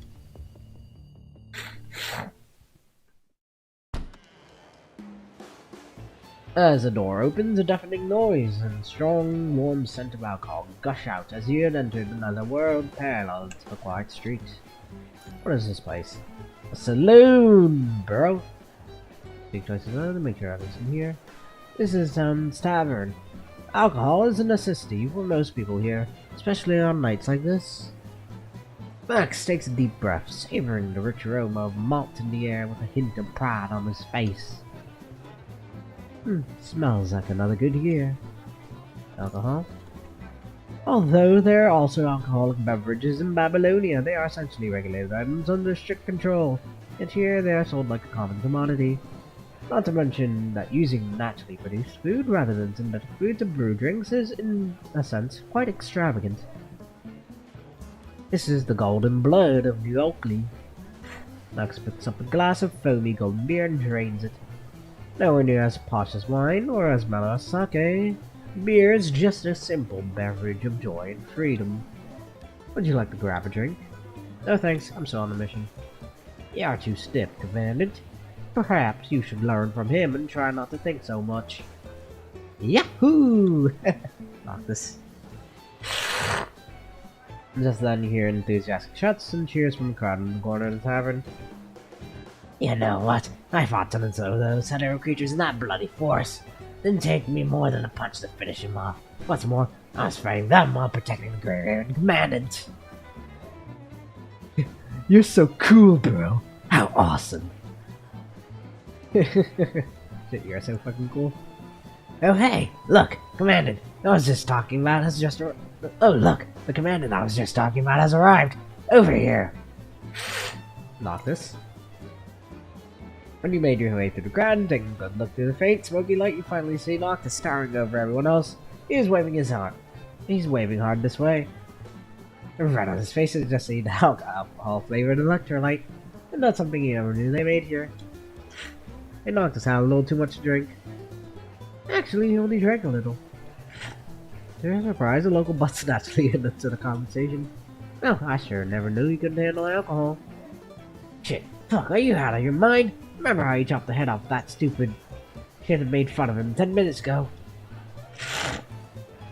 You're glad Noctis didn't seem to hear what had been said about him. You guys seem to have a lot of respect for him. And these same people found Noctis' attitude so repulsive half an hour ago that they almost wanted to spit on his head. We knew because he was there and took care of those hetero creatures and kept our food safe for us. God only knows what would have become of this year's Harvest Festival if you weren't there. Look here, we might not be on the right side of justice, but that ain't mean we backstab people who lend us a helping hand. And these people are probably what most would consider evildoers, but they seem like total scoundrels who can't tell right from wrong. And it ain't like we stand fighting chance against him anyway. Shit, damn straight.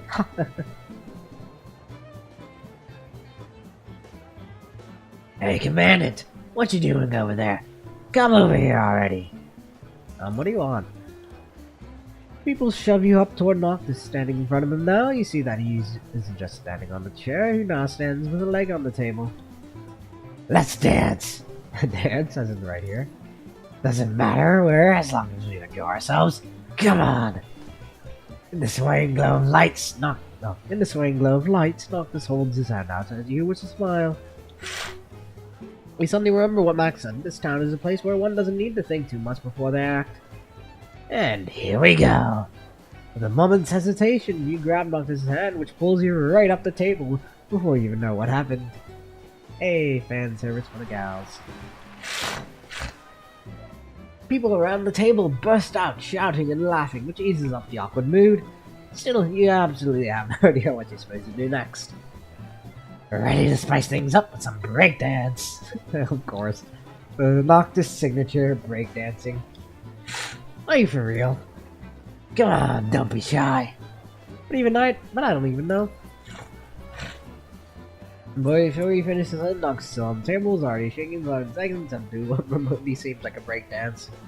Well, here goes nothing. Well, it doesn't matter who says the dance need to be methodical anyway. Your moves might not be quite up to snuff, but it doesn't really matter as long as you enjoy every moment of it. Ha ha ha! Hey yeah, let's get up there too. Shit, yeah, let's do this. More drunks up. With it, more drunks get on the table after months and start dancing away at the music.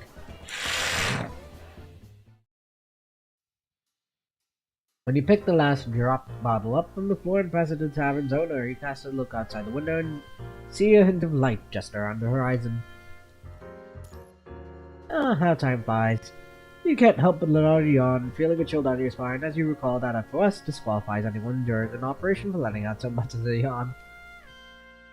Ah. On the floor now, however, there lie a bunch of people including doctors, their arms and legs sprawled there. I never into what, eh? Jeez, look at this guy. He's only been in town for a day and he's already acting like he's been living here all his life. Wouldn't have any doubt even if you had told me he was from here. So how do you like this place so far, Commandant? I just never saw myself break down at Sanitarium. Well, that's a laugh for you. Que sera sera. And like I said before, you'll need a job if you want to stay here to look into that guy by the name of Damon. Doesn't Max say he knows the tavern's owner who reciprocates the gesture with a friendly smile. Probably a good idea for y'all to get yourselves a job here. I'm sure they can use a few extra hands here during the Harvest Festival. Well, Commandant's all I ever learned how to be. But it seems like you'll have to leave that aside for now. I guess I wouldn't mind giving working here a try. And as for the calm truck that goes wherever you go, he fights like a real champ, so let's take him down to Fan and have him keep the town safe. Fan? That's my son. He works as a town sheriff. Said he wanted to keep the town safe and all. Think he just might be able to help y'all if you want to look into something. That's if you want to, though, of course. Of course. Now, here comes your first task. Get all these drunk bastards out of here. Of course. Classic tavern. With it, Max turns around and leaves. The tavern's owner, on the other hand, rolls up his sleeves and reveals legs with bulging muscles and a physique that hardly befits his appearance. Single-handedly, he picks up one of the guys on the floor and flings him out the door. Am I even here?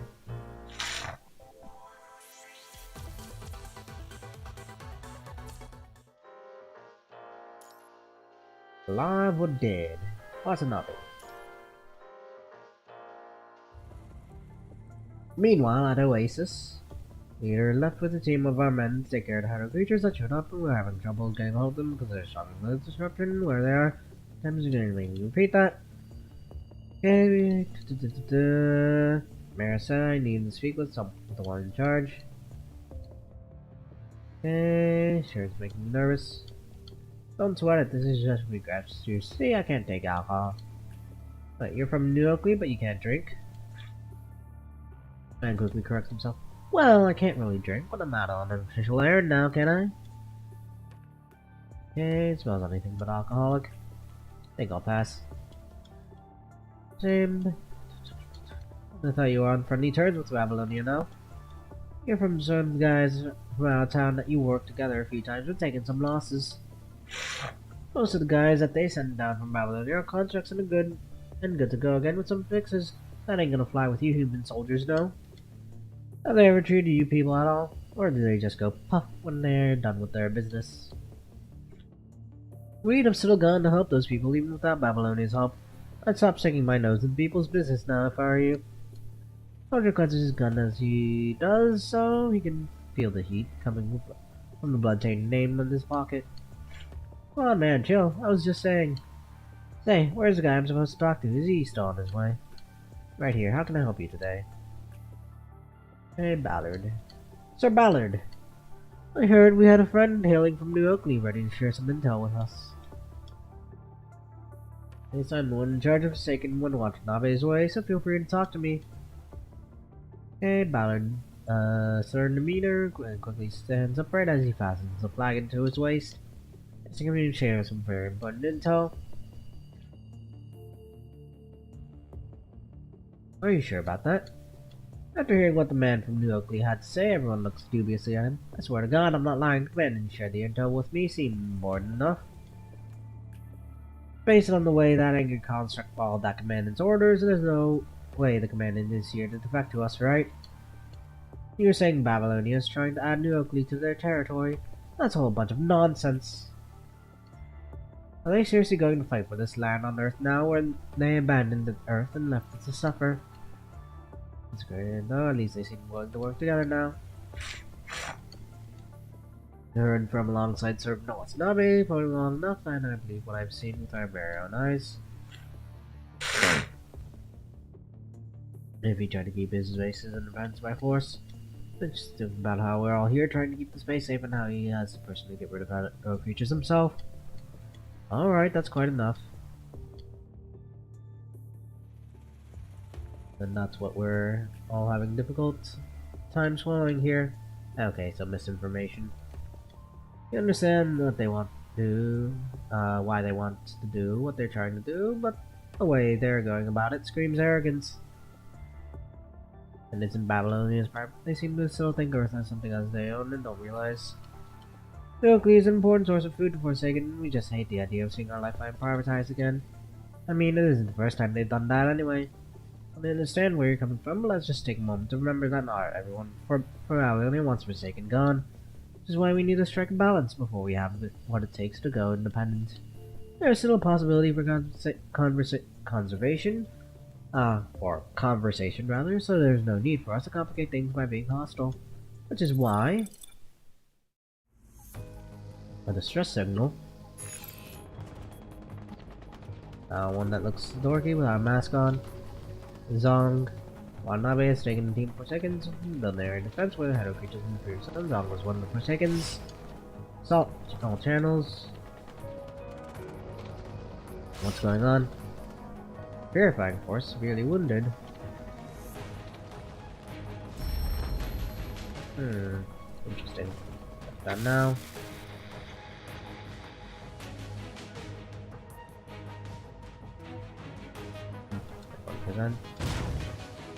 Okay. Dude, what the hell?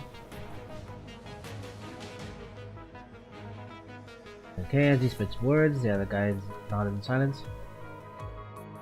Okay, Ballard. Second points a finger. I think no one knows what you've done. You were the one who found the purifying force back in post-pandemic. Okay. Not you. Well, the video was fake. It might seem like the purifying force was attacking Zong, but what if that's not what he was trying to tell us?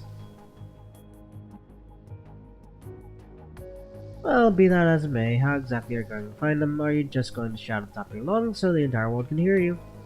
How are you going to deal with them when you find them? Are you just going to do them in without a trial? Not exactly. How are you going to make sure nothing is going to happen to the border when you met Babylonia head on? Okay. If I may, sir, what exactly are we supposed to do? And have the video we saw just now analyzed by our technicians and start looking for survivors where Watanabe went to build his area of defense. It's Watanabe we're talking about, and you don't come across the guy as tough as him every day. We need to take the initiative if Babylonia is really behind this. Now, I don't mean that we're getting it back at them, we're just trying to get back what's rightfully ours before they go any further with the clean zone. Be it getting them to do as we say or going against them, we need to first get our hands on a few trump cards. We'll need these trump cards to either ask them to spill the beans about Watanabe or ask them to save him. I don't think Sir Watanabe would have agreed to this had he been here. I think most people here will agree that this is something we have to do to save him. Okay, as for our friend in New Oakley. Well, I thought I was already done here. Guess we'll need you to stay here for just a bit longer. Well, sure then. But quickly decides that he isn't really in a position to do so, given how severely outnumbered he is. And shakes his head. Interesting geopolitics we got going on. Hey, Commandant, give me the usual thing. A glass of ice water. Guy comes here every day and orders nothing but a glass of ice water. Sorry, but we don't serve ice water today. Time pun that reads no free ice water during the Harvest Festival. Wait, seriously? Right when the man's head droops with disappointment, you put a glass of alcohol flavor electrolyte in front of him. Wait, I didn't order this, did I? It's on the house. Ah, I knew you were a cool person right from the start. Oh, not a from Babylonia anymore. Not an expletive from Babylonia anymore. Well, don't you think it's only fair you share some intel with me now? Finishes the drink, after he quickly wipes the foam off. America kicked a bunch of hooligans around town a while back because they were being less than submissive, and they all hang around this brewery nearby town. A bunch of hooligans, huh? That includes you, I presume? Geez, cut me some slack here. See, I respect our mayor with all my heart. Me and my men would have died years back had it not been for him. So, what's the deal with the hooligans you were talking about? Well, they've been quite active since y'all came into town, and don't know what, if that has to do with the person you're looking into. I heard they brought a bunch of food before the Harvest Festival, and God only knows why they did that. Not to mention it's anyone's guess how they even got the money to do that in the first place. Food, huh? The Harvest Festival is today. Those guys are all out on the streets now, and I bet they're up to something. Got it. The whip of wine glasses, he pondered the value of the intel. If Damon and his people are really trying to pull off something in this town, then a time as chaotic as the Harvest Festival would be their best bet. And that too makes for the best opportunity for you to catch him right into the act. Did you hear it, Noctis? Yep, heard every word, so there's a good chance they might show up today and cause a scene, right? Noctis isn't always a deep thinker, but he can be sharp-witted when he has to be. Right, and that's where you come into the picture to look for Damon. Alright, just watch and learn, partner. Partner, you said? Yep, how do you like that? Thought I'd call you that for now instead, since you aren't playing your commandant role, and I'm not a task force member anymore. I see, guess that works. I know, right? Partner, it is indeed better than anything you could think of right now, and you like how there is a ring of equality and mutuality to it. And I've been meaning to ask you this. What exactly is this thing you're wearing? Oh, you mean this? This is a coating I brought from one of those stalls just now at the Harvest Festival market. This guy here picked it for me. Yeah, you are the fucking bomb. Indeed he is. Totally fits the mood. And the two of them don't seem out of place at all, walking right next to the festival goers wearing all sorts of crazier outfits. Hey Noctis, what you doing there? Says someone on the other side of the line. Ah, not gonna stop yapping now, huh? I gotta go now.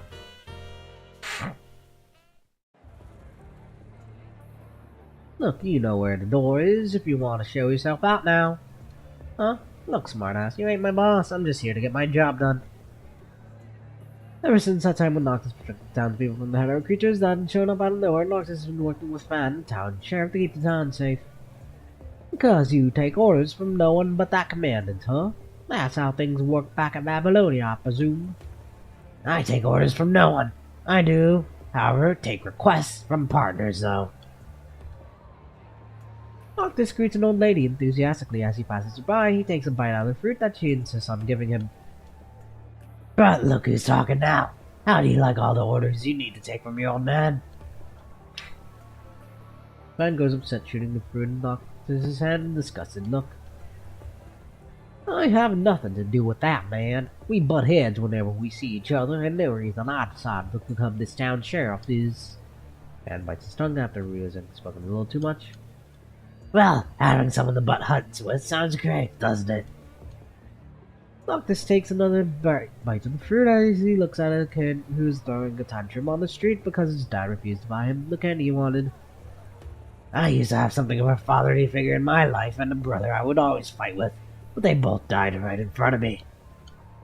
So you probably want to talk to your old man when he's still around. You never know what you might get out of talking to him. Noctis pats Fan on the head, but Fan shakes him off with a disgusted face. I'm off to patrol then. We'll catch you in a bit. It's not until Noctis has walked a good distance away that Fan pulls out a service pistol that had come from Babylonia. Fan puts the pistol away into a pocket and turns around to leave the rowdy cloud.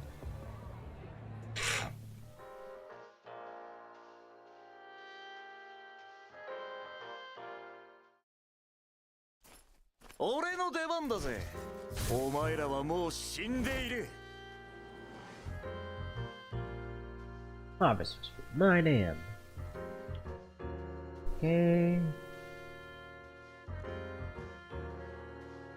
Okay, alone. Skip exploration. Probably help Noctis investigate. Okay. Hello there. Sergeant was murdered.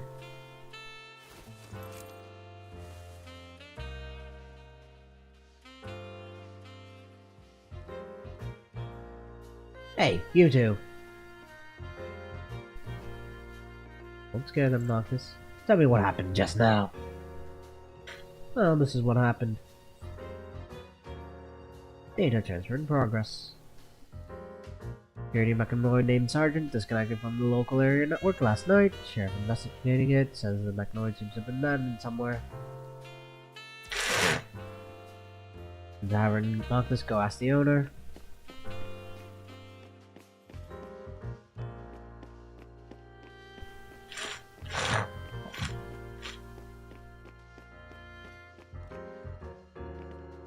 Hello, boss. Have you seen any weird guys recently? I think you guys are weird. That's booze. House. Security revives on. That so? Tell me what's going on. 始めるぜ絶望へのカウントダウンお前なんかよりサンドバッグの方が丈夫だぜ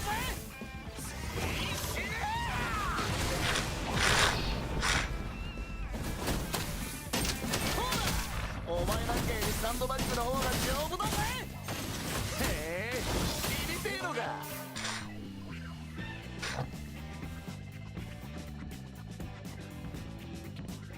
Attack? Ah, looks like we all just surviving. 始めるぜ絶望へのカウントダウンほらお前なんかよりサンドバッグの方が丈夫だぜ Okay. Sorry, boss. It's our fault. Get lost!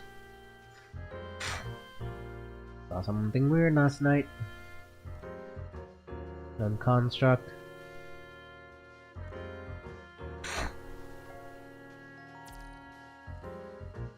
Guards took back Sergeant body. Next.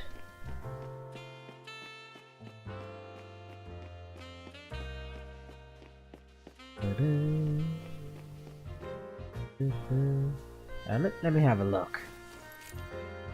No one time can fix it. Ah, you can't, but I can. Okay, seems to run into a problem patrol.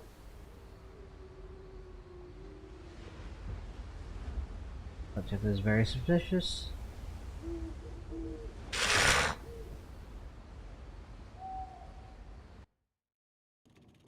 The records determined as an outsider.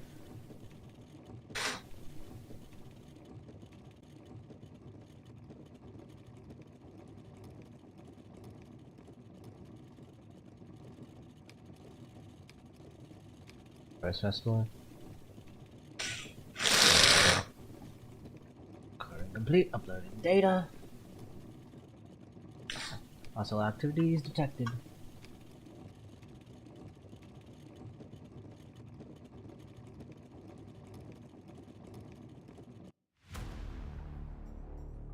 We're a little beggar those two guys mentioned Noctis. Yes. Yes, I think he does.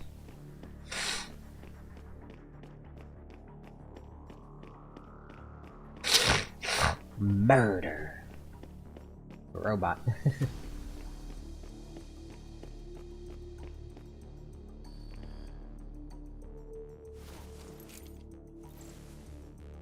Buddy, can I have a look?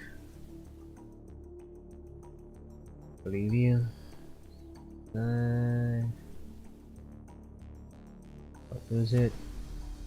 Okay, Team A and B will carry out the plan. Need you to turn on the security system near the target.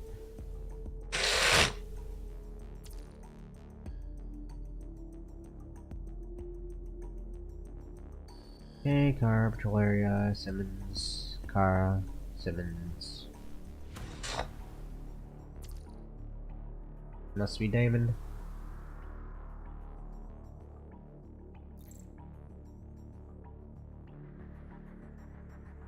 And somewhere.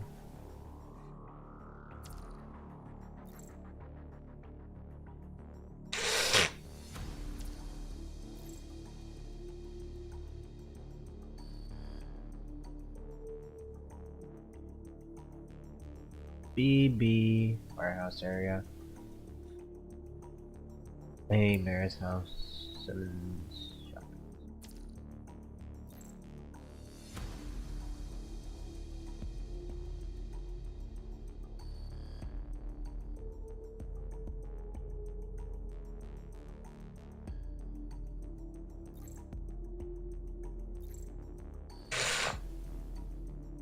Orapi destroyed the security system nearby last night.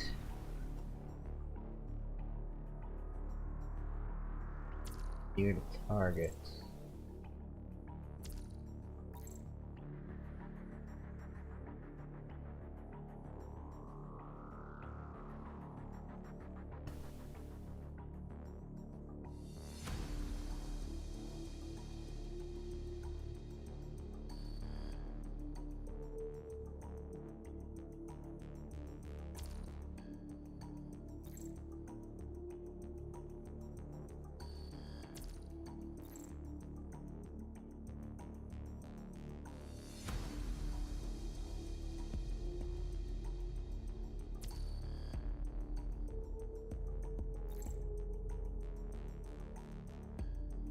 And again, Fan did say he didn't get along with his dad, so he might be looking to oust his dad and frame that on us.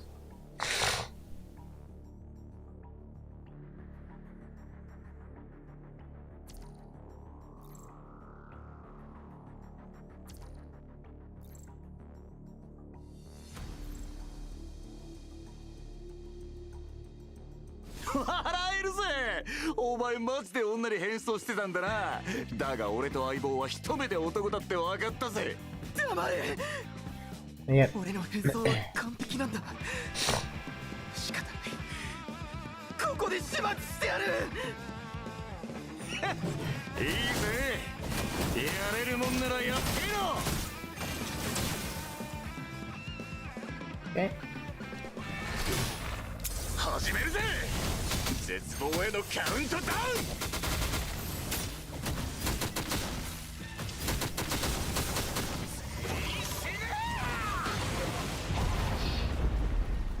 Nice. おいおい、もう終わりか。ただのウォームアップだろ。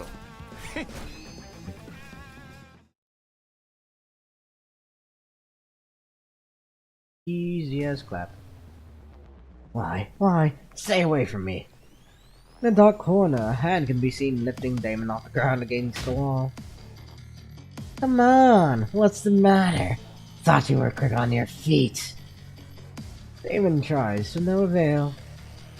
You lousy son of a... Let go! Oh, my apologies, but I never let my prey go.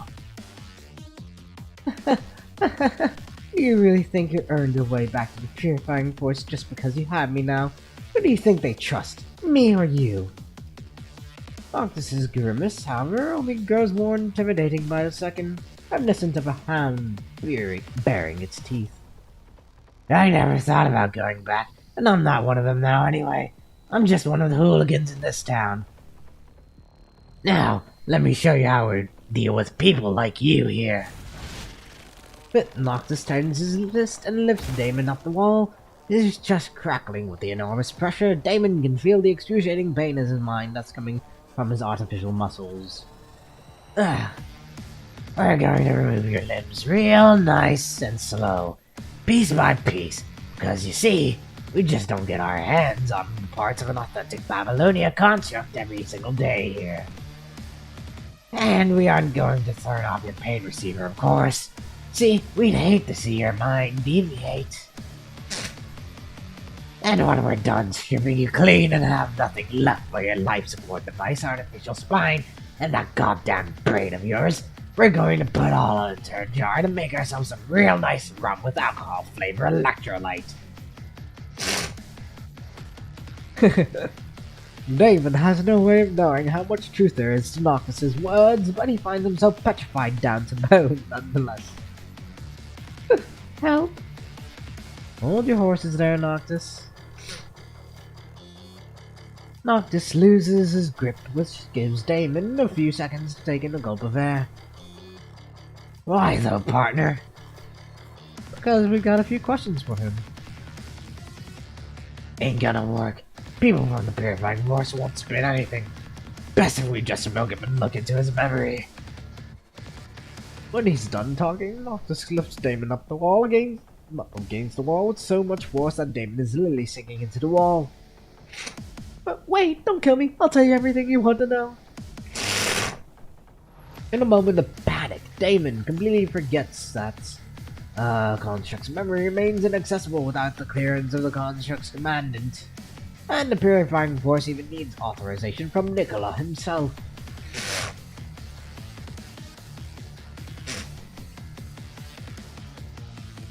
Let's start with this one. Who are you exactly? I am a Forsaken. Forsaken? Any proof of that? In the left pocket of my coat. Noctis pulls about into something we've seen before when he paid Forsaken a visit. Didn't want to let me send you here. What, Larry? No, I don't take orders from that son of a... Who exactly sent you here, then? Can't be this Generalissimo that you were talking about, no? Spot on! Although I have no idea who he is exactly, all I know is that he's the one leading the resistance against Babylonia. Wow, sounds like one hell of a hotshot. Where's this Generalissimo, then? Noctis throws a punch at the wall behind Noctis, which instantly shatters the wall into pieces. Why, what are you trying to do in this town? In just a few days. How many days are a few days? 3. In 3 days we'll be spearheading an attack on the town with Hydra creatures and then... Damon stops cold with bizarre laryngeal sounds emanating from his mouth. Boy, look at you go there. Really had us going. Guess we'll have to do this the hard way then. Noctis is about to tighten his hand again when he notices Damon doesn't seem quite right. Hey. Pure red blood or pure red battlefield, that seems like blood gushes out from Damon's mouth and as it opens and closes. Noctis, what the hell? Hey, I didn't do this. No lies. Wait, this guy. He's poisoned. Poisoned? You never heard of any poison that works on constructs? Oh, you never heard of any poison that works on constructs, and you didn't even see anyone poison Damon to begin with. Suddenly Noctis lets go of Damon and rushes out of the alley, apparently having recalled something. Noctis, where are you going? Nigel! With no one in sight, Noctis shouts into the air. Show your face now! Noctis, calm down already. I can't. That son of a gun just poisoned the guy back there, and he's gotta still be around now. This clenched his fist, hands crackling in his teeth squeeze. Noctis scrutinizes every last corner for Nigel. Nigel is still alive. I totally knew that, and he just murdered a person right under my nose. What Noctis is doing now is making himself widely susceptible if Nigel is around. You're making yourself completely defenseless. Noctis, let's get out of here first. No, he's gotta be somewhere around. I'm not leaving him until he shows up. Noctis! I need you to trust me here, partner. Letting out a growl of fury, Noctis walks away. When Noctis is completely out of sight, a figure walks out of the corner where the light of the campfire can't reach.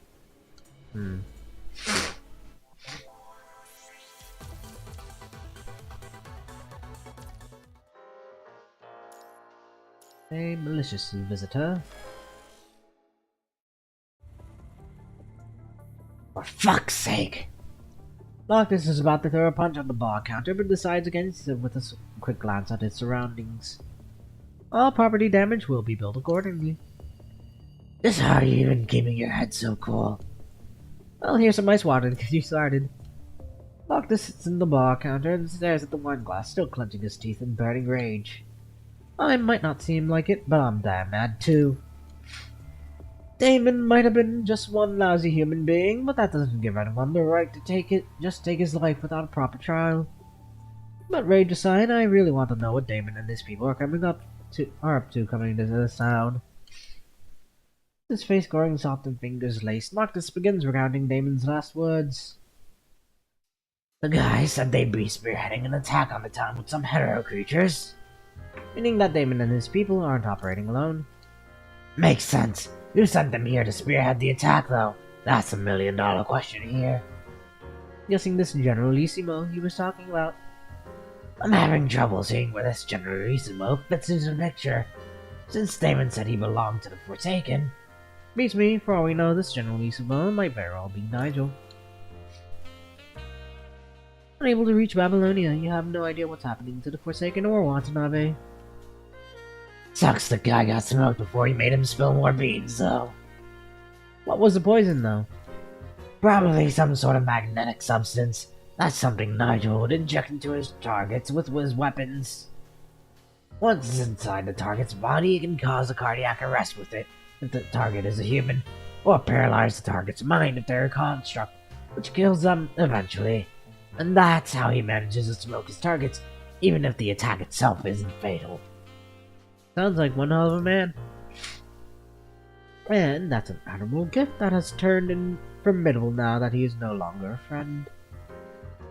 But what Damon has said is a little weird if you think about it. I mean, how are they able to control hetero creatures?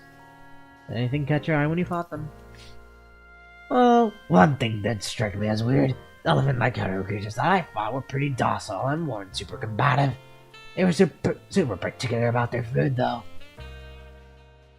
Because in the forest, I had to learn whose ecology was complicated, or then ecology as perceptible to exploitation. Perhaps susceptible to exploitation.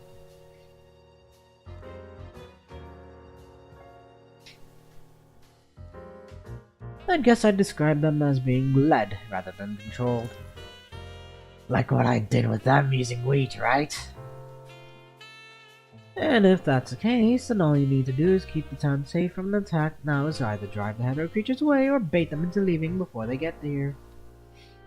If done right, you'll be able to help hold the hetero creatures at bay without Babylonia's help. Just gotta figure out where they keep those hetero creatures hidden now. Remember those hooligans that... Hey, stop judging a book by its cover. I know that's probably what the kids seem to like, but they never done anything morally condemnable. Well, it seemed like. And wreaking havoc on the town is simply out of the question. Hey, who says I'm talking about those followers of yours? Oh, you mean those underlings that hang around Damon? Hang around a deserted brewery nearby town, according to one of Noctis's followers. And all the food they bought before the Harvest Festival is probably what they're using to lead the hetero creatures. There's a good chance that they're operating out of the brewery. Well, we know where they are now, so I say we go and bust them.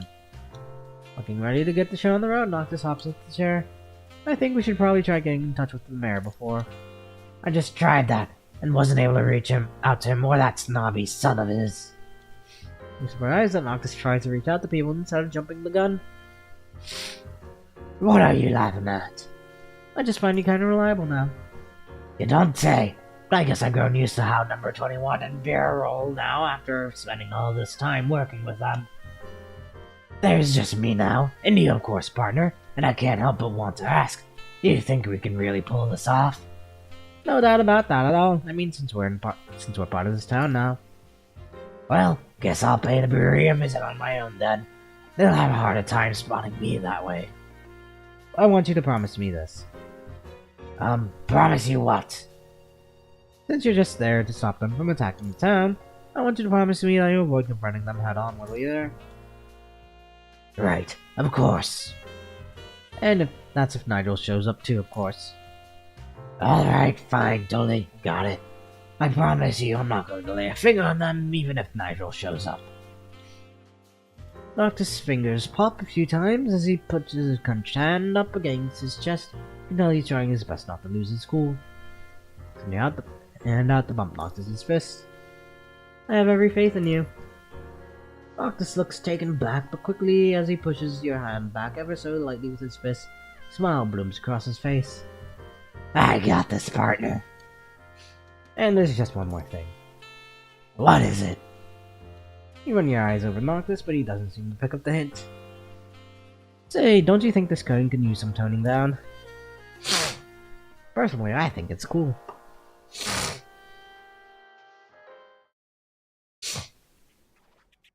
Okay, tavern.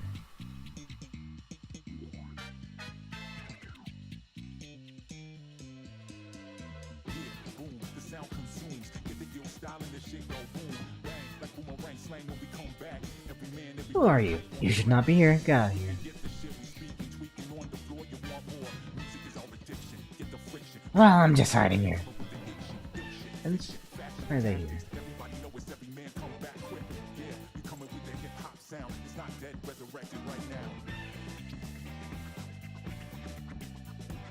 Finally quiet. Let's have a look around.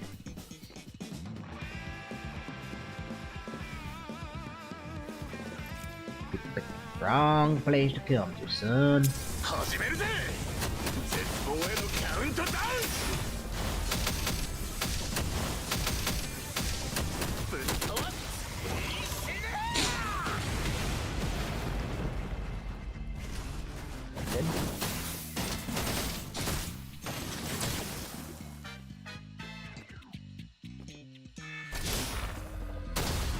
始めるぜ絶望へのカウントダウン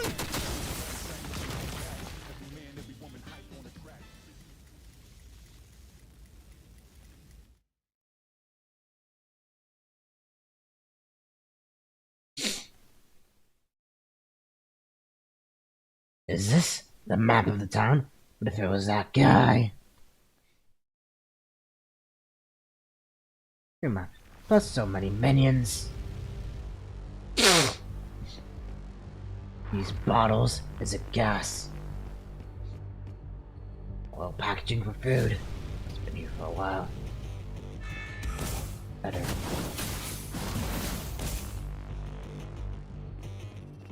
Signage.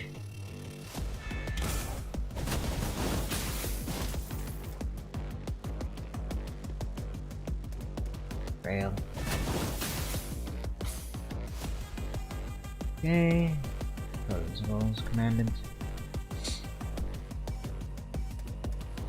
おいおいもう終わりかただのウォークアップだろ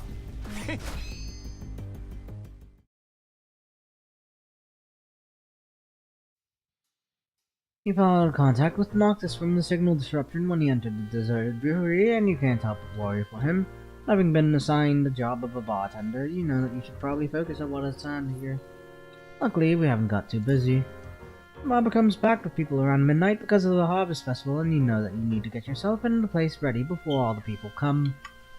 You blow a puff of air at each of the wine glasses you just finished washing, wipe them with a dry cloth until they glitter, and hang them on the wine glass rack. Seeing your work, you feel accomplished. Think I'm getting better at this. Right then, with the rings that come from the door, and comes the night's first customer. Most of the tavern regulars make a beeline straight for the bar counter as soon as they come through the door. This particular cover, however, walks slowly, with light taps on the floor. How are you doing today? Apparently having noticed his seats at the counter, they walk up this way and pick a seat to sit on. My apologies, but I can't see anything. Through the faint light, you now see that he's wearing sunglasses, behind which is a pair of dark, lifeless eyes, sending a chill down your spine. Anything you would like to get yourself started? Anything will do. Guess I'll go with whatever you make me. Says the man with a polite smile. At the same time, you find his smile menacing in a way you can't quite place. Know that this is probably a false alarm, but you can't seem to shake it off. You're a construct, I presume. Can I get you some alcohol-flavored electrolyte, then? Well, sure. Pull out a bottle of low-alcohol-flavored electrolyte from the rack and pour the golden aromatic liquid into a glass. Here you go, sir. Thank you. Searching for the glass for a few seconds with it stuffed in, he finally finds it and grabs it. Well, at it, his left shoulder cape flutters in the wind, revealing the empty space underneath. Lined with a single arm. When it hits you that you might have heard about this persona non grata. Nigel. This man, however, has no way of knowing who you really are, and you know that this is your chance to get him to talk without his guard on, so you can later show what you learned to Noctis. I gather you're from Babylonia, sir. Used to be. Nigel starts speaking again. I'd come to Earth many times, but our mission locations were the only places I had visited on Earth. I presume you're here for another mission. Yes, correct. Holds a wine glass up to his ear. Not exactly your type of drink, I see. I've never had any alcohol. Listens to the liquid circle around the glass as he swallows it. I do have a friend, and he's a real drinker. A friend, huh? Thing, though, is that he can't really hold his drink, but he doesn't give a damn what he does when he gets drunk, and that's a quality he has that I don't. A barely discernible smile, Nigel chugs a drink in one go. Don't think I'll ever get used to this. Puts a glass down and stands up. One question for you before I go. Sure, what is it? What would you differentiate a construct from a human? That's one interesting question, I gotta say. Take as long as you possibly can with wiping the bar counter all while keeping your eye on Nigel. As a bartender, I guess the difference is that one takes alcohol while the other takes electrolytes. Is that so? He's waiting for the drink on the table and turns around. Say, how do you answer that question as a commandant from Babylonia, though? Whenever you heard the question, then you reach your hand into your jar, and behind the counter is a service pistol in it. A second later, you feel a pang of excruciating pain come from your left arm that quickly occupies the left side of your body. You have no idea when you even got hit. You haven't even taken your eye off him for a split second this entire time. Your heart sinks at the numbness that quickly spreads across your body. How in the world did you? Seems like Noctis has told you about me. Send him my way. It's high time that we got things settled between us now. And I look forward to hearing your answer to that last question from him. Nigel pushes his sunglasses up and slowly makes his way toward the door. And just a word of advice, there's no way for you and this town's mayor to stop the Generalissimo. Nigel. Nigel's fading footsteps are lasting here before the world around you slips into darkness.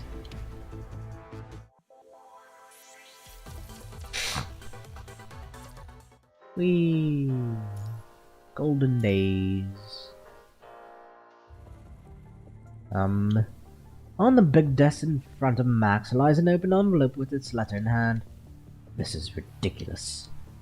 Max tears the letter into pieces and throws them into the ashtray. With the cigar he just lit up, he sets the pieces aflame, instantly turning them into the ashes. Max racks his brain over what he just read about in the letter as fumes of smoke rises from the cigar, all while wishing he could just as easily burn up the mess he has just read about. Excuse me. Oakley, am I getting too old or what? In the drawer he opens a yellowed photograph of a family of three standing in the middle of a wheat field. They all seem very happy in the picture, so much so that Max can hardly tell the young man back at him from the picture is himself. Max snaps back at the knocks coming from the door.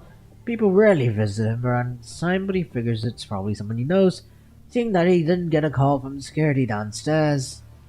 Come on in. Max closes the drawer and is surprised to see a person coming through the door. Friend. Max casts an unceremonious look before returning to all the papers on the table, cigar hanging from his mouth.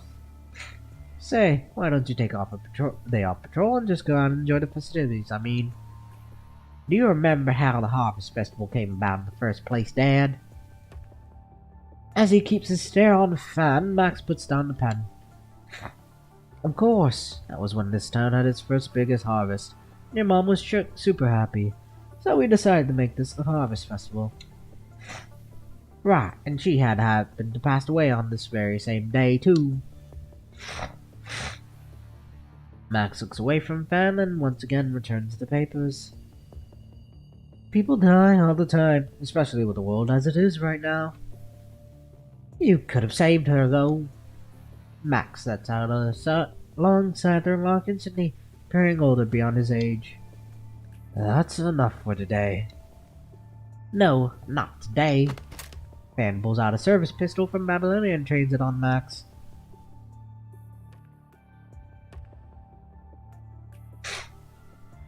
I thought they hated Babylonia's guts. Damon and his people have made the deserted brewery outside of the town their temporary gathering place. And they just decide to call this town their home. Like, hey, what the hell? That's on. Just how much longer do I still need to be here? Beats me, they've been getting along so well with the people in town that you can't even tell they're from Babylonia. And that's something I never saw coming. We need to get rid of them before the Forsaken wreaks havoc here, but if that fails, there's another person I'm sure you wouldn't have trouble doing it. Okay, that's hand. So, who's this other person you were talking about? Helen, behold, the mayor, your father, that is. Well, I guess I'll take that as a no. Thought you wouldn't say no, though. After hearing you talk about how you killed your mother and all. No, I've got this. Bro's a mama's boy, indeed. Fan takes a pistol and puts it into the pocket. We just need him dead for our plan to work, and you can do whatever you see fit with the townspeople after that. Don't think they'll be able to stick together like they have with Max gone, though. Fat chance they'll stick together. They're all just here for the food and shelter. No way they're going to put their life on the line to fight the Forsaken. Damon nods and sees Sven off. Are you seriously counting on him? Nigel comes out of the dark corner behind Damon and slowly walks up to him. Well, we got you guys too.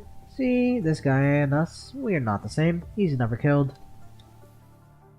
Have you ever killed one of your loved ones yourself, son? Nigel's son, Damon shows an irritated look, all while knowing full well that Nigel can't see a thing. Ha! See, I can kill anyone, so long as their pay is good enough.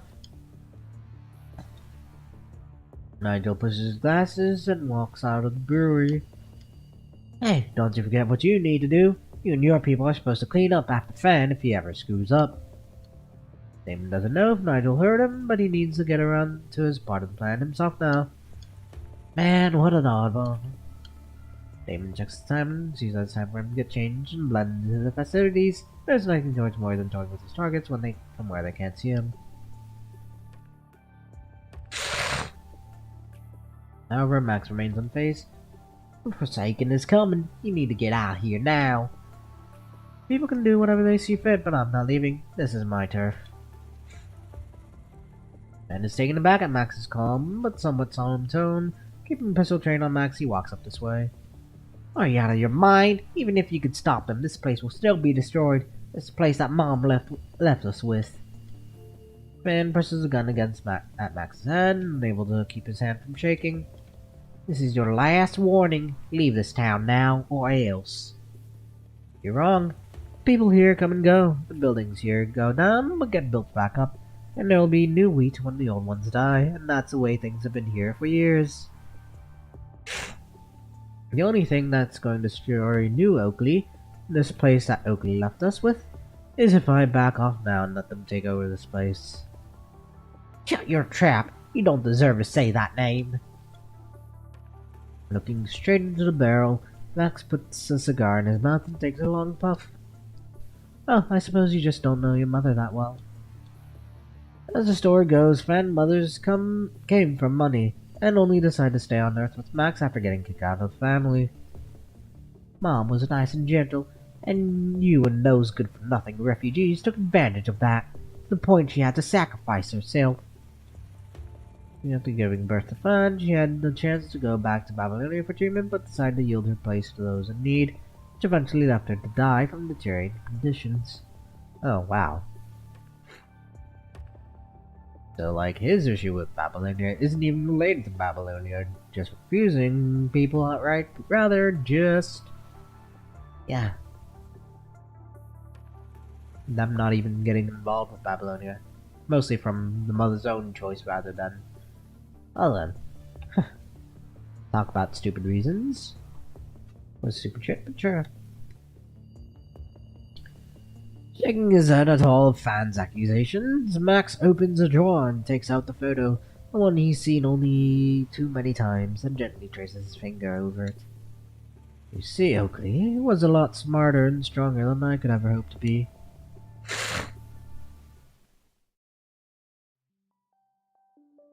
Okay, it's bolting.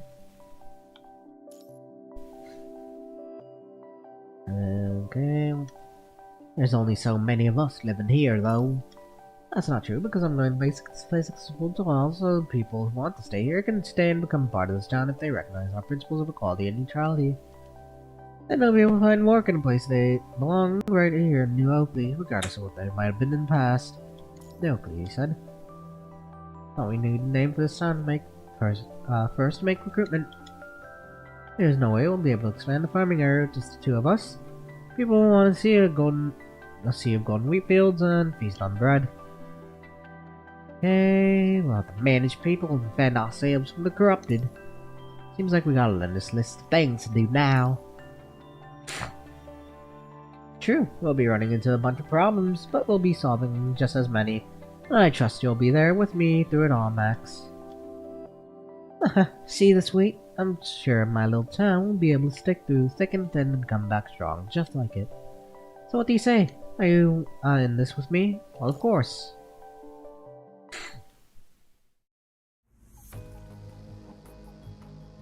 I'm not going back to Babylonia, Max. If you ever try to talk me into doing that. Says Oakley as she turns on the city and aims at the people around her. I'll kill you all and then kill myself. Hey, easy there with that thing. Holy shit, I think she means business there. Look, what are you going to do about your... Oakley shakes his head with a wry smile. I might be able to make a full recovery if I go back, except they'll never let me leave. And I'll never be able to see everything and everyone I love again. The idea of death really scares me, Max. I am an atheist, and I do think that death is the end of it all, but... The idea of having to leave you, our adorable son, everyone in this town, and the golden sea of wheat for my dream. I don't see how that's any different from just killing me. Tears trickling down her face. So go tell them that I'll not be going back to Babylonia. And this is a decision that I, Oakley... Oh.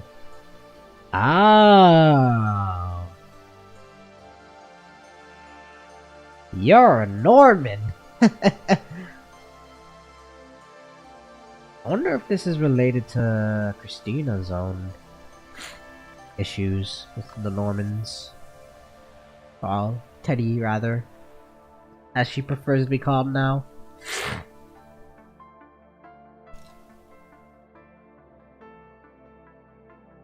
If I'm fated to part ways with this world, I'd rather that happen right here, surrounded by everyone I love. I really like this town because people can kiss goodbye to their past and live however they want here, so Max, I'm listening. Promise me this. Promise me that you'll stand on guard for this place and the people here and the freedom here. Then she wobbles a few times before a gun drops to the ground, making a loud thud. Oakley!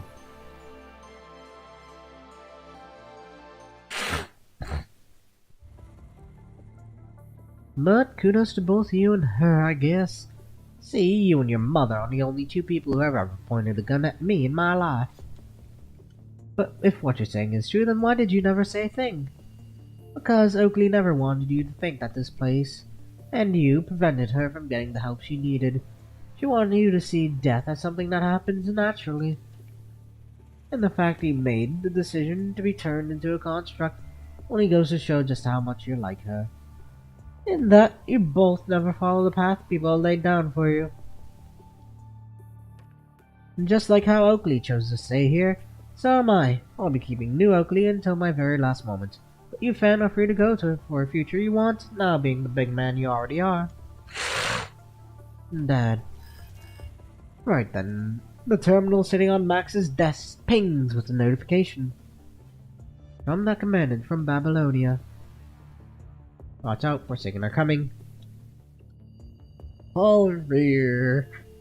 Cain for fear. The Forsaken are coming! God damn it. I'm joking. Someone in the room catches his attention while he tries to decide if he can really trust this message. And flings it at Fan's side. And dagger materializes out of thin air. Dagger dipping deep into Max, who now stands in front of Fan, blood soaked to the right half of his body instantly. You need to get out of here and go to... Well, rip pops! Followed the coughing fits, blood gushes out of Max's mouth. and meet the commandant, they probably have a few things figured out, and there's no way of stopping Babylonian and Forsaken from fighting each other if they're dead. I'm not gonna die. I'll go do what you need to as a sheriff of this town.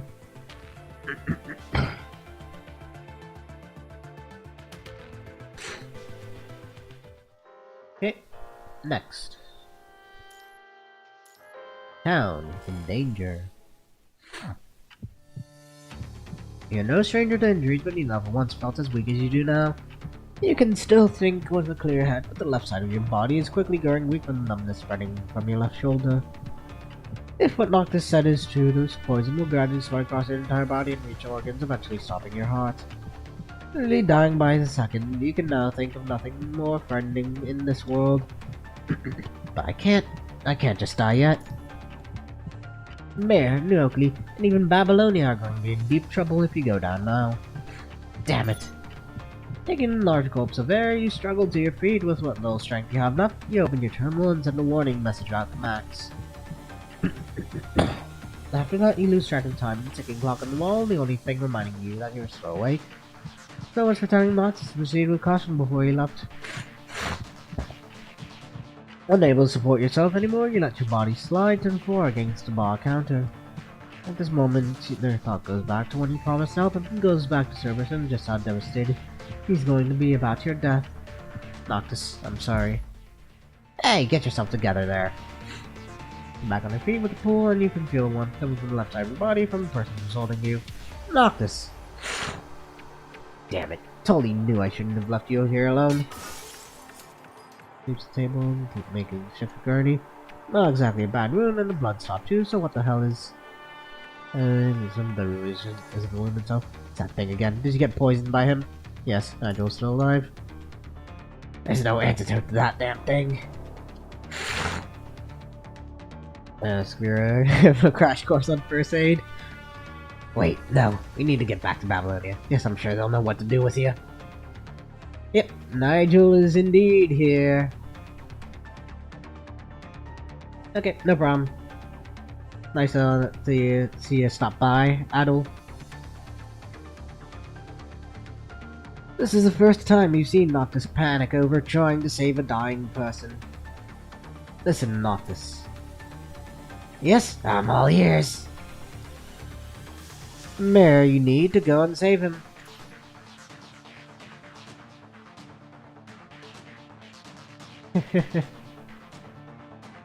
Fair. I'm not too familiar with like other streamers that like stream around this time frame, but I do try to do what I can to speak normally. Anywho.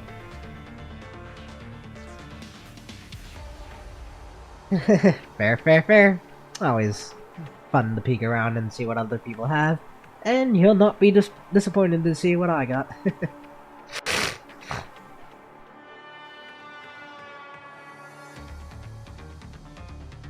Interesting.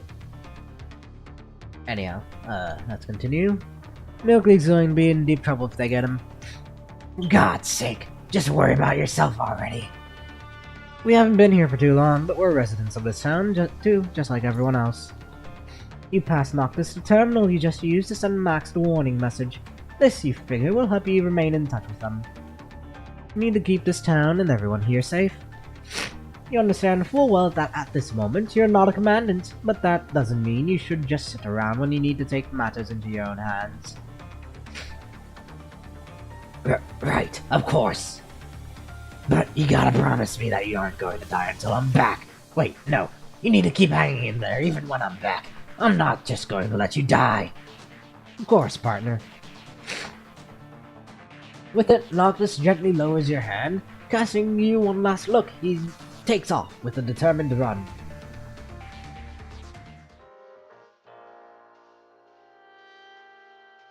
Yeah, fair. It happens. But you'll eventually get things picked back up and get your characters built.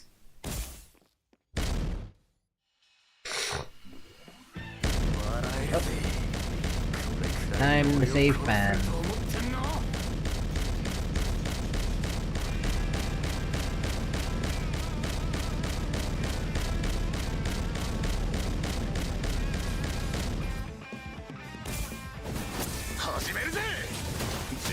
へのカウントダウン。ぶっ飛ばし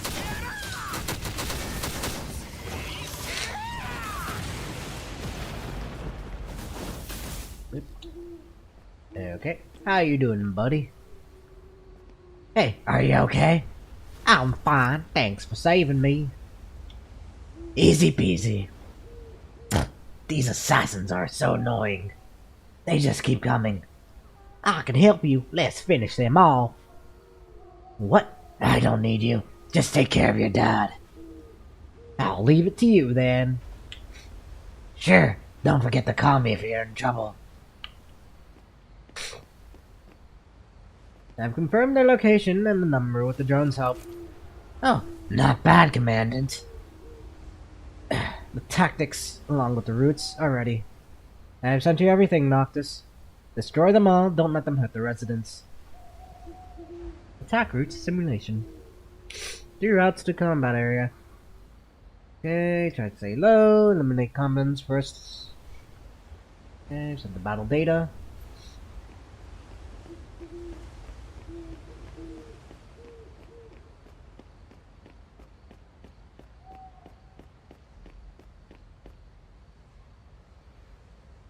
Playing battle simulation.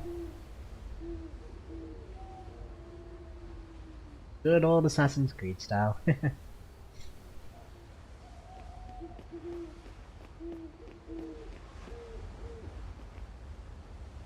Let's look at my commands for this, just so that I make sure I do everything right.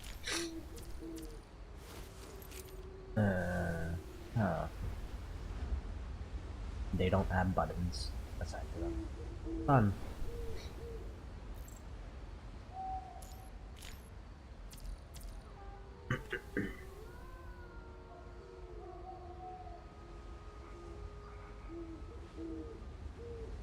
Go down here.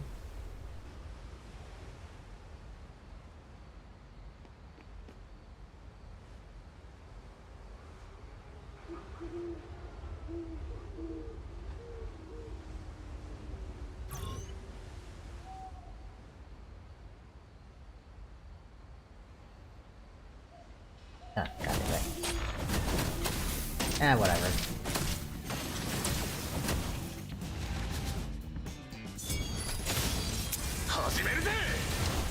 This is more Noctis' style anyways.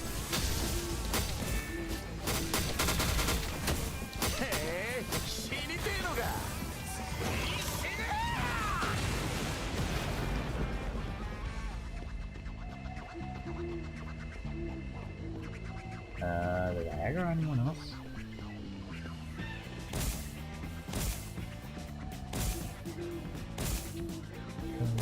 I can't go that way.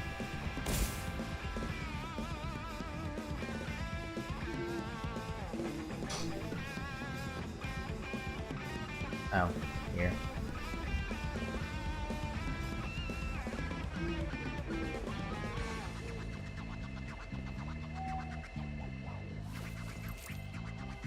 Huh, what's that?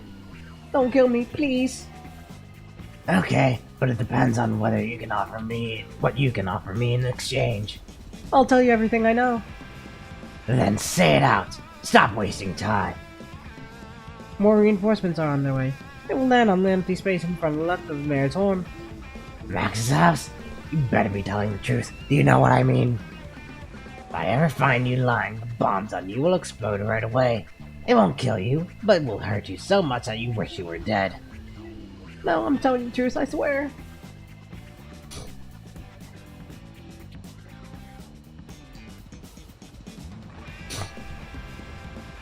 Occupers.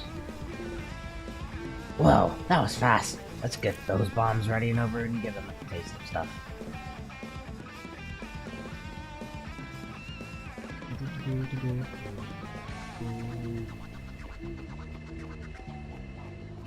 Bakudan. Seems that coward wasn't lying. Alright, since we've come to this point, let the bombs send you back home.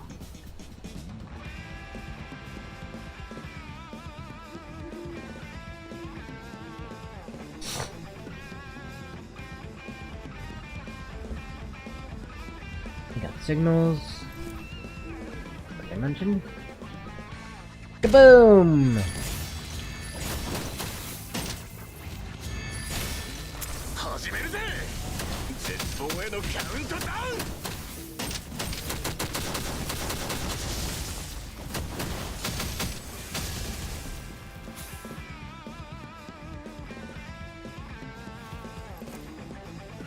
Greetings, Mr. Noctis. To thank you for your outstanding contribution toward the town's peace.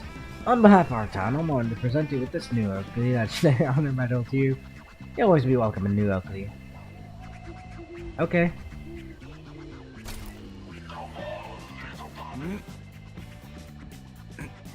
Sure. もっと強くだ飯食ってねえのか A bit of a delay there with the language, but sure. Max, standing on the sea of gold is love of Max's life. And if this is how it's going on, with a smile more radiant than gold of wheat fields, the girl opens her mouth to speak. What? Screw you. I see you. Interesting. You know, he's got his time in his name. Set the bird at him.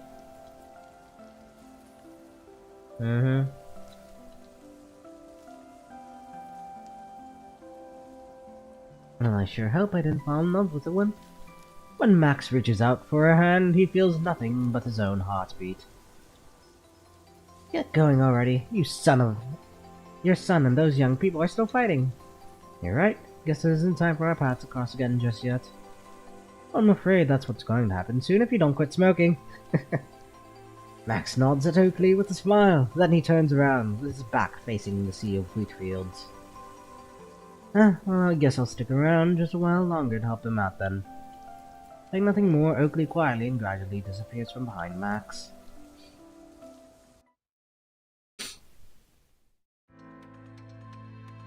Cough cough. As his eyes fly open, Max coughs out the blood-torn foam from his throat. Hey, are you with me? Jesus, keep it down, will ya?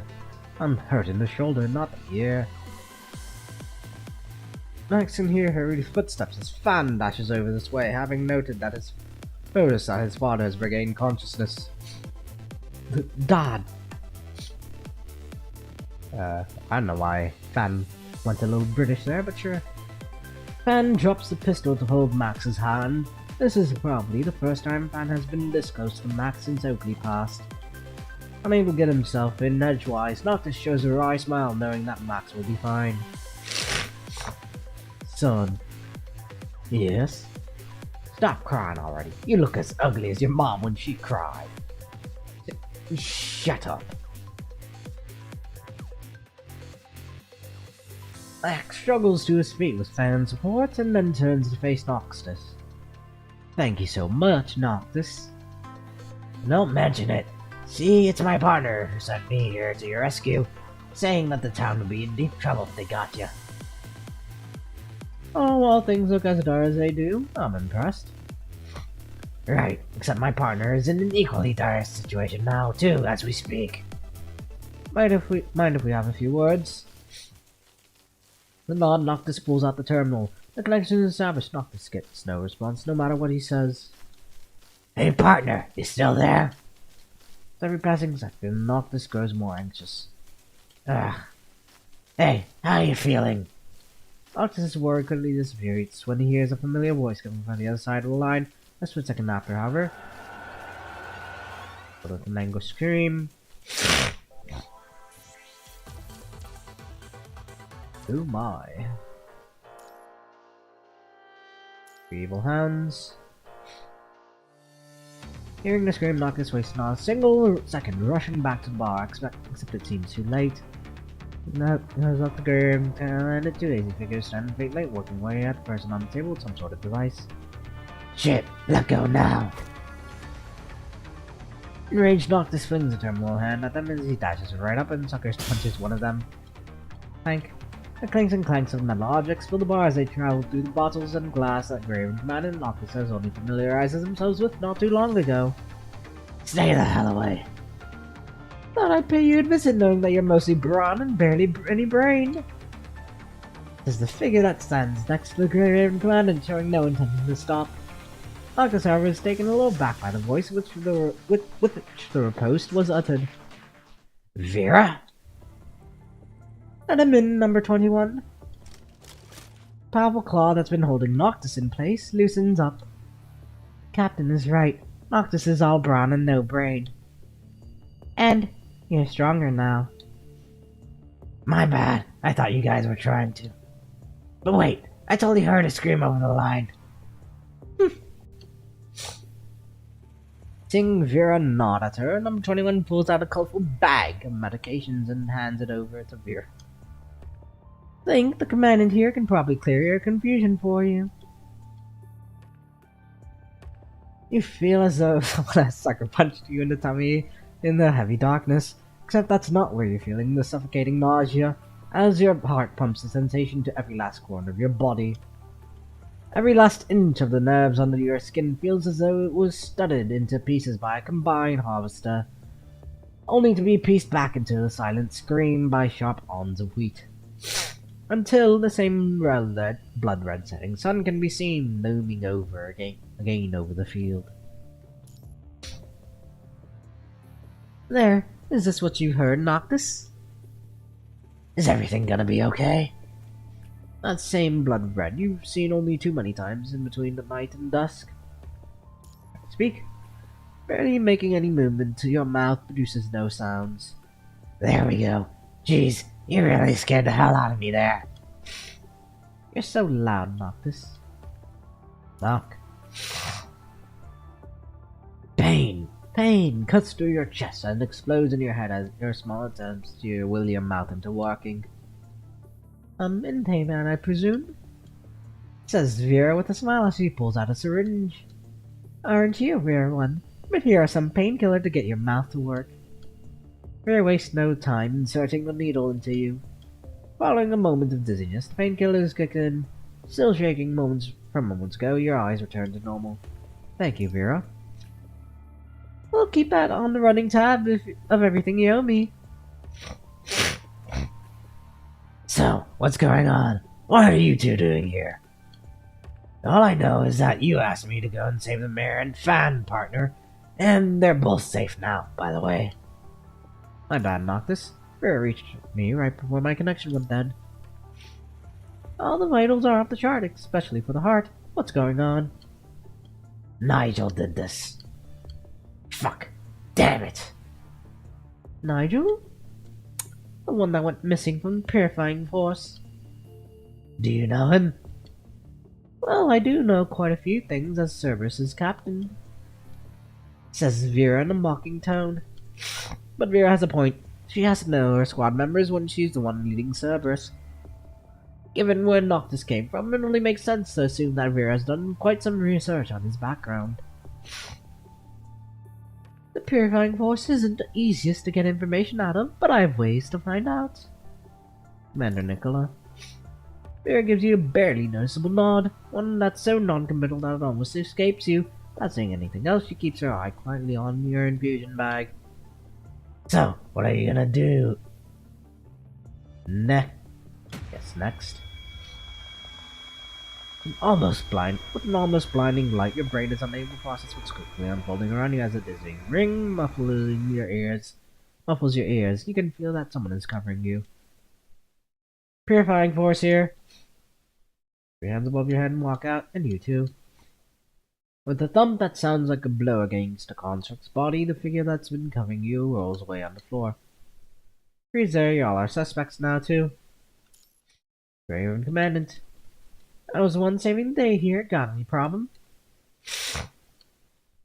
As the ringing in your ears quiets down, your view of the surroundings begins to grow clearer, all while pain creeps under every inch of your skin.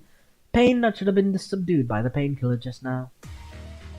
Standing facing you is Osiris, who points a blade at Vera number 21, Noctis, and who is the one covering you from the sun bank just now is being held immobile by several Purifying Force members.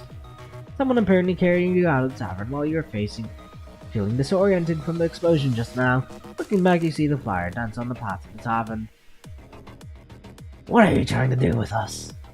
Affection, attempt to murder colleagues with explosives, and abduction of a task force commandant. You're being arrested for all of that. That's bullshit. Cyrus, however, seems oblivious to Noctis's riposte, his blade so sharp that it seems to might pierce Noctis's chest any second now. I wouldn't move an inch if I were you. That's a long list of charges they're trying to pin on you there, Noctis. Ugh. Cyrus' blade inches closer to Noctis. Wait a second there. I'll be escorting you back to Babylonia out of my personal reverence for you, Graven Commandant.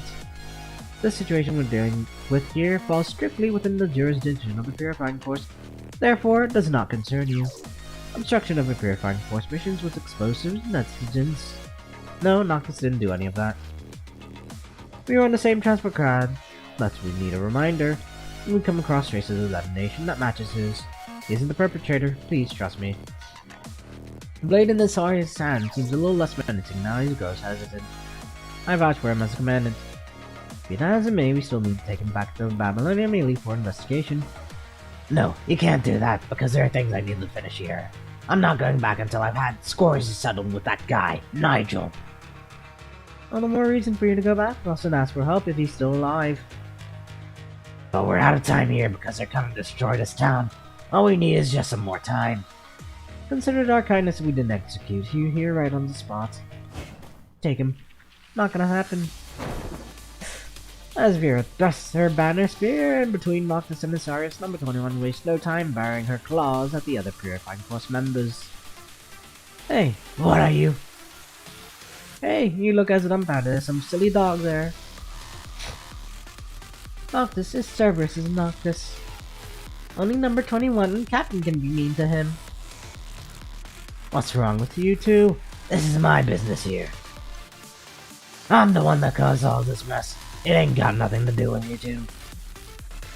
But it's got to do with Cerberus now. Oh, 21.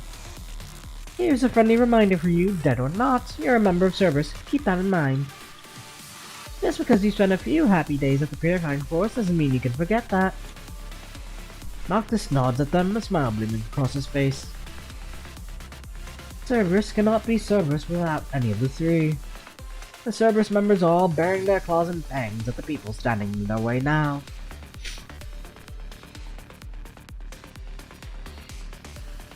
Asarius, on the other hand, points the tip of his blade straight at Vera. The hostility in the air is fast approaching the boiling point. As if in any second, Asarius will slash off Vera's head, while number 21 will tear into pieces of the Purifying Force member who's holding Noctis at gunpoint. In the deadly silence, the next word uttered by anyone holds the power to steer the confrontation one way or the other. Guess we'll leave them be. Before you know it, Asarius has put his blade back into his sheath with what you'd only describe as a light-speed swoosh. But why? We aren't here to babysit Cerberus. And besides, I trust this commandant. Thank you. I'm only doing this because I have faith in what you're capable of. With a nod, Asarius gestures for the rest of the Purifying Force to lower their weapons. With it, Vera and number 21, too. Lacoste will know more. After nodding your way, Asarius leaves with the other Purifying Force members, leaving you and Cerberus alone on the path leading to the now tumble-down tavern. You try to get on your feet holding Noctis' arm, but find your effort futile with the excruciating pain in your chest. Pain again? But you're gonna pass out cold if we put more painkillers in your system. Guess we'll keep you sane with the pain for now. Vera shakes her head after checking your infusion bag. That's fine. You need to deal with what's at hand here. Number 21 and I only saw a few hetero creatures here and there, and barely any humans or constructs on our way here. Also, a few constructs with daggers. They were all doing the same thing. Like they were a pack of wolves being led by a boss wolf. With it, number 21 pulls out a dark dagger and shows it to you. These people all used to be assassins working for the Purifying Force. They all work for Nigel, and no one really knows who they are. That sure sounds like a mess. Well, we're all ears if you don't mind bringing us up to speed here.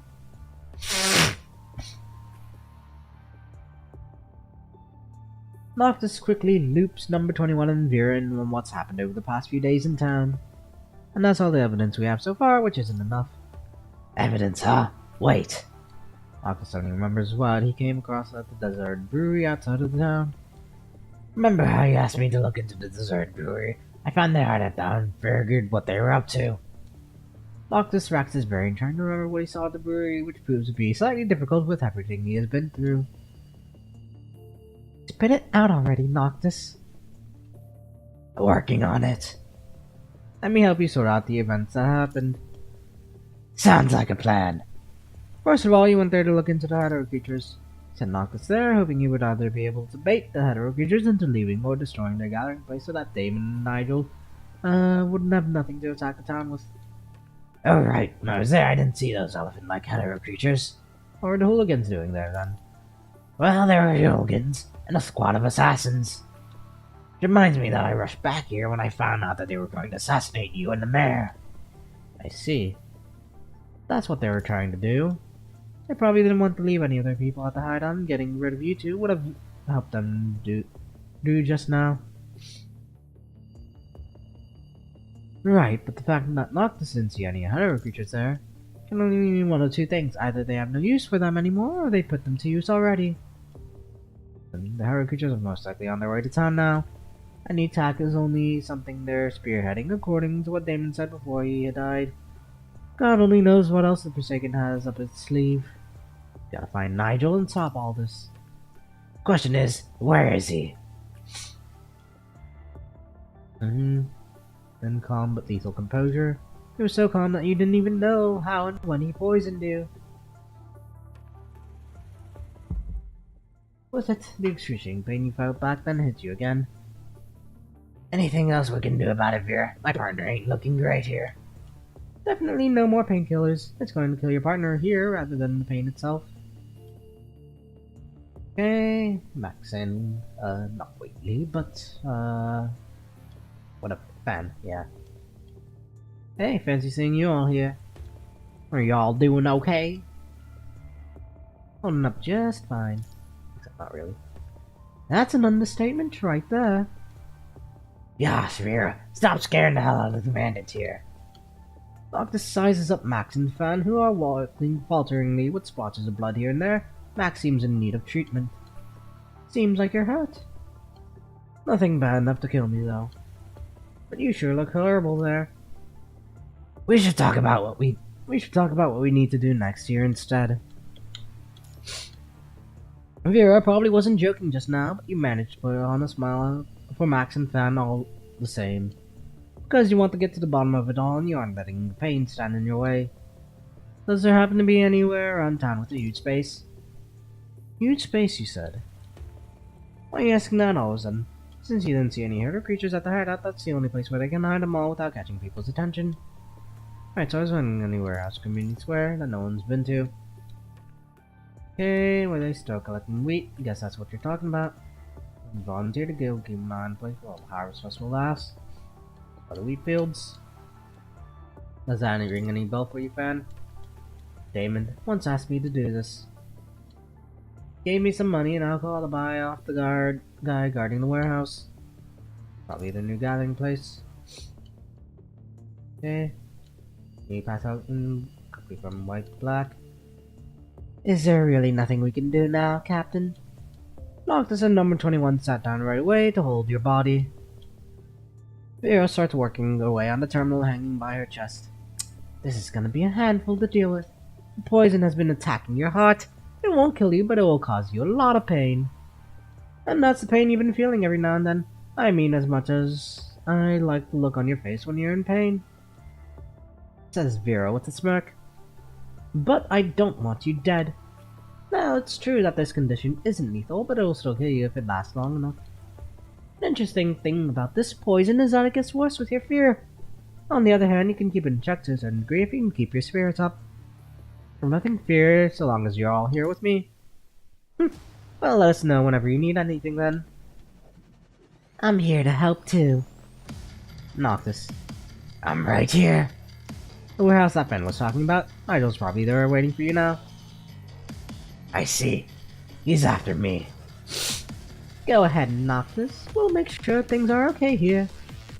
Show him who the boss is, Noctis. Go and finish it. This is one battle that only you can put an end to. Ouch. covered in cold sweat from pain, your hands come in contact with Nox's equally cold yet powerful hands. I'll be by your side through the connection. Roger that. I'm going to put an end to it all. I really should stop trying to voice act at this point. Man, my throat is really feeling it.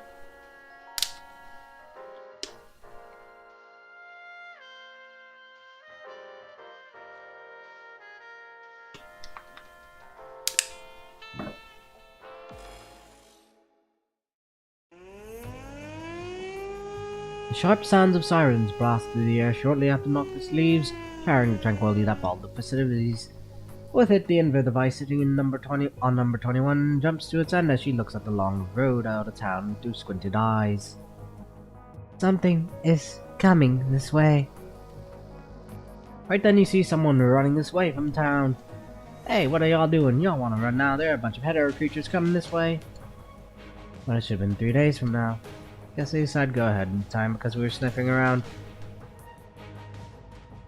They've fucking set places on fire, including wheat fields. Okay, Lord, it takes to make sure that people are safe. I'll need to leave with people from Babylonia now. You all came from different places to this town, and you've been working at living here and following our principles of equality and neutrality. You owe this town nothing, and you're under no obligation to fight this inevitable disaster for this town, so leave while you still can. Hearing what Max said, they all burst out laughing. Are you drunk from the celebration? You can totally save our town. We might be ruffians, gangsters, or criminals, but we ain't not the only place in this world that's taking us in. Fire creatures, he said. Just watch me drive them all out. Hello, robot. Max pats fan on the shoulder. Well, I see you've got all your minds made up. Huh? Guess this is gonna make for some good exercise after the festivities. Our bartender here will be in charge. Are we okay with all that? I mean, this is pretty much the only hope we have of winning this fight, being the ragtag we are. Of course, just leave it all to me. And those guys from Purifying Force. I'm 21, I need to go and politely fetch those guys here for me. They damn well need to be part of this if they want to win. Roger that. Veer turns around, holding you with a gentle grip. She whispers into your ear. Look, I did tell Noctis that this poison isn't lethal, but I know. You better know it for real. Yukuze! Yukuze, Mina!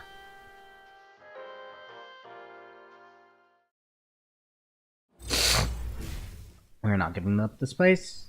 And a cow like Dylan has more houses than all of us, but ran faster than anyone. 全てを粉々に潰すのは最高だわ。私の邪魔をするなんて。私がいる場所が戦場よ。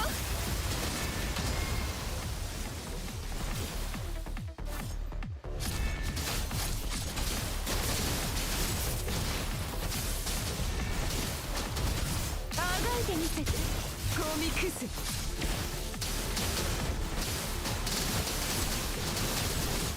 私の邪魔をするなんて、ずいぶんいい度胸してるわね。Okay. Elefante.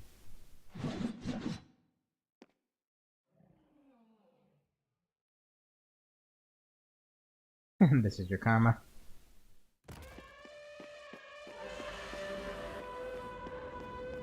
Let's save him first, we can talk later. 私がいる場所が戦場よ。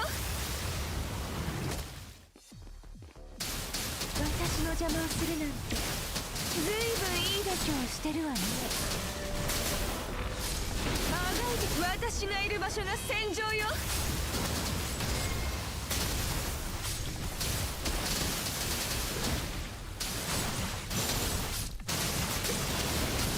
あがいて、私がいる場所が戦場よ。Next. Something's not right. 21, go check the casualties. Boom guy about the mammoth.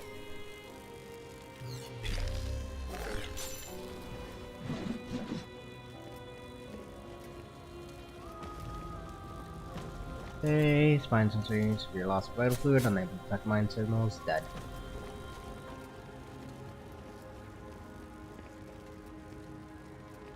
Okay, unable to fight.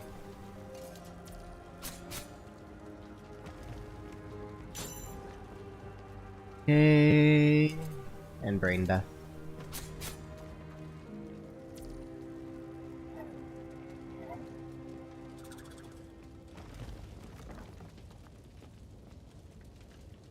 There, iliac artery, lower pelvic cavity.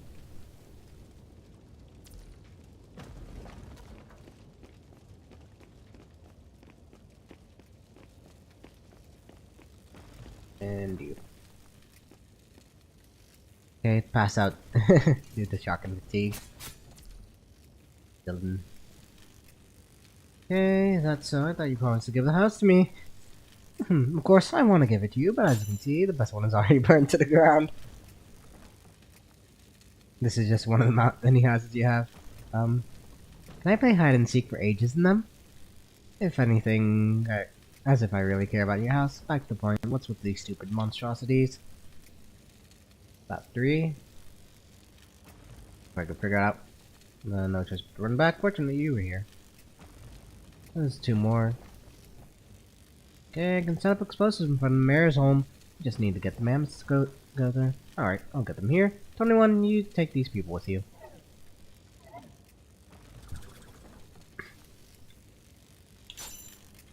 Okay, guess we're playing bait. Oh, it's a big guy and a little guy.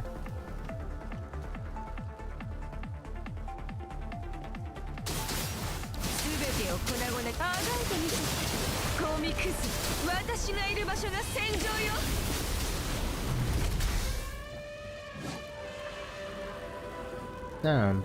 Looks like it's pissed.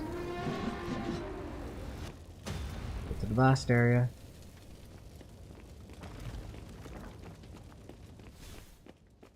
Okay. 悪くない腕前ね。でも早く隠れた方が身のためよ。あいつらが来るわ。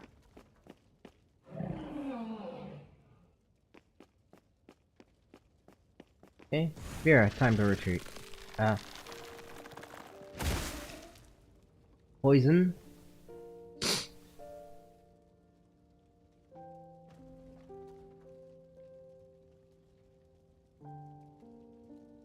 Vera. あら、指揮官は私が死んでしまったとでも思ったのかしら。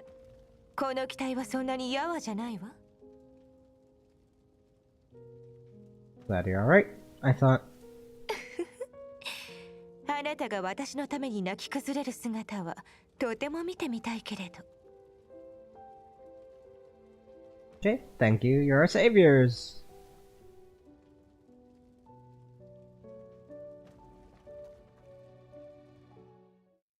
We did it! Read it.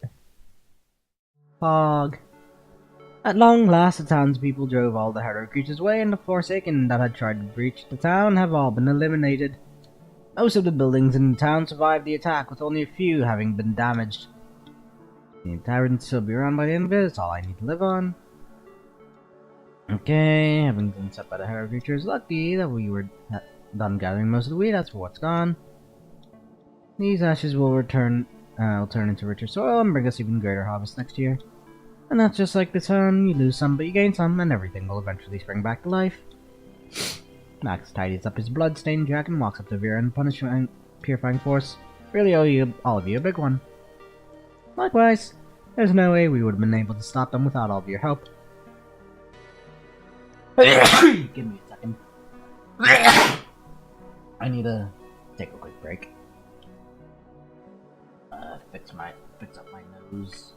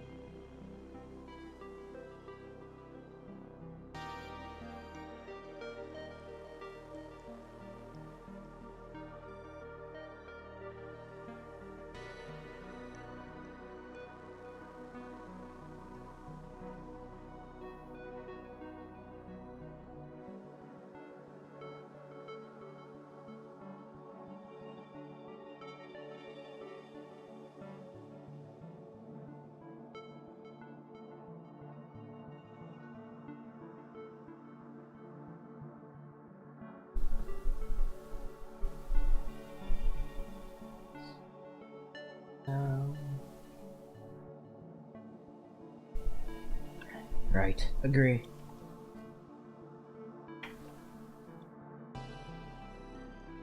With a knowing smile, Vera looked at Max.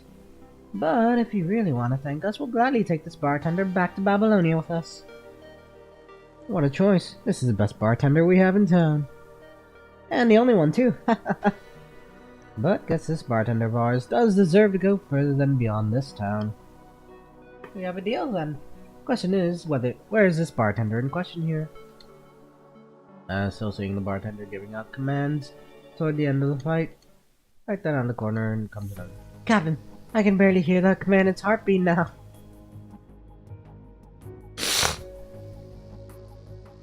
Out of my way, now! Vera makes her way through the crowd in a panic. She has no choice but to go ahead with an examination in the tavern for want of a proper medical environment. You've got to save this good soul, Missy.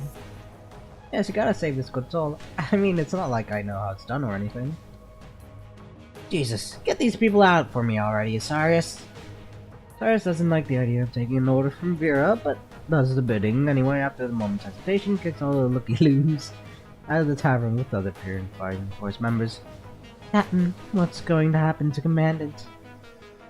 That Nigel is one hell of a man. This is worse than I thought. Raven Commandant, can you still hear me? Nods.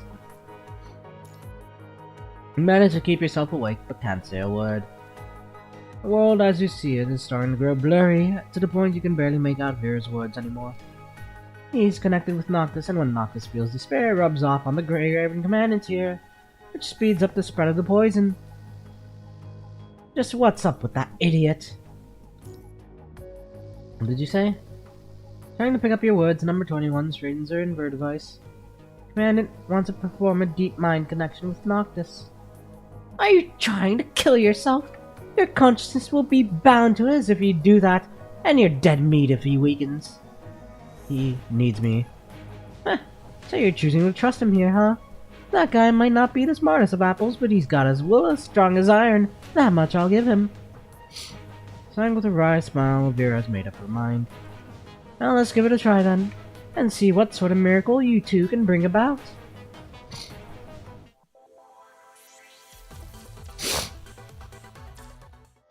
Okay, and the finale. Raging Fist. Noctis.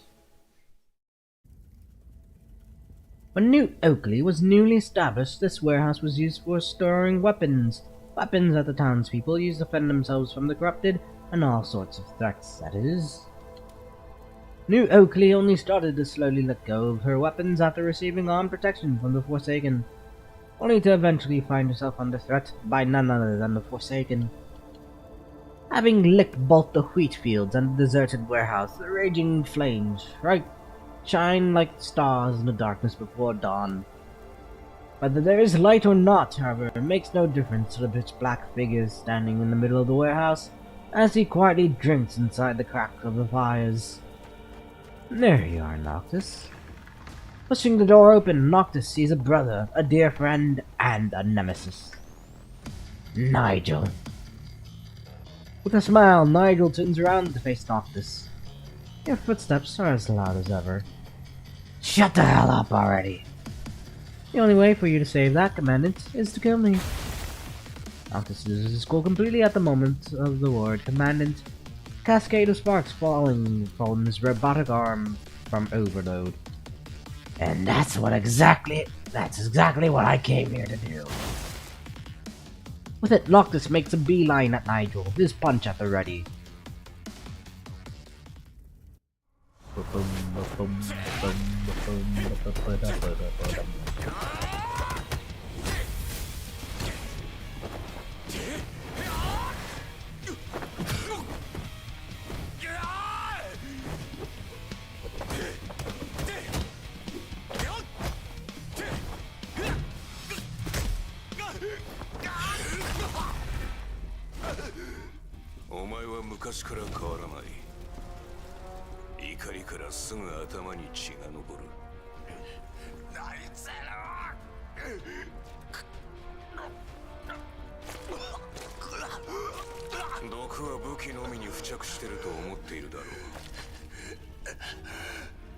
の話を疑いもしないな。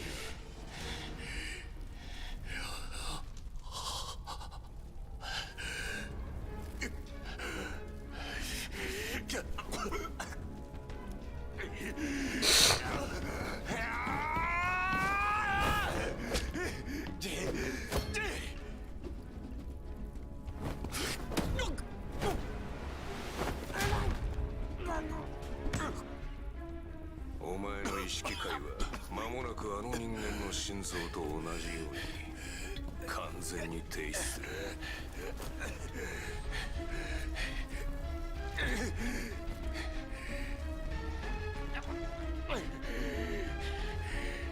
指揮官、俺にがっかりしたろうな。 Nah, I believe in you, bro. So pick that ass back up and beat his tuckus. お前、俺のために怒ってんのか。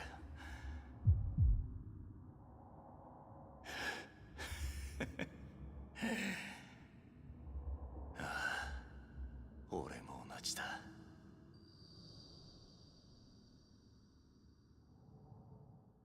こっからは全部俺に任せろ。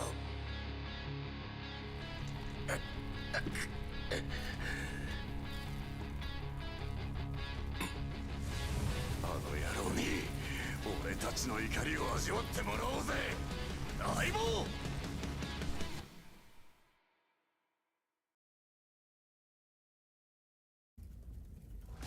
Illuminated by firelight, Noctis slowly gets back to his feet.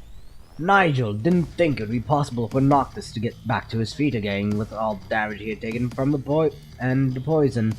At least not based on his experience as a former member of the Purifying Force. Noctis works on his breathing. Despite all the damage he has taken, Noctis has been trying his best to suppress the poison that's been affecting his mind. Something is different about Noctis now, and not something Nigel can just tell. I'm not dying here. My partner is waiting for me to go back. Slowly, Noctis starts walking toward Nigel.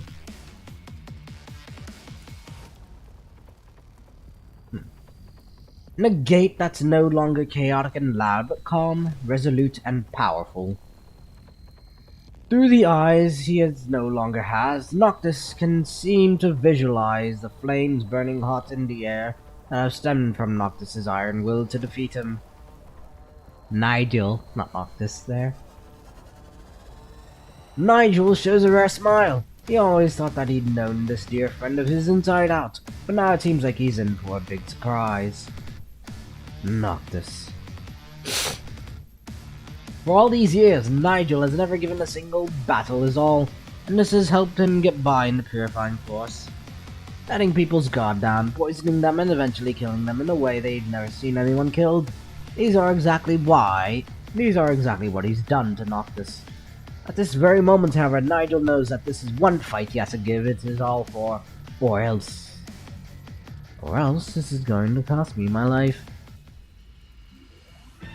Stopping in front of Nigel, Noctis raises both hands, his eyes reflecting the burning fires. I know exactly what I'm doing now, and what that means. Taking a deep breath, Noctis shows the same big smile as he always does.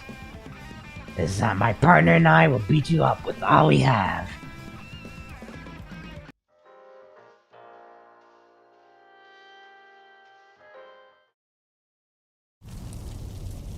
And here we go.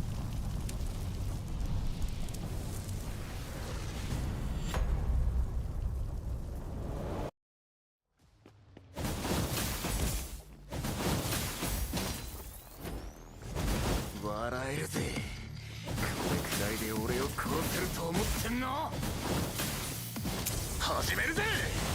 絶望への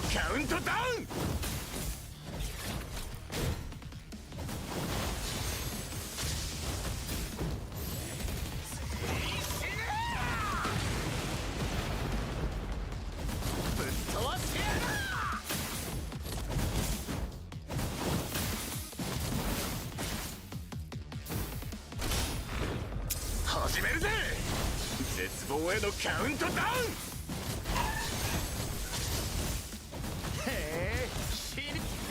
るぜこれか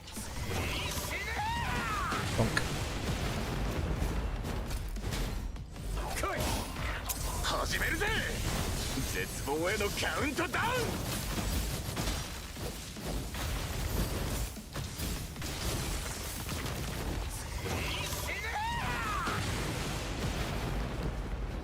He dodged that.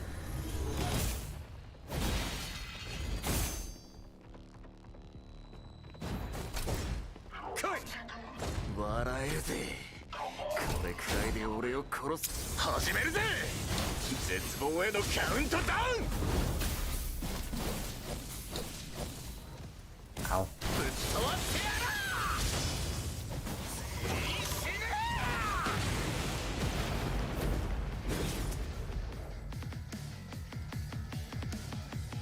Okay. 始めるぜ絶望へのカウントダウン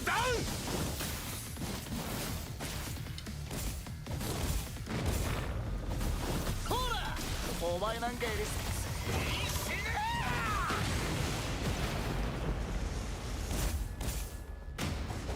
笑えるぜ Ow, ow, ow. これくらいで俺を殺せると思ってんの絶対ふざけんな来い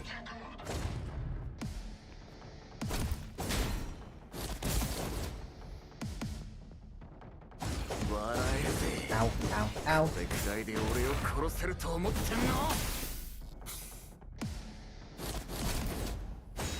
Bro is fast. 始めるぜ絶望へのカウントダウン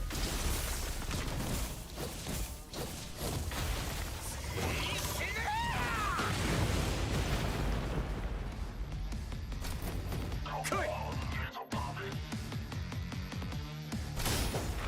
始めるぜ絶望へのカウントダウン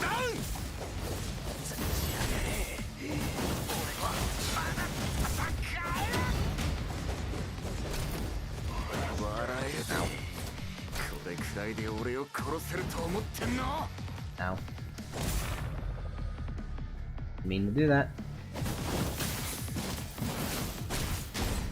始めるぜ絶望へのカウントダウン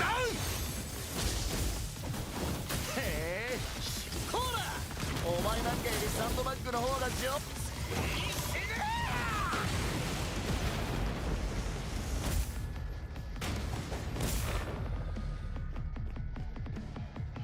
Okay, we're done. 来い始めるぜ絶望へのカウントダウン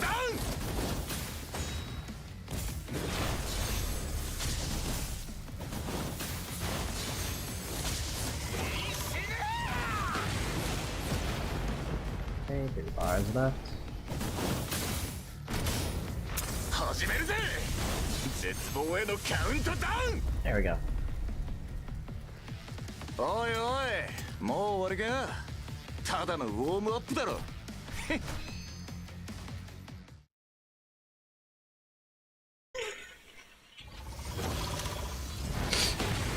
Nigel! Without holding back, Noctis lands a punch squarely on Nigel, sending flashes of lightning through his body. The punch sends Nigel flying. Having given that last punch is all, Noctis collapses into a kneel on the ground. Ugh.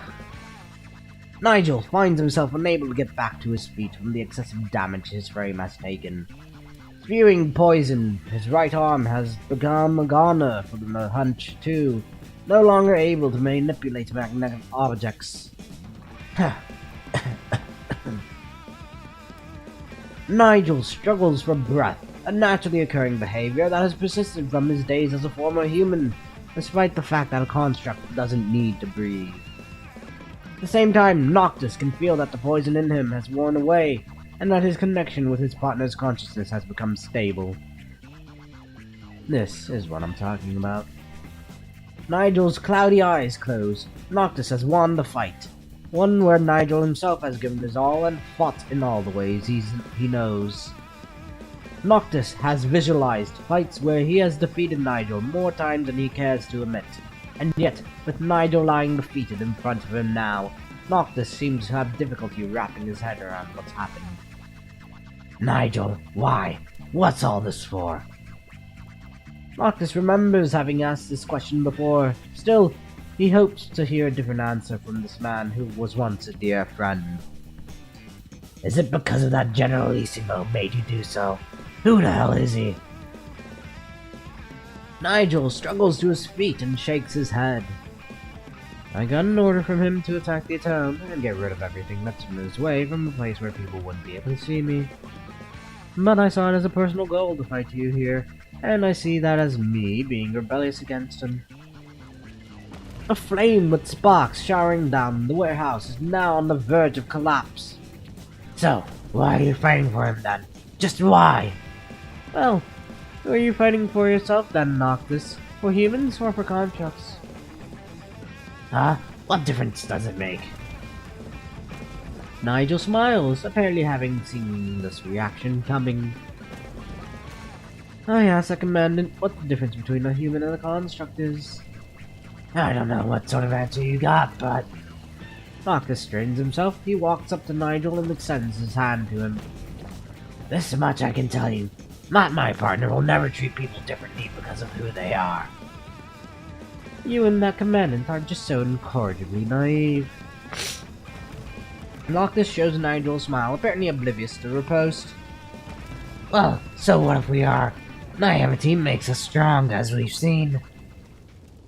Nigel slowly stands up, and without taking Noctis' hand, he takes a half step back. But it's too late now. It's all for his dream. Noctis is taken aback when Nigel suddenly kicks him. Ah! Noctis blocks the kick, but the sudden attack is sent him a few steps back nonetheless. Nigel! Right when Noctis is about to charge at Nigel, a burning beam falls and lands at it where the two were just when they were standing just moments ago. And with it, the entire warehouse caves in an avalanche style, setting off some of the older weapons in the warehouse, which causes an explosion so strong that it sends Noctis straight out the warehouse door. Before Noctis passes out, the last thing he sees is Nigel standing with his back facing him amidst the fires.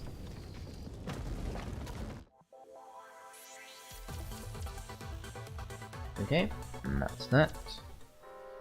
And time to finish it off. Eyeball, partner.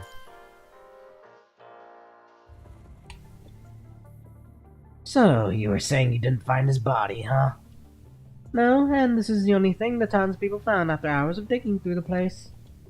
Mira pulls out a pair of sunglasses that snapped in half, one that knocked his nose belongs to Nigel. I knew the explosion wouldn't kill him. And there's this thing that I thought the two of you should know too. This purifying force member that you said Nigel has killed, we couldn't find his body either. So it's just gone? No way, his frame stopped working completely when I checked it. This reminds Noctis of the last mission you went on with the Purifying Force. Back then he checked and verified Ballard's death too before his body went missing. Could it be that this poison Nigel is using can do more than just kill people? I need to find him.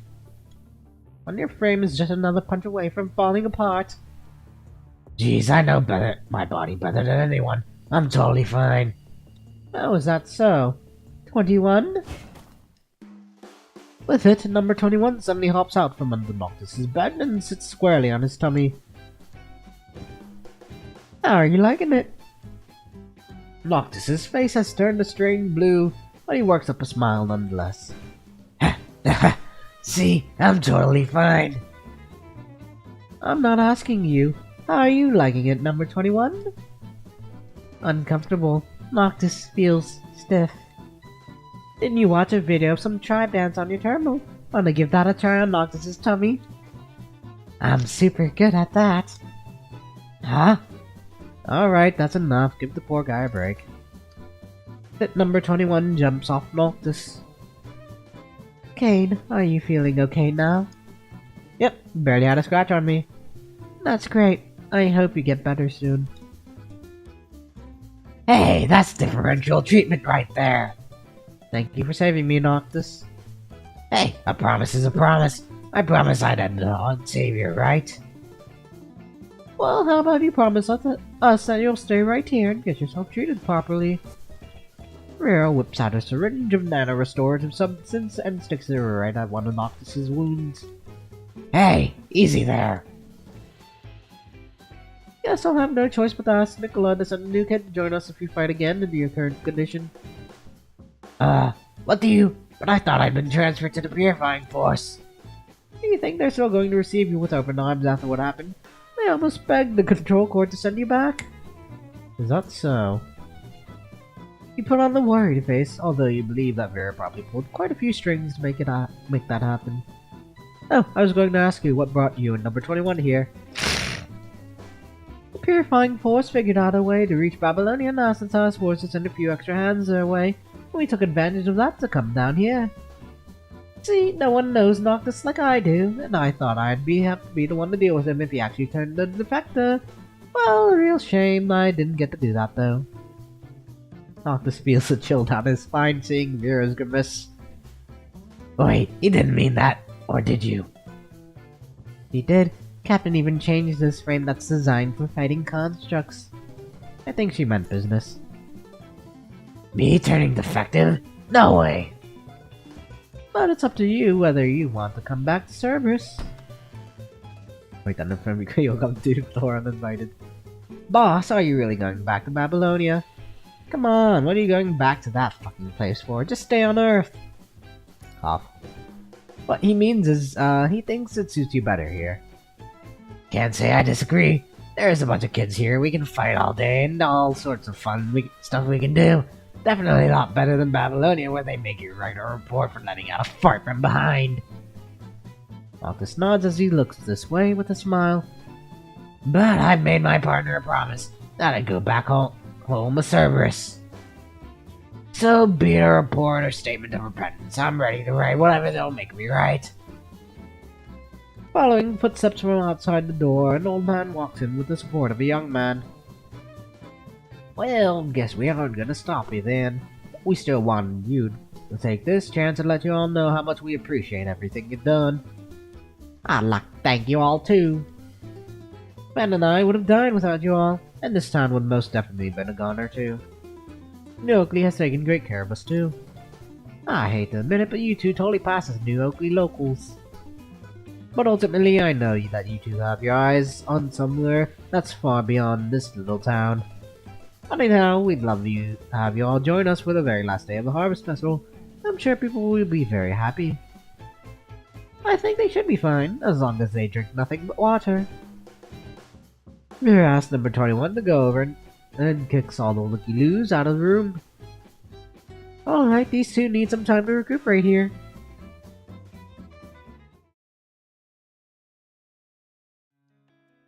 Everyone gone, Noctis struggles to straighten himself in the bed. Hey partner, you sleeping? I'm feeling pain and sore all over, but don't feel one bit sleepy. Haha, same. Don't think anyone would be able to stay calm having experienced what we did yesterday. Noctis breaks into a smile, which quickly turns into a sigh. I just had no idea what Nigel was thinking and what was going through his head when we were both fighting with all we got. He asked me a super weird question about you toward the end of our fight, though. What was it? How'd you go about telling the difference between a human and a construct? It's the same question that he asked in the tavern. Whether someone is a human or a construct, we'll be there to stand guard over them. As these words roll off your tongue, you visualize all those times when constructs and humans worked alongside each other for the common causes, as well as times when they swore to fight each other to the death. That's something we're able to do, and something we must do. And if there's anything that sets humans and constructs apart, it's just a stance we each take.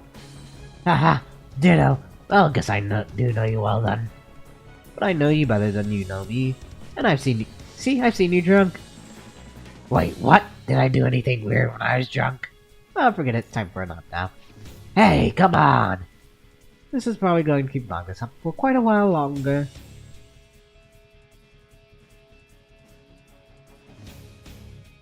Are we really going back now? We got more important missions to deal with ourselves, so we'll just leave the Cerberus issues to themselves. We wasted too much time because of everything that happened, and everything we've done will have been for nothing if we can't find the experiment subject in time. Is she really that important? I wonder what Corona sees in her. Darcy nods as he shoots a something look back. Question marks behind what we're asked to do. Also, let me make one thing clear. Our after is a dangerous experiment subject and not just some girl. Putting our guard down isn't all like making ourselves easy targets to her. Sorry's terminal pings with new notification. After taking a look, he turns around and gives a nod. We have a new witness report. Target's range of location is narrowed down to the vicinity conservation area 109. Okay, let's get going. And that's that.